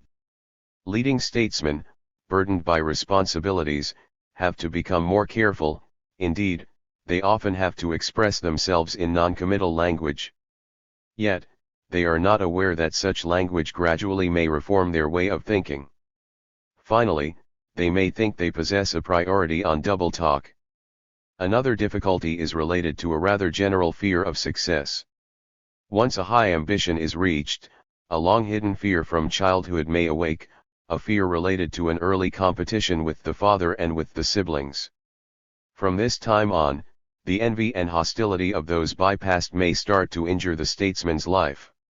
The danger of assuming any leadership, even of any form of self-assertion, is that it provokes resistance and hostility, retaliation, and punishment. The administrator knows himself to be in the public eye, he feels exposed to criticism and political attack. If he didn't have it before, from now on he has to develop a defensive facade in order to court the public and the voters. The result may be that the former meek Democrat, the believer in government by the people, suddenly takes on the stature of an authoritarian personality. He is guided by his frustrated infantile fantasy of leadership. The administrative brain thrusters, with all their inner problems, nevertheless make history for us. Our minds are deeply affected by their minds. At the same time, with great public influence them, and our civilized impulses may direct them to find the good road, just as our primitive drives and influences may urge them on to push us all into catastrophe. The intrusion of the administrative mind becomes even more precarious when the authorities in power follow patterns of procedure not controlled by court and the law. In such cases, prejudice and arbitrariness can easily develop, as we have experienced with many of our security regulations. Official secrecy is a token of magic power. The more hush-hush there is in the world, the less democratic control and the greater the fear of treachery. It should be, technically, quite simple to administer any group or nation or even the whole world. Mankind certainly knows enough to do this job. We know a great deal about history, sociology, and the science of human relations and government, at least enough not to repeat the mistakes from history. We live in a world of technical and economic abundance. But we have not yet learned to apply what we know or to organize the resources of the world. 175. Somewhere something has gone wrong, and things have gotten out of hand. The will of nations and people to understand one another seems to be paralyzed, and mutual fear and suspicion have been built up by the fantasies of mythical ideologies warring against one another. And tomorrow only the tales of the fighting dogs may remain. During the Second World War, one was sent as an official representative of the Netherlands government to an international meeting on welfare and war relief. Here I became even more aware of the extent to which private passions can mold the way we handle public problems. All of us at the conference had cold, expressionless faces which implied a sharp, unbiased form of thinking, but our unconscious minds were touched by other problems. Welfare is often much more a subject of hate than of love and sympathy. One's pride and prestige can play a much greater role than pity for the poor victim. The displaced persons and the people of the devastated and underdeveloped countries are very much aware of this fact. They do not like the role in which fate has cast them. They have to play the double role of the eternal victim who is not only the victim of politics and war, but also of the often arrogant provider of charity. As a matter of fact, the representative at the receiving end of the deal resented any offer made to his country. Everybody wants to be himself the generous uncle from America. 176. The ailments of those in public office. In the future, as our psychological understanding grows, leading politicians will have to be better educated in the principles of modern psychology. Just as a soldier must know how to handle his physical weapons, so the politician must know how to face and handle the mental strategy of human relationships and diplomacy. He will have to become aware of the pitfalls in all human communication and the frailties of his own mind. Bodily disease and neurotic development can have all kinds of effects on those in office. Under their influence, some men are drawn into a life of continuous resentment, as if, in their political and official activities, they were fighting out their infantile struggles against devils, anxieties, and inner guilt. Others are purified by their sufferings and become wiser and more humane than they were. The modern science of psychosomatic medicine makes it clear that constant worrying, continual competition, repressed aggressions, the will to dominate and to govern others, the fear of responsibility, the burden of one's chosen profession are among the many factors that influence body and mind to form a pattern of bodily reactions. These reactions may actually hamper our ability to solve our problems by incapacitating us physically. Becoming a chosen statesman in our era of increased human competition and increased dependence on the masses of voters builds up in office holders qualities that are nearly psychopathic, that can cripple the body or the mind or both at a time when we need the healthiest and soundest leaders. The role the latent psychosis or character disorder plays in many a leading personality cannot be emphasized enough. Not long ago I treated the leader of a huge humanitarian association, who was accorded much esteem by his fellow citizens, but who was a sick, psychopathic tyrant in his own family circle. His children trembled at the sight of him and developed of course a cynical attitude about all idealism and humanitarianism. I suspect that many times this pathology is influenced by the way we select our leaders. Public preference is often directed toward strong, defensive, overcompensated qualities of character which show up well at public functions. The outer facade is too much seen, we are not able to judge the inner core. In 1949, Burnett Hershey wrote an article which posed the question, is our fate in the hands of sick men? The article was written after the tragic death of James Forrestal, the American Secretary of Defense, who committed suicide under the influence of despair and delusions of persecution. It describes in some detail the psychosomatic afflictions of various statesmen. Hershey quotes General George C. Marshall's words to the Overseas Press Club, "Stomach ulcers have a strange effect on the history of our times. In Washington I had to contend with, among other things, the ulcers of Bedell Smith in Moscow and the ulcers of Bob Lovett and Dean Acheson in Washington."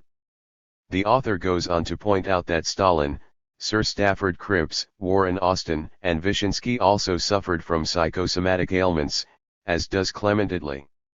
177. All of us have heard of the repeated fainting spells of the Iranian ex-premier, Mossadegh, the man who might, in a spell of semi-consciousness, have changed the balance of power in the Middle East. The much debated and headlined Senator McCarthy is another case in point. At the height of his struggle for headlines, he had a stomach condition that required an exploratory operation, bursitis, frequent sinus headaches and signs of exhaustion, and all of these are known as psychosomatic involvements resulting from extreme tension. We have, too, many cheering examples of how physical disability and neurotic development can mature and strengthen the personality. Perhaps the brightest example of the relationship between body and profession is the late Franklin D. Roosevelt, whose political career was inconspicuous until he was stricken by poliomyelitis. His years of physical suffering became years of mental ripening. His conquest of pain and disease changed his attitude toward his own problems and also toward the problems of the world. His growth of empathy and humility, his increase in strategic intuition, and his superior knowledge of the balance of forces in his country must be partly attributed to his inner mental growth during his disease. Roosevelt will always be a guiding example of how the mind is able to overcome the physical limitations of the body, how the mind grows out beyond it when a man is willing to look inside and fight out the conflicts within himself. 178. The Conference of Unconscious Minds. Let me return for a moment to the wartime conference on welfare I mentioned earlier and tell you something more about it. The conference chairman did not feel well, every decision was as painful for him as his ulcer. He hemmed and hawed and refused to accept the responsibility the position placed on him. The representative of one of the Eastern European countries was an attractive woman but a misanthrope. Every word she spoke was colored by suspicion, and when a representative from one of the Latin countries attempted a mild flirtation with her, she showed her confusion by arguing furiously against every one of his constructive proposals.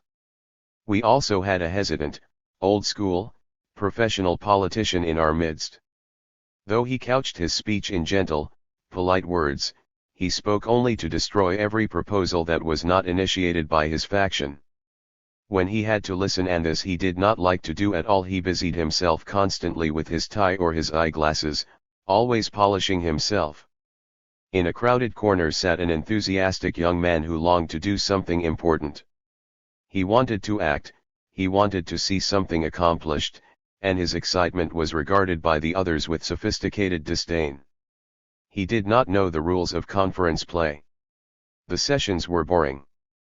The delegates spoke endlessly and pointlessly. But one day the entire conference was gripped by a kind of uncontrollable fury. Every delegate tried to destroy all his colleagues. Someone had unexpectedly used the word traitor to designate a certain guerrilla group fighting in Europe, and the smooth discussion was suddenly transformed into a collision of the insurgent passions that had long smoldered behind suave masks. What agitation was aroused! What rage, what anger! But it was only temporary. It died down, our sophisticated conference spirit reasserted itself, and we settled down to do no work. The chairman made a polite summarizing speech, and we disbanded. The charitable work we planned so carefully is still undone, and many years have passed. With dogged optimism, political leaders still convene to construct a new peace for the world. We know that many of them will suffer again from ulcers of the stomach, but what do we know of their deeper hidden wishes and resentments? Although I am afraid that the time is still far away when we shall subject our official representatives and administrators to psychological education and selection, we must become more aware of the many unconscious factors which influence them and us. Do political leaders try to understand one another and the groups they represent, or are they only measuring the power of their political machines, their words, and their votes? Are they guided by private resentments and ambitions, or by the honest wish to serve the community and its ideals? 179. Are our administrators mentally well equipped to do their tasks? If not, how could psychological insight gradually improve their equipment? How many of them are conscious of the extent of their private frustrations? Are their destructive impulses rationalized away under the guise of political allegiance? How do illness, disease, and neurosis collide in their deliberations? Watch how, in any debate, polite speeches are interrupted by sudden diatribes. To what degree do childhood rearing, fixed ideas, or pathological ambitions of administrators influence the destiny of a town or nation? We recognize that idealistic platitudes may cover inadequate proposals, and we tend to accept this as the well-worn play of political strategy and diplomacy. But far worse than this overt policy of evasion is the hidden political conference and discussion between the unconscious minds and passions of politicians. How many politicians and their followers are aware of this lurking undercurrent which often wields a stronger influence than overt action? How does the personal element between our administrators obstruct our own mental freedom, and what is the role of the psychopathic element in some of our leaders? It is important for us to ask these questions. For the development of science has taught us that, even when it is impossible to find immediate satisfactory solutions, posing the right question helps to bring clarity to the future. It prepares the way for a solution. 180. The bureaucratic mind. In a state where terror is used to keep the people in line, the administrative machine may become the exclusive property and tool of the dictator. The development of a kind of bureaucratic absolutism is not limited, however, to totalitarian countries. A mild form of professional absolutism is evident in every country in the mediating class of civil servants who bridge the gap between man and his rulers. Such a bureaucracy may be used to help or to harm the citizens it should serve. It is important to realize that a peculiar, silent form of battle goes on in all of the countries of the world under every form of government, a battle between the common man and the government apparatus he himself has created. In many places we can see that this governing tool, which was originally meant to serve and assist man, has gradually obtained more power than it was intended to have. Is Saint Bureaucratus a devil who takes possession of a man as soon as he is given governmental responsibility? Are administrators infected with a desire to create a sham order, to manipulate others from behind their green steel desks? Governmental techniques are no different from any other psychological strategy. The deadening hold of regimentation can take mental possession of those dedicated to it, if they are not alert. And this is the intrinsic danger of the various agencies that mediate between the common man and his government. It is a tragic aspect of life that man has to place another fallible man between himself and the attainment of his highest ideals. Which human failings will manifest themselves most readily in the administrative machine. Lust for power, automatism, and mental rigidity, all these breed suspicion and intrigue. Being a high civil servant subjects man to a dangerous temptation, simply because he is a part of the ruling apparatus. He finds himself caught in the strategy complex. The magic of becoming an executive and a strategist provokes long repressed feelings of omnipotence. A strategist feels like a chess player. He wants to manipulate the world by remote control. Now he can keep others waiting, as he was forced to wait himself in his salad days, and thus he can feel himself superior. He can entrench himself behind his official regulations and responsibilities. At the same time he must continually convince others of his indispensability because he is loath to vacate his seat. As a defense against his relative unimportance, he has to expand his staff, increasing his bureaucratic apparatus. In order to become a VIP, one needs a big office. Each new staff member requests new secretaries and new typewriters. Everything begins to get out of hand, but everything must be controlled, new and better files must be installed, new conferences called, and new committees set up. The Staff Interaction Committee talks for days on end. New supervisors are created to supervise the old supervisors and to keep the whole group in a state of infantile servility. And what was formerly done by one man is now done by an entire staff. Finally, the bureaucratic tension becomes too great and the managerial despotic urge looks for rest in a nervous breakdown. 181. This creeping totalitarianism of the desk and file goes on nearly everywhere in the world. As soon as civil servants can no longer talk humanely and genially but write down everything in black and white and keep long minutes in overflowing files, the battle for administrative power has begun. Compulsive order, red tape, and regulation become more important than freedom and justice, and in the meantime suspicion between management, employees, and subjects increases. Written and printed documents and reports have become dangerous objects in the world. After a conversation, even when there are harsh words, inanities are soon forgotten.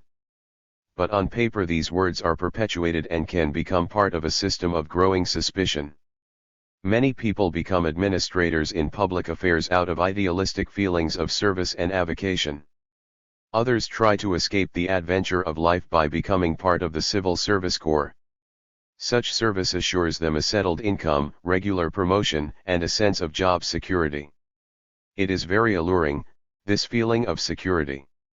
The smooth automatism and polished rigidity of the red tape world is very attractive to certain types of men, but it may devitalize others who still believe in challenge and spontaneity. The burning psychological question is whether man will eventually master his institutions so that these will serve him and not rule him. In totalitarian countries one is not permitted to see the humor of one's own shortcomings. The system, the red tape, and the manifold files become more important than the poor being lost in his chair behind a huge desk, looking much too important for his mental bearings. The art of being a leading administrator, of being a genuine representative of the people is a difficult one, requiring multiple empathy and identification with other people and their motivations. Diplomats and politicians still believe in verbal persuasion and argumentative tactics. It is a very old and alluring game, this strategy of political maneuvering with official slogans and catchwords, the subtlety of bypassing the truth in the service of partisanship, of giving faulty emphasis, the skill of dancing around selected arguments to arrive at personal propagandistic aims or party aims. Sooner or later nearly all politicians become infected with the bug. Under the burden of their responsibilities, they give in to the desire to play the game of diplomacy. They start to compromise in their thinking, to bend backwards and to be circumspect, lest their remarks be criticized by the higher echelons. Or they fall back into infantile feelings of magic omnipotence. They want to have their fingers in every pie to the left and to the right. All these are dangerous mental streaks of every human being which can develop more easily in politicians and administrators because of the growing impact of modern governmental techniques and their threat to free expression. When a man gets entangled in strategical and political talk, something changes in his attitude. He is no longer straightforward, he doesn't express and communicate what he thinks, but he worries about what others are thinking about him behind their facades. 182. He becomes too prudent and starts to build all kinds of mental defenses and justifications around himself. In short, he learns to assume the strategic attitude. Forget spontaneity, deny enthusiasm, don't demand inner honesty of yourself or others, never reveal yourself, never expose yourself, play the strategist. Be careful and use more buts and howevers. Never commit yourself. I remember a leader of the opposition who became completely confused and nearly collapsed when, after a long time out of office, his party won an election and he had to assume governmental responsibility. From an aggressive, outspoken critic, he became a hesitating, insinuating neurotic, playing the tactful strategist, having no real initiative. Some politicians are puppets, spokesmen of their bosses. Some are the cavalier jugglers of words, who transfer human aggressions into slogans. There are also the loudmouthed trumpeters of doom, who resort to the argument of panic. Modern politics is carried out with obsolete rules of conversation, communication, and discussion, and too few politicians are aware of the semantic pitfalls and emotional dishonesties of the word tools they must use to convince others. Yet mutual understanding can become a basis of political strategy. It is not power politics with verbal deceit and catchwords that is needed, but mental probing to find ways in which proposals and suggestions may cut through the resistance of those with different opinions and motivations. Politicians too often forget that their fight for administrative power may become a form of psychological warfare against the integrity of the minds of those who are compelled to listen. The repetitious mutual calumny, so often used during elections, gradually undermines the democratic system and leads to the urge for authoritarian control. The strategic rumors and suspicions the politicians sow are an attack on human integrity. When the citizenry no longer has confidence in its leaders, it looks for the man with brute power to be its leader. Where is the politician who is willing to admit that his opponent is at least as capable as he, and perhaps even more capable than he is? In the free admission of equality of ability and of the wisdom of his opponent lies the politician's chance for cooperation. For true cooperation can only be brought about by mutual empathy and sympathy and the understanding of human faults. In April 1951, a group of psychologists, psychoanalysts, and social scientists affiliated with the United Nations, the World Federation of Mental Health, UNESCO, and the World Health Organization were guests of the Josiah Macy Jr. Foundation in New York. This was a meeting at which these problems of government, and the impact of governmental systems, were explored and discussed and published later in a report. These experts have become more and more aware of the need for psychological education and selection of government administrators. 183. Should our administrators be psychoanalyzed? This nearly utopian question does not predicate an immediate rush for psychological training for politicians and administrators, but it does point toward a future period when practical intelligence and sound psychological knowledge will guide man in the various aspects of his life. Education will be more fully permeated with dependable psychological knowledge. Psychology and psychoanalysis are still young sciences, but many of our present-day politicians could already profit by them. Through gain in self-insight, they would become more secure in the strategy of world guidance. They would assume more responsibility not only for their successes, but also for their failures. And they would take more responsibility, with fewer inner qualms, for the good and welfare of all. At this very moment our failure to solve the problems of governmental inefficiency and bureaucratic intrusion into human actions may hamper the citizen's mind in its development. Man's need to conform is in constant battle with man's need to go out on his own. The tie-up of our spontaneous free thinking with the unadventurous administrative mind has to be studied and the problem it presents solved by the psychology of the future. 184. Chapter 14. The turncoat in each of us. The confusing influence of the problem of treason and loyalty. As soon as treason is mentioned, something in man's soul is stirred. Anger and scorn, suspicion and anxiety are aroused, and people want to avoid the subject.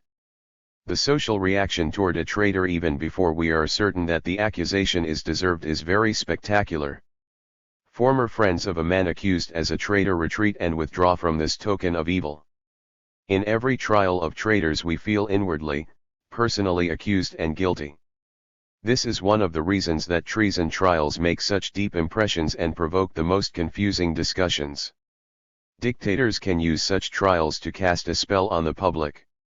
In a book on mental coercion and the rape of the mind, an investigation of the problem of treason and loyalty is needed. The involuntary traitor. Self-betrayal comes out of all human pores.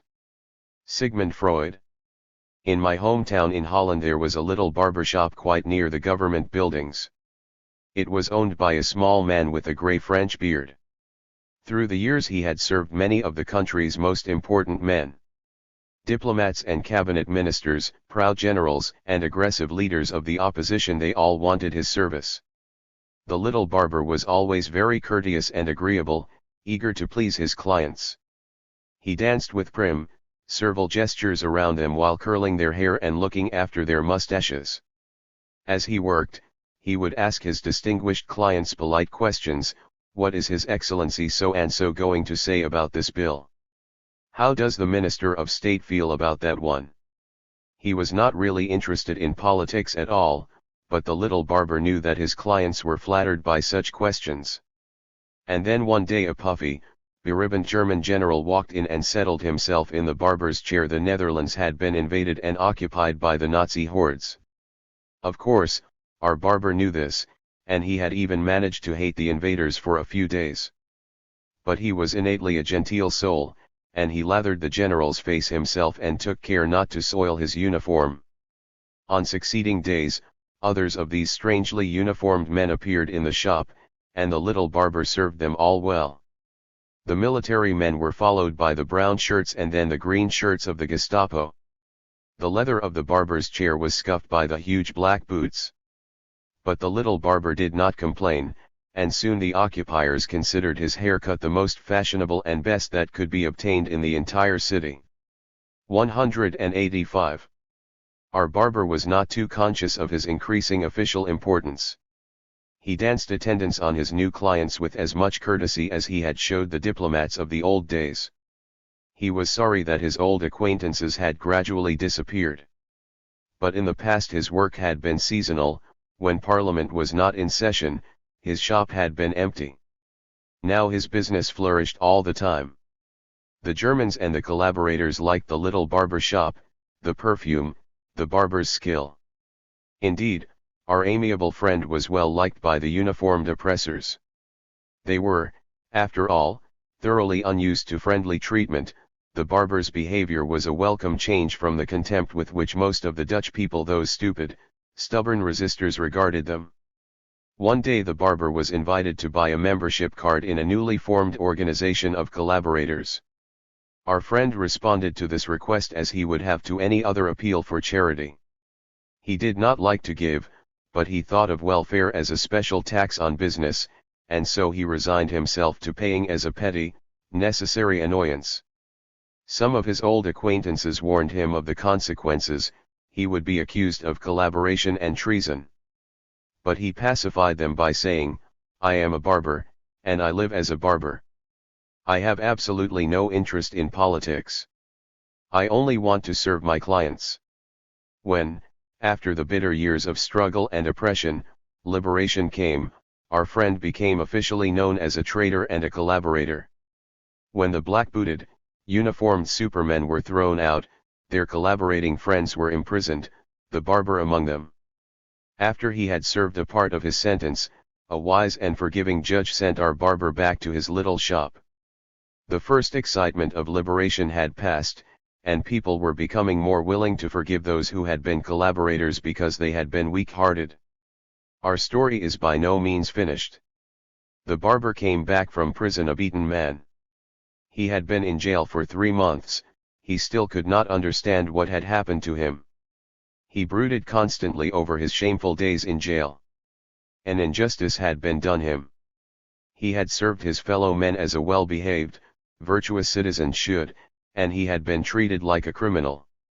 He felt self-righteous, abused, insulted, maltreated and misunderstood. After all, he had only wanted to be kind and helpful. He was a barber, nothing more. The barber could not rid himself of his bitterness and resentment. None of his former friends came to cheer him up or to sympathize with him. His old clients did not return.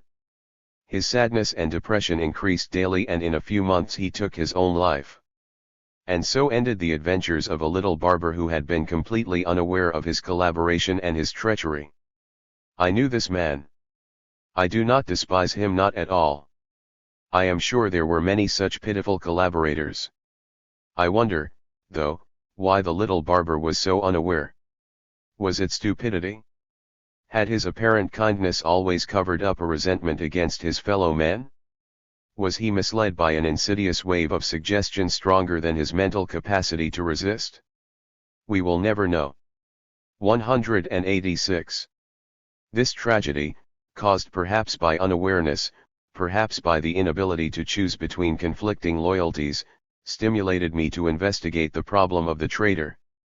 I had ample opportunity to study this question, both through my experiences with the Dutch underground during the Nazi occupation, and when I was imprisoned in a Vichy detention camp. My first official analysis was made in 1943, when the Dutch government asked me to prepare a psychological report on disloyal Dutch soldiers and citizens being held in detention on the Isle of Man. I arrived at the prison after a hazardous, stormy journey in a small airplane. The prisoners were a sorry lot.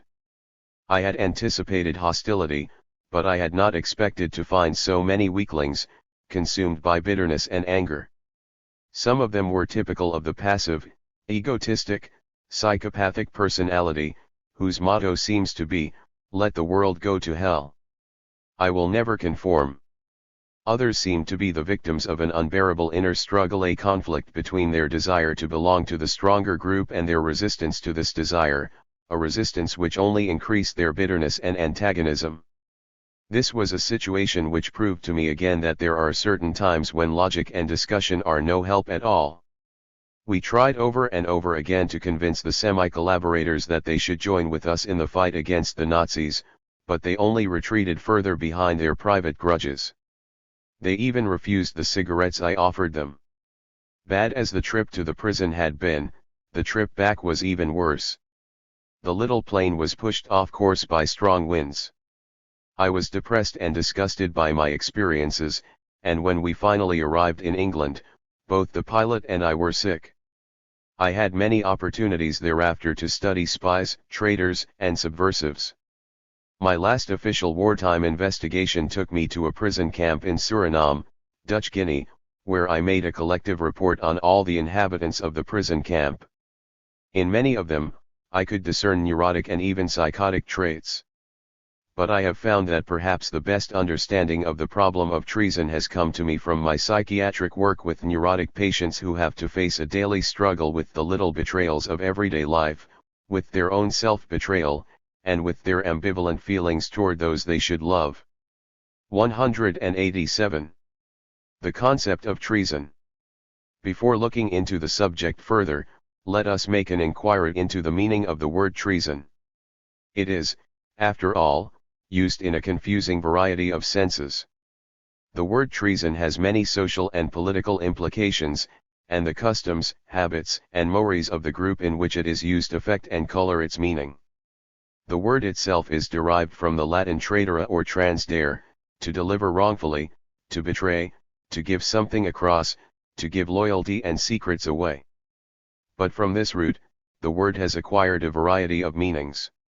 In the first place, it has a purely emotional, individual meaning related to feelings of deprivation and injustice. The infant often experiences all that compels him out of his state of bliss and dependency, which means the very act of growing up, as a betrayal, and sees treason in what he considers rejection by his parents.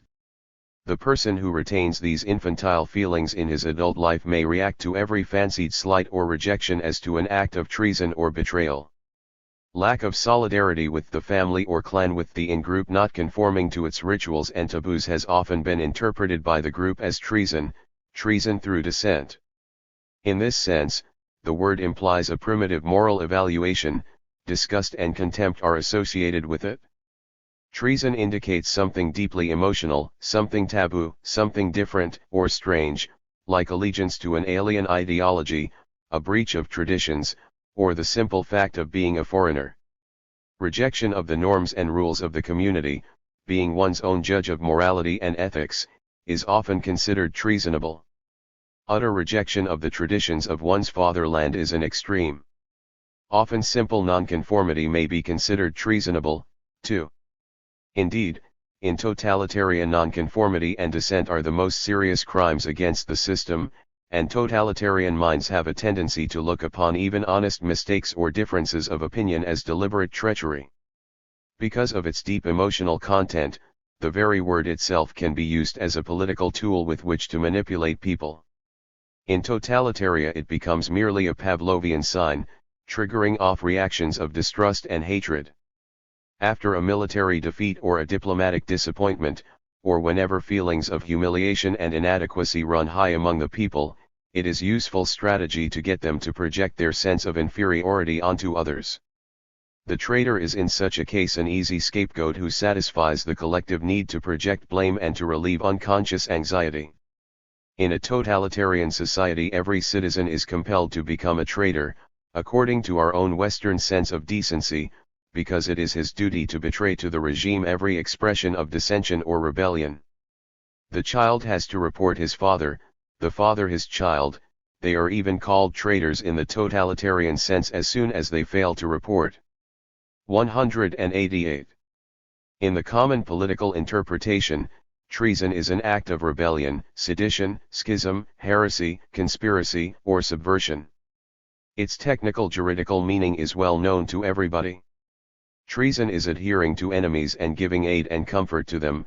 It is also, in a more modern, modified sense, taking part in an international ideological conspiracy against the fatherland. To me, as a psychiatrist, its relation to the general problem of self-betrayal is the key to an understanding of the word. The germ of treason arises first in the individual's compromises with his own principles and beliefs. After these initial compromises have been made, it becomes easier to go on and on, to make more and more compromises, until finally the compromiser may become the man who is willing to sell himself and his services to the highest bidder. During the Nazi occupation, we saw this among those who were seduced to do little services for the enemy. The first step led to the second and then to final collaboration. It is because all of us do doubt ourselves from time to time, because we are unsure of what we would do if we were put to the test, and because we may see in ourselves a potential traitor, that the word treason has such highly emotional appeal. But self-doubt is a far cry from actual treason, and the real traitor in the morbid sense of the word, is not merely a self-doubter. He is a man who believes only in his ultra-personal rights and who scorns the rights and wishes of the community. He is disloyal even to his own gang. Hitler, for example, was a traitor not only to his own ideas, handling them as changeable tools to help him gain and maintain power, he was repeatedly a traitor to his closest friends and collaborators, many of whom he betrayed and murdered in 1934, during what has been called the Night of the Long Knives. The real traitor is a person with egocentric delusions and the conscious conviction that he alone is right. He is a very different type from an involuntary, pathetic, unaware traitor like our little barber. 189. The traitor who consciously takes option for the other side. In my study of political traitors and collaborators, I found that most of them shared two common characteristics: they were easily influenced by minds stronger than their own, and none of them would admit his disloyalty as an act of treason. The traitors I interviewed always volunteered innumerable justifications of their behavior, always surrounded their treachery with a complicated web of sophisms and rationalizations. Actually, they could not tolerate an objective picture of their actions. If they did, they would condemn themselves out of their own mouths. Unconsciously, most of them realized the nature of their crimes and were tormented by guilt feelings. These guilt feelings would have been unbearable if they admitted, even to themselves, the enormity of their deeds. During the Nazi occupation of the Low Countries, I saw these qualities demonstrated again and again. Many of our native traitors were spineless people, ready to accept almost any new idea or elaborate theory. Their suggestibility was their greatest liability. Most of these would-be Nazis had never possessed strong personality ties of their own. They had failed in their ambitions and had been disappointed in life, and they readily transferred their frustrated personal longings to political will-o'-the-wisps. After the German invasion and occupation, these people confronted their defeated countrymen with triumphant "I told you so's." They boasted proudly of their wisdom in having bet on the right horse. They gained a tremendous feeling of self-importance, and their newly acquired, blown-up self-assurance, backed by the enemy's armed force, made them hard and contemptuous of their compatriots. In an effort to justify their own behavior and their greed for power, they tried to convert others to their new way of life. They were possessed by a compulsion to become propagandists for the invader. Turncoats always try to soothe their own bad consciences by persuading others to share their crime. Of course, they had some real grievances. Everybody does. But these traitors were influenced less by them than by fancied injustices. Through acts of treason, they avenged themselves on society for the private wrongs they had suffered because of their personal failures. Their resentments could be felt in everything they said.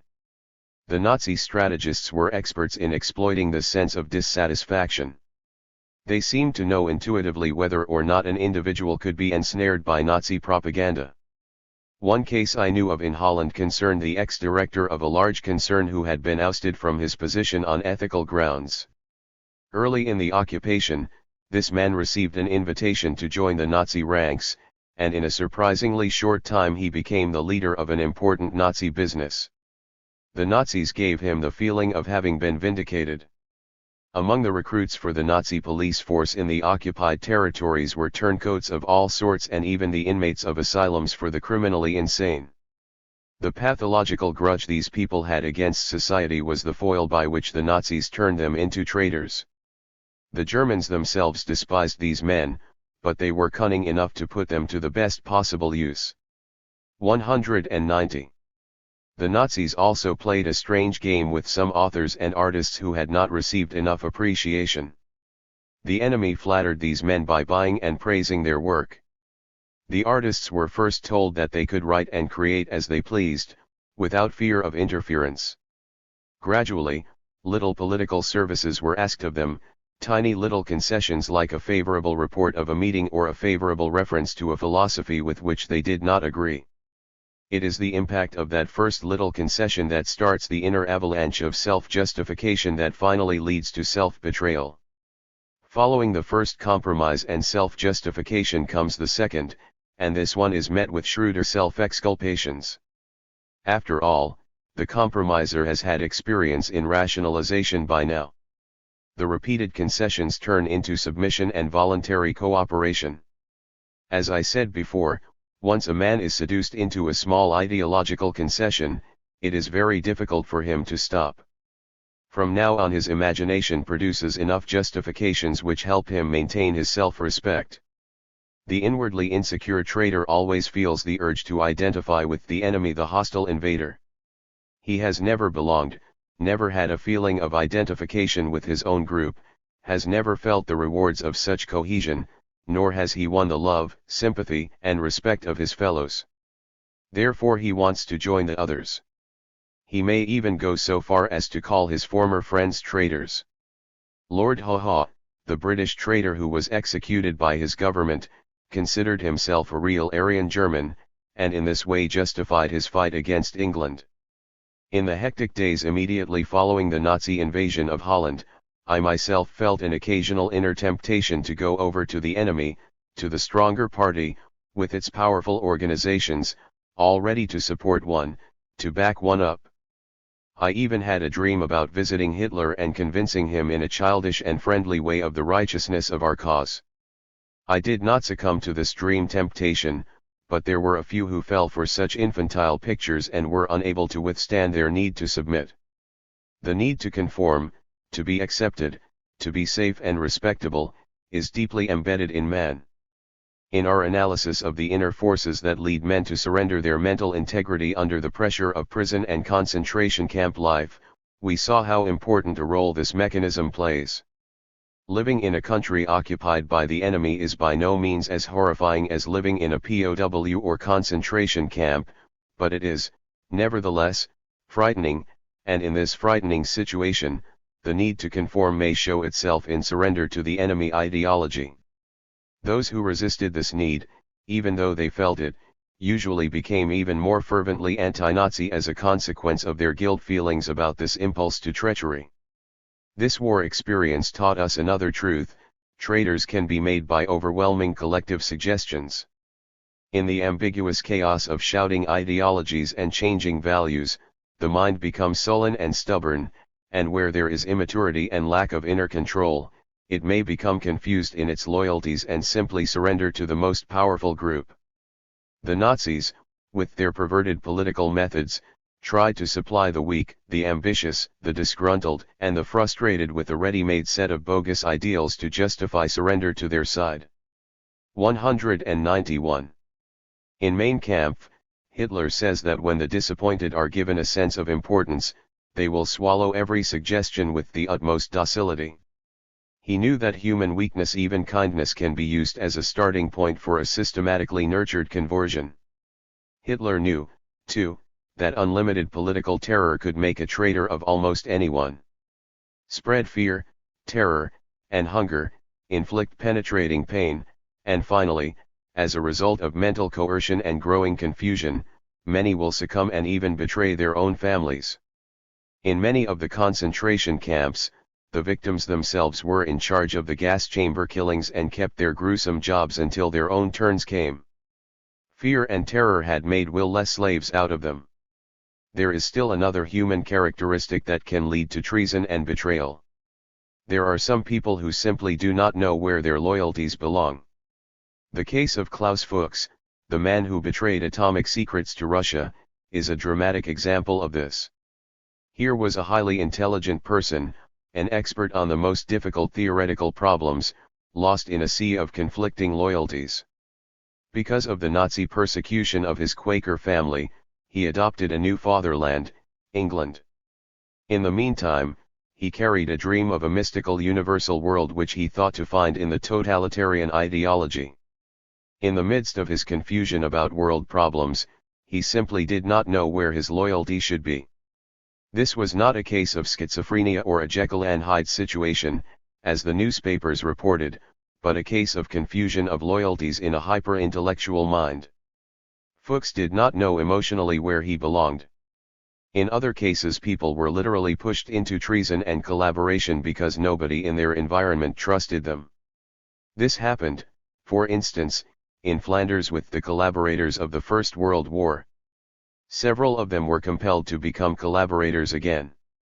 This analysis of the factors that lead men to treason certainly does not imply that every man must remain loyal to the group from which he has originally received his morals and ideals.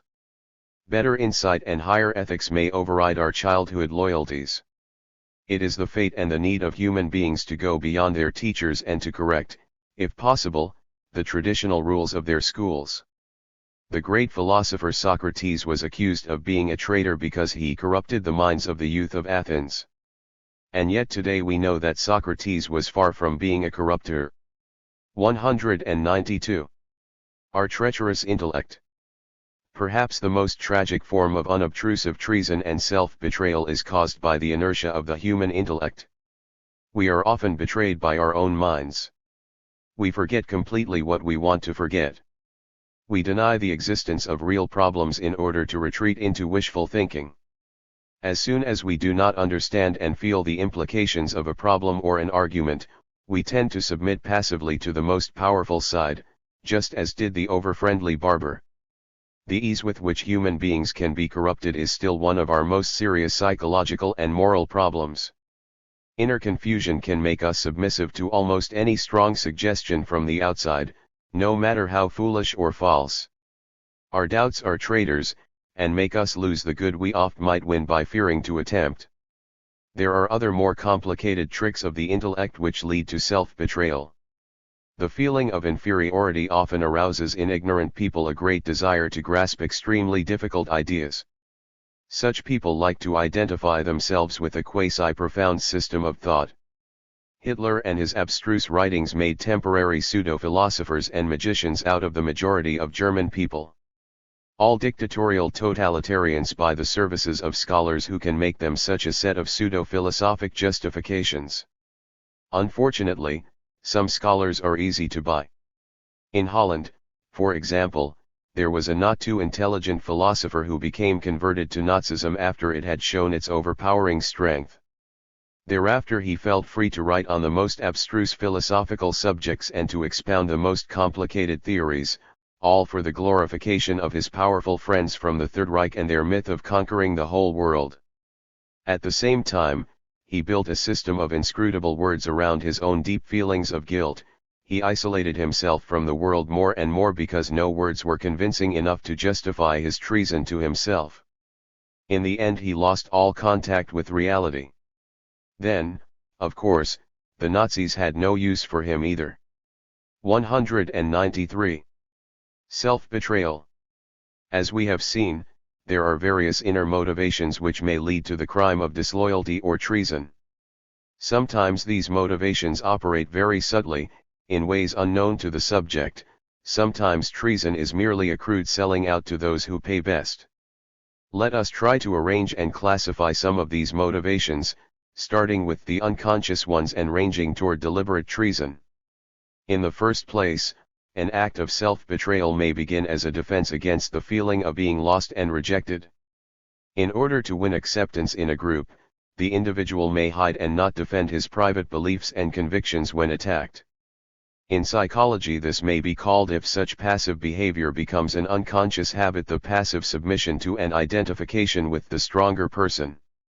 If you cannot beat the enemy, join him. Although the concept of the inner traitor in us is not so easy to accept, by studying the contrasting inner drives that lead man, one becomes more convinced of that possibility. The clinical concept of man's inner ambivalence is based on numerous psychological experiences. In studying the deeper motivations of many a traitor, we often see that his treacherous act happened after an inner turmoil threatened to break him down, to make an uncontrolled nervous wreck out of him. It is as if the future mental patient preferred to surrender to an outward enemy rather than to the inward enemies of disease and nervous breakdown. Hess was on the verge of a schizophrenic breakdown when he broke Hitler's rules and flew to England. Let us consider the British Foreign Office spies, Donald Maclean and Guy Burgess *. Both showed several symptoms of imminent mental breakdown. It may be known to the reader that both these men left England in May, 1951, in order to go via France to Russia. Both deliberately fled the country. Both had communist leanings during their student days at Cambridge but later renounced their adolescent affiliations. Both showed abnormal symptoms during their service. Maclean had a breakdown in May, 1950, due to overwork and excessive drinking. Burgess was reprimanded for reckless driving while in service and for neglect of his work. Reading through the report, one is surprised by the amount of mental instability which was tolerated at such a sensitive spot of the government. Both the men had homosexual leanings that can be related to a suppressed hostility for their mothers. Sometimes treason means a one-sided appeal to justice. This is found in the man who demands some sort of private protective justice and who refuses to acknowledge the subtle relationship between rights and duties.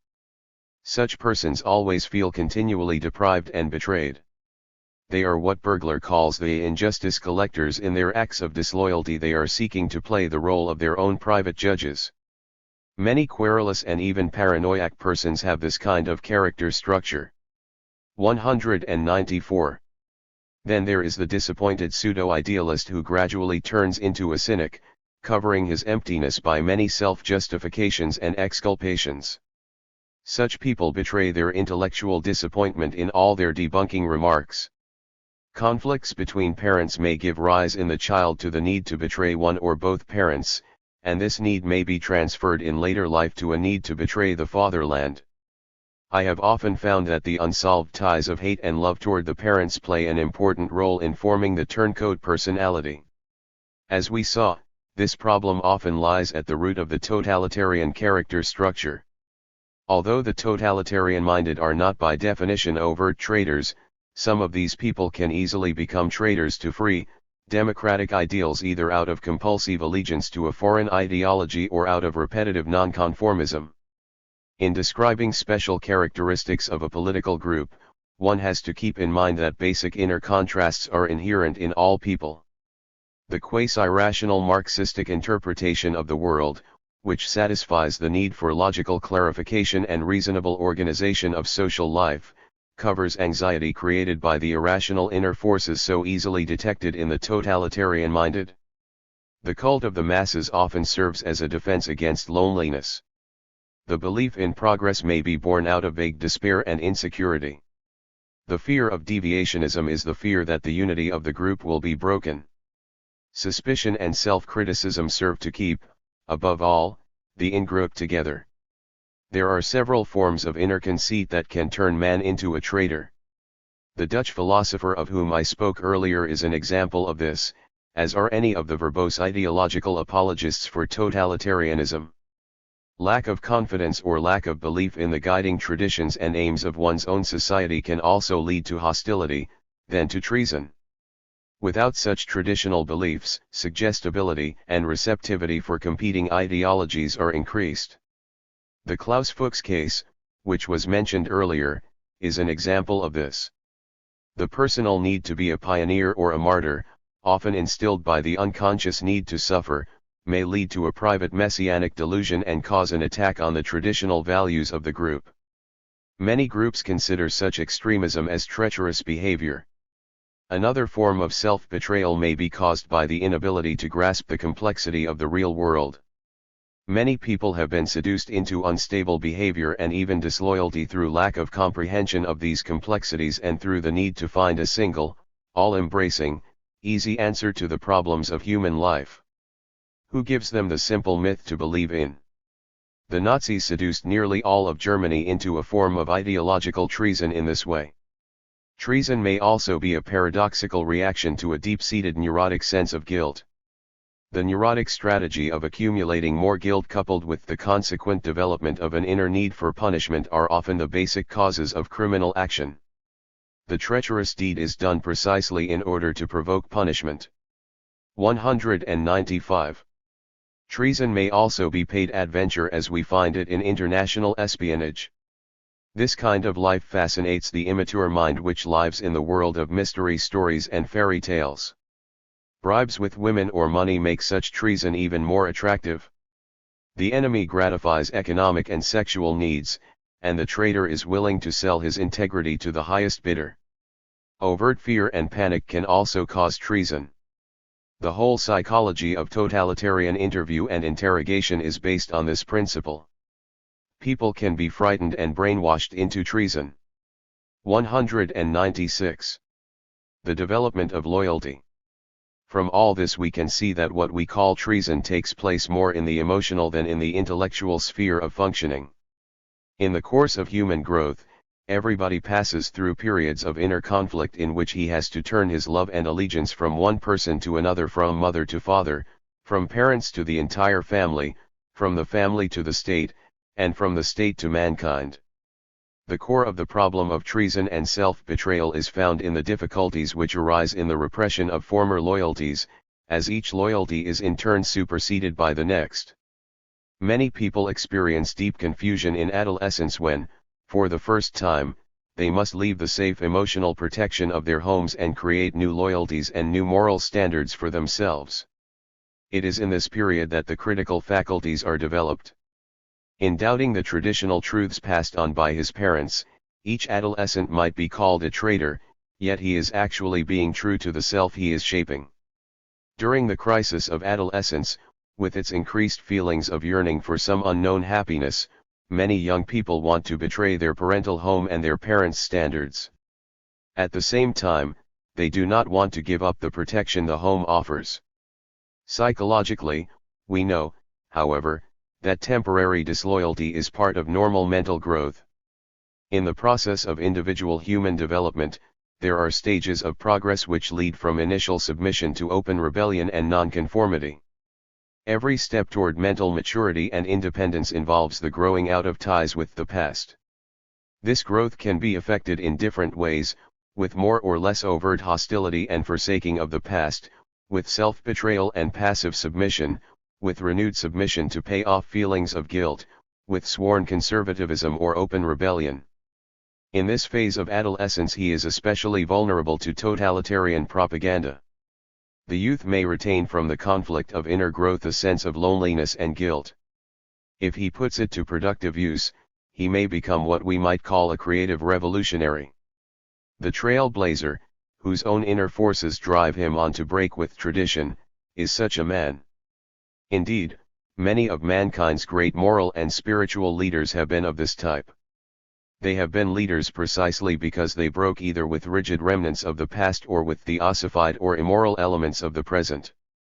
In my own experience, I have known one such man, a German psychiatrist, whose idealism and moral sense made it impossible for him to go along with the Nazi desecration of human values and who was hanged as a traitor for his part in the abortive German rebellion against Hitler in I-944. 197. In praise of nonconformity. What can be done in general to combat treason, disloyalty, and self-betrayal? In the first place, the child's normal defensive attitude toward authority and his need to break away from it should be watched with favorable vigilance at all times on the part of parents and educators. It is all too easy to force a child into denial of the self. Many times, later disloyalty is a reaction to faulty handling of the problems of childhood. Most traitors are made, not born. Unfortunately, this truth is often forgotten by educators who may, as a result of their own frustrated aggressions, break down by force the feeling of great loyalty toward their own age group that we find among youngsters. Is it possible to decide whether or not a person is dependable? Only when we have some insight into his hidden motives and drives and into the workings of his unconscious. For complete insight, psychoanalysis is necessary, but the way the unconscious expresses itself in character traits and character defenses can give us some very important indications. A person with excessive dependency needs or a weak ego, a person who is easily suggestible can usually be seduced into disloyalty. So can the boastful, inconsistent man, full of pride and vanity. Material egotism, desire for power, and continual hostility also lead to denial of moral values, among them loyalty. As is often true in psychology, it is easier to say what character traits the dependable person must not have than to give a positive picture of what he should be like. In general, we can say that the person who is honest with himself and shows a minimum of self-deceit, the man who exhibits a stable structure of character, the person with genuine maturity, is most true to himself, and, as a result, most loyal to others. Nevertheless, the seeds of treason lie in each of us and may be fortified by environmental influences. In a totalitarian world, for example, everybody is educated in self-denial and self-betrayal. When a person becomes a nonconformist, the label traitor will be attached to him. In a world stifled by dogma and tradition, every form of original thinking may be called sedition and treason. In such cases the environmental, social, and political factors, and not the confusing inner processes, determine what is treason. In this chapter, however, I have emphasized the personal factors in producing treason, the influence of family and group prejudices, and the inner instability resulting from complications in the immediate environment.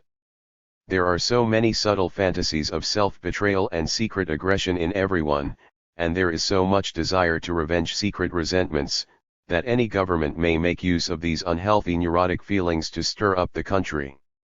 198. The loyalty compulsion. Recently Americans have been looking more critically at the concepts of loyalty and subversion.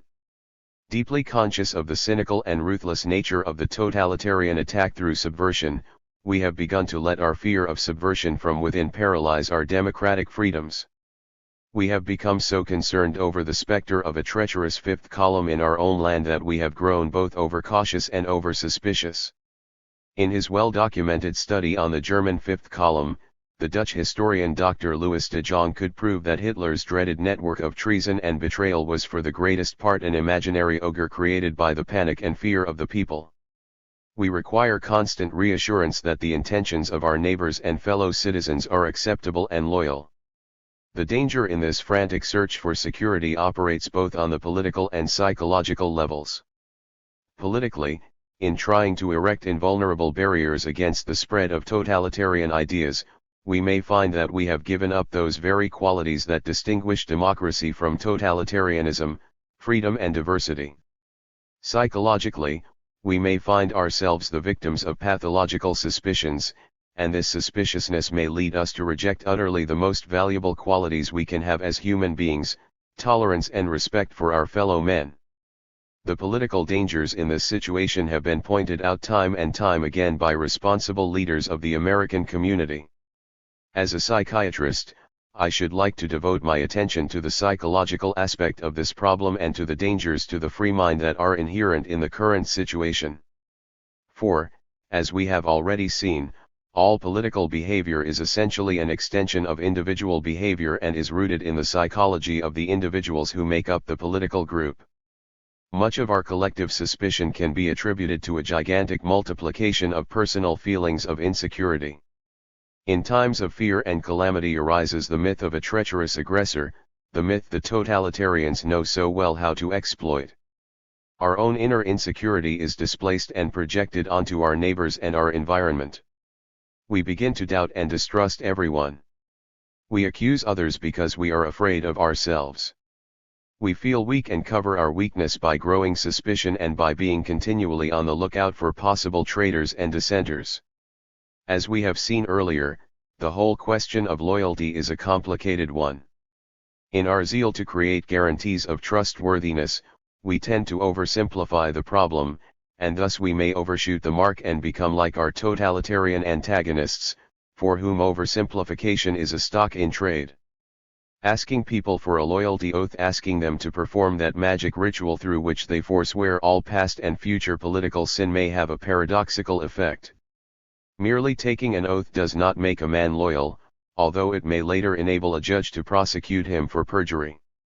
Our insistence on official expressions of allegiance actually discredits and devalues the basic personal sense of voluntary and self-chosen identification with the community, which is the essence of loyalty. It certainly does not either create or ensure loyalty. 199. The loyalty oath too easily degenerates into an empty formula, and the man who takes it may forget completely the meaning it is supposed to have. To many it has become simply red tape, another one of those endless, troublesome forms that must be filled out. The oath compulsion can easily grow into a childish magic strategy, a form of mental blackmail. There are some Oriental religions in which devotions are performed through the use of a prayer wheel. When the wheel is set in motion by a flip of the hand, the worshipper has done his job.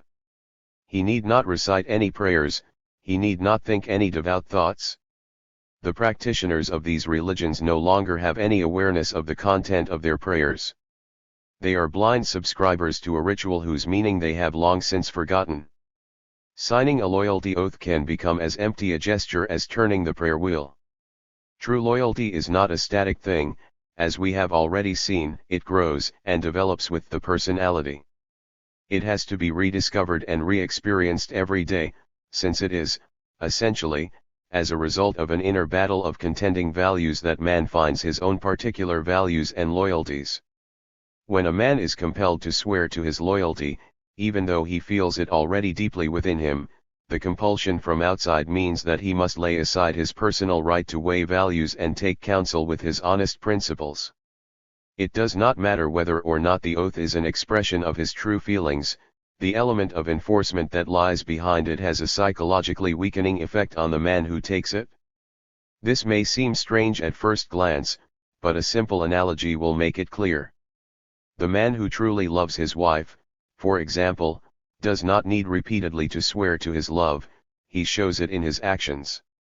But if she insists on his swearing, her very insistence, implying as it does that she doubts him, may bring questions to her husband's mind, and he begins to grow confused as to what he really thinks. Both in demanding an oath and in taking it, we perpetuate the ridiculous illusion that enemies can be kept out through this prayer wheel system. The fact is that deliberate traitors and subversives are the very ones who are not afraid to disguise their motivations and hide their intentions behind prescribed formulations. Nor are they afraid of perjury charges. They feel no hesitation in signing an oath if it is opportune for them to do so. For them, words and oaths are only tools which have no binding moral value. More important than the demand for loyalty should be the demand for integrity, for steadiness of character, for maturity of aims and motivations. Free man needs loyalty to the self first of all, and this implies the right to be himself. The man who feels that he is nothing, who feels that everyone, himself included, doubts him, who is inwardly weak, may become an easy prey to all kinds of totalitarian political influences. Loyalty hunts and loyalty oaths may provoke disloyalty to one's personal integrity and to personal freedom, since they create suspicion in ourselves and in others. Freedom is kept upright by the very presence of opposition, even at the risk of nonconformism and scattered subversion. 200. Loyalty comes about as a result of mutual confidence, it cannot be created through compulsion. Any compulsion is, by its very nature, one-sided. Loyalty has to be deserved and won daily through mutual interaction, and through contact between leaders and citizens. Because it is based on confidence, loyalty is given spontaneously and of free will. True loyalty cannot be bought or demanded. In investigating the case of the young American soldiers in Korea who were brainwashed and forgot too easily where their loyalty lay, we usually find in their backgrounds how disloyally one of their parents had behaved toward them. In nearly all the so-called pro-communist cases we find a disturbed youth.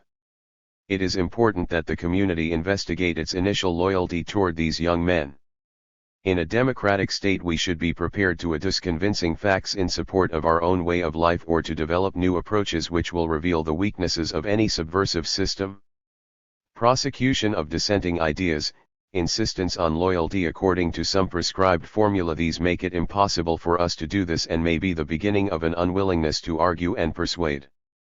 They may even lead to a new form of betrayal, the subtle treason of intellectual detachment, the unwillingness to take responsibility, the treason of doubting relativism which leads to inaction. It may degenerate into a dangerous form of mental laziness which can easily be turned into a life of no commitments or into totalitarian submission. The approaches to truth are multifarious, and it is only where there is a clash of opinion that these approaches can be discovered and the right road to truth be found.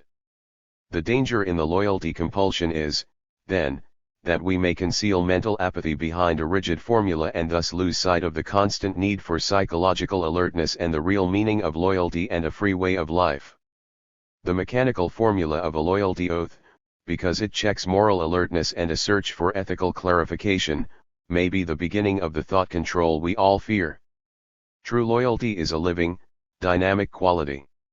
In the subtle choice between loyalty to people and loyalty to principles, the lawmaker has to leave the individual as free as possible, because the latter type of loyalty is based on the first.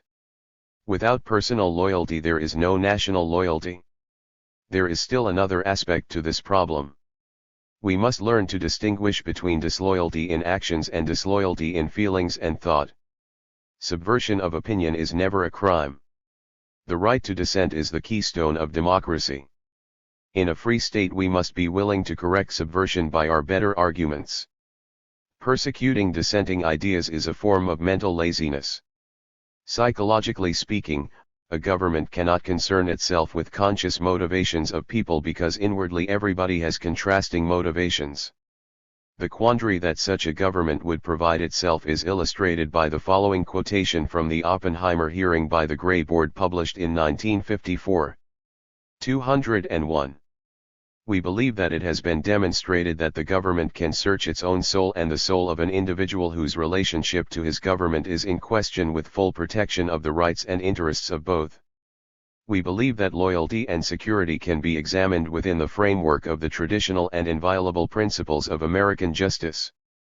In these beautiful phrases lie hidden all the ominous beginnings of totalitarian thought control.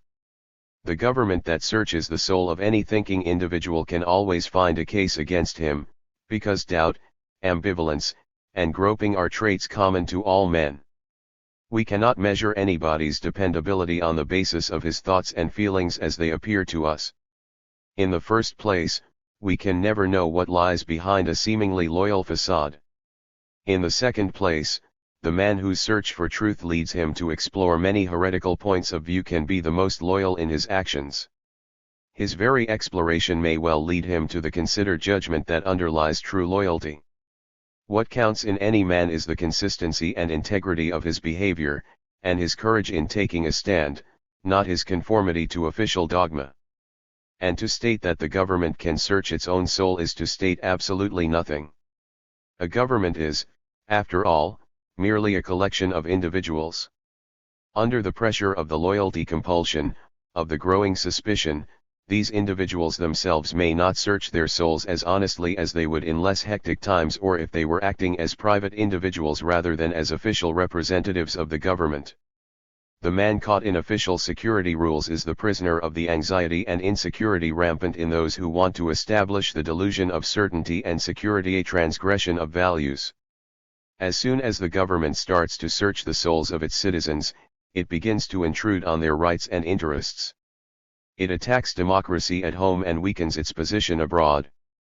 We cannot find the road to peace and fellowship with the rest of the world if we adopt dogmatic, intransigent positions and try to impose our orthodoxy on others. The hallmark of the totalitarian is his insistence that his is the only right way.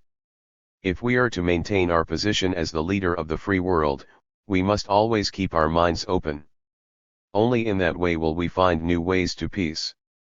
We have seen now that the problem of treachery has to deal with the failure to understand our inner mental processes. Every betrayal is in the first place a self-betrayal, a disloyalty toward one's own standards. When people silence their conscience and compromise for the sake of convenience, at that moment they begin to be disloyal to themselves. Passivity assumed when our conscience should have forced us to act is the most common form of self-betrayal.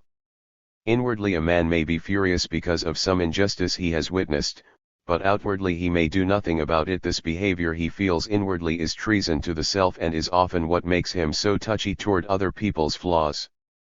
When the pattern of passivity is repeated, the individual continuously piles up more feelings of injustice and grows more and more resentful against society.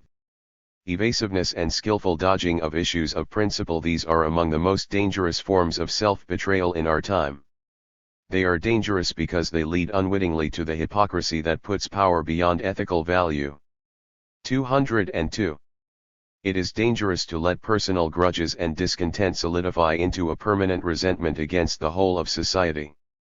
Parents and educators can forestall such difficulties through psychological insight by allowing each individual the freedom to criticize and attack in a civilized, non-destructive way the community to which he belongs. By helping to develop in the child the sense that he is responsible for his own views, subversive though they may temporarily appear, parents provide him with the opportunity to overcome his feelings of loneliness and ambivalence and his wish to do violence to those who influence him.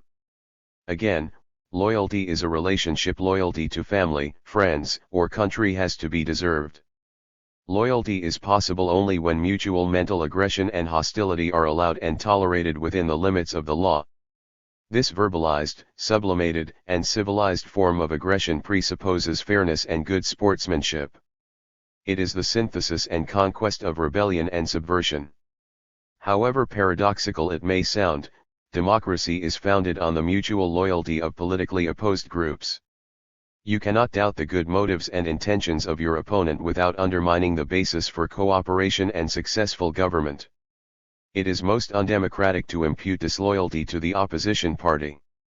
History shows that only where there is opportunity to confront and integrate opposing ideas can man eradicate that form of psychological imbalance which gradually turns into a disloyalty to oneself and to the community. Fear of subversion and opposition is often fear of ideas, fear of being identified with certain unacceptable ideas, the fear of betrayal of the hidden part of oneself. Fear of treason will exist as long as loyal opposition is a crime. Democracy is nonconformity, it is mutual loyalty, even when we have to attack one another's ideas, which, because they are always human, are always incomplete. 203. Part 4. In search of defenses. The moment we become aware that special political phenomena are a threat to our existence, corresponding inner defenses develop automatically. We feel reassured as we discover ways to face the problems. The closing chapters of this book deal first with some of the official attitudes and with the code created to encounter brainwashing, a danger which has appeared rather recently in history. The final chapter searches more elaborately for the inspiring values which characterize freedom and democracy. The question of how best to build up military and civilian morale becomes more compelling because of the tremendous mental pressures modern civilization imposes on man. 204. Chapter 15. Training against mental torture. The U.S. Code for Resisting Brainwashing. By executive order of President Eisenhower on August 17, 1955, a new code of chivalry was made up governing conduct of American fighting men in combat and captivity. 6 precepts of conduct for combatants were enunciated. 1. I am an American fighting man. I serve in the forces which guard my country and our way of life. I am prepared to give my life in their defense. 2. I will never surrender of my own free will. If in command, I will never surrender my men while they still have the means to resist. 3. If I am captured, I will continue to resist by all means available. I will make every effort to escape and aid others to escape. I will accept neither parole nor special favors from the enemy. 4. If I become a prisoner of war, I will keep faith with my fellow prisoners. I will give no information or take part in any action which might be harmful to my comrades. If I am senior, I will take command. If not, I will obey the lawful orders of those appointed over me, and will back them up in every way. 5. When questioned, should I become a prisoner of war, I am bound to give only name, rank, service number, and date of birth. I will evade answering further questions to the utmost of my ability. I will make no oral or written statement disloyal to my country and its allies, or harmful to their cause. 6. I will never forget that I am an American fighting man, responsible for my actions, and dedicated to the principles which made my country free. I will trust in my God and in the United States of America. In the additional report about the recommendations by the Secretary of Defense, it is acknowledged that modern warfare has brought the challenge to the doorstep of every citizen, and that the final front of the Cold War line is in every citizen's mind.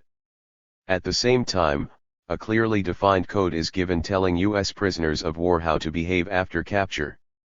Although there was a lack of such a code previously, the report states that American troops have demonstrated through all wars that they do not surrender easily, they have never surrendered in large bodies, and they have in general performed admirably in their country's cause as prisoners of war.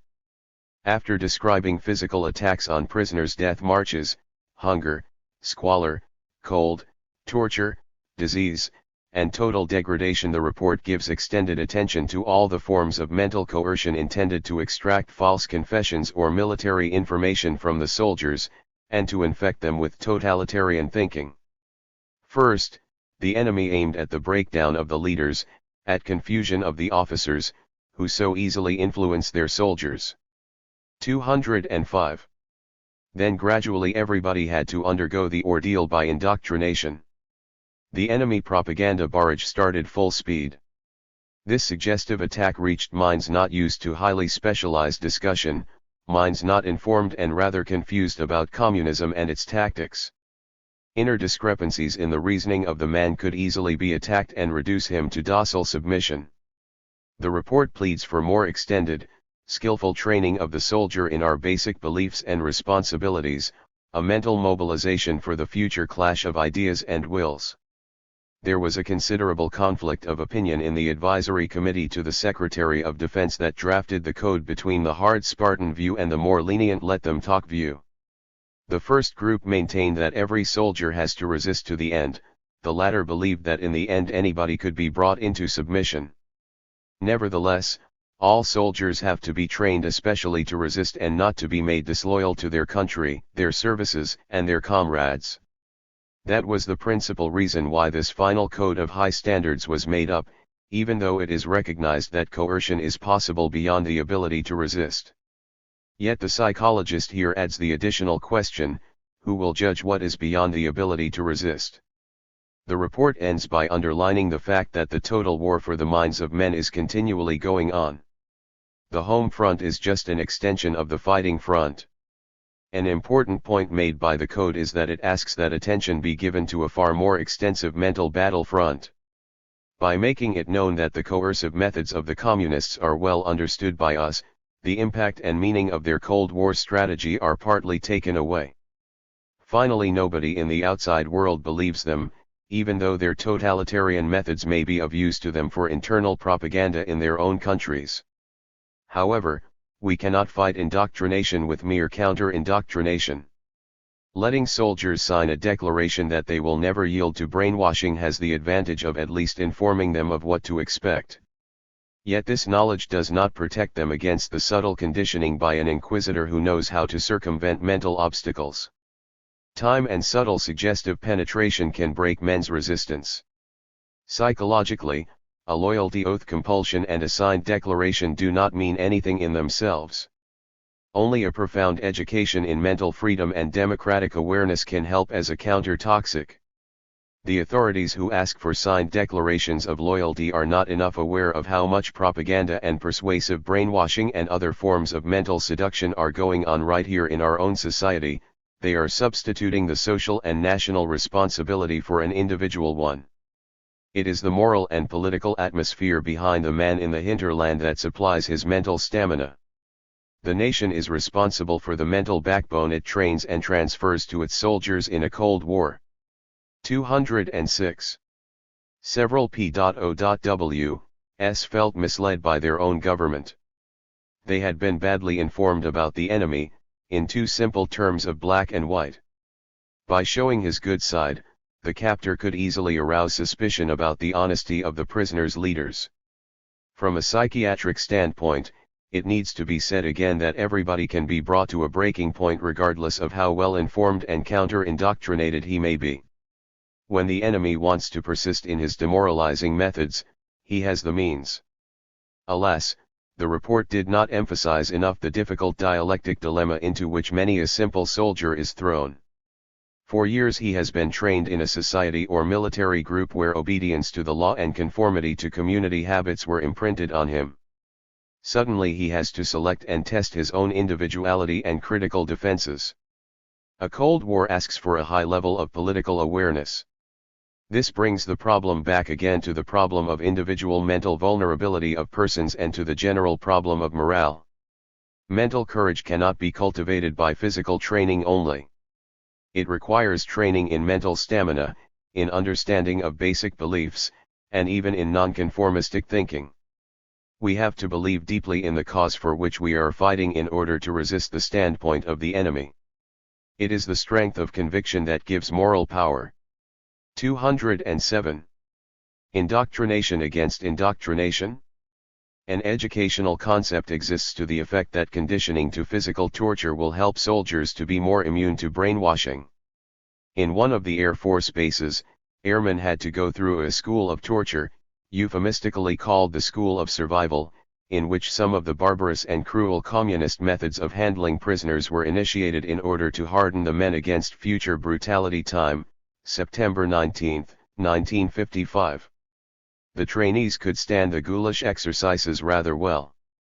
However, such a training can condition men to take over, unwittingly, the methods of totalitarianism. It may give a semi-official green light to enemy tactics by implying that we can do the same.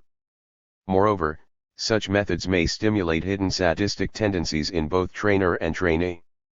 Under the disguise of an earnest training need, American youth may be educated in the same sadistic view as their enemies. The important psychological implication of every form of harsh compulsive training and indoctrination is that it fits into the totalitarian pattern. Moreover, the totalitarian inquisitors don't need to use physical torture in order to uncover the secrets of man's mind, although they may use these methods for their private pleasure. On the contrary, the enemy counted just as much on friendly gestures and special privileges to seduce the hungry, weakened P.O.W.S. into confession. What the inquisitors especially require in order to succeed is that the enemy have a weak personality, that he be a dumbbell with a soldier's need to conform, that he be ridden with anxiety and lacking in patience. The brainwashing inquisitor doesn't need torture. Physical torture will often strengthen resistance against the inquisitor, while isolation alone can accomplish his objectives. The school that teaches only torture and evasion techniques can even arouse latent anxieties and thus, paradoxically, make it easier for the soldier weakened by his fantastic anticipations to surrender to brainwashing. The hero at school can become a weakling as soon as he is faced with the real challenge. It is not so important what the trainee accomplishes during his physical training but what he stands for mentally and spiritually. Does he have a mental backbone? Only this will stand him in good stead during the challenge of prisonership. The psychiatric report about brainwashing and menticide. In every report on brainwashing of prisoners of war, several factors that may lead to the accusation of collaboration with the enemy have to be taken into account to determine the psychological responsibility of the accused. Did he surrender mentally under a kind of hypnosis? Can he be made responsible at all? Was there a conscious and voluntary collaboration that turned the man into a traitor? Was there cowardice or only spiritual weakness? Because these questions are so new in our history and often so subtle in relation to the circumstances, it is well to enumerate the fields of interest to be analyzed. 208. 1. The accusation. The psychologist has to study the incriminating facts.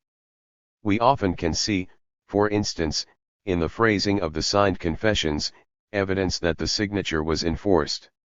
Some cliché phrases of the enemy can be looked at as gradually wangled out of the head of the victim. For one of the courts I was able to make an analysis of a written confession that was composed of such heterogeneous elements that the process of mental wrestling and gradual giving in of the prisoner could easily be discerned in the papers. 2. Rumor and mass psychology. Not all the accusations against a prisoner of war made by fellow prisoners, even when the majority constantly repeat them, may be taken at face value. Under the impact of terror and fear, rumors about special persons are easily communicated. There are personalities who, on the basis of their special character structure, easily become the focal point of rumors. The withdrawn intellectual, for instance, is often accused of consorting with the enemy.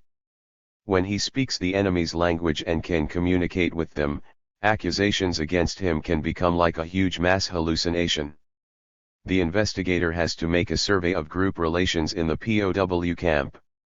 The brainwashing enemy tries first to attack the leaders, in order to attack the morale of the remainder of the POWs, then he tries to select specially vulnerable personalities for his strategy of mental pressure and ideological conversion. 3. The personality structure of the accused. Certain persons, on the basis of their weak ego or their underlying neurotic anxieties, are predestined to give in earlier to mental pressures. To obtain a fair estimate of the individual, intelligence tests and the Rorschach test have to be given, the family background and the religious and ideological foundations of the person have to be studied.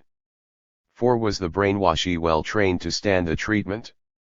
What kind of information had been given to the prisoner of war during his training? Did he know enough about the ideological war and the word barrage he might be exposed to? Was he only prepared for discipline and submission, or also for freedom and non-conforming discussions? Was he only physically trained or also mentally? 5. The facts of torture. How long did it take before the prisoner gave in? Did he get drugs? How much isolation? How many hours of interrogation? Were there symptoms of pain and physical illness? Can these facts be verified? This is only a short survey of viewpoints to be taken into account. They serve to show that with the phenomenon of systematic brainwashing and thought control, something is brought before the court that is judicially new. The traditional attitudes toward personal competence, responsibility, and accountability cannot be applied. The state has, in the case of successful brainwashing, taken over, even taken possession of, all psychological responsibility for the obedient acts of persons.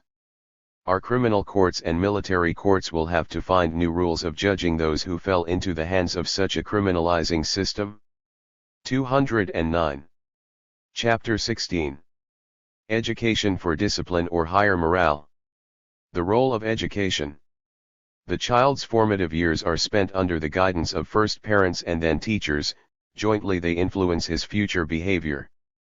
The educational system can either reinforce or correct parental errors and attitudes, either strengthen the child's desire to grow toward freedom and maturity, or stifle his need to develop and twist it into the need to resign himself to permanent childishness and dependence.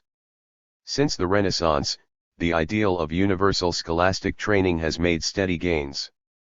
But today we unwittingly tend to mold minds into a prefabricated pattern and to give our students the illusion that they know or have to know all the answers. The fallacy of such half-education is that the so-called alphabetics, in contrast to those who cannot read, may become better followers and worse thinkers. The totalitarians, for example, are not against schools. On the contrary, for the more you overburden the mind with facts, the more passive it may become.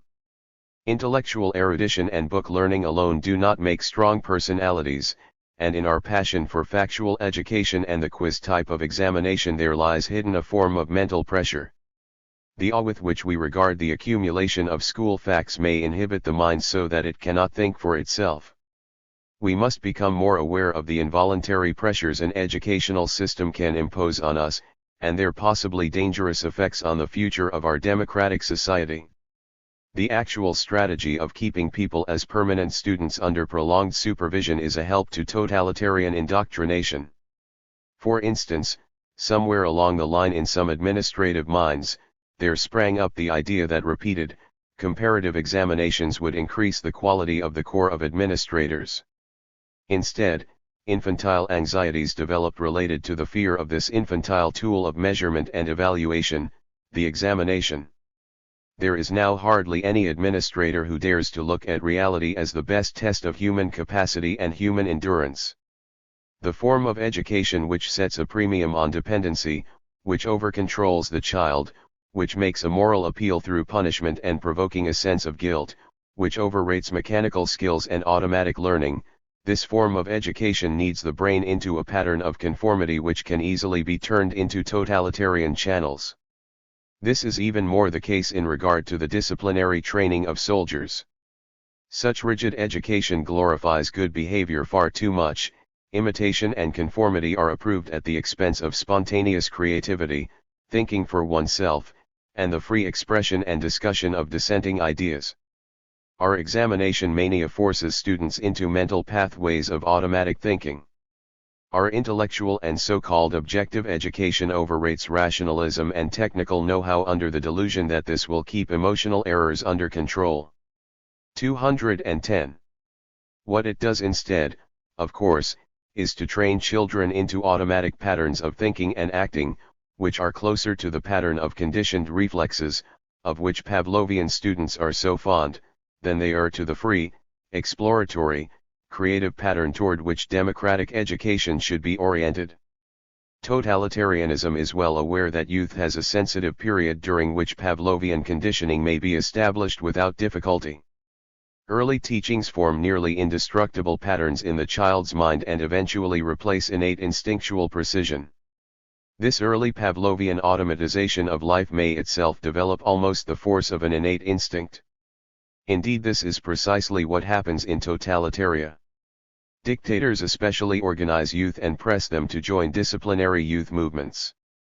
The paradox of universal literacy is that it may create a race of men and women who have become much more receptive to the indoctrination of their teachers or leaders. Do we need conditioned adepts or free-thinking students? Beyond this, our technical means of communication have caught up with our literacy. The eye that can read is immediately caught by advertising and propaganda. This is the tremendous dilemma of our epoch. In many of our primary school, students are taught in an atmosphere of compulsive regimentation and are imprinted with a sense of dependency and awe of authority which lasts throughout their lives. They never really learn to think for themselves. The scholastic fact factories, the schools, keep many pupils too busy to think. They may instead educate them into progressive immaturity.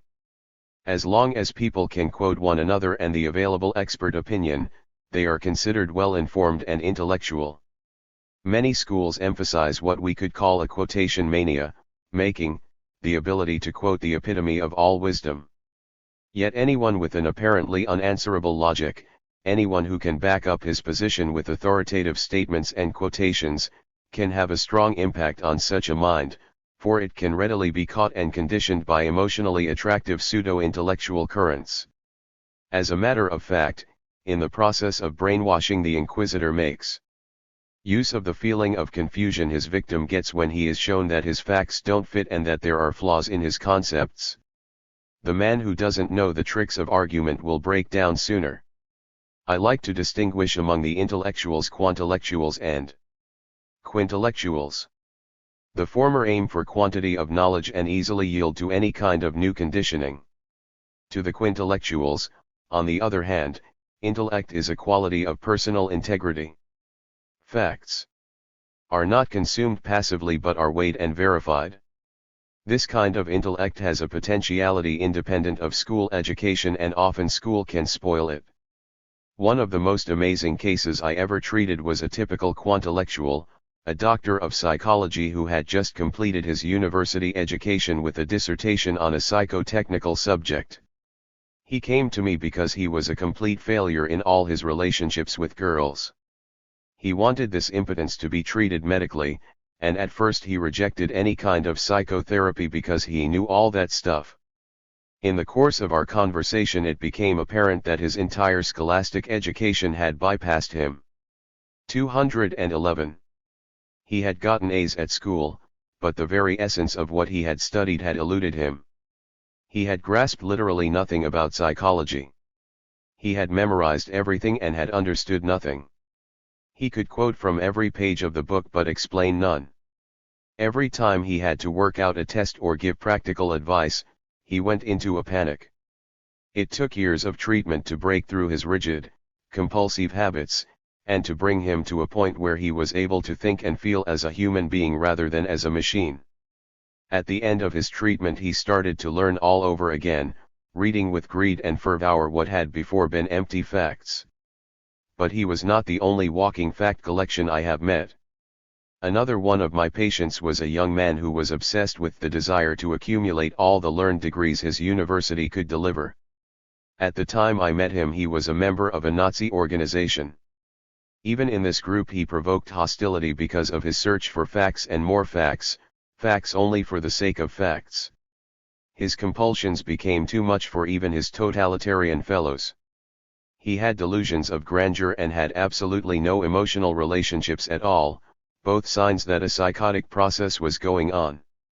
But his intellectual capacity was intact. The son of a scholar, he had lived in constant competition with his father. Early in youth he started to read the encyclopedia, and later, in grade school and high school, he was cheered because of his phenomenal knowledge. Indeed, he did know the facts, but he knew nothing else. He knew neither how to get along with himself nor with anyone else. These two cases serve to demonstrate how a mechanized educational system, failing to detect even an urgent need for emotional relationships and a sense of belonging, and placing its emphasis on learning instead of living, can produce adults who are totally unequipped to meet the problems of life, who are themselves only half alive and completely incapable of meeting the challenges of reality. Such men and women do not make good democratic citizens. One of the most essential tasks of education for mental freedom is to prepare the child for mature adulthood by teaching him to see the essentials and by teaching him to think for himself. There are several fields of interest through which the capacity to think for oneself may be developed. For instance, the field of communication and the science of abstraction. A child's awareness of his own language, of the words he himself uses, as an expressive tool rather than as a set of grammatical rules can lead him to inquisitiveness about other languages and other ways of thinking, and thus may lead him to the ability to think abstractly and to understand relationships. The child's period of greatest sensitivity to foreign languages is when he is about 10, much younger than the age at which we normally teach foreign languages. At this age, too, the child begins to have an active personal interest in words and self-expression. This interest can be used to make language an exciting, adventurous exploration instead of a cut-and-dried process of memorization. Our schools must stimulate inventiveness and self-activity too, through such subjects as carpentry and designing. Creative play with concrete objects also develops the child's capacity to abstract and to generalize, making it easier for him to absorb the abstractions which underlie all mathematics. 212. If, instead of throwing the child into the sea of abstractions he finds in the daily arithmetic drill, we brought him to an understanding of the process of abstraction by carefully graded steps, he would absorb and assimilate what he learned, not merely parrot what he was told. We tend, for instance, to teach mathematical abstractions at too early an age, just as we wait too long to teach language and verbal expression. History is a subject which is not learned by memorizing facts and dates but through mutual discussion. It has to start with the concept of personal lifetimes and personal history. It is better to give a child a printed report of the history of yesterday and ask for his comments and opinions on it, or better to promote individual thought by letting him search for background information in a library or museum, than to ask him to memorize facts. In this way the learning of history can become an adventure. We can also revise the system that risks so easily rearing mediocre people who fit into a pattern of mediocrity. Different children must be trained and educated differently. Each one has his own internal timetable, each one will have his own life adjustments. Why should we compulsively do to our children what we would never do to the flowers in our gardens? Every plant is allowed to attain its own natural size.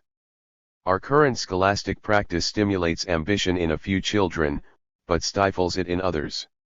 Instead of promoting cheating by our rigid examination rules, why do we not allow children to help one another in the solution of common problems?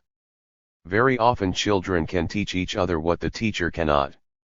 Think for a moment of the child especially sensitive to the boredom of some of our contemporary schools. He becomes either a conformist full of good marks and no original thoughts or a rebel ripe for the child guidance clinic of today and possibly for the totalitarian state of tomorrow. 213. Discipline and morale. While good morale implies inner strength and self-discipline, it may not necessarily imply a set group discipline in a political or military sense. Good personal morale and backbone were two of the needed qualifications for taking part successfully in the underground during the last war. The partisans, working secretly now here, now there, relied, in their lonely combat, on their individual initiative and morale as much as, if not more than, on distant leadership and discipline. This is just the opposite of a kind of stand-by morale impelled by blind fear and maintained from a distance, the kind which is obtained in jails or concentration camps, or in a tribe with extreme emphasis on common participation. In the first groups, there was morale without discipline, in the second, discipline without morale. In the same way, there are some officers who can only develop discipline without morale. Nevertheless, there is usually an inner relation between discipline and morale. Only when a certain amount of initial disciplinary training is given to youngsters or soldiers are they well conditioned for that personal inner strength which is based on self-confidence and trust in the group as a whole, together with confidence in the authorities. Emergency discipline is resorted to during times of stress when there is usually lack of time, with the result that there is not a sufficient period for self-control and adjustment to the group. Only a self-chosen discipline which develops gradually can lay the basis for inner freedom and morale. This rule has been forgotten by many educators. Only this basis of initial, conditioned patterns gives us the confidence to stand on our own. We all start by interjecting and taking over our morale from others, our parents and educators. The basis of our personal morale is what we internalized from them. The subtle mutual relation between discipline and freedom starts in the cradle under the care of loving and interested and consistent parents. The parents are the first to build morale. The conflict between discipline and morale in a group usually arises when the members are held together by compulsion or necessity. Here the inner coherence will be completely different from that of a situation in which there is a spontaneous loyalty to the group. The aim of all discipline is to develop a better adjustment to the group. In turn, success in identifying with the group develops a stronger ego. From this point on, freedom begins. A further understanding of these morale-building principles is important for an evaluation of the inner strength or vulnerability of the various cultural groups. We may expect, according to our experiences in psychotherapy, that where too much discipline, or even slavery, prevails, the inner cohesion of the group will be very different from that of a group respecting and holding the individual in high esteem.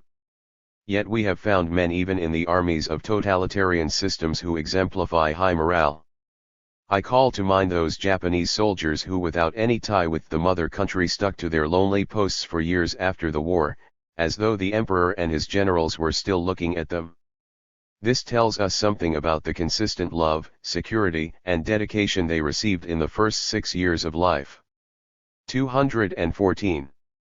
Discipline and brainwashing. When we want to train a soldier to resist brainwashing, we have to give him antidotes against mass suggestion. We have to teach him to make up his own answers and to criticize his teachers. We must train him in negative suggestibility and emphasize the courage to reject emotionally pleasant reasoning when it does not seem truthful. Above all, we have to repeat such lessons many times to make a self-confident individual out of a recruit. Against the daily barrage of suggestions, we have to provoke individual criticism. All this has to be done in addition to making the soldier familiar with the concept and implications of brainwashing. In so doing, he will learn, unconsciously, to judge what propaganda is or what it is not, as we all partially do when listening to advertising over the radio. Psychological experience tells us that part of propagandistic suggestions can leak through even alert mental defenses and penetrate our opinions. Anti-brainwashing training has to be done thoroughly and repeatedly. It may appear to be in conflict with rigid discipline, when the teacher and officer knows enough about the subject. However, the student's self-respect is enhanced through identification with the leading officer.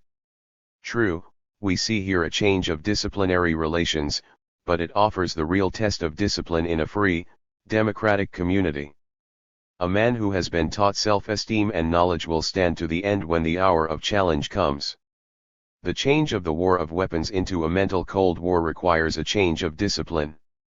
The soldier has to know not only his rifle, but even more the sense of his mission and the nonsense of the enemy. The quality of the group and the influence of the leader in every group situation. Morale refers to the degree of cohesive strength of the members and to the amount of loyalty toward the group and its goals. Morale may, or may not, imply an understanding of the goals. In Western culture with its subtle pros and cons, a much deeper need for awareness, understanding, and consideration of goals is implied than is called for in a totalitarian state. In the totalitarian state with its veneration for the strong leader, the threatening loss of coherence when the dictator or leading group fails would have a much more disintegrating effect than such failure in a democratic society, whose members usually have reached a higher degree of self-determination and governmental skill. A democracy always finds new leaders ready to take responsibility. Morale includes the question of how much people can endure physically and mentally, and for how long. Under different kinds of regimentation the limit of endurance will be different. Standby morale, based on fear as in prisons, may disintegrate at the least sign of weakness in leader or guard, or when the individuals have not as yet been sufficiently disciplined. The kamikazes, the pilots educated for suicide, were thoroughly indoctrinated with the self-offering ideology, and their morale, as shown in the war with Japan, might be said to have been high in an Oriental sense. 215. Here discipline and allegiance had become so automatic that life was of no importance either to the individual or to the group. The only thought was to keep going and beat the enemy. This kind of morale is often dependent on obtaining a frenzied desperation, a kind of collective suicidal rage in pursuit of the national goal. We are becoming more and more aware of how important leadership is in boosting morale. The leader is the embodiment of the valued human relationships for which we are willing to offer our energy and even, when needed, our lives. Through identification with him we borrow his fortitude. It is not always the official leader who has charge of lifting the morale. Sometimes a sergeant or a soldier may take over this function. The official leader himself is in a more difficult position. He must be many things that may seem to contradict one another. He must represent paternal authority as well as our ego, our conscience, and our ideals. He must relieve us of our sense of guilt and anxiety, and he must be able to absorb our needs for strength, affection, and dedication, our transference needs, as expressed in psychological terms. He must be able to create group action and motivation and at the same time increase the individual's self-esteem. His doubts may become our doubts. His loss of confidence makes us lose our self-confidence. At times we may want him to be a tyrant so that we can be relieved of our personal resentments and responsibilities. Sometimes we want to compete with him as we competed with our fathers. At other times we want affection from him. The leader must be both a scapegoat and a giant. Our own inner strength will grow, depending on the leader's inspiring and guiding personality. While we may never love him completely, we will use him to grow or decline in our morale. Yet the individual not only borrows strength from the group and its leader, he also brings his own spirit to it. Even when he is used as a scapegoat to release group hostility, the individual, when he takes it with humor and philosophy, may unwittingly boost the morale of the group. He communicates, as it were, his personal tolerance to others. The black sheep in a platoon is often as much accepted as the beloved sports hero. In the same way, the group communicates all kinds of feelings to the individual. The process of morale contagion is continually going on. Its quality depends on mutual acceptance, friendships, the amount of contagious fear in the group, the quality of interpersonal processes, resistance-provoking qualities in the few, and so on.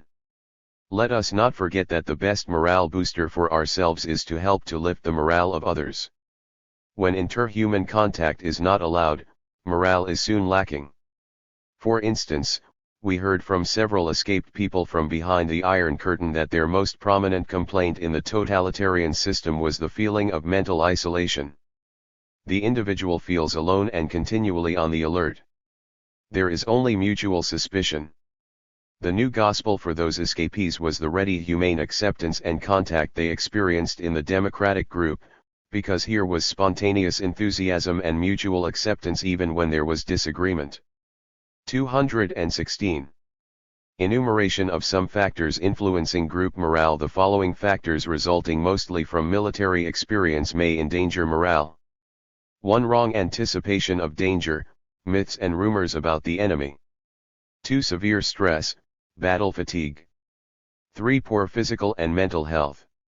4. Lack of food, lack of sleep, cold and dirt. 5. Bad leadership. 6. Poor training, lack of skill, overtraining. 7. Poor communication and poor information. 8. Destruction of basic values, lack of faith. 9. Confusion of activities, strife in politics, wrong selection of government. 10. Authoritarian and undemocratic behavior, humiliation. 11. Tyranny, too rigid discipline, also lack of discipline. 12. Homesickness and feelings of estrangement. 13. Internal hostilities, prejudices, persecution of minorities. 14. Thought control and menticide, no right to be an individual, no justice, no right to appeal. 15. No function in the social setting, no duties. 16. Alcohol and sedatives. The following factors may boost morale. 1. Sound democratic leadership. 2. Well-planned organization with the freedom of improvisation, minimum of red tape. 3. Democratic self-discipline. Do we have faith in our own institutions? 4. Information and unhampered communication. 5. Freedom of religion, moral integrity. 6. Mutual loyalty and mature responsibility, team spirit. 7. Mental alertness, the important psychology of awareness of the problems of our own epoch. 8. A sense of belonging and being accepted. G. A sense of justice, freedom, and privacy. 10. Confidence in experts ready to give first aid. 217. The breaking point and our capacity for frustration. What is the straw that breaks the camel's back? This is a key question in the problem of personal morale. During the Second World War, one treated a fighter pilot who was unafraid of his dangerous work but who felt unhappy about his personal relationships. Suddenly, during an air raid alert in London, where he was on furlough, he was struck by utter panic. In normal life he had been a rather shy and withdrawn young man. Unexpectedly he found himself in a shelter with a frightened group about him, and he became contaminated by the fear of other people. The strange situation found him unprepared and so he broke down. I mention this point to show again how contagious the atmosphere in a POW camp can be. No one can really tell how he will behave in times of great danger until it comes to actually facing the test. The true test of reality is solved in different ways. Many accept the challenge. Some over-defensive, compulsive individuals even welcome the danger. Still others who were already unstable misuse the new situation as an excuse to break down and let their emotions go. Siegel calls the last group frustrated big dealers, exclusives, dupes, scared kids, praise-starved egotists, all having egos that could easily be boosted by a flattering inquisitor. In psychology we are aware of the fact that there are two sets of determinants which bring on mental breakdown, one set consisting of long-term considerations which cause a gradual breakdown of inner defenses, the other consisting of short-term factors, the triggers or provoking factors causing a sudden collapse of the mental and physical integration. To the first set of factors may belong chronic disease or the many chronic irritations of life. The second operates by means of a sudden symbolic impact on hidden sensitivities. A mouse appearing in a girl's class doesn't arouse panic because of its objective danger. Modern psychopathology has studied the manifold sensitizing occurrences, experienced in early life, which make people subject to unknown trigger reactions. Yet, trauma and frustration are emphasized too much as weakeners of the personality during its development. As a matter of fact, the opposite is true. Challenge and resistance to unfavorable influences make the personality. In order to develop greater inner strength and better ego defenses, the individual has to expose and traumatize himself. What else is fair sport and fair competition but repeated training in morale? Physical training doesn't have to be soft. The self-traumatization by trial and error, to which we unconsciously expose ourselves in encounters during sports, is part of a spontaneous effort toward self-discipline. When the person cannot find strength within himself, he must borrow it from his neighbor and look for strength by proxy. Too great emphasis on dependence or leadership increases this proxy mechanism. Leadership is not exclusively the secret of morale. Identification with the leader may sometimes fortify the person's inner strength, but it may also frustrate his capacity to grapple with his own problems. A frustrating leader may decrease our capacity to tolerate frustration. 218. Living under too soft circumstances is probably a weakening factor. A recent publication on experiences with men under combat stress, and later with rats in the laboratory, have proven that luxury in general influences negatively man's capacity to endure. Somewhere along the line, good morale means no longer being afraid to die.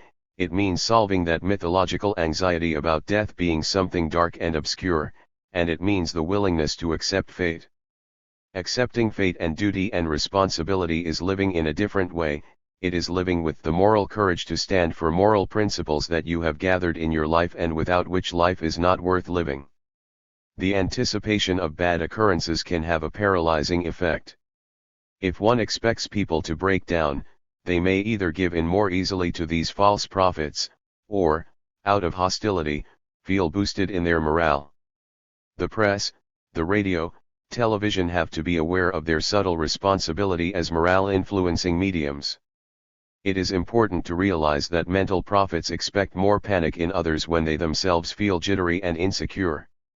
In the last war, there were many sensational forecasts of panic that, happily enough, did not materialize, such as Dunkirk. Man is often mentally much stronger than we expect him to be. Of all the animals, he can suffer most and take danger best provided he does not weaken himself by his belief in supernatural terror stories nor become unnerved in a cold war. 219. Chapter 17.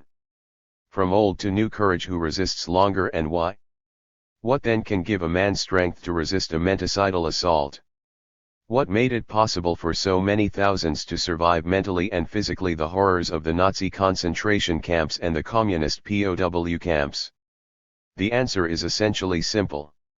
Men yield primarily because at some point they are overwhelmed by their unconscious conflicts. These conflicts, kept under control in normal circumstances, come to the surface under the strain of menticidal pressure. The stronger the inner conflicts and the greater the pressure, the greater the tendency to yield. Men withstand pressure when these conflicts cannot be so easily aroused or have been inwardly overcome. This simple answer itself contains a clinical paradox. One of the characteristics of severe neurosis, and of some cases of pathological character structure, is that unconscious conflicts are so severe that they are either repressed so deeply that the sufferer is not even vaguely aware of their existence, or they are transformed into a set of overt attitudes which are more acceptable to the individual, and therefore easier to handle. If the severe neurotic permitted himself to feel his real conflicts, they would dominate his life completely. Consequently, he exerts tremendous force to hold down this explosive material. The man who is always rebellious, never growing from healthy rebellion into healthy maturity, may have transformed some basic and profound conflict in his own personality into a chronic resistance against any kind of social demand. Psychiatric examination of returned P.O.W.S. from Korea showed that many of the men who resisted enemy propaganda most strongly were those with a history of lifelong rebellion against all authority, from parents through teachers to army superiors. They were troublemakers wherever they were, among their friends as well as among their enemies. This negative side of the coin is only part of the picture. A man with deep self-knowledge, aware of his own inner conflicts and aware, too, of what the enemy is trying to do to him, is prepared to meet and resist the attack. I interrogated many people who went through the tortures of Nazi prison and concentration camps.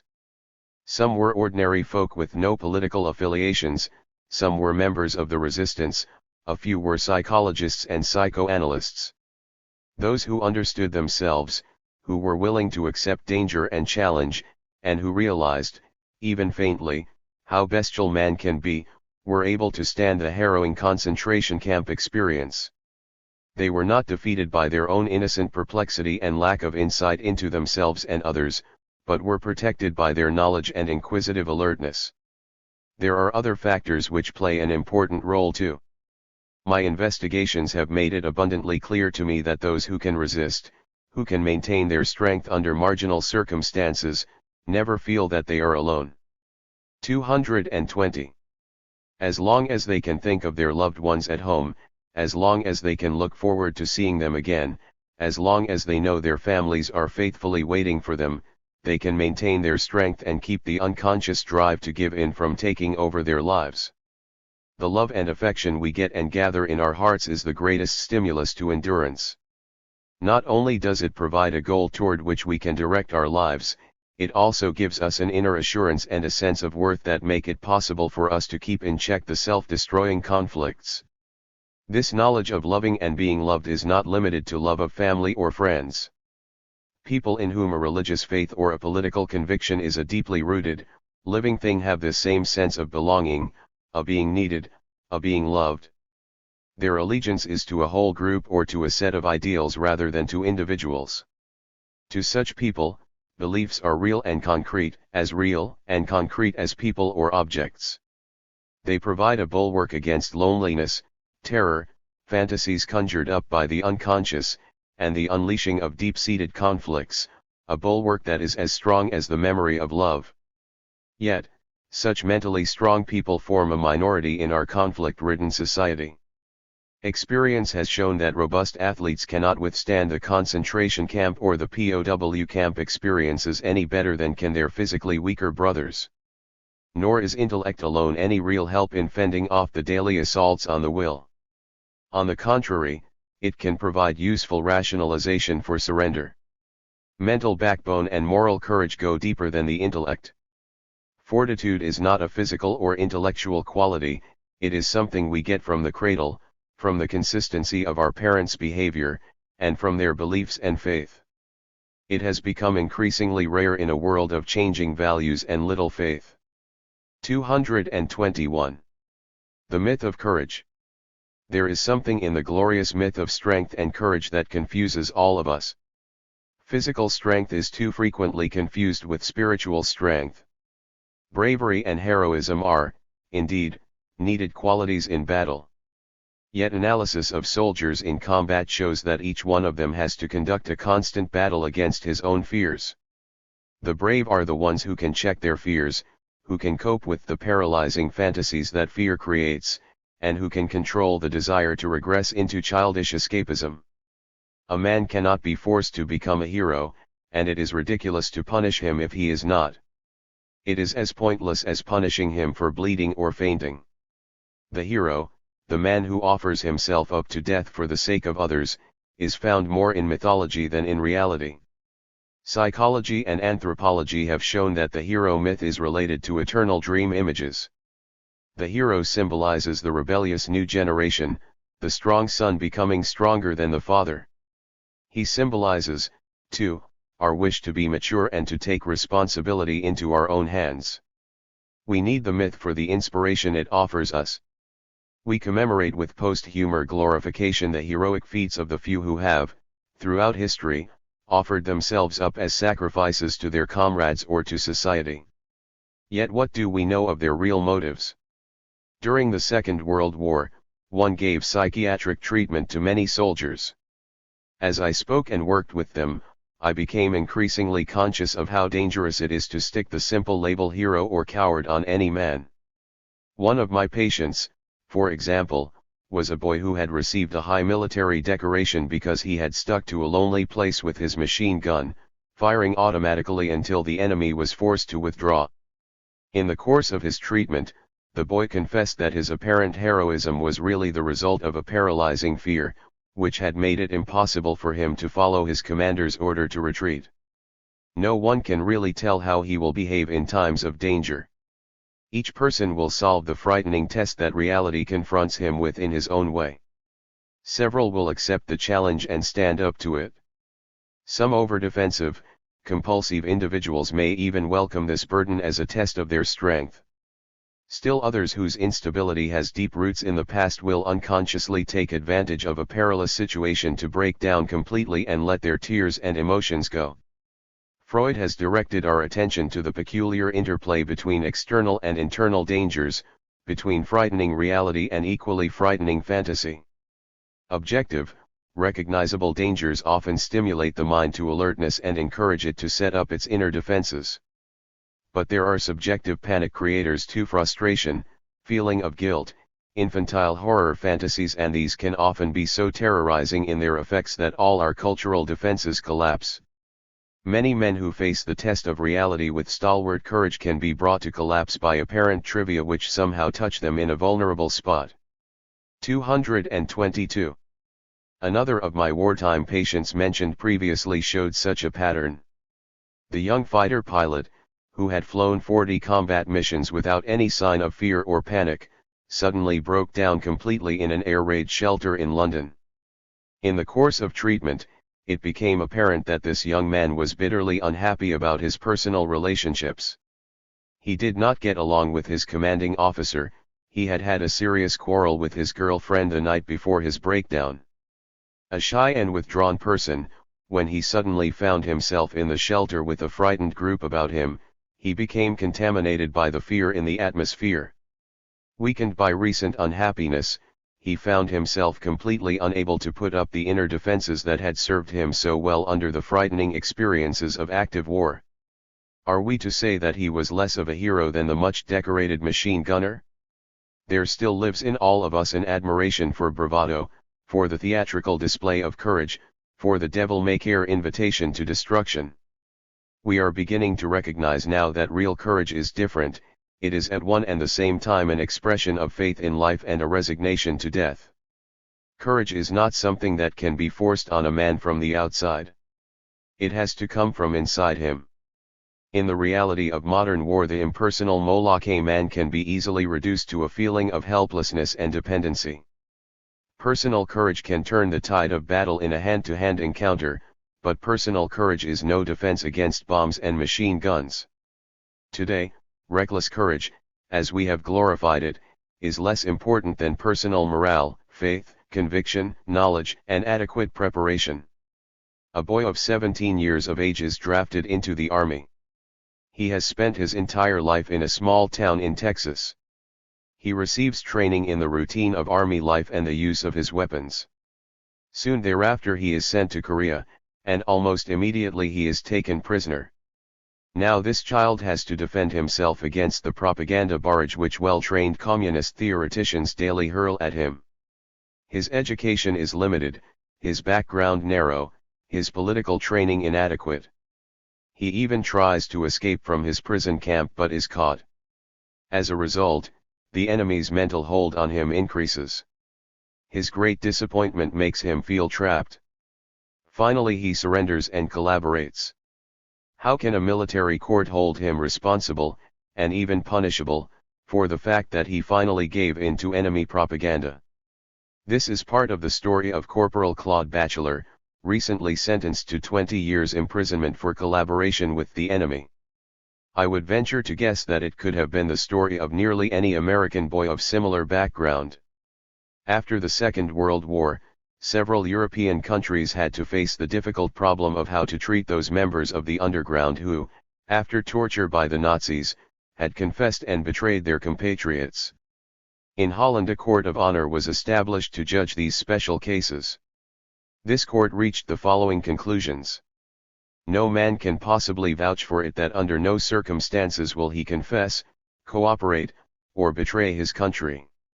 No man who has not himself gone through the hell which communists and Nazis have been so able to organize has any right to judge the conduct of a man who did.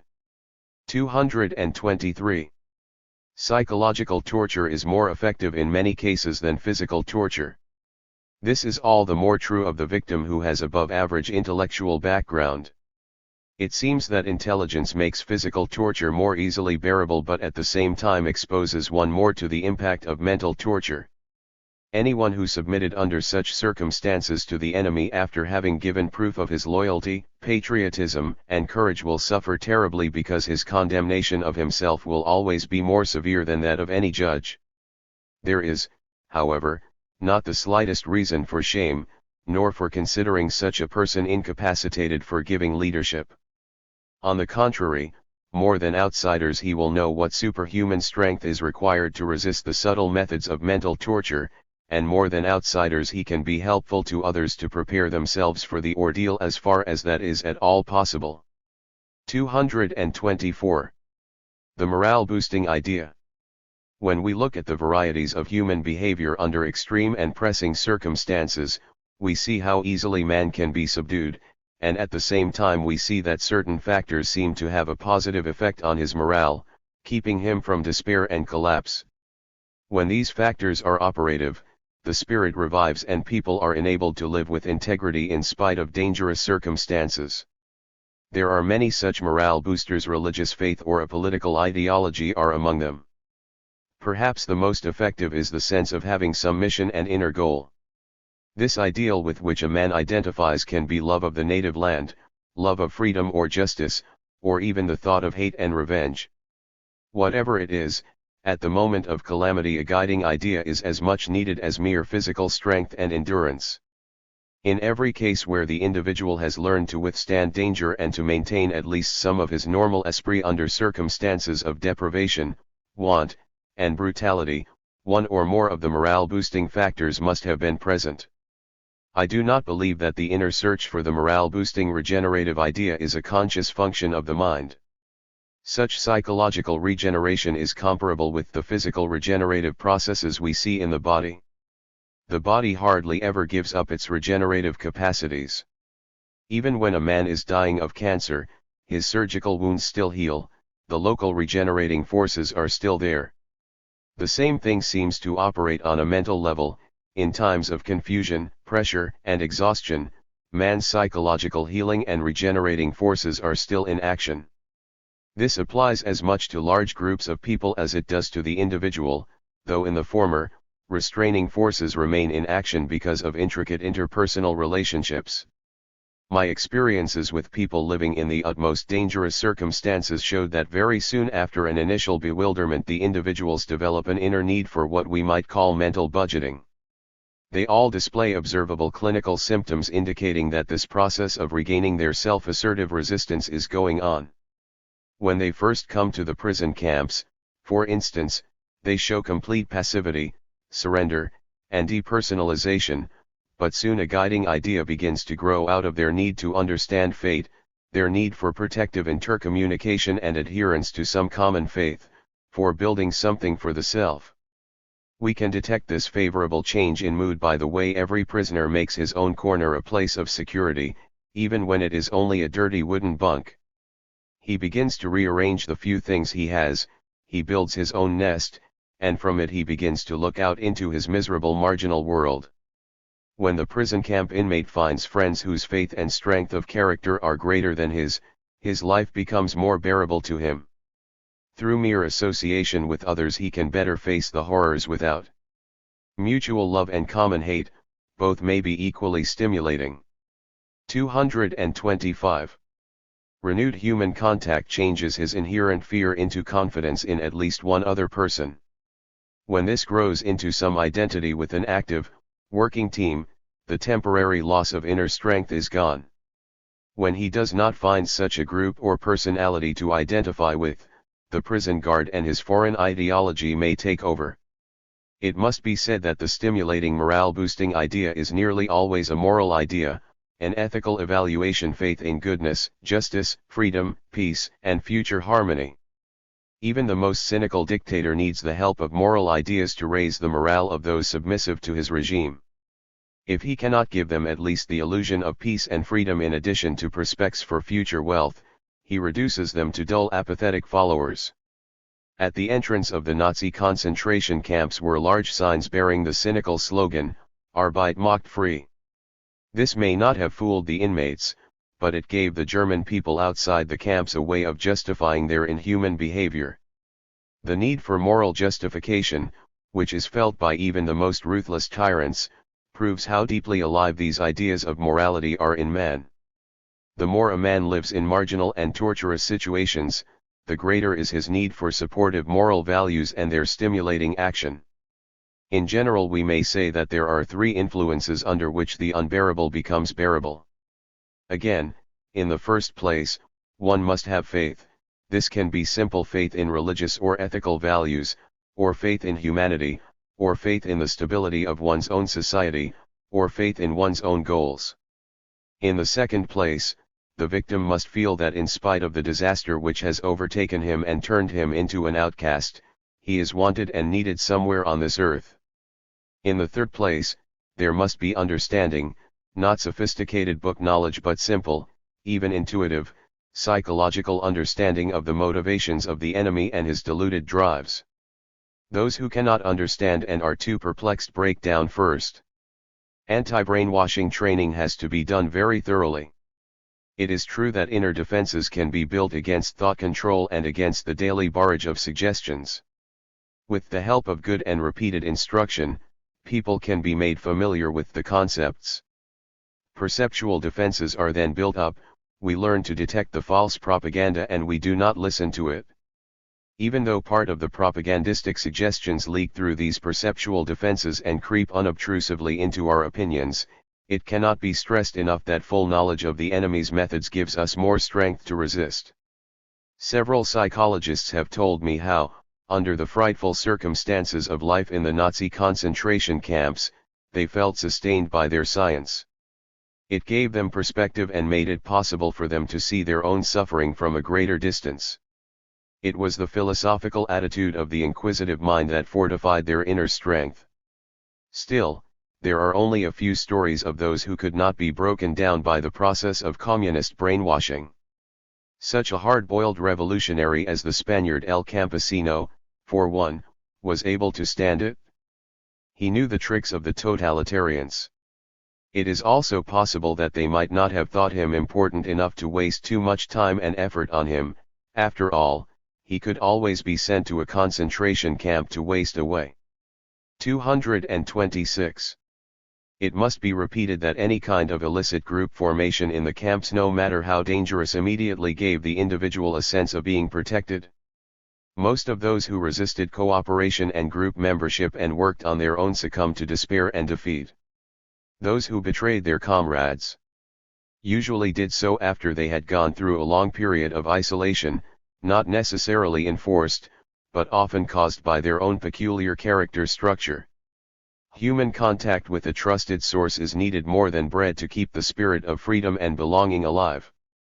During the Second World War, the anti-Nazi underground lived on the daily radio news from Free England. Even now there are people in enslavement and distress who live on the few communications we are able to transmit to them.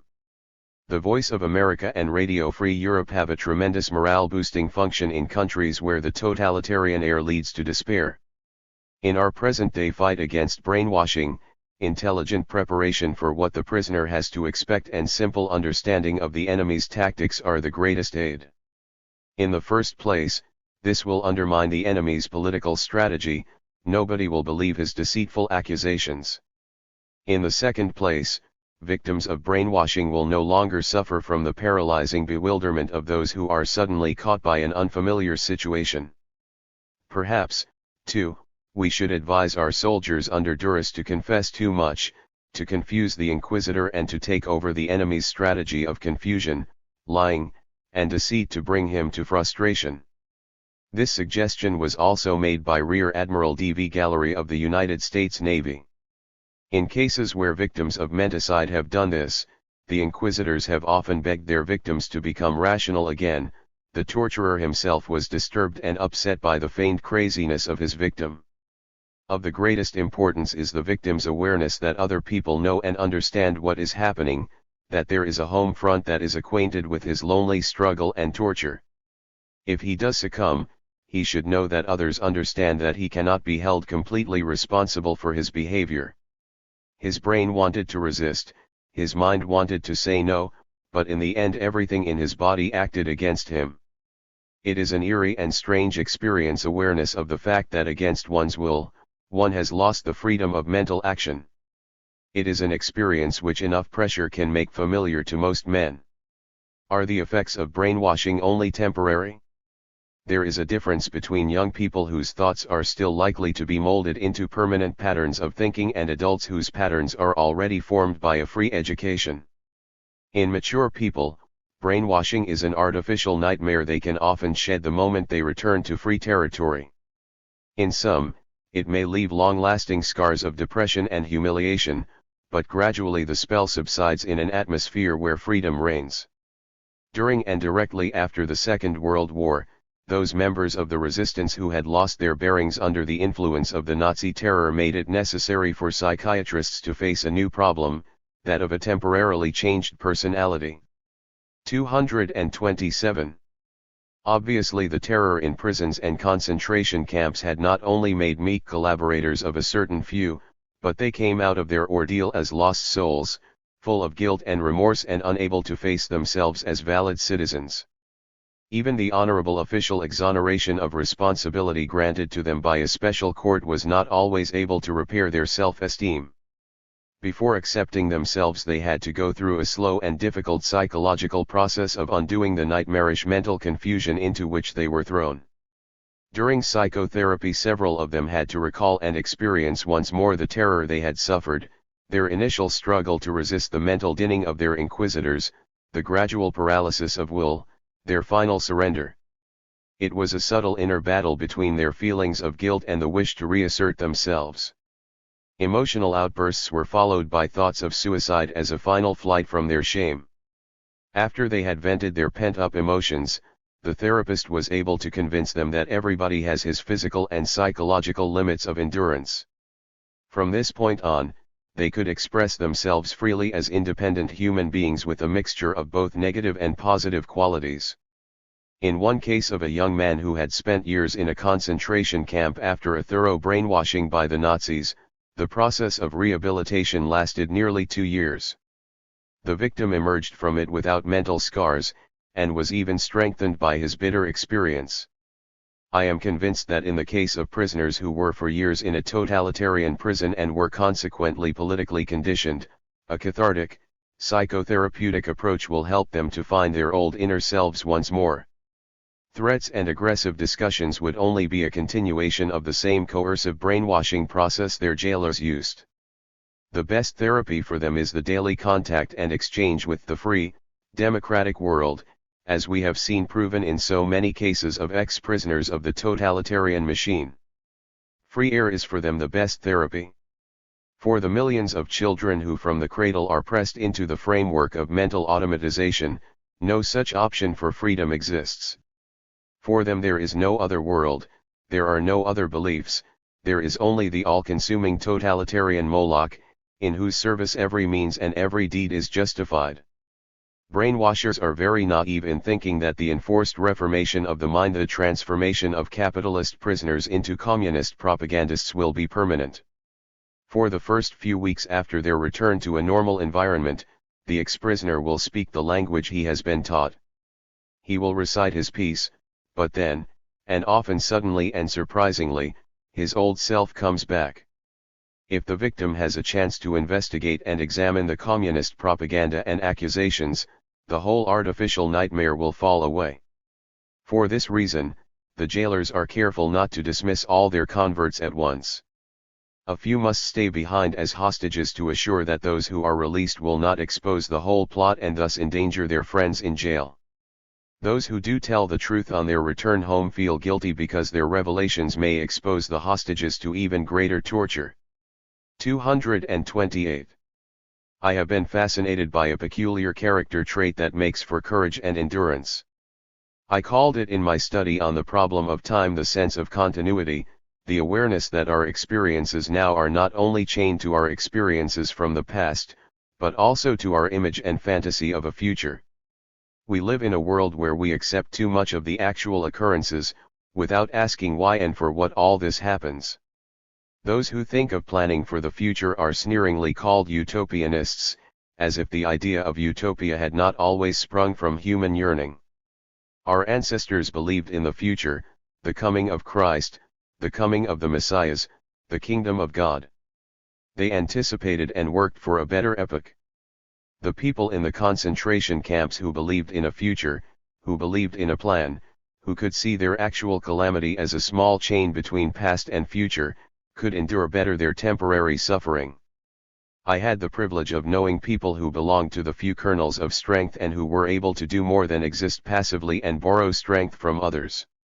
They were able to live courageously under the extreme stress of the Nazi concentration camp. They accepted the camp and the persecution as a challenge to their minds. Physical pain did not touch them. The abnormal circumstances stimulated their spirit, they lived beyond the circumstances. The morale of these people inspired others, they lived by fortifying and helping others. They accepted the Spinozistic amor fati, the love and acceptance of fate. They are a living proof that the mind can be stronger than the body. 229. The new courage. Philosophy and psychology have made us aware of new challenges and new courage. Socrates, over 2,000 years ago, considered bravery a spiritual courage which goes far beyond the courage of physical battle. A soldier can be aggressive and have contempt for death without being brave.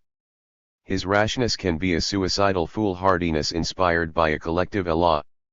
This may be the panicky courage of the unaware primitive infant in us. There is also a spiritual bravery, a mental courage that goes beyond the self. It serves an idea.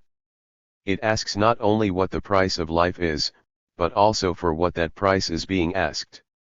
It asks for a hyperconsciousness of the self as a thinking spiritual being. It is only comparatively recently that spiritual courage has been esteemed. Socrates' notion has taken a long time to seep into our thinking. It was only after the Reformation that the heroic struggle of the lonely battling personality gained value. To defend your own dissenting opinion courageously, even against the pressure of a majority opinion, acquired a heroic color, especially where nonconformism and heresy were forbidden. Gandhi's quiet and stubborn campaign of passive resistance is today considered more courageous than the bravery of the soldier who throws himself into the ecstasy of battle. Spiritual bravery is not found among the conformists or among those who preach uniformity or among those who plead for smooth social adjustment. It requires continual mental alertness and spiritual strength to resist the dragging current of conformist thought. Man has to be stronger than the mere will for self-protection and self-assertion. He has to be able to go beyond himself in the service of an idea and has to be able to acknowledge loyally that he has been wrong when higher values are found. Indeed, there is a spiritual courage that goes beyond all automatic reflex action. Man is not only a mass, a piece of kneaded dough, he is also a personality. He dares to confront the human masses as he confronts the entire world as a thinking human being. Consciousness, alert awareness are themselves a form of courage, a lonely exploration and a confrontation of values. Such courage dares to break through old traditions, taboos, prejudices and dares to doubt dogma.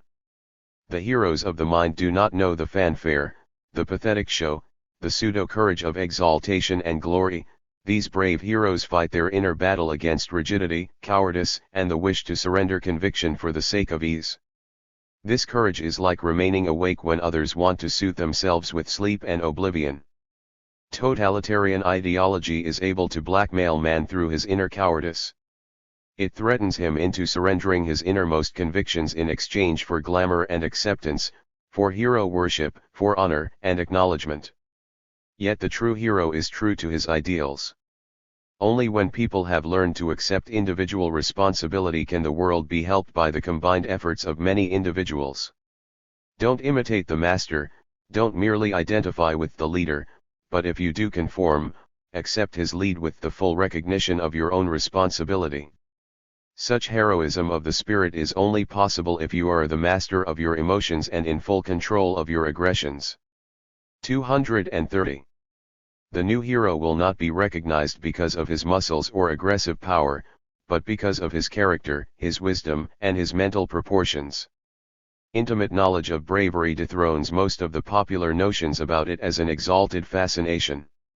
Psychological knowledge fosters new forms of courage, demanding exhausting labor, the labor of thought rather than the easy work of recklessness. I cannot take any other option than for this enduring courage of life, courage that no longer embodies the magic attraction of suicide and decline. Courage should be the vivid faith in, and the alert awareness and the sound consideration of, all that moves life. Such courage accepts the great fear behind all the mysteries of life and dares to live with it.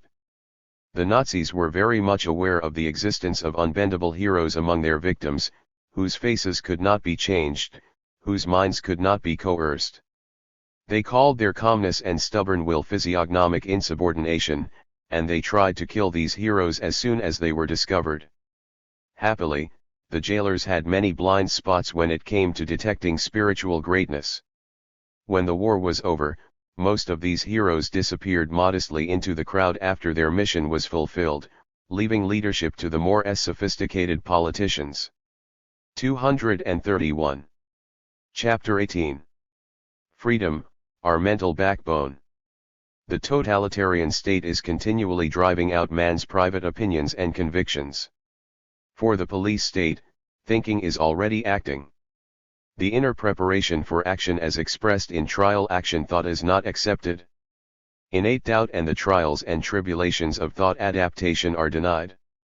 Inbreeding destructive thought is one way to undermine the community. Not trusting the liberty of thought and free expression of opinion is even more dangerous. The natural destructive desires are repressed to that uncontrollable realm of the mind that may explode more easily into action. The verbal expression of a destructive thought, however, often partly conquers that thought, and renders it less potent. Here lies the actual paradox. Condemning antisocial thought not yet put into action provokes a short circuit of explosive action. Every piece of logic may have its dangerous implications. Inquisitional murder took place in the service of high ideals. If we cannot gamble with the innate good sense of man, a free and peaceful society are impossible, a democracy is impossible. Moral culture begins and ends with the individual. Only the cult of individual freedom, individual possession, and individual creativity makes man willing to curb instinctual desires and to repress destructivity. Man is not only a social being. Somewhere away from the crowd and the noise, he has to come to grips with himself, God and nature. In order to grow, he needs reserve and isolation and silence. In addition to his mechanical devices and machines, he needs to get back to nature, to camp out outdoors by himself. Somewhere along the line, he has to be the maker of some of his own tools, as a shoemaker or a healer or a teacher. Without being thrown on his own and knowing loneliness, man is dwarfed, he is lost among the waves of overpowering human influence and a sea of coercive probabilities. 232. The democratizing action of psychology. The deepest conviction of the power of psychological understanding came to me in my protracted mental struggles with a man who held membership in a totalitarian organization. He came to me for psychological advice during the Nazi occupation of Holland, and I knew that I had to be careful to avoid discussing politics with him. In those days free expression of opinion could be severely punished, and my patient would have reported me if I had said anything suspicious. However, as my therapy of passive listening liberated him from his personal tensions, the patient became more humane. He developed an increasing respect for the individual personality as such, and sometimes grew very critical of the Nazis' callous treatment of human life and human dignity. As time passed, he dissociated himself more and more from his totalitarian political friends. This was indeed courageous, for, especially at that time, the turn from collaboration toward nonconformism was usually interpreted as high treason. In his last visits before we agreed that he was cured, we spoke of our mutual faith in the dignity of the individual and our confidence in the decisions of the mature adult as to the path of his own interests. Does psychology really exert a democratizing influence on the authoritarian and totalitarian spirit? The case I have just cited would seem to indicate that it does. On the other hand, we know that Goebbels's propaganda machine applied psychological principles to hypnotize the German people into submission. Hitler, too, laid down his psychological artillery barrage to spread panic throughout Europe. In Nazi Germany, all psychoanalytic treatment was controlled by psychology's own Führer, Goering's brother. Certainly the science of suggestion, hypnosis, and Pavlovian training can be used to enlist cowardly, submissive followers for a program of despotism. These uses of psychological knowledge are perversions of both the principles and the purposes of psychology. Intrinsic in the psychological approach, and above all in psychoanalytic treatment, is an important element that fosters an attitude diametrically opposite to the totalitarian one. The true purpose of psychology, and especially of its mental health branch, is to free man from his internal tensions by helping him to understand what causes them. Psychology seeks to liberate the human spirit from its dependency on immature thinking so that each man can realize his own potentialities. It seeks to help man to face reality with its many problems, and to recognize his own limitations as well as his possibilities for growth. It is dedicated to the development of mature individuals who are capable of living in freedom and of voluntarily restricting their freedom, when it is indicated, for the larger good. It is based on the premise that when man understands himself, he can begin to be the master of his own life, rather than merely the puppet either of his own unconscious drives or of a tyrant with a perverted lust for power.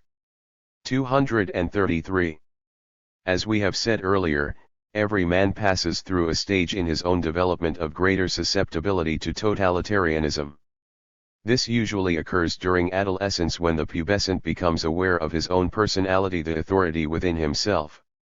In not accepting this responsibility, he may look for a strong leader outside the home. At an earlier age in infancy, the more unconscious patterns of compulsion and automatic obedience are laid. With the advent of his new sense of selfhood, the youth begins to oppose the adult authorities who previously directed his life.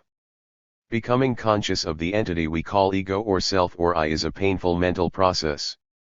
It is not a matter of chance that the feeling of endless longing, of Weltschmerz, is traditionally connected with adolescence.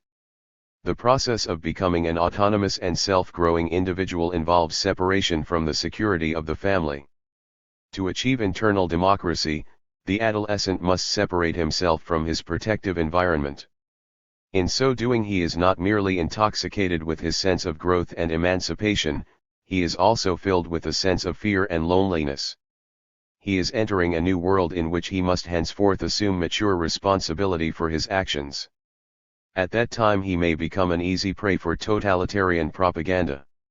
A personal grudge against growing up may lead him to forsake the struggle for personal maturity.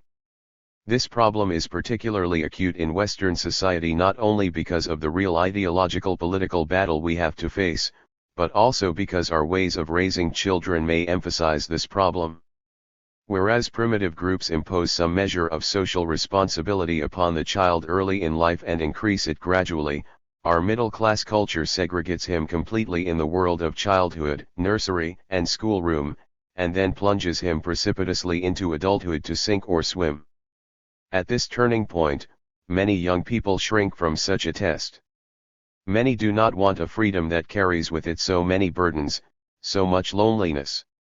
They are willing to hand back their freedom in return for continued parental protection, or to surrender it to political or economic ideologies which are in fact displaced parental images. Alas, the youth's surrender of individuality is no guarantee against fear and loneliness. The real outside world is in no way altered by his inner choice. Therefore, the youth who relinquishes his freedom to new parent figures develops a curious, dual feeling of love and hate toward all authority. Docility and rebellion, submission and hate live side by side within him. Sometimes he bows completely to authority or tyranny, at other times, often unpredictably, everything in him revolts against his chosen leader. This duality is an endless one, for one side of his nature continually seeks to overstep the limits which his other, submissive side has imposed. The man who fails to achieve freedom knows only two extremes: unquestioning submission and impulsive rebellion. Conversely, the individual who is strong enough to embrace mature adulthood enters into a new kind of freedom.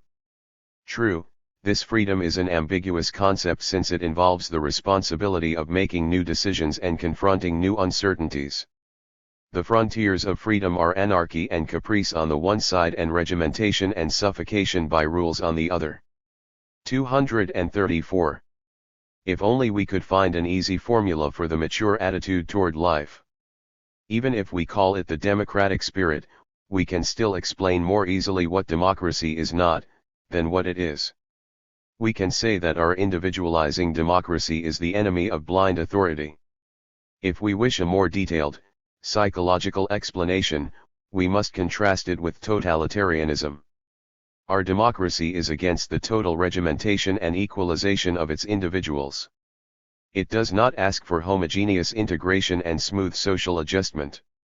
Democracy, in comparison with these aims, implies a confidence in spontaneity and individual growth. It is able to postulate progress and the correction of evil. It guards the community against human error without resorting to intimidation. Democracy provides redress for its own errors. Totalitarianism considers itself infallible.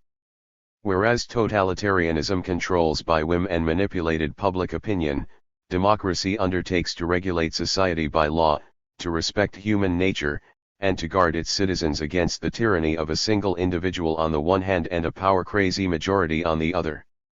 Democracy always fights a dual battle. On the one hand, it must limit the resurgence of asocial inner impulses in the individual. On the other, it must guard the individual against external forces and ideologies hostile to the democratic way of life. 235. The battle on two fronts. The inner harmony between social adaptation and self-assertion has to be reformed in every new environment. Each individual has to fight over and over again the same subtle battle that started during infancy and babyhood. The ego, the self, forms itself through confrontation with reality. Compliance battles with originality, dependence with independence, outer discipline with inner morale. No culture can escape this inner human battle, though there is a difference in emphasis in every culture and society and in every family. The combination of internal and external struggle, of a mental conflict on two fronts, renders the Western ideal of an individualized democracy highly vulnerable, particularly when its adherents are unaware of this inherent contradiction. Democracy, by its very nature, will always have to fight against dictatorship from without and destructiveness from within. Democratic freedom has to battle against both the individual's inner will to power and his urge to submit to other people. It also has to battle against the contagious drive for power intruding from over the frontiers and so often backed up by armies. The freedom toward which democracy strives is not the romantic freedom of adolescent dreams, it is one of mature stature. Democracy insists on sacrifices which are necessary to maintain freedom. It tries to combat the fears that attack men when they are faced with democracy's apparently unlimited freedom. Such lack of limitations can be misused to satisfy mere instinctual drives. However, because democracy does not exploit man by myth, primitive magic, mass hypnotism, or other psychological means of seduction, it is less fascinating to the immature individual than is dictatorial control. Democracy, when it is not involved in a dramatic struggle for survival, may appear quite drab and uninspiring. It simply demands that men shall think and judge for themselves, that each individual shall exercise his full conscious ability in adapting to a changing world, and that genuine public opinion shall mold the laws that govern the community. Essentially, democracy means the right to develop yourself and not to be developed by others. Yet this right, like every other, has to be balanced by a duty. The right to develop yourself is impossible without the duty of giving your energy and attention to the development of others. Democracy is rooted not only in the personal rights of the common man, but even more in the personal interests and responsibilities of the common man.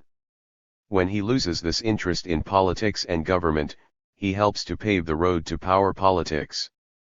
Democracy demands mental activity of a rather high level from the common man.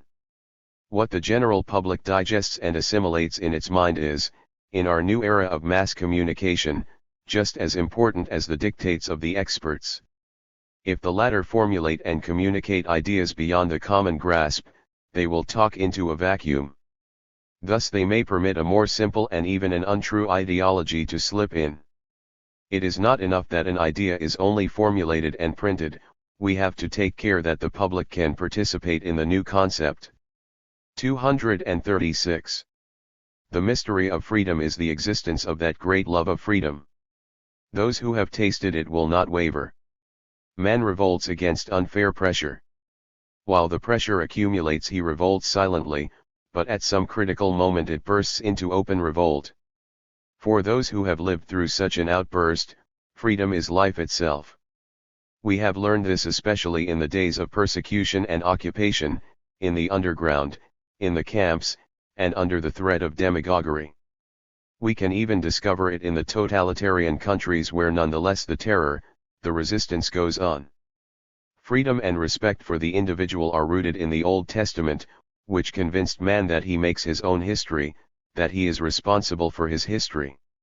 Such freedom implies that a man throws off his inertia, that he does not cling arbitrarily to tradition, that he strives for knowledge and accepts moral responsibility.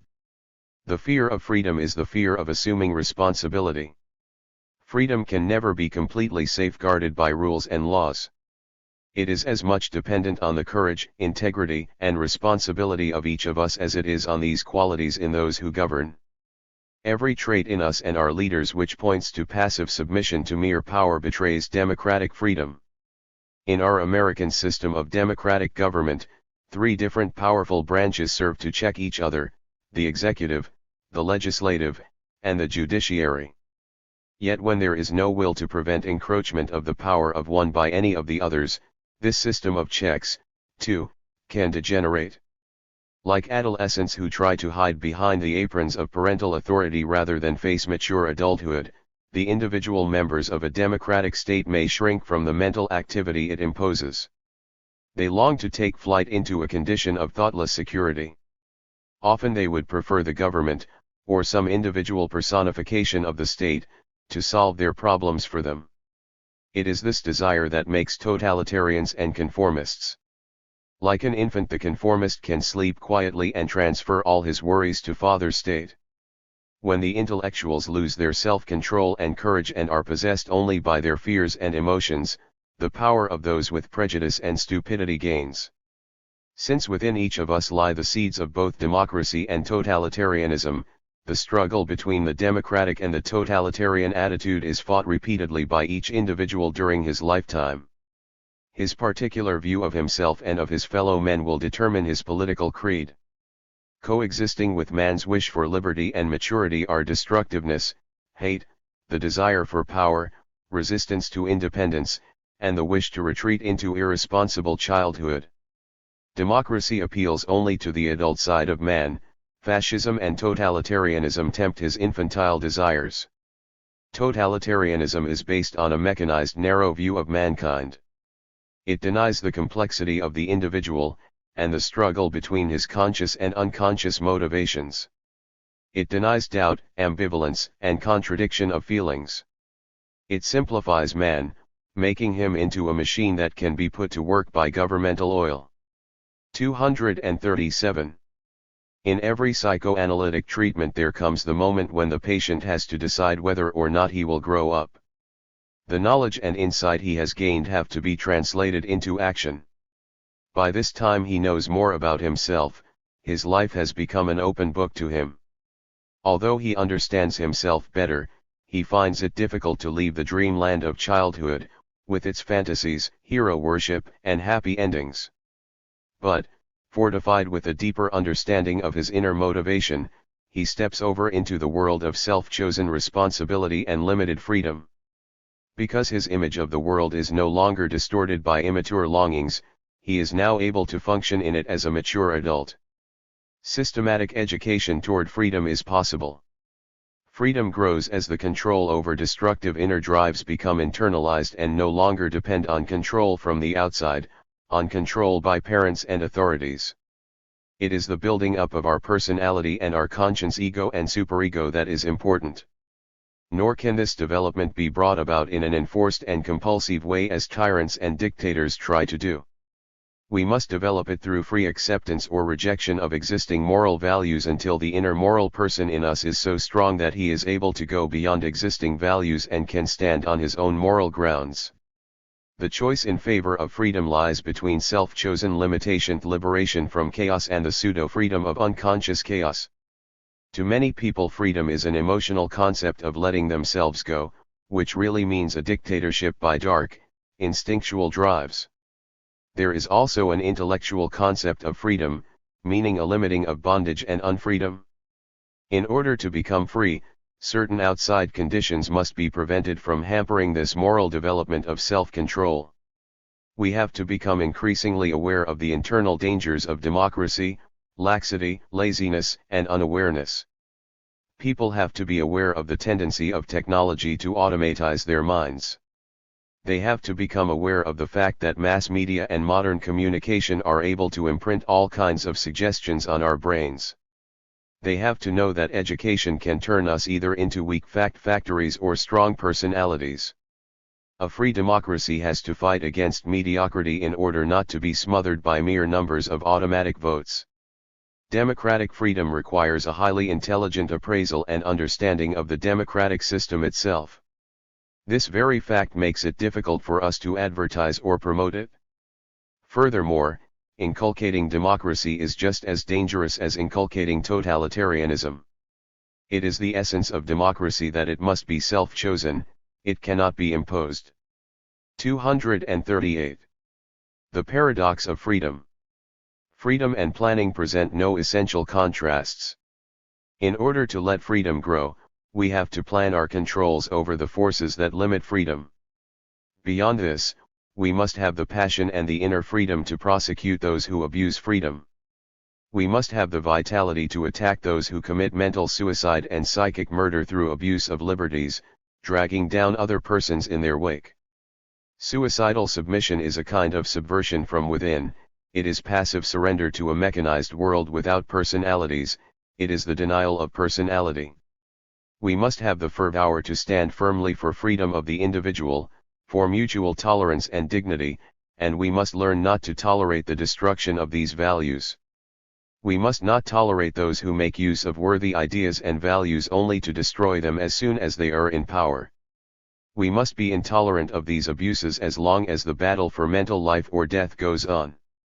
It cannot be emphasized too strongly that liberty is only possible with a strong set of beliefs and moral standards. This means that man has to adhere to self-restrictive rules, moral rules, in order to keep his freedom. When there is lack of such internal checks, owing to lack of education or to stereotyped education, then external pressure or even tyranny becomes necessary to check unsocial drives. Then freedom becomes the victim of man's inability to live in freedom and self-control. Mankind should be guaranteed the right not to hear and not to conform, and the right to defense against psychological attack and against intervention in the form of perverted mass propaganda, totalitarian pressure, and mental torture. No compromise or appeasement is possible in dealing with such attitudes. We have to watch carefully lest our own mistakes in attacking personal freedom become grist for the totalitarian's mill. Even our denunciation may have a paradoxical effect. Fear and hysteria further totalitarianism. What we need is careful analysis and understanding of such phenomena. Democracy is the regime of the dignity of man and his right to think for himself, the right to have his own opinion, more than that, the right to assert his own opinion and to protect himself against mental invasion and coercion. When the United Nations has devised rules curtailing menticide and psychological intrusion, it will have ensured a human right as precious as physical existence, the right of the non-conforming free individual, the right to dissent, the right to be oneself. Tolerance of criticism and heresy is one of the conditions of freedom. Here we touch on another crucial point related to the technique of governing people. There is a relationship between over-centralization of government, mass participation, and totalitarianism. Mass participation in government, without the decentralization that emphasizes the value of variation and individuality, and without the possibility of sound selection of leaders, facilitates the creation of the dictatorial leader. The masses then transfer their desire for power to him. The slave participates in a magic way in the glory of the master. 239. Democratic self-government is determined by restraint and self-limitations, by sportsmanship and fairness, by voluntary observance of the rules of society, and by cooperation. These qualities come through training. In a democratic government, those who have been elected to responsible positions request controls and limitations against themselves, knowing that no one is without fault. Democracy is not a fight for independence but a mutually regulated interdependence. Democracy means checking man's tendency to gather unlimited power unto himself. It means checking the faults in each of us. It minimizes the consequences of man's limitations. 240. The future age of psychology. Let me repeat what I said at the very beginning of this book. The modern techniques of brainwashing and menticide, those perversions of psychology, can bring almost any man into submission and surrender. Many of the victims of thought control, brainwashing, and menticide that we have talked about were strong men whose minds and wills were broken and degraded. But although the totalitarians use their knowledge of the mind for vicious and unscrupulous purposes, our democratic society can and must use its knowledge to help man to grow, to guard his freedom, and to understand himself. Psychological knowledge and psychological treatment may in themselves generate the democratic attitude, for psychology is essentially the science of the just milieu, of free choice within the framework of man's personal and social limitations. Compared with the million-year span of human existence and evolution, civilization is still in its infancy. Despite historical reversals, man continues to grow, and psychology, no matter how imperfect now, will become one of man's most powerful tools in his struggle for freedom and maturity.